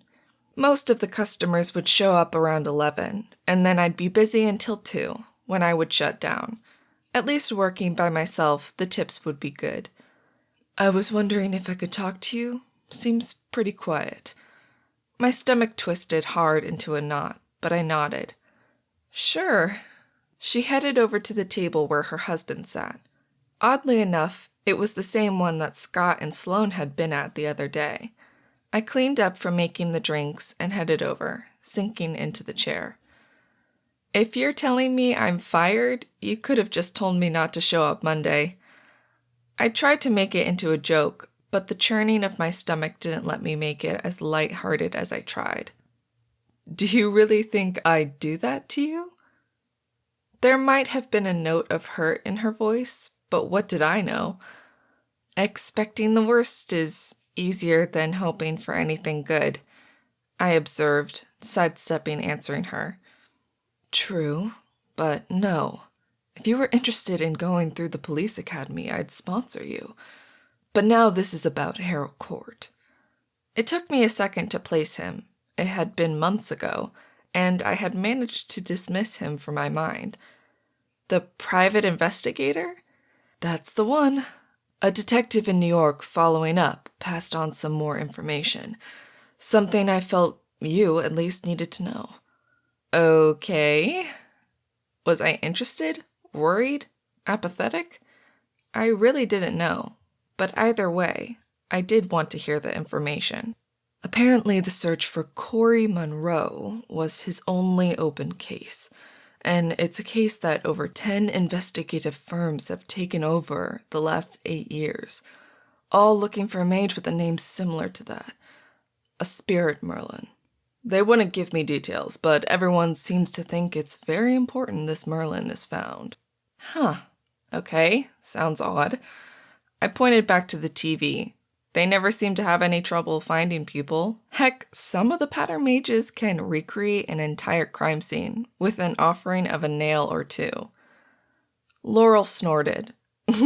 Not quite that impressive, but yes. Missing persons usually don't stay missing unless they want to. Psychic and pattern mages do manage to find people quickly. But either way, I wanted to let you know about their request. Note this is a request, not anything they can force you to do. I looked at her confused. What in the world is she talking about? They are requesting, whoever is hiring these mages, that anyone with a name even similar to that of Cori Monroe go in for mage testing if they haven't already. Huh? Why? She shrugged, and her husband just looked vaguely amused. I'm not sure, but there seems to be some pretty high-powered people behind the hiring of these PIs. I don't like giving in to the whims of powerful people for spurious reasons. You've never emerged, or at least not at a rank that either you or anyone else has noticed. And I understand not wanting to get on the government radar more than we already are. But I was obligated to inform you of their request. I rolled my eyes. Everyone lately keeps asking me to do this. I'm not a mage. Or if I am, I'm barely a hedge. No thanks. I think people test just because you get the education for free. I'm not high enough to qualify, so why bother? Besides, I'll graduate soon. I'm almost there. My skin all but crawled, and I felt like I was having a panic attack as I fought to keep a straight face. I get that, so I asked. You said no. It's done. She really didn't seem to mind, but the idea of government people having their fingers in my life freaked me out. And you really don't know why they're looking for this mage? I didn't know why I asked. My internal need to know why, probably. But it didn't make sense. All mages were registered when they emerged. Why would someone not register? The consequences were bad. Laurel sighed and peered into her coffee. Martin, on the other hand, seemed to smirk at his wife. He caught me giving him a look. I told her you'd want explanations. And it isn't a huge secret. Mostly I'm smirking because now she has to make dinner tonight. She huffed. I should have known better. You've always wanted to know everything. Here's what I was told. A powerful Merlin put out the call for his search right before he died. The mage supposedly had a huge emergence that was felt all the way to New York about, 9 years ago, around April. I frowned at that, and she must have seen it. Yeah, about the time Stevie died. He was killed. My mental rebuttal was instantaneous, but I didn't say it. I'd never wanted to face the possibility he died of natural causes.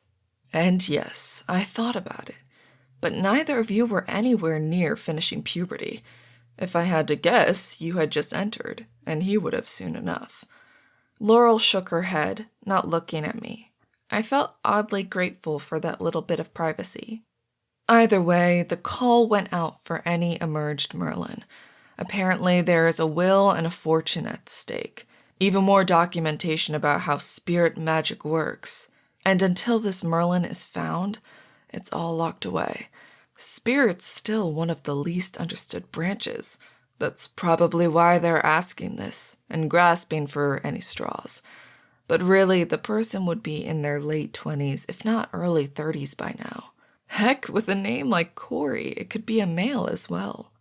I nodded, feeling my tension drain from me a bit. It didn't make me happy. Too bad the name couldn't have been something like Gerald or Samantha. Outside, there was a huge crack, the squeal of brakes, screams, and a loud bang even as my head began to itch like crazy, and my energy depleted like someone had punctured a bag. Laurel and Martin were up and running for the door. It took me a minute to stand up, the wave of dizziness making my knees wobble. I blinked it away, reminding myself to eat better. I had food, good food in the fridge, and money to buy groceries. I really needed to quit skipping meals. It took another few seconds, but the dizziness faded and I followed them out the door. The old Bartlett pear that stood near the intersection had snapped in half and fallen in front of a car. Laurel and her husband were talking to the people in the car. How long did I sit here? I watched for a few minutes, but no one was hurt, and as soon as the EMTs got there and a squad car pulled up, Laurel and Martin headed back towards me. I told those blasted city planners, Bartletts are a safety risk. They're brittle and you never know when they're going to break. I wished we'd pulled them all. But every time I suggest it, everyone whines. I win the lottery, I'm donating the money and trees to replace all of them. Menaces, I tell you. Martin's voice carried clearly as they walked up to me. You okay, Cori? Laurel asked. You looked a bit gray when you ran out, and not too much better now. I'm fine. You and Molly are just working me to death. She tilted her head, looking at me. This is what you want, right? It is. A good degree, a way to make a solid living, and a backup plan. I'm good. I reassured her, nerves flashing through me again. I couldn't risk losing this. I was more than ready to graduate and start working for real. The internships had been more fun than I thought they would be. I had learned a lot. I'd be able to work with the police and medical personnel with a bit more clarity.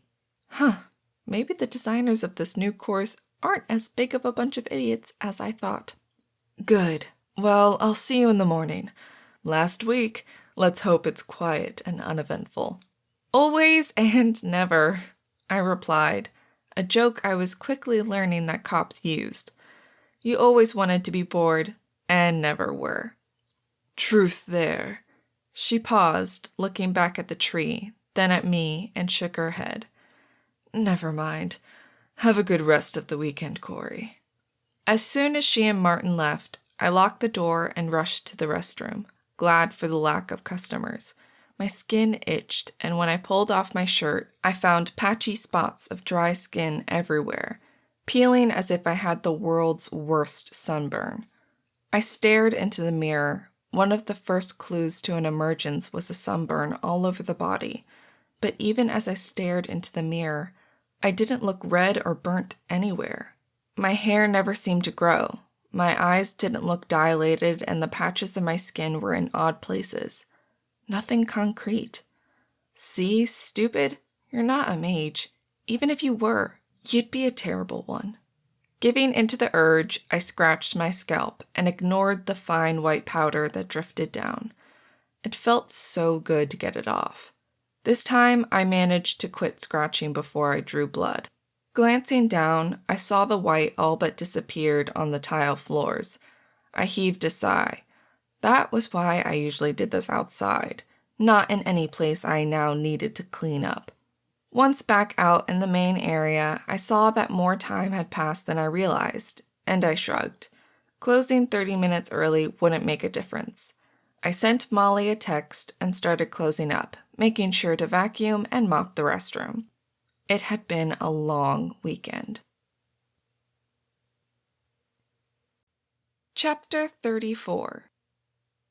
The draft was put into place immediately after World War I. Education and control of mages was treated as mandatory by the U.S., and many other countries adopted some form of it.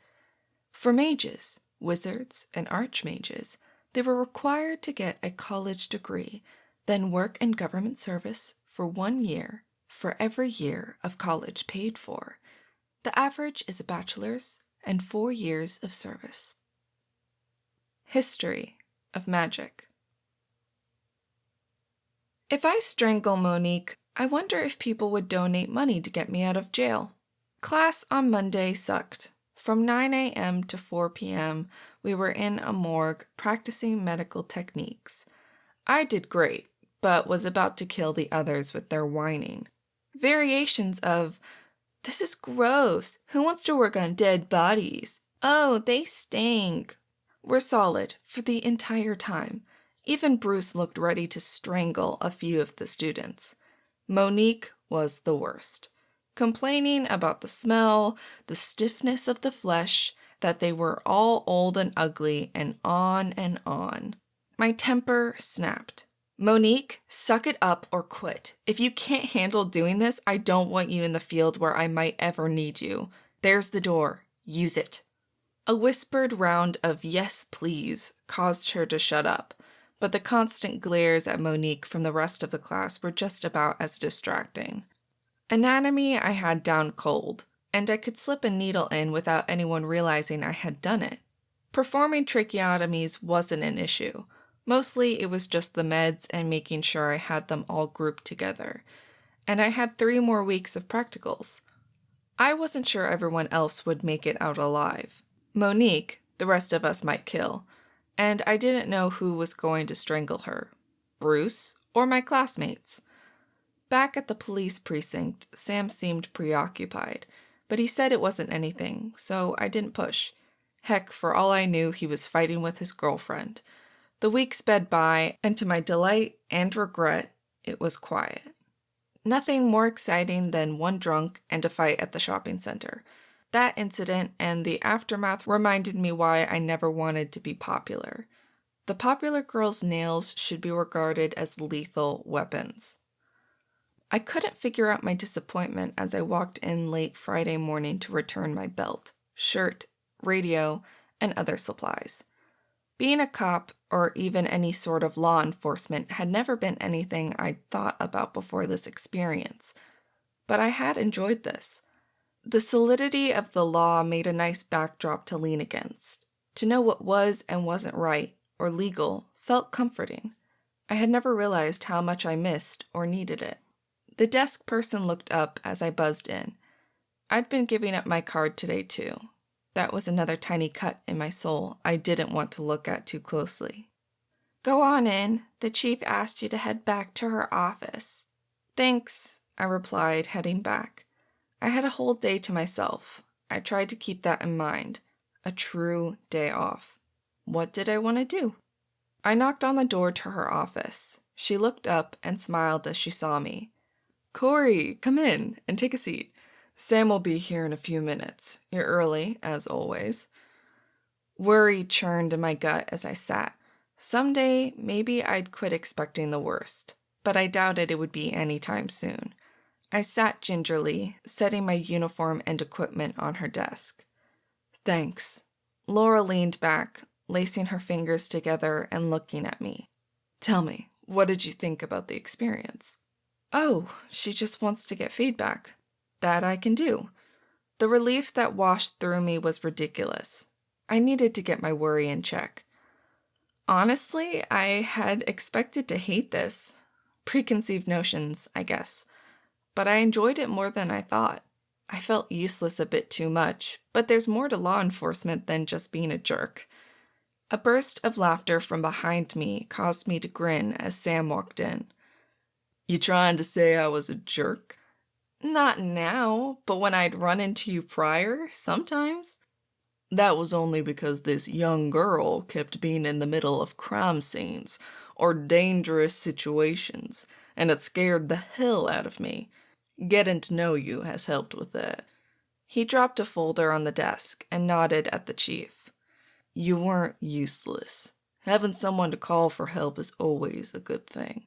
We've done police explorers and ride-alongs for civic classes for years, but we wanted to try this. Our rate of people quitting after less than a year as an officer has been over 60%. The common reason is that being an officer wasn't what they expected. It's part of the reason we had you write so many reports and fill out everything. We are trying to give people a real glimpse as to what it's like before the police academy. Do you think we succeeded?" I leaned back to think about that.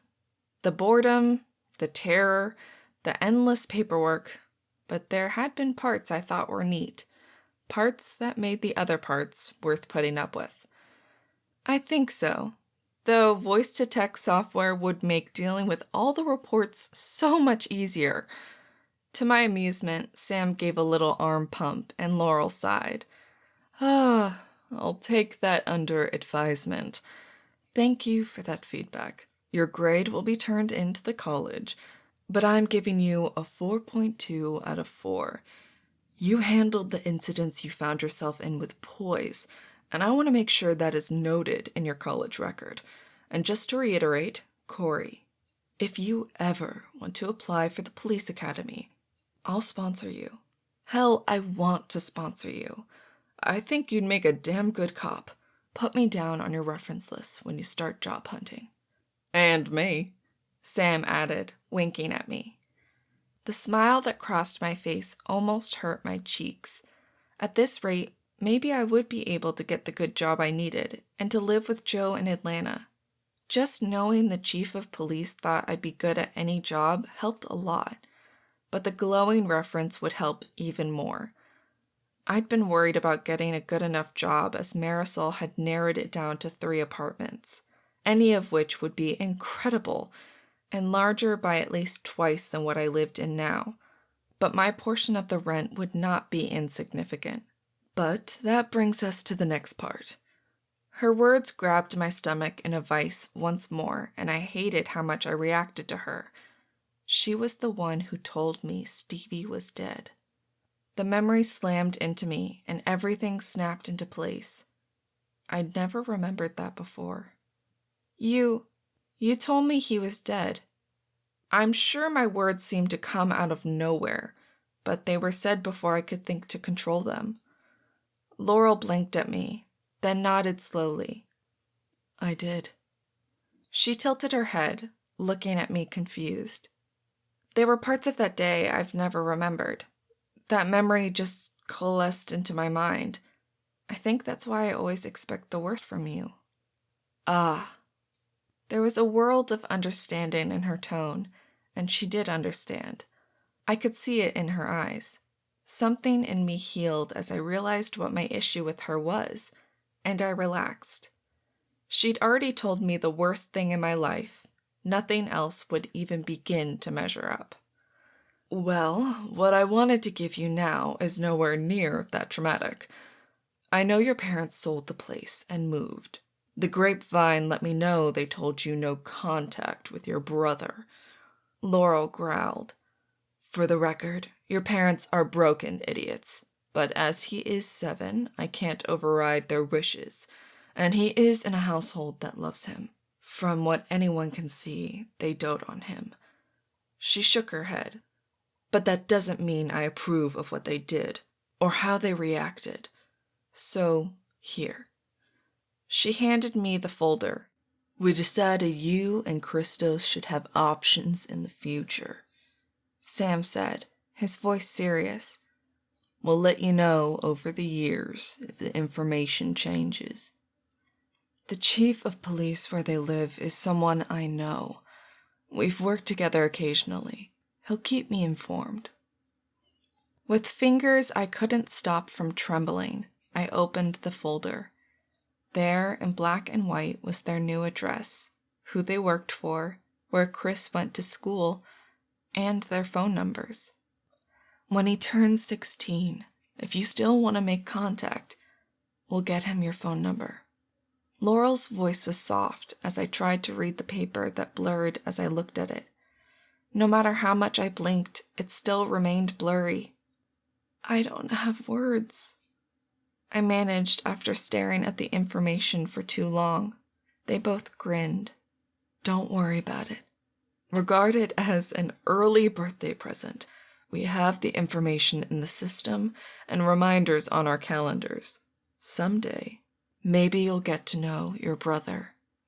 I nodded and carefully put the paper back in the folder, clutching it to my chest like it held all the answers to every question I'd ever asked.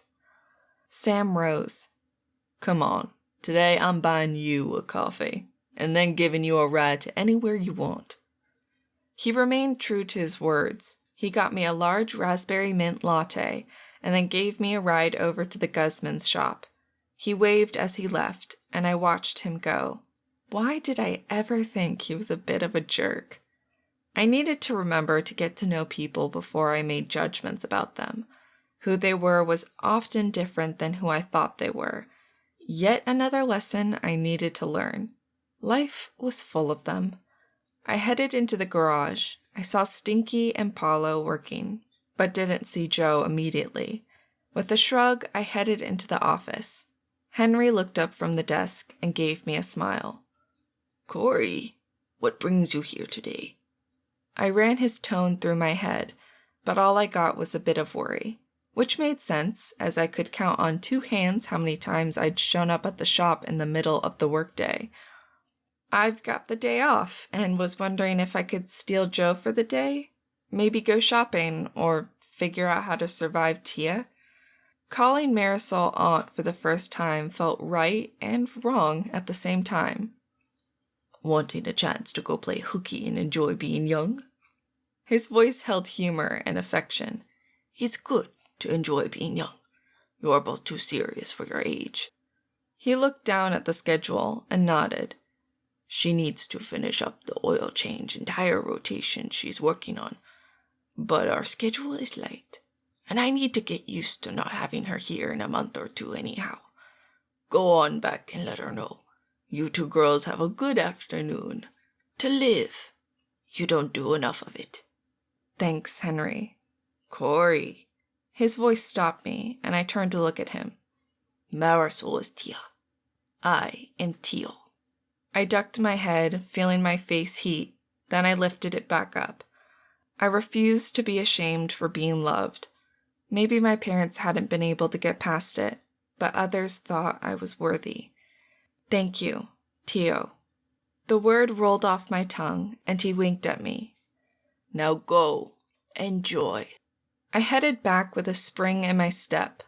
20 minutes later, we were on the back of Joe's bike and headed out of town. There was a nice place by the lake that we wanted to visit, and we grabbed sandwiches from Publix on the way out. An hour later, we sat on the picnic table looking at the water of Lake Allatoona. Chief Amison really said that? That she thought you'd be a good cop? Joe had finished her sandwich way faster than I had. Yes, I mumbled around a mouthful of food. I forced down a swallow and continued. But she also thought I should get tested. Yes, way to go, Chief. Joe did a little hip wiggle of joy. When are you going? I groaned. I'm not. Why does everyone want me to get tested? It was a whine. I know it was a whine. But I was so tired of people wanting me to go waste my time and my hopes on getting tested. Joe glanced at me, then out towards the lake, her face serious. I just think weird stuff happens around you, and a little too much. Maybe you are a mage, and if you get tested, you get access to classes.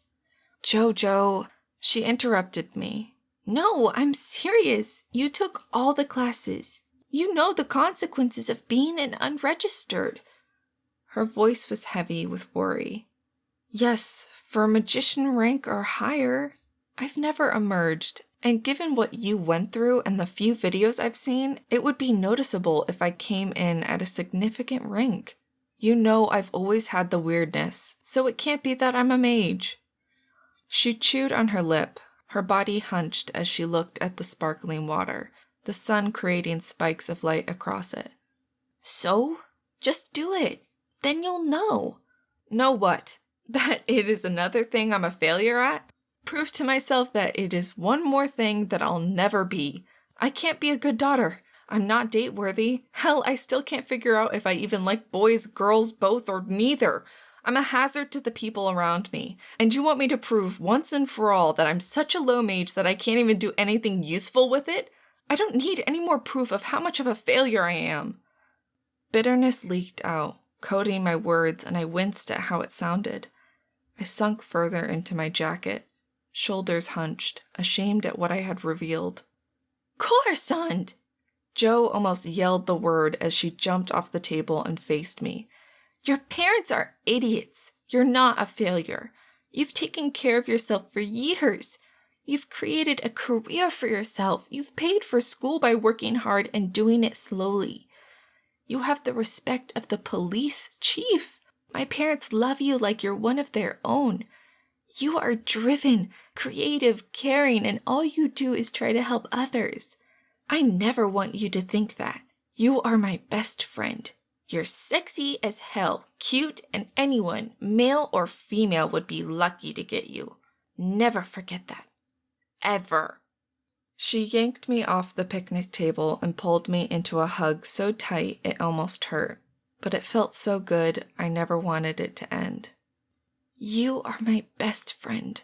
Never forget that. Joe murmured as she held me tight. I sank into her arms, and for a few moments I pushed everything away and just reveled in being loved for being me.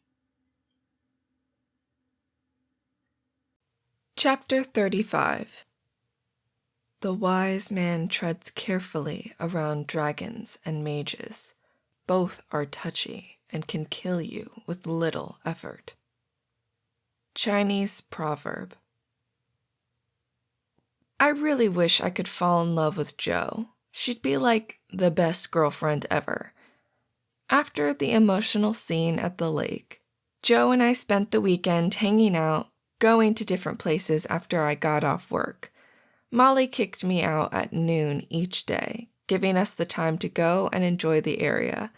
We took an afternoon trip to Helen, Georgia, where she delighted in making everyone think we were lovers. I played along because it amused me, though even with Jo pointing out men and women to me, I didn't get the thrill of interest she talked about. I could see they were cute or sexy, but I was more drawn to boots way out of my price range, or to the chocolate that made both Jo and me moan. When she declared it was better than sex, I figured I could just live with chocolate then. It seemed like less effort. Overall, it was the best weekend I'd had in years. All my papers were done. The last few weeks were in-depth practicals, application usage, and then tests. And Tuesday, my EMT rotation started. I would be working as an EMT. I'd received my certification that Monday at the end of class. About half of us had passed the first test. Bruce chewed on those who had failed, including Monique. I had to resist smirking as he did that.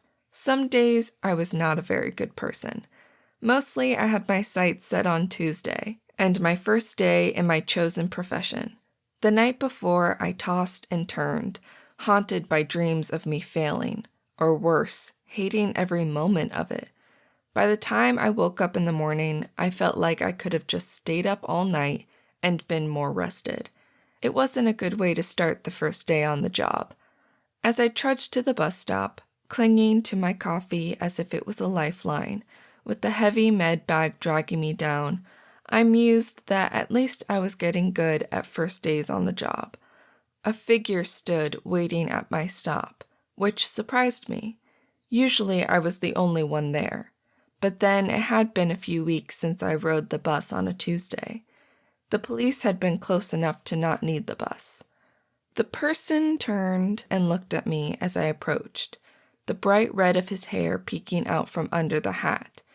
The April air was still chilly in the morning, but the glimpse of red was all I needed. "Morning, Shay." He grunted at me, but didn't look away. "What?" I asked after a moment of his intense stare. "You will need to make choices soon, but you have time. Hopefully, we have time for you to learn enough to make the right choice for all of us." "Huh? Shay, what are you talking about?" He sighed and shrugged. Possibilities, probabilities, options, paths. The future is less clear than the past, and you are confusing. Sensing has never been something I was good at, and you are cloaked in swirls and eddies that confuse and mislead. But Elzaba is never wrong. Besides, if I'm wrong, the cost is low. If I'm right, and you are the point, the cost is high. Twists and turns, choices and decisions. Everything flows and nothing is certain. Emergence to be, and those that have been are shifting points. I stared at him. Out of everything he had said, the only thing that actually made any sense to me was Elzaba. Lack of sleep, not enough coffee, and stress about the day drove my tongue. "Shay, the snake makes more sense than you do. Maybe you should learn how to speak English before you go and confuse people with meaningless words." He growled and muttered something that I really didn't understand. Long liquid sounds that changed into short, harsh sounds. "And now you're cursing me in tongues? Because if that is something I'm supposed to understand, I don't." Shay looked up to the sky. It was looking like it might be a gorgeous morning. "Coruscant, never change who you are. Your very being you is all that can be asked. Hold on to that. What others expect is not your problem." The rumble of an engine interrupted him, but as the bus pulled up, he cast me a quick smile. Jo is true. When all else falls at your feet, she will never falter. Her nature is to assist. Her heart is yours. I didn't have a chance to ask anything else. He climbed up into the bus and I followed hurriedly, but it was full enough that I couldn't sit near him, which I think he planned on purpose. Sitting in the back, I sighed, annoyed and confused by his random words. Merlin talks to me and all I get is weird comments and attitude, or statements of the obvious. Yes, Jo is true, but I don't plan on falling so far that I need to lean on her. As always, my best plan is to ignore him. To my surprise, the distraction of Shay's words made my stress over the day disappear. When I disembarked from the bus and headed to the fire station where Sally was stationed, all I had was curiosity about the day ahead. Maybe his reminder that Jo would always be there made the difference, though we did need to find her a girlfriend everyone liked. Otherwise, her serial dating might drive us all crazy. Sally had told me to go into the bays. They'd probably be open, and stick my head into the area. Someone would be up and around. I didn't even need to do that. Martin stood there, cleaning the windshield on one of the fire trucks as I walked in. Cori, morning. Come on in. I've got paperwork for you to sign, then we'll track down Sally. I mock groaned. At this point, I'm pretty sure I've signed my soul away. Question, who is going to get it? You or Laurel? Martin flashed a smile at me. We're still trying to decide. I keep pointing out she gets more opportunity to get souls than I do, so I should get you. Besides, I've got you last. I laughed, shaking my head. Not sure I'm worth that much. One beat-up soul? You may want to hold out for a better offer. I think I could get a great deal of use out of you. Trade it for magic favors. I burst out laughing as I followed him into the office. I can see there's much about magic I didn't know if they are offering favors for souls. Hey, dark alleys and shifty Ronin. Surely I can swing something. He winked as he sat down at the desk and handed me the paperwork. I'd trade almost anything for someone else to do paperwork for me. I looked at the pile and sighed. Yes, I've decided that hell would be making people fill out paperwork for all eternity. He winced. That does sound very cruel, but this, at least, you can convince yourself is necessary. Uh-huh, I said, unconvinced. I picked up the pen and started reading and signing, but it really wasn't anything I hadn't already signed before. Mostly disclaimers, privacy, acknowledgement of rules, and regulations. I paused when I got to the last few pages. The sign stacked flipped over on my left. Sir, what is this? I held out the pages to him. Martin arched an eyebrow at me. I knew it was at the sir, but he looked at the papers. Oh, standard paperwork for a short-term contractor. We are working through an agency. We got all your paperwork and test exams, so that is the W-2 and everything. They'll take out taxes, etc. And this lets you work overtime if needed without having to change your hours. He flashed me a smug grin. Welcome to the wonderful world of working for the country as a first responder. I stared at the employment contract and the hourly wage. Meaning if I sign this, I get paid as an EMT level 1? And this company can place me other places if I don't get a job? I can float as a fill-in? Yep, we figured for a lot of you, companies don't always want to hire people with shiny new licenses. But if you have some experience and get good reviews, it makes getting a job a bit easier. Doesn't pay as much as a full-time employee, but even working a few days a week should make it possible for you to pay rent. Even in Atlanta. I caught his smile as he turned away. I I refused to start my first day of work crying like a silly child. The dollar amount sitting there would ensure I had time to job hunt. At the rate they were paying me, I'd be able to really buy new furniture and find a job I wanted. I had to fight to blink away tears. The town I had been trying so hard to get away from turned out to have been supporting me more than I ever realized. For the first time, I wondered if maybe I could come back here. Cori, I lifted my head to see Martin looking at me. we want you to spread your wings and fly. You've never let anything stop you.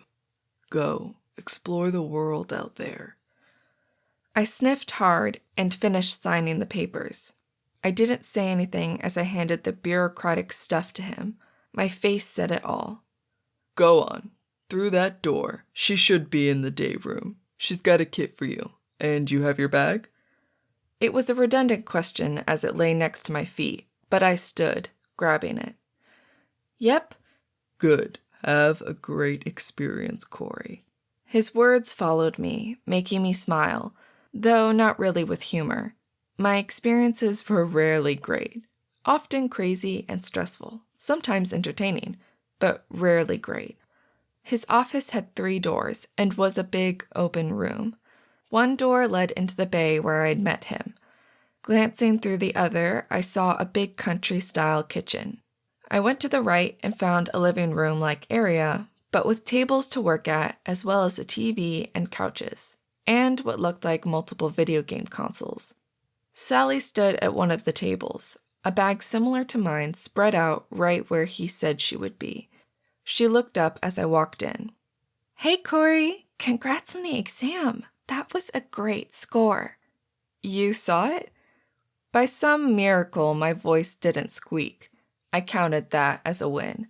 I looked around the room, not seeing anyone else in it, but the ambulance, paramedic truck, and both fire trucks were present in the bay. Yep, was sent to us as we're your sponsors for this round. I wasn't surprised at all. She had a smug smile on her face. Were certain people surprised? I had a feeling there was more to her expression than just being sponsors. Oh, Jeff might have lost some money to me. Her smug look grew brighter, if possible. I looked around, unsure what to do. Where is everyone? The boys are working out. Kat and Jay are sleeping. Come on, set your bags up here and we'll go through it. The way they ship it is almost useless for when you really need stuff, and if you go with the default layout, you'll spend way too much time digging through it. Did you remember to fill out your voucher? I looked at her, not understanding what she was talking about. For your bag. It was part of my required school supplies. I suddenly wasn't sure. Had I missed something? I'd never been sure why they wanted us to get it, especially if we had to use it. It was a lot of money to spend, to have to constantly refill. I didn't think we were supposed to spend your own money to do that. But what did I know? Sally looked at me surprised. Didn't they explain it? It was supposed to be on the curriculum. No. I racked my brain, frantically trying to think if I'd missed something. But other than required equipment, Bruce hadn't mentioned it. Sally groaned, pulled out her phone, and typed something on it. There, I made myself a note to follow up on that aspect of class. Those things are too bloody expensive to expect people to pay for them out of their own pocket. My confusion must have shown on her face. No worries. Come on, set it up here. She patted the table she had her own bag set on, all torn apart. I hefted it up there and she looked at me. Let's get you dressed. Then I'll explain. Come on, I'll give you the 2-cent tour. We stuck our heads into the fitness room, waved at the men, and walked into the dorms. They had 3 sets of bunk beds that reminded me of old movies and Pullman cars. Each bed had a curtain you could pull across it, making a little cocoon for yourself. Here's your locker. My name, C. Monroe, had been written on it, right next to S. Chang. She opened the one with my name and pulled out a jumpsuit in bright red with yellow fluorescent tape down the sides. 2 more lay in the locker, waiting to be needed. Not the most flattering things ever, but you'll be amazed at how warm they keep you. And they ignore most damage and soiling. If something actually stains this stuff, it probably would have left burn marks on your skin. She glanced at my boots, the ones I had bought in Helen. Not the ones I had actually lusted over, but the practical boots that should serve me for a year or two. Yep, those will do. Usually I wear leggings and a tank top under this and keep a few in the locker just in case. Colder weather, it's a turtleneck. We don't have as stringent rules as some of the bigger cities.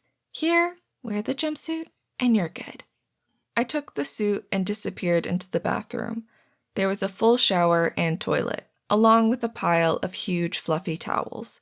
I changed quickly and made a mental note to buy some leggings ASAP. They weren't what I normally wore, but I could see how much more comfortable they would be than the slacks I wore right now. When I stepped out of the bathroom, Sally stood there, waiting for me. Good, they fit. They'll deduct them from your paycheck, but you can keep those. Now, let's go look at your bag. She spoke as we walked back into the day room. This is my backup bag. It's an excellent chance to show you what they were supposed to talk about. Ambulance Rockaway 3, collapse at 3rd and Main. Please respond. The disjointed voice blared over the speakers, and Sally flashed me a smile. Too late. Let's go. Chapter 36. Offerings are mysterious and simple at the same time. All magic must be fueled by genetic material of the mage. While living cells can be offered, the most common are nails, hair, and external skin cells. There are numerous mages who use blood to offer as it is easily replenished. If you have a familiar, you have the ability to use genetic material not attached to you. It is interesting that blood, if it is still alive, does not need to be attached to the mage. Magic explained. I really am certified, but since Sally is just as wired as me, I guess I'm in good company. Sally had taken off at a run and I followed her, leaving the bag there when she shook her head as I started to reach for it. I jumped into the passenger side of the ambulance even as the big garage door slid open. Pay attention.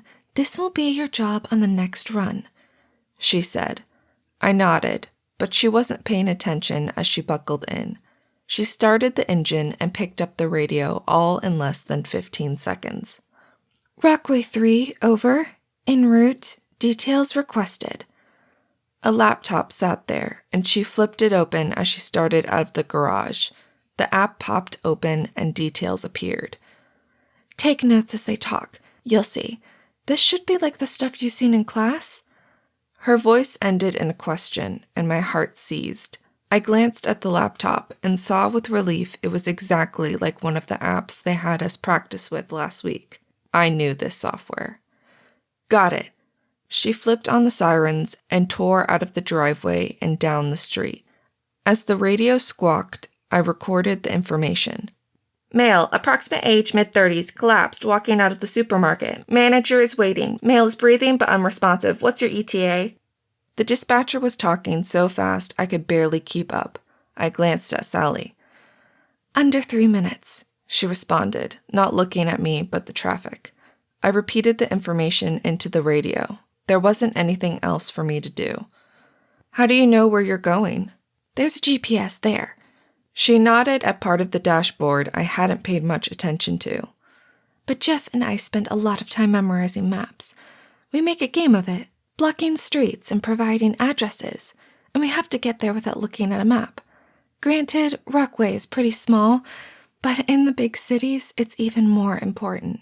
You need to know the roads if you're the driver. Freeways can be shut down, and in bad weather, roads might be closed. Always take time to study maps. You never know when it might be important. GPS isn't always there. The vehicle slowed as she turned into the parking lot of a food depot. Follow my lead. I would have preferred to go through this a few times, but I have faith. I kept my self-doubts to myself. Instead, I jumped out after her once the bus stopped. Getting the gurney out of the back proved to be more complicated than I thought, but Sally didn't seem upset as we got it out. I would absolutely be practicing that. It looked like it might eat my fingers if I wasn't careful. She grabbed a bag and threw it on the gurney, then headed over. 3 people were standing around the man lying on the ground. Cori, go start basic assessment. She handed me a stethoscope, flashlight, and blood pressure monitor. I nodded, grabbing what she handed me, and knelt by the man's other side as she started asking questions and taking notes. I listened to his chest, the heartbeat steady. His blood pressure was a bit high at 132/85, but nothing alarming. I peeled back his right eyelid. A blue iris appeared. The pupil contracted as I shone the light into it. I then peeled back the second one. The wide pupil told me what was wrong before I even flashed the light across his eye. Sally? She paused in what she was doing to look at me. Breathing steady. BPM is 132/85, but his left pupil is blown and unresponsive. Pain stimulus. She snapped out, but I was already doing it. A sharp, hard knuckle to the sternum usually roused response from even unconscious people. Negative. I didn't hear her curse as much as sense it. She jotted something down quickly and stood up. We need to get him to the hospital. ASAP. It took a bit. We needed to practice moving unresponsive people onto the gurney, especially when neither of us weighed more than 150 pounds. But we got him strapped in and in the bus. Stay back here. Hook him up to the monitors. I'm going in hot. I gave her a look. If I was right about what had happened, he was already dead. But I said nothing, instead hooking up pulse ox, blood pressure monitor, and EKG. There wasn't anything to give him, so I kept him comfortable as Sally tore through town. I'd had the week-long class to get my driver's license notation for ambulances and paramedic trucks scheduled for 2 weeks after graduation. Something else I'd stressed about before finding out I'd make some money plus the money my parents gave me. I almost felt rich, or at least I knew I could afford it without going into debt. Sally could hear me in the front of the bus, and I wished she was in the back with the patient. Can't you help him? My voice didn't shake, but I knew mages could do incredible things, which meant Sally should be able to do something. She did me the honor of not pretending to misunderstand me, but she asked me questions first. What is your diagnosis? Brain aneurysm. My response was immediate and blunt. It sucked, but everything pointed to that. Though I could be wrong, I didn't think I was. The fact that his EKG was starting to wind down supported my hypothesis. Without thinking twice, I put him on the oxygen. It would help keep him alive longer or preserve the organs for transplant. I suspect that too. If I knew exactly where the blown vessels were and what area of his brain had been damaged, I might be able to do something. But in reality, a Merlin couldn't save him. That's why many of the best doctors who are mages are surgeons. You need to see something to be able to affect it. There are very few aspects of magic that allow you to work blind, and few people who can work with what they can't see. One of the reasons they push education so much. That was the second time someone had told me that, and I filed it away, wondering what Jo would be able to do with even more knowledge than she already had about mechanics. Scott had said that was a skill of his, and Sloane admitted he couldn't do it. So not just power, but innate abilities. I'd have to remember not everything on TV was true. We didn't have any more time to talk as she pulled into the emergency room bay, and nurses ran out to meet us. I'll take it this time. You listen and learn. She snapped out the words as she threw open the doors on the back, and then started to pull the gurney out. In fast, concise words, she laid out the situation. A doctor grabbed him, peering into his eyes as we walked through the ER to one of the rooms. Let's get an EEG on him. The machine to read brain activity wasn't one that I had seen in the ambulance. I'd need to ask if that was something I had missed or if they just didn't carry it.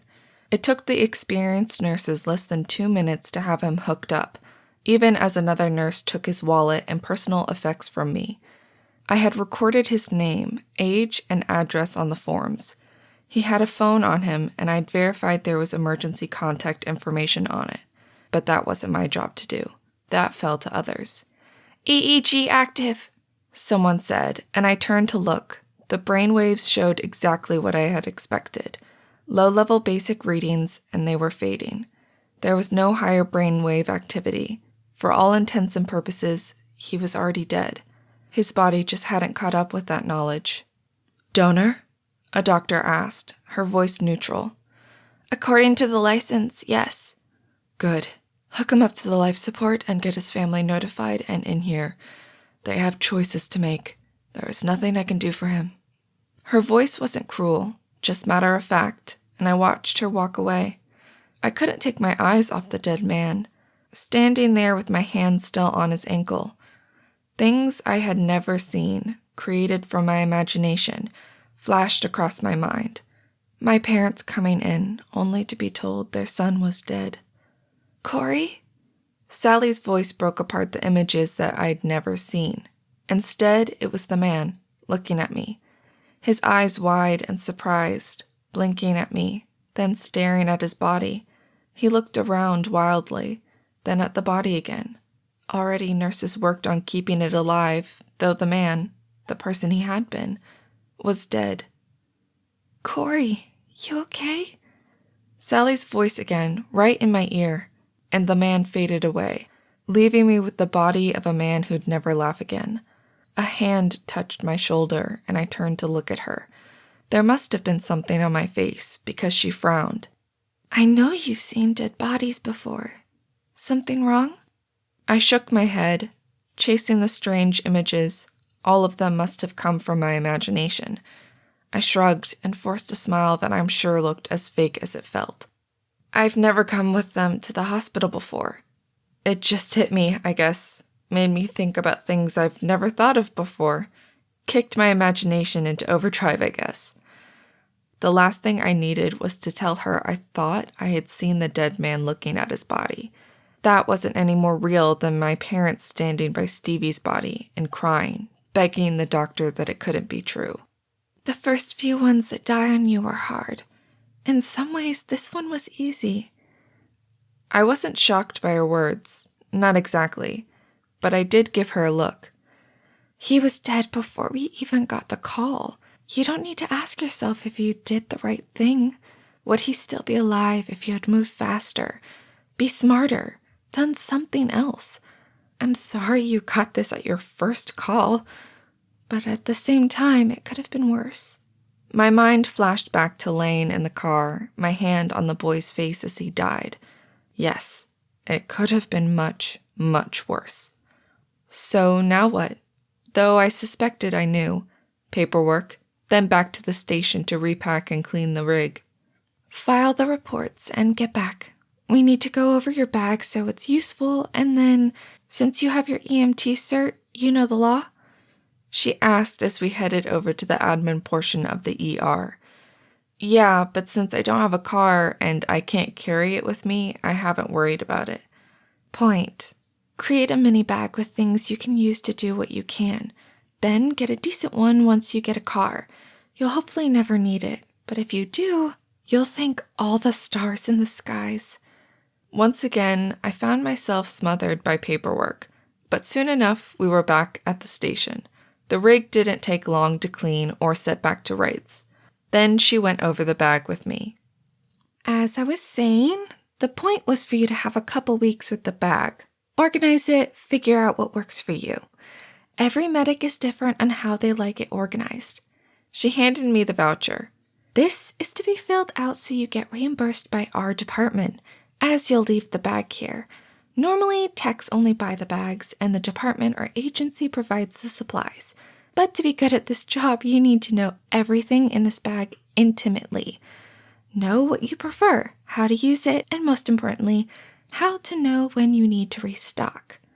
With that, Sally launched into reviewing the bag and everything in it. Needles, gauzes, pressure bandages, all the things I would have sworn I knew how to use. Turned out, I barely had a clue. The rest of the day was spent on 2 more calls, The first, a diabetic who had slipped into a diabetic coma. The second, a kid who managed to trip and break his arm. By the time the day was done, my brain thought it might explode with the new knowledge. I caught the bus home in a daze of information overload and worry that I'd made a huge mistake. Chapter 37. While almost all governments have signed legislation and other affirmations that there is no preference for mages in their country, mages still tend to be mostly upper middle class and higher. Even most hedge mages tend to be in better jobs and better paid than the equivalent non-magic users. Magic explained. All I want is a night of solid sleep. I'm starting to understand the attraction of drugs. If I could get 8 hours of dream-free sleep, it would be wonderful. Nightmares followed me through the first week. Jumbled up things that weren't possible, mixed with images that might have been memories of Stevie's death, or just my subconscious deciding to torture me. By Friday, I begged off seeing Jo and just collapsed into bed, trying to convince myself I'd make it through work tomorrow. Jo had accepted that, but only after I promised to go out Monday night. She was determined to celebrate my birthday. Part of me had a hard time realizing it was April already. I'd graduate next month. Then the paramedic test. I needed to refresh the med section again, but working with Sally and admitting that was my weakest area had already helped me leaps and bounds. I felt like by the end of May, I'd be ready to take that exam. By some miracle, I got 6 hours of sleep Friday night, which meant I dragged myself into the grind down almost functional. Katia popped into the back door minutes after I unlocked, making me suspect she'd been waiting for me. You're back! She squealed, grabbing me in a hug so tight I felt faint by the time she let me go. I take it that you missed me? I said when I could draw in enough air to speak. You have no idea. Though I ran the back room, so it isn't a complete disaster. Walking with a brace is a pain in the ass.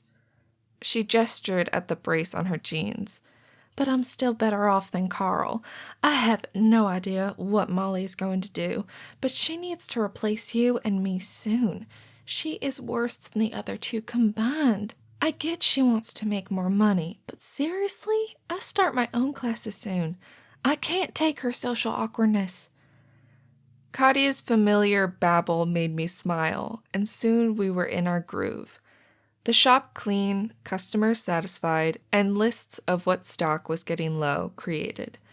But for the first time, I felt discontented doing it. Getting caffeine didn't really make a difference in someone's life. It might make their day better, but it didn't change anything. I wanted to be back in that bus, making a difference in people's lives. But could I do it? Would I ever be as good as Sally or Jeff? Oh, I hadn't made any horrible mistakes in the last week, but looking back, I could see things I should have done better, or faster, or known. Stop it, you're doing it again. Sally would tell me if I shouldn't do this. The self-prep talk broke off as 3 men walked in. They didn't fit my normal Saturday crowd, as all 3 wore suits and had self-important attitudes. My skin crawled as they came in. Only one of the 3 was a mage, a spirit mage, but I treated them the same as everyone. Morning, what can I get you? Long experience let me project humor and friendliness, even though my body wanted to back up and run away. Coruscant Monroe? The mage asked. Yes, I answered, though I really wanted to play dumb. He reached into his coat pocket and pulled out a thick manila envelope. You've been served. He handed me the envelope, and I took the envelope with numb fingers. Before I had a chance to even look at the envelope, much less figure out what this was about, he continued. And this is a restraint order preventing all communication via yourself or other parties with Estella, Raphael, or Christos Monroe. The piece of paper was added to the pile. He then smirked at me. Have a great day. I looked at the papers as if they were written in Russian, unable to even figure out what this meant. Before I could open the folder and pull out the papers, one of the other two men spoke.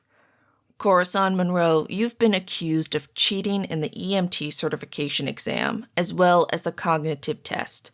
There is also an investigation about your relationship with Bruce Markson and possible unethical interactions. He handed me another sheaf of papers. Glaring out from the top page was the crest of the school, proclaiming its authenticity. "What?" squeaked out of my throat. My hands went icy cold as I took the additional papers. Read them. The charges are listed out in the attached documentation. There is a hearing this Monday morning to address these charges. Please note, if these claims are upheld, your ability to work as an emergency technician in the state of Georgia will be rescinded. You will be expelled and blacklisted from retaking the test for 5 years. Failure to appear will be seen as an admission of guilt. He rattled this all off as if the words weren't causing my life to crumble into pieces at my feet. Have an excellent day. He and the other man traded a half-laugh, as if they were performers nailing a show. The added smirk of contempt with the swirl of coats as they headed out the door slammed another icicle into my soul. In 2 hands, I held papers that felt like they weighed tons. "Cori, can you hear me? You've gone really pale. Here, sit." A huge commotion arose outside, yells and shouts, but I couldn't focus as Katia led me to a chair. I sank into it. "Oh, by Merlin's," Katia gasped. "The entire traffic light pole came down. Took out the cars of the guys that were in here. What is going on?"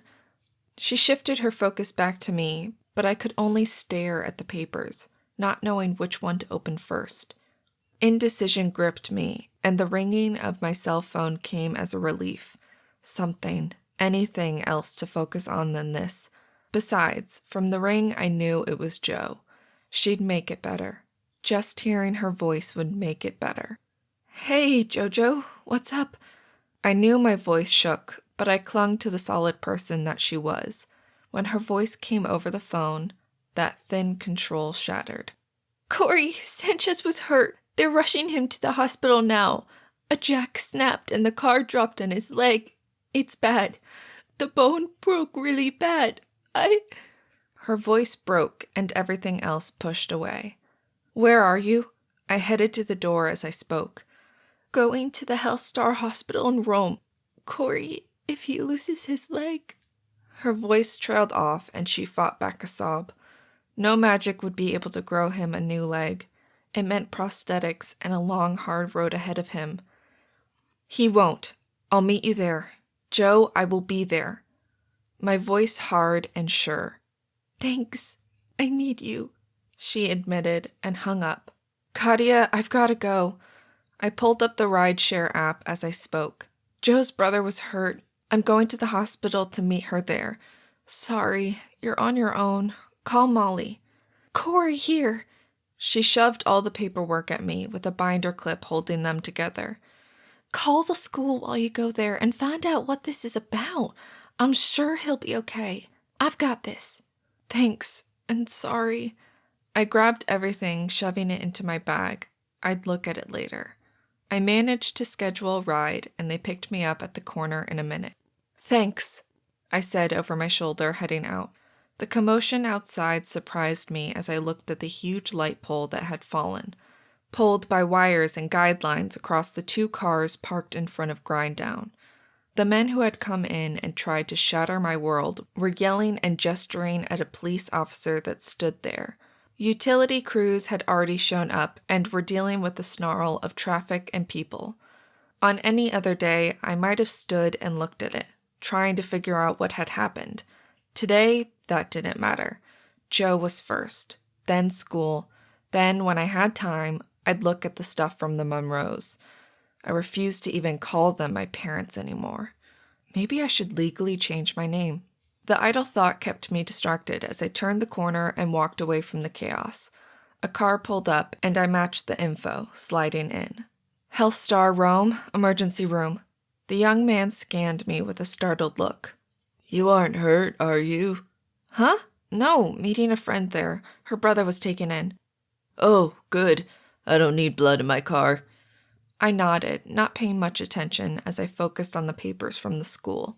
There, in black text on heavy white paper, the charges were laid out. Monique Kinningson said I had cheated. The tests we took were too hard for anyone to get a nearly perfect score. That my consistent high grades and praise from the instructor pointed to both cheating and bribing of the teacher for this course. That made me blink. The subtext was that I was sleeping with Bruce for good grades, though it wasn't bluntly said. I should have strangled her. It would have made life easier for everyone. I scrolled through my phone and pulled up Bruce's number. As the car headed, not fast enough, to the hospital, I looked at his number. He handed it out when the semester began. Finally, I shrugged. I never talked to him outside of class that I could remember. I didn't even think he lived in town as I never saw him at the grind down. What evidence could be presented to make it look like there was anything between us? With a sigh, I hit call. What? His voice snapped out, and even my numb worry couldn't prevent my slight flinch. Bruce, this is Cori Monroe. I had a visit from some people about me cheating and apparently sleeping with you. The numbness came through in my voice, and I calculated how much longer until we reached the hospital. At least 20 minutes, more than enough time to get some traction on this. That little bitch. I should have kicked her out the first week. His voice was a low snarl, and I could almost feel the rage coming out of it. They said my license would be rescinded if I didn't prove on Monday that I didn't cheat. I flipped through the papers until I found the details. I'll have to answer charges that I suborned my instructor to give me special treatment and assist with my grades. So, she is stupid and blind. 1, I would never date a student. 2, you're the wrong gender for me. And 3, I prefer my dates a few years older than I am. You're young enough to be my daughter. The contempt in his voice stung, but I figured it really wasn't directed at me. So, it says Monday. Is there any advice you can give me, or did I mess up just by calling you? Oh, Monique, the administration and the social groups can kiss my ass. I have nothing to hide, and I refuse to act as if I do. You were right to call. His voice smoothed out, and his tone became more matter-of-fact, less emotional. Come prepared on Monday to take all the tests again, and study anything you didn't do perfectly on. The rest will be held in a trial-like atmosphere, and Monique will have to present her case. You can get a lawyer, but our case is so flimsy that I wouldn't unless you're really worried about it. A spiral of worry wormed its way up my throat. If I pass the test, will my license remain untouched? I mean, this won't affect my standing with the licensing process? I can't continue the internship if it has been suspended. I'll make sure it stays intact. I'm bringing a lawyer, and I'm about to make Monique and her family very sorry they ever messed with me. I have a college friend who owes me a favor, and I'm calling it in. Okay, I'll study and be prepared. Thanks. I sounded distant and hollow, but too much had happened today for me to even care all that much. Hey, Cori? I paused as I'd been about to hang up. Yes? The only thing you did wrong was to be a damn good student. You showed her up, and she had every advantage. Don't worry about this. It will all work out for the best. I promise. Okay. I didn't say if I believed him. Right at that moment, I didn't believe in anyone or anything. Not even myself. I'll see you Monday. Yes, you will. Try and have a good weekend. He sounded resigned and reassuring at the same time. My sob of bitter laughter rang in the car. Bruce had already hung up. Or I had. I didn't know which of us hit the button first. Miss, you okay?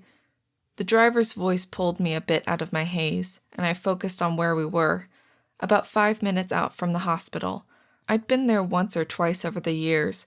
It must have been serious if they brought him here instead of the local hospital. No, but I'll live. Thanks. His dark eyes caught mine in the rearview mirror, and I saw the glint of mage jewelry. I just turned my head. Nothing mattered right now.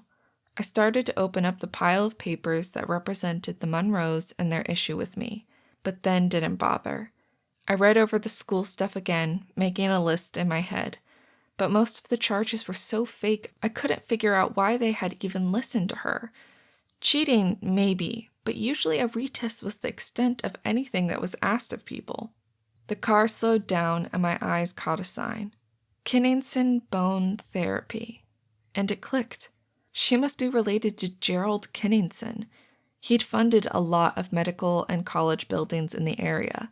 If that was the case, they might have been worried about losing money. I couldn't remember anything on campus called or attached to the name Kinningson. Before I could pull up my phone and dig into the campus map, the driver pulled into the ER. Jo first.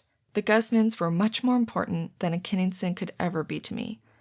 I slipped out of the car, paying the driver on the app, and headed into the ER. Saturdays were usually crowded, and today was no exception. I looked around the room, frantic to find her, or any of them. Chapter 38. Saving a life or taking one are the most common tropes in any story about mages. The dramatic rescue or last-minute save by offering up the last thing they can spare. The number of mages that give up fingers and toes in movies would make you think half the population is always saving people. The reality isn't that selfless or that simple. Magic explained. Where are they? They should be here, somewhere. Unless... I broke off that train of thought. Jo had said broken leg, not death. While not impossible to die from a broken leg, if your femoral artery was hit, it would have been unusable. The moving mass of people made it difficult, but after getting out of the way of the automatic door, I saw them in the far corner. Marisol was in a chair, not moving. Her face looked pale, even at this distance. Jo sat next to her, perched on a chair, as if waiting for a chance to fly and do something. Henry leaned against the wall. I didn't see Paulo, but Marco was pacing back and forth and staring at the far doors of ER, the ones that led back to the various treatment rooms and ORs. I made a beeline to them, weaving around crying children, sniffling and sneezing adults, and pale, sick teenagers. I couldn't help but assess as I walked through. Colds, hangovers, a nasty wound that needed stitches but wasn't life-threatening. The normal ER stuff from what I could see. "Cori!" Jo all but shouted and launched herself at me. My arms were open, and this time I comforted her. Even with me being 2 inches shorter, I provided the strength and solace this time. We stood there until she sighed, and only then did my arms relax to let her be. Tio, is there anything I can get you?" I asked as Jo stepped away. Marisol had risen, looking at me, her face pale. Her arms opened and I stepped into them, still trying to offer comfort rather than take it. But Marisol knew too well how people felt, and we shared the support this time. When she pulled back, I dropped to the floor, refusing to think about what every surface of this place must be coated with. "Tell me what happened. What has the doctor said?" "He has to be all right. No one needs to lose a child. I don't want to see that happen again. I can't." I felt my body itch as I sat there, every bit of me feeling wired and strung out, just stress and me being unable to help yet again. Henry answered, "I'm not 100% positive of what happened, and I figure they'll get an answer adjusted out there. One with pattern or time to replay what happened. All the lifts were full with oil changes and repair work, and someone came in that just needed the spare removed and their new tire put on. Nothing difficult. Sanchez says he'd do it and grabbed one of the standard tire tracks to lift it. Next thing I heard was the customer shrieking like a moose had run up her pants. I went out there as if I had wings. He was laying under the car with the tire on his leg, crushing it. His heart was beating, so I called 911 and got the boys there. We didn't move it until the emergency personnel showed up. I was worried about causing more damage. I nodded at him. It made sense. The tire applied pressure, and the damage to his bone would have already been done. So better to wait and make sure if there was blood that could be dealt with. They said it was broken in multiple places. A very bad break. They didn't know I could hear them because they were worried about it needing to be amputated if the bones were shattered badly enough. Marisol and Jo hissed in unison, and Henry mumbled something under his breath. Well, the good news is you did everything right. Leaving the tire there until help could arrive was smart. It probably prevented a worse outcome. As I spoke, there was a man that rushed into the ER area, carrying his wife. Even from there, I could see she was having trouble breathing. The nurses grabbed her and whisked them away, both back in minutes. With a shake of my head, I turned my attention back to them. Marisol, Henry, you want something hot to drink? It may be a while depending on what they need to do. They started to protest, but I rose up. You want tea and Henry wants hot chocolate.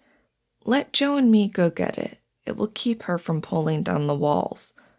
They both glanced at Jo, who all but vibrated with the need to do something. That sounds good. Here, Henry said as he pulled a 20 out of his pocket. You already know what we want, or at least need. Come on, Jojo. You need to get out of here for a bit. With obvious reluctance mixed with her desire to do something, Jo let me pull her up from her chair. There's a chain coffee place about 2 blocks away. You want anything, Marco? Large coffee and some sort of pastry, he muttered, still pacing. Thanks. I simply nodded and dragged Jo out of the place.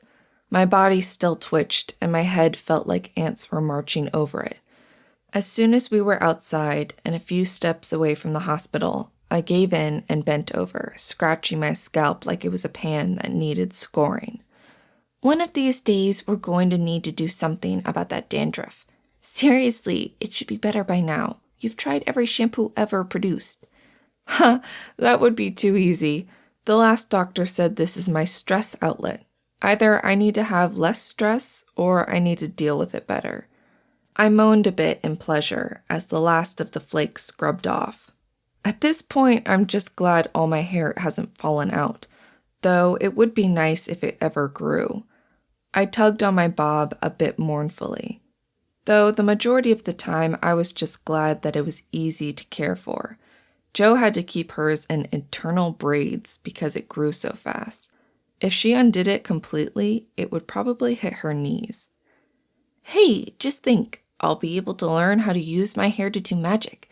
Soon it might actually be at a realistic length. She fell silent, then looked at me. Thanks, she said, and I looked at her. A smile touched my lips, and I hip bumped her. Nothing to thank me for. Family? I hated the tremulous note in my voice as I said that, but she grinned and bumped me back. Always. You're stuck with me until the sun goes nova. Oh, what happens then? We turn into stardust and form new stars, of course. Maybe we'll be the source of life. Walking along the sidewalk towards the glowing green sign, I smiled. That would be nice, but I hope they don't have my luck. It can be a bit exhausting. Meh, you have great luck. You found me. You sure it isn't the other way around? You found me? Though that would mean you have horrible luck too. I pondered in mock heavy thought. So maybe my good luck gave you bad luck? Neither. It was fated, written in the stars. She grinned at me. We will always be together. I laughed as we walked into the coffee shop. A few minutes later, we headed back. Hot chocolate for Henry, a large passion fruit tea for Marisol, coffee for Marco, along with a chocolate croissant. I wasn't in the mood for coffee, but Jo went for their sugar iced chocolate thing. Mostly, I just wanted time to read the papers. I'd left my bag with Marisol and wasn't worried about it. After tonight, I'd focus on it. Right now, it could wait. Walking back into the ER waiting room, I froze. The atmosphere had changed, taut and dangerous. Half the volume had dropped, and everyone was looking back at the corner where Henry and Marisol were standing, talking to a black woman in a white coat. From her stance and the way she held herself, it was obvious she was the doctor. Henry had his arms tight around Marisol's shoulders, all but supporting her as she leaned into him. We moved through the room, arrowing in on Joe's family. We don't know what we can do. To not have to amputate, we need a specialist. And the only one in the area at Grady is already in an operating room doing spinal surgery. We are hoping we can wait long enough for him to recover and be able to work on your son. But the fact that the transport here didn't kill him is a miracle. The bone shards are so close to his arteries, and he'd be dead before we knew anything was going wrong.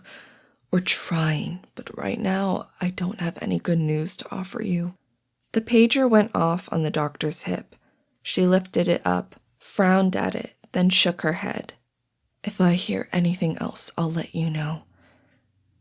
Before any of us could say anything, she was headed back into the restricted section.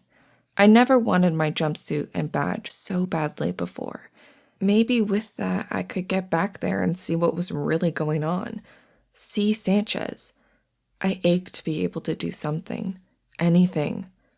Once again, the useless one. The mood had plummeted, and the humor and spark of life that teasing had given Joe faded. They all sat there, drowning in fear and worry. I couldn't come up with anything to do, but I also didn't want to pull out the papers now. The last thing they needed was more stress. Instead, I searched for Kinningson and tried to figure out exactly why Monique had such a hard-on for me and maybe Bruce. I hadn't gotten too far. Yes, Charles Kinningson had given lots of money to the college, and Monique was his niece, I guess. I tried to remember if I'd seen her in any of my other classes, but nothing came to mind. So it all came down to me, respecting her in class? She was a whiny student, and I didn't have time, and now even less of it. Maybe I had been overtly snarky, but it happened. Not a cause to try and get me expelled. Lesson: be nicer to people. You never know who might try to make your life more difficult. That or kill them when you first think of it. I groaned a bit under my breath. Jo arched an eyebrow at me. She fidgeted in her chair, and I knew she was about to latch onto my sound as something to pay attention to. Anything besides the stress, and that would bring it all out. I searched around frantically, but the hospital saved me this time. The same person as before came striding out, but this time she had a big smile on her face. She headed right for our little group. Marisol and Henry rose, hands tightly entwined. I could see the white indentations their wedding rings made, bright against their skin. Marco looked like he aged 5 years in the last few hours, and his grip on his coffee threatened to collapse the paper cup. The most amazing thing just happened, and your son is going to be the luckiest person here tonight. She started with no preamble, almost babbling. Dr. Elon Murray was traveling through when he brought his wife in with a severe allergic reaction. He's an archmage, famous for microsurgeries involving bones. He heard us talking about the difficulties with Sanchez. He offered to help. We got all the red tape cut through, and he is in there right now, moving the pieces of Sanchez's femur together and doing microfusions. He will still need therapy and time to heal, but rather than hours of bloody surgery, he'll probably spend a week or 2 in the traction and should be able to walk within a month. She looked relieved, and it chilled me to the soul. I was about to try a life flight and get him to Grady and tell you to hope and pray. But he is in there operating with ultrasounds, and already he's moved the most dangerous pieces away from the arteries. Her grin spread across her face. He's got a few hours of surgery, and we had to sedate him so he doesn't feel the bone moving around. There will be some damage to the muscles in the area, but that he can solve with therapy. I'll have the nurse get you the information as soon as we have it. She shook everyone's hand and disappeared again, leaving all of us relieved and shaky from the emotional swings of the night. Talk about a miracle. I'm never going to forget to send that man a Christmas card and thank you card every year, Marisol said firmly, writing something down in her phone with an intent look on her face. Henry leaned over and squeezed her shoulder. The stress fled, leaving us a bit giddy. It felt like it should be late at night, not barely 3:30 in the afternoon. The coffee shop had closed, and I might as well go home and deal with the ticking time bomb in my bag. I'm going to head home.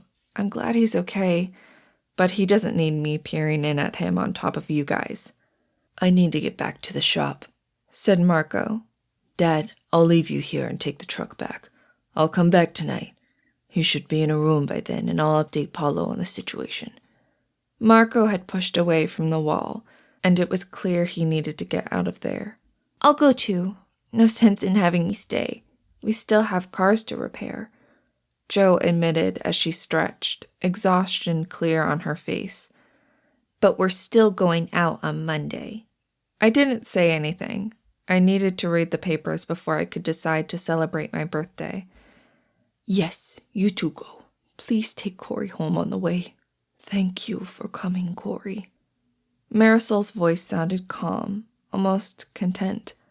Family, remember? I was about to say more when my phone rang. I pulled it out, frowning at the local number, but it wasn't in my contacts. Hello? I fumbled the phone, and it came out on speaker in the room.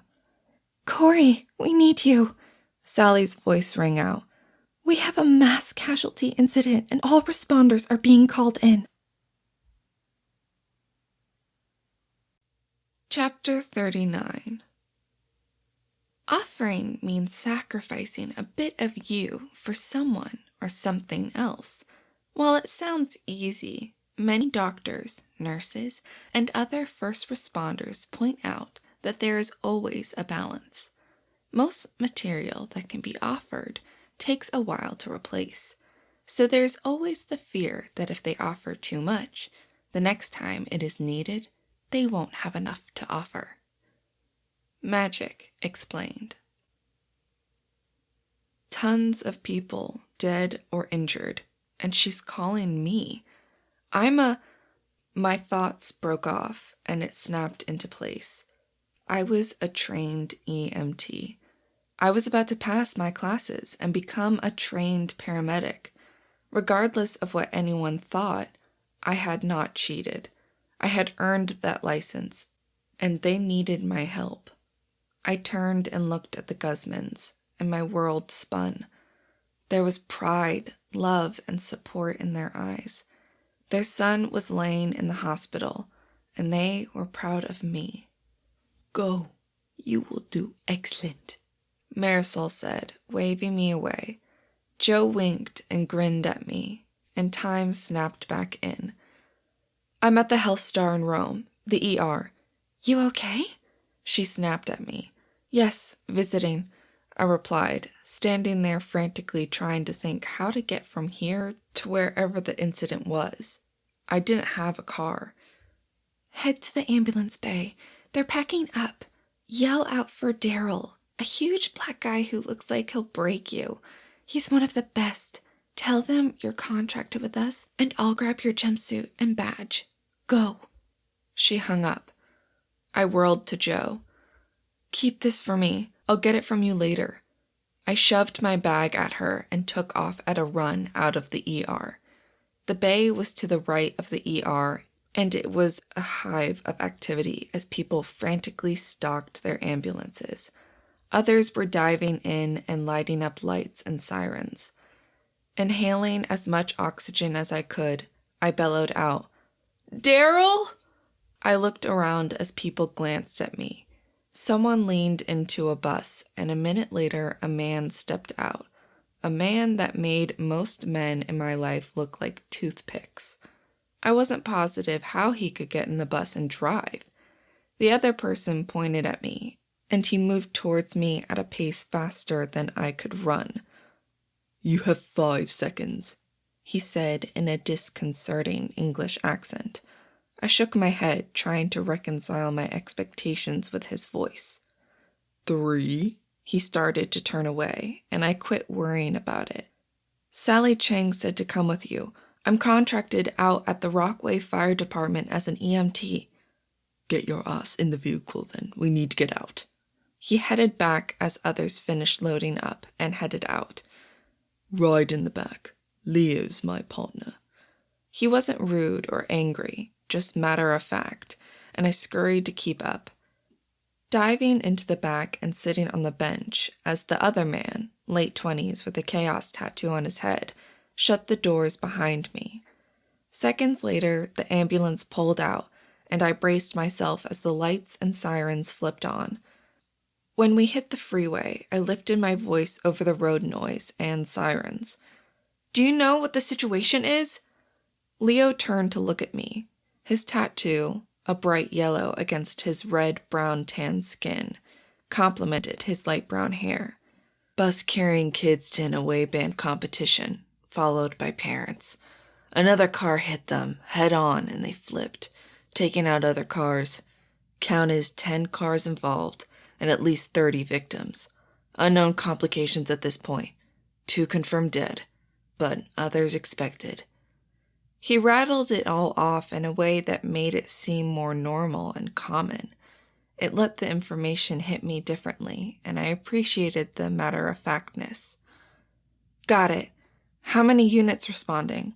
10. We've got all the local county ambulances and at least 2 of the private ones coming. They've requested 2 life flights already. If anything, the ambulance had sped up as he talked. I braced my feet and went with the jerking and shaking. Who's incident commander? Your fire chief, Martin Martinez. He's ordered smart triage. I nodded at his sharp look even as I felt my heart triple thump in my chest. SMART stood for Simple Triage and Rapid Treatment. That meant we'd very probably be making the call on who would live or die. Red meant emergency. Get to the hospital. Yellow indicated that they were seriously injured but had a little time. Green, injured but could wait. White meant minor injuries. But black meant no medical attention could save them, and to move on to others. That would be a decision I'd have to make.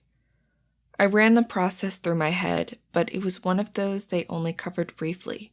Every department had their own flavors, though the color breakout was the most common. I swallowed, nerves landing in my belly and twisting it into a knot of worms riddled with spikes that sent me into frissions of panic.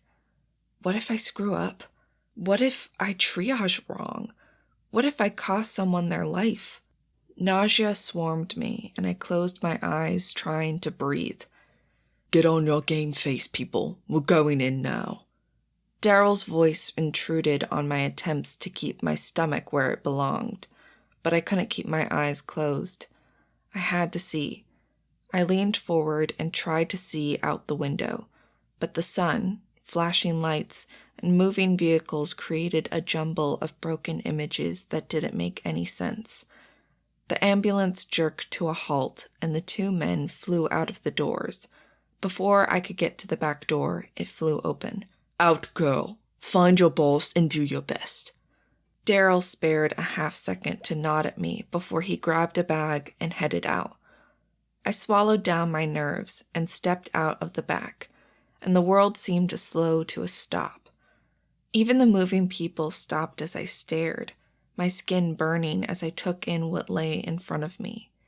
This area of Georgia had roads that snaked through the mountains with sharp drops on one side and a rising cliff on the other. A yellow school bus lay on its side across the entire 2-lane road. It had apparently rolled from the dents on the top and came to a stop at a wide pullover meant for slower vehicles to get out of the way. At least 6 vehicles were scattered around it on this side, like a child had thrown down his Hot Wheels and stomped away. They lay on their sides or had slammed into the underside of the bus or crashed into the side of the mountain. From the bent and twisted guardrail, I assumed at least one car had gone over the side. The ambulance I rode in was at the edge of the responders. Fire, police, ambulance, state patrol, and sheriff were all there. The lights still for that eternal second as everything I saw burned into my brain, into my soul. Then I moved, my foot crunching on gravel, and everything snapped into motion, people rushing towards the mass casualties. I spun looking for Sally or Martin. I needed my equipment and gear to be any use to anyone. Otherwise, I was a civilian creating problems for them.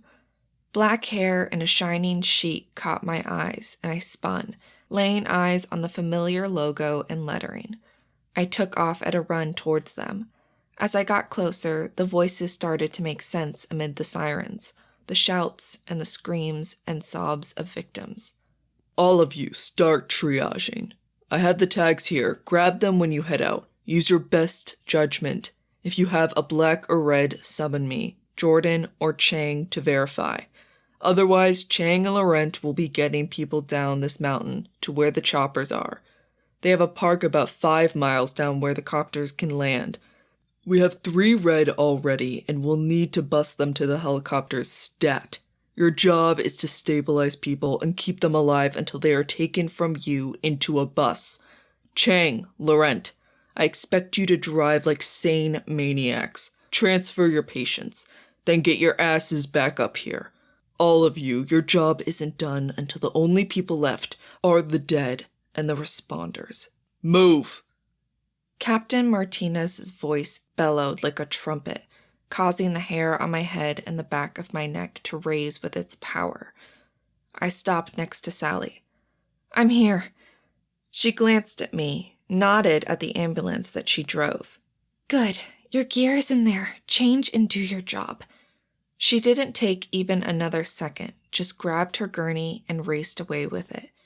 With my mind alternating between panic and assurance, I headed over to the ambulance. I pulled open the door, and sure enough, there was my jumpsuit and my bag waiting for me. We'd packed it and repacked the bag over the last few days, so I knew where every item was and could find it with my eyes closed. Glancing around, I realized I was being an idiot. I stripped off my jeans. They really didn't work under the jumpsuit, and my coffee-imbued shirt. No one had time to worry about a half-naked woman. I stepped into the suit, and she'd even grabbed my boots. I slipped them on, and it felt like something else coated me as I pulled up that outfit. I don't know what it was, but my heart rate slowed. I felt lighter, and the panic that had been building at the back of my mind stepped back. I grabbed my bag and moved over to Martin. He thrust a handful of tags at me, giving me a long look. You're the green one here. Don't be scared to yell if you need help or a second opinion. Go! I nodded and swallowed down a lump of nerves, then headed towards the person nearest to us that had no one attending them. Most of the closer victims had people around them, but they had started at the opposite side of the scene than I had, which meant there were people that needed me. Part of me kept waiting for the panic, for me to flounder, but instead I just rushed to the side of the closest person laying there and dropped to my knees. Her breathing was thready, and her skin was pale and clammy. Shock, low respiratory sounds, pupils responsive but sluggish. The diagnosis went through my mind as I continued. Everything pointed at internal bleeding. Pulling back the woman's shirt, and it really only registered to me when I was cutting the straps on her bra that she was a woman, the bruises were red and livid, pooling with blood. "Ma'am, can you hear me?" She groaned something that might have been taken as a yes, maybe. "Let me know if this hurts." I pressed gently at the area of her spleen, and she almost convulsed. Major internal bleeding. Definite red. They'll need to operate, and soon, if they want to save her. I grabbed the red tag, attaching it to her wrist, which seemed uninjured. I stood and looked, catching Martin's eye. "ETA on next trip to Life Flight?" I yelled, but there was no subservience in my voice. He moved over and looked at her. Tell me your diagnosis, he snapped as he glanced at his watch. First one is due back in 5, and the next copter should be here in 15. Major internal bleeding, stable but decreasing rapidly. I took her blood pressure and heart rate again, and it was lower. Time is critical. Internal organs, probably a ruptured spleen. He moved closer and scanned the notes I'd made. Looks right. I'll flag her next. Rip off your notes and leave them here. Get to the next person. I froze for a moment, looking at the woman I had no more ability to help, who might very well die no matter what I did. For the first time in a very long time, I wished almost desperately for magic. Magic to heal, magic to save. But I wasn't Sally or Jo. My world didn't work like that. I gave a sharp nod of my head and stood, looking. There, about 10 yards to my right, was another person, younger and writhing on the ground. The erratic movements and the soft whimpers indicating extreme pain acted like a beacon. I headed right for the boy. Nothing else mattered. What mattered was helping him until he could be made stable or transported. Kneeling next to him, I checked the young man wearing a band uniform from my old high school. He looked at me, eyes wide, breathing rapid. "Hey, can you hear me?" I asked, my voice soft and soothing, as I pulled out the stereoscope, placing it on his chest. Yes, am I going to die? He asked, his speech as rapid as his breathing, shallow with a bit of a gurgle, but not much. Nope, I'm here to prevent that. It hurts to breathe. I felt along his ribs, finding the broken area pretty fast at his sudden intake. Yeah, hurts to take a deep breath. I checked for concussion signs, going on through the checklist. What instrument do you play? If I could keep him talking, he'd focus more on me than on what hurt. It's stupid, he muttered, but it broke off on a half sob as I got down his leg. I doubt it. At least you play. I can't do anything musical. I cut open his pants, exposing a bad break, with the bone jutting out, but bleeding was sluggish, which meant no major arteries were severed. I pulled the inflatable splint out of my bag and put it on his leg. Looks like you did a number on your leg. You're going to be able to get people to sign it for weeks. Bet you can get them to give you their desserts too if you play it right. I kept up the chatter to distract him as I got the splint secured and inflated. It really hurts. He tried not to whine, but it slipped through. I know. You want a shot to help? He looked glassy-eyed, but nodded. Yeah, it really hurts. We had limited amounts of morphine to give, and I would need to stay for a minute or two to make sure he didn't have an allergic reaction, but I pulled out the vial and needle, pulling in 1 milliliter. He wasn't a big kid, but that break was nasty, and the more stressed he was, the more he had a chance of making it worse. I gave him the shot and filled out the card, tying it on his wrist. Hey, this card is important. It says you are hurt pretty bad, and they need to get you to the hospital quick-like. So don't remove it, okay? Got it. Means I go to the hospital. Will they call my mom? Absolutely. See all the first responders, the police, firefighters? They are all here to make sure everyone is okay. I checked his vitals again, but his breath had stabilized as the morphine kicked in and he was calming down. So you just lay here and close your eyes. Someone will be by to get you to the hospital pretty soon. Okay. Thanks, lady. He closed his eyes, exhausted from the stress. I tapped his head. Someone will be here pretty soon. Just rest. I got up and grabbed my bag, heading to the next person. A blonde girl, her band uniform a mess of blood and dirt, but she sat against a vehicle, watching everything with alert eyes. Hey, how you doing? I asked as I knelt next to her. Better than most. Arm's broken. Her eyes tracked well as I ran checks on her. Sure is. Let's get that splinted. I got the splint on it, and she sighed a bit as that immobilized it. I dug out a sling. You in pain? A bit, but I don't need anything. I'm fine. I've done this before. She nodded at her arm. I'll live. Her eyes tracked, and I followed them to one of the people laying there with a jacket draped over their faces. Her mouth set in a grim line. Okay, I'm going to go hang this tag on you. I showed her the tag and the green. It means you need to see the doctor, but you'll be fine waiting a while. You good with that? Yeah, go. Help the others. She swallowed convulsively. I'll be fine. I gave her a reassuring squeeze and moved on.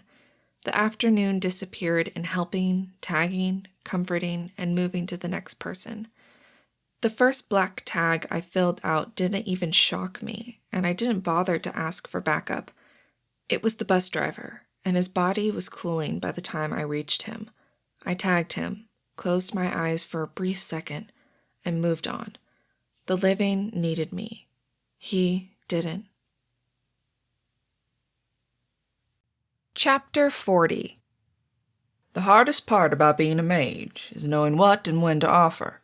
Offering is easy. Offering wisely is a challenge. Pattern Merlin, Thomas Edison. I think I missed someone. There has to be someone I missed. The idea nagged at me.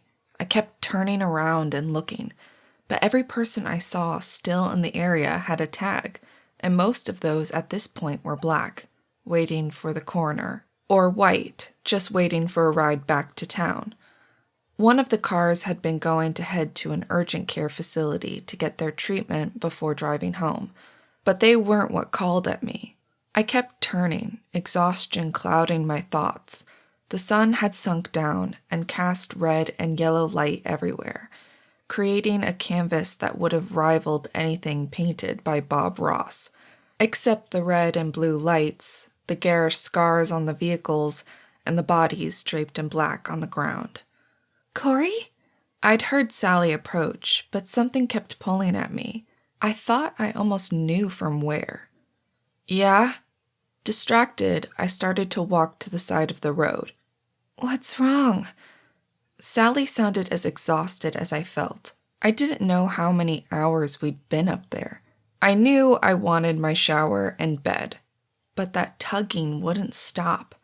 I glanced at her and saw her hair was shorter by a good 10 inches, giving her almost a bob-cut look, and her long nails were gone to the quick.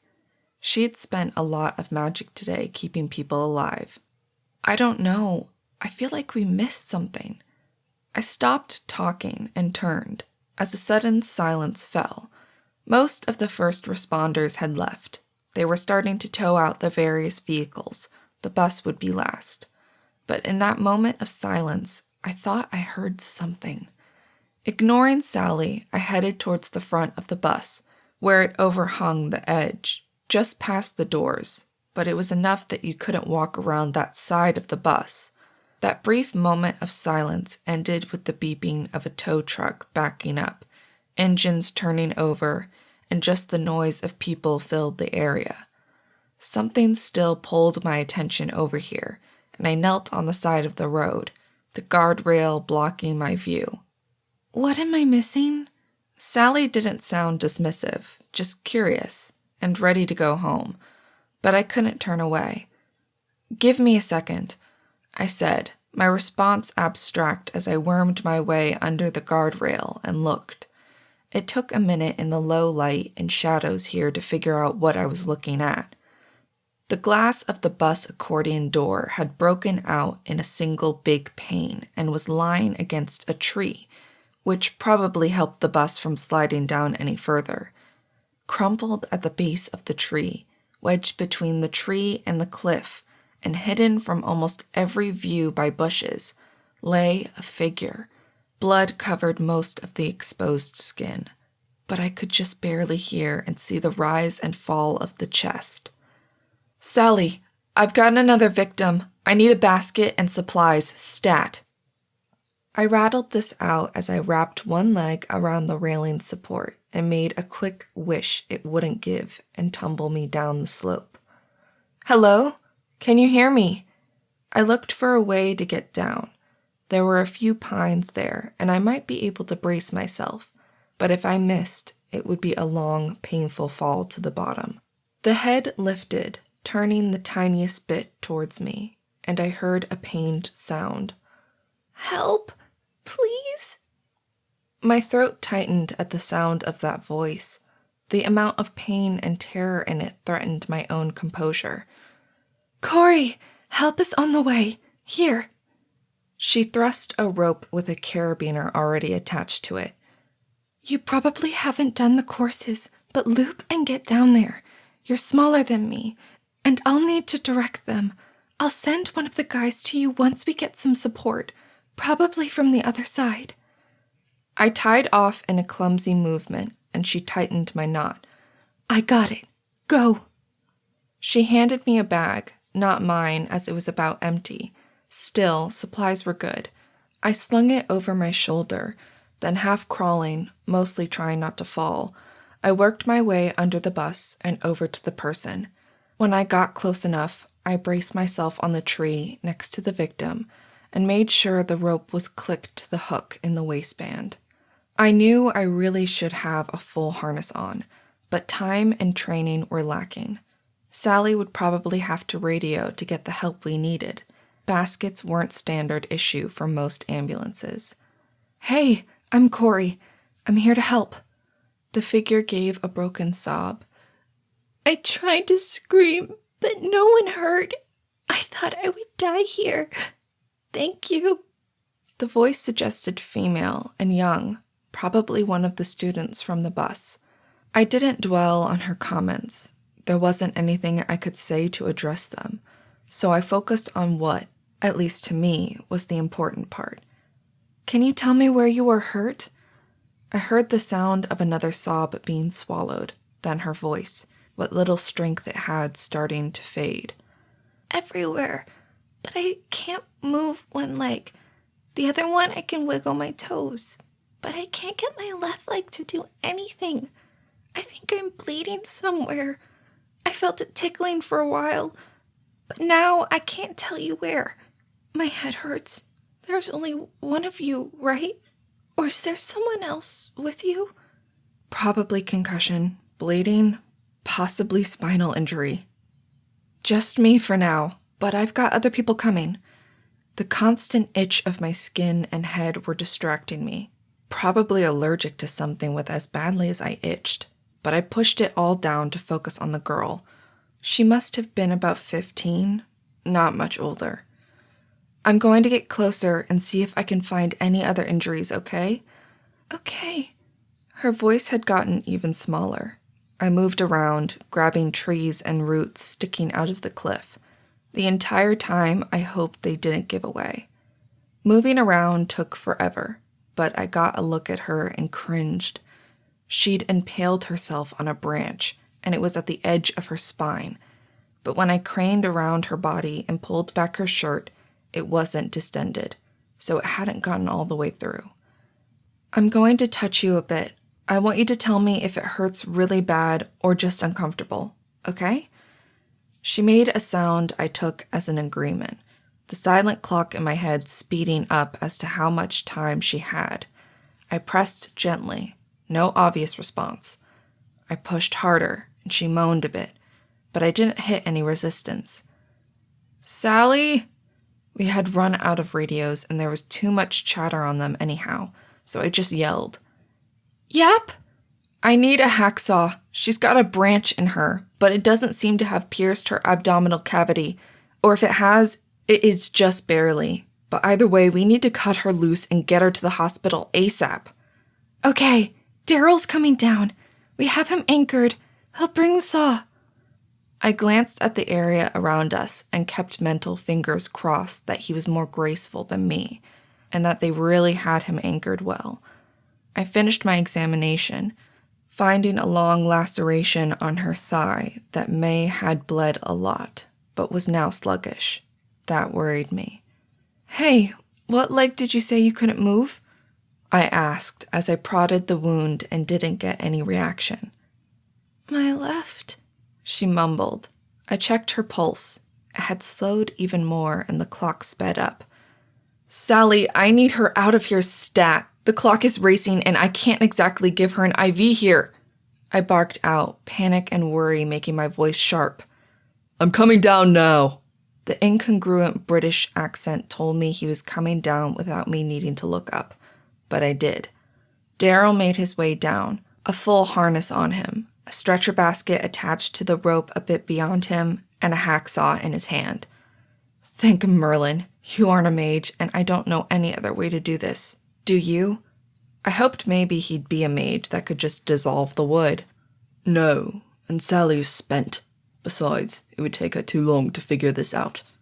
He peered at the situation, then nodded. I'll brace her and the wood. You saw fast and smooth, and I'll try to keep it from moving. He'd brought down a neck collar, and we got that on her and taped her arms together. Her head almost lolled, but her eyes would open and focus on us every so often, and she'd almost smile before fading back down. I nodded and waited until he was in position. It wasn't a big branch, only about an inch in diameter, but an inch of wood in your body was still an inch too much. At his nod, I started to draw the blade back and forth across the branch where it connected to the tree, making sure I was clear of his hands. It cut easily, but it still took me a solid minute. She moaned as I sawed, and I realized I didn't even know her name. That bugged me for some reason, but I kept at it, until with a sudden snap it broke, and she sagged into Daryl's arms. Got her. Can you pull the basket over here so we can roll her into it? From our angle, we couldn't get a backboard on her, and with the wood in her, we couldn't take the risk anyhow. Having her on her side would be safer. I moved over, slipping twice, giving my heart a reason to try and explode out of my chest. But I moved the basket, and Daryl, in a move only someone with his height and strength could have done, lifted her up and laid her on her side in the basket, all while keeping her from moving barely at all. The next few minutes seemed to crawl as we secured the basket, and people up above began to heave her up. Both of us came up with her trying to keep her from moving more than was unavoidable. I was drenched with sweat by the time I crawled over the guardrail onto safe ground. An ambulance sat backed up right to the edge, waiting for us. They had lifted her in by the time I crawled back to my feet, Sally at my elbow. Get in, Cori. You're going with. I looked at her, confused. I'd been here the entire time. She's the last one, and you've earned this. Go with her. Be her advocate until you get to the hospital. She was pushing me towards the ambulance, and too tired to argue, I crawled in, sitting on the bench. I looked at the young woman lying there in the light for the first time. Her dark curly hair was full of leaves and dirt, her band uniform torn and dirty, and her skin so pale she looked like a vampire from any popular movie. We started to move, and I reached out to hold her hand. Hold on. We're headed down. You'll get a ride in a helicopter. What's your name? As we hurried down the road, I hooked up monitors no one had taken the time to do. Her heart rate was sluggish, but still beating. I didn't like her pulse ox, but right now there wasn't much I could do about it. Courtney, she whispered, and it took me a minute to realize she was telling me her name. Hey, we're both C names. Must be why I found you. I put humor and a smile into my voice, knowing she'd hear it. Hurts. I bet, but you're super brave to have hung in. And now you'll get to fly to the hospital? How cool is that? Heights. Bad. Her voice so thin there wasn't even a tremor to it. I glanced back at her EKG, but while slow and her blood pressure sucked, she was holding on. Maybe, but you'll be safe inside, and we'll get you to the hospital as fast as can be. I felt the bus start to slow. In fact, I think you're about to go on your first helicopter ride. Something to tell a prospective boy or girlfriend. Her mouth tilted up at the corner. You're funny. Nah, just me. We came to a stop, and I heard the front door open. I disconnected the leads and got into position to help lift her out as the doors to the back flew open. Ready? Sally asked, Daryl standing next to her. I nodded, and less than 3 minutes later, we were ushered towards the passenger area of the chopper, the rotors whipping my hair around like a vortex. "Hey, Cori!" Sally shouted, and I paused in the doorway, still overwhelmed and exhausted. I looked back at her, my brows drawn together. "You did a damn good job today. This job was made for you, and I'll have you as my partner any day." Her words rang in my ears, and I climbed in, my mind a whirl. But the primary thing was the smile that spread over my face. This is what I was meant to do. I'd be damned if anyone would take that from me. The school would have a fight on their hands, and so would my parents. This was my dream, and I'd earned it.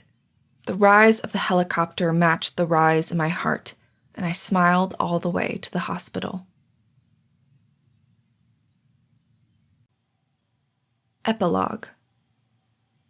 We are all masters of our own destiny. Magic is but one aspect in our choices. In the end, who you are still matters more than what you are. Merlin James Wells. Take that, you little whiny bitch! I seemed to be getting less forgiving and more vindictive as I experienced life. I was strangely okay with that. Monique Kinninson, you are charged with falsifying statements to the board and conspiring to slander and label two people with fabricated evidence. These are serious charges, and after deliberating, we have decided to expel you and place a mark on your record barring you from taking the EMT or paramedic certification test for the next 5 years. The words rang like a death knell, and Monique started crying, big, hiccuping tears that I thought might be real. They had interviewed Bruce and me individually, and while that had been uncomfortable, it had been painless. They then asked, just to settle any possible conflicts, if I would be willing to take the tests again with a third-party instructor. I shrugged and said yes. At this point, my morning in class was shot, but after Saturday, my confidence in my own abilities was high enough that I didn't mind missing practicals. I aced the test. All 3 parts, topping my previous score. I took it in a classroom with one instructor, wearing only a tank top and jeans. I used the pencil they provided. Unless I had telepathy, I couldn't have cheated. Maybe it was petty of me, but I enjoyed watching her fall apart and seeing the look of disappointment the older couple with her had on their faces as they walked out. I had spent Sunday reviewing all the paperwork and figured I would show up and play it by ear. I didn't know what else to do, as hiring a lawyer was well out of my league. To my delight, I was free with an even better score. I am sorry about all of this, Cori, Bruce said as we walked out. You're a good student, if a bit weird, but I knew you would never have cheated. It's a stupid test to cheat on. If I don't know the information and get in the field, I could kill someone by accident. That is not acceptable. Why would anyone be stupid enough to cheat on a test like that? He smiled a bit sadly. Not everyone feels that way, but I'm glad you do. Some people need to pass the test, not caring about who might pay the price for their laziness. Or maybe it's arrogance. I've never been sure which. You have an A in the class, no matter what. And I have faith you'll do just as well on the paramedic test as soon as you graduate. Go enjoy your day. I gave him a smile as he walked off, but it faded quickly. The day off was what I needed, as I had to go talk to someone else.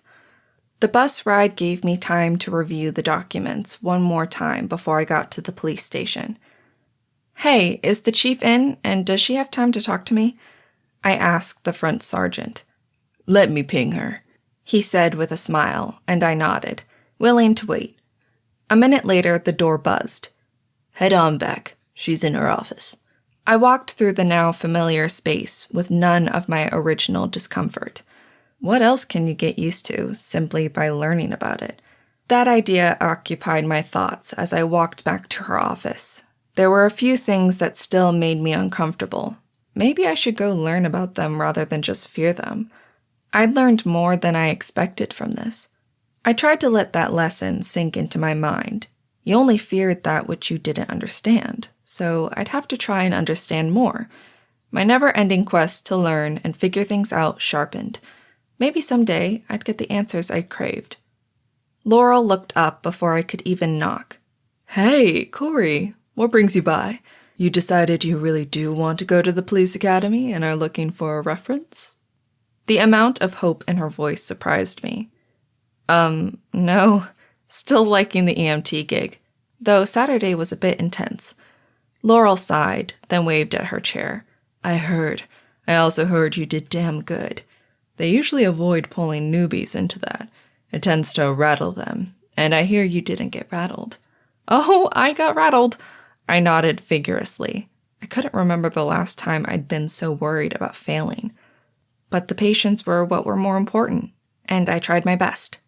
I shook my head, already feeling uncomfortable. But that wasn't what I wanted to talk to you about. I wanted to talk about this.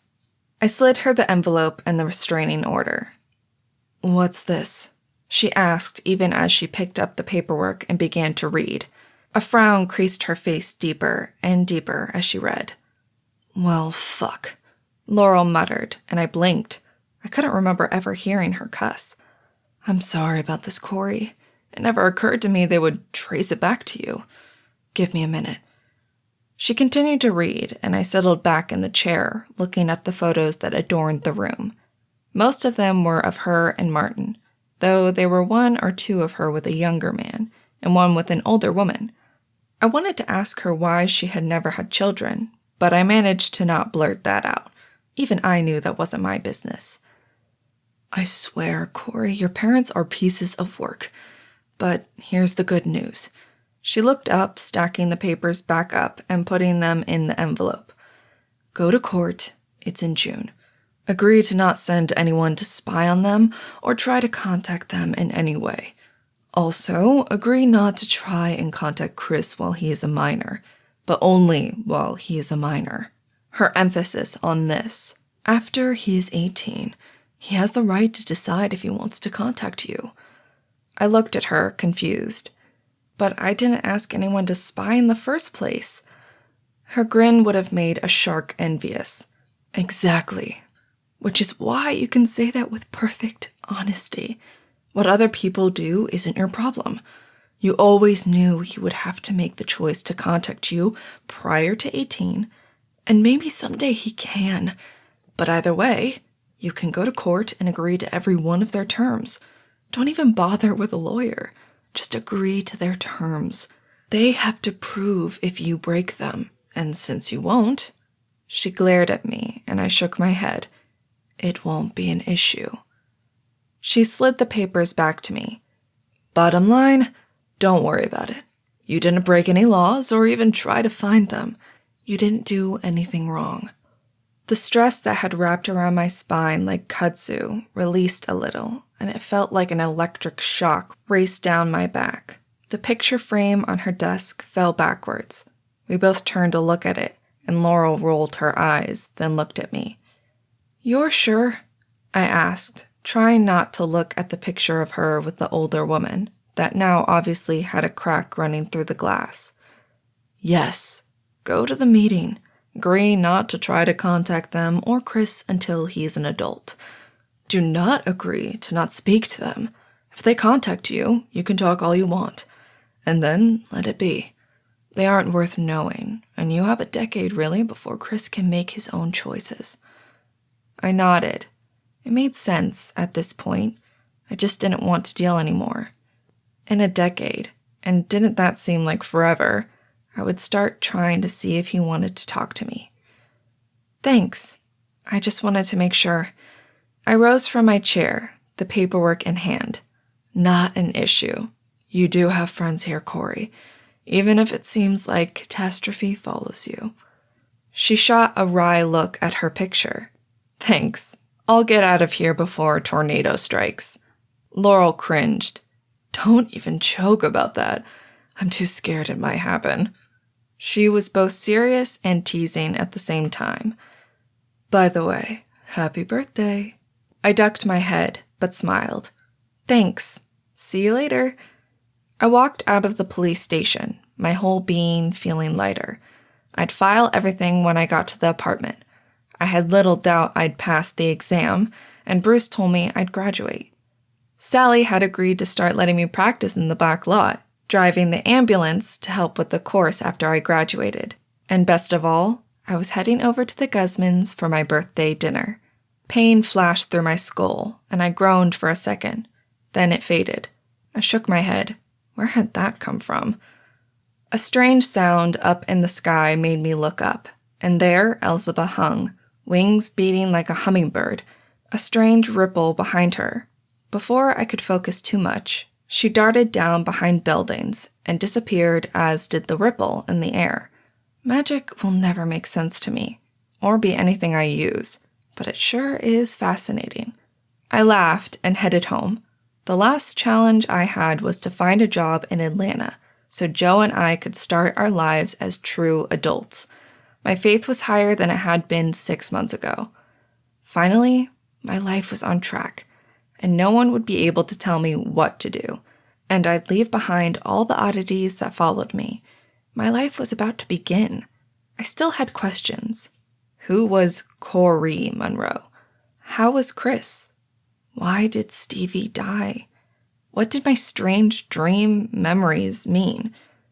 But with a good job and time, I'd be able to find all my answers. Right at that moment, I just wanted dinner, flan, and time with my chosen family. Everything else would wait until I had to deal with it. Author notes: The Turnian universe is here, and Twisted Luck is just the first series in what is a complicated and fascinating world. If you enjoyed Cori getting a taste of what life holds in store for her, wait until you see where she ends up. This is a long series, and I hope you enjoyed this world as much as I do. If you loved this novel, please take the time to leave a review. You will be amazed at the difference it makes. If you like to stay in touch, you can follow me on social media at the following places. Website, badashpublishing.com. Facebook, www.facebook.com/badashbooks. Twitter, twitter.com/badashbooks.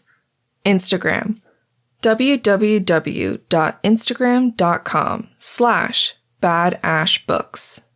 If you're interested in free books, keeping up with what is going on in my life, as well as sales and launch announcements, you can sign up for my newsletter at my website. You never know what freebies might be in it. Take care, Mel Todd. Mel Todd. Mel Todd has over 20 stories out.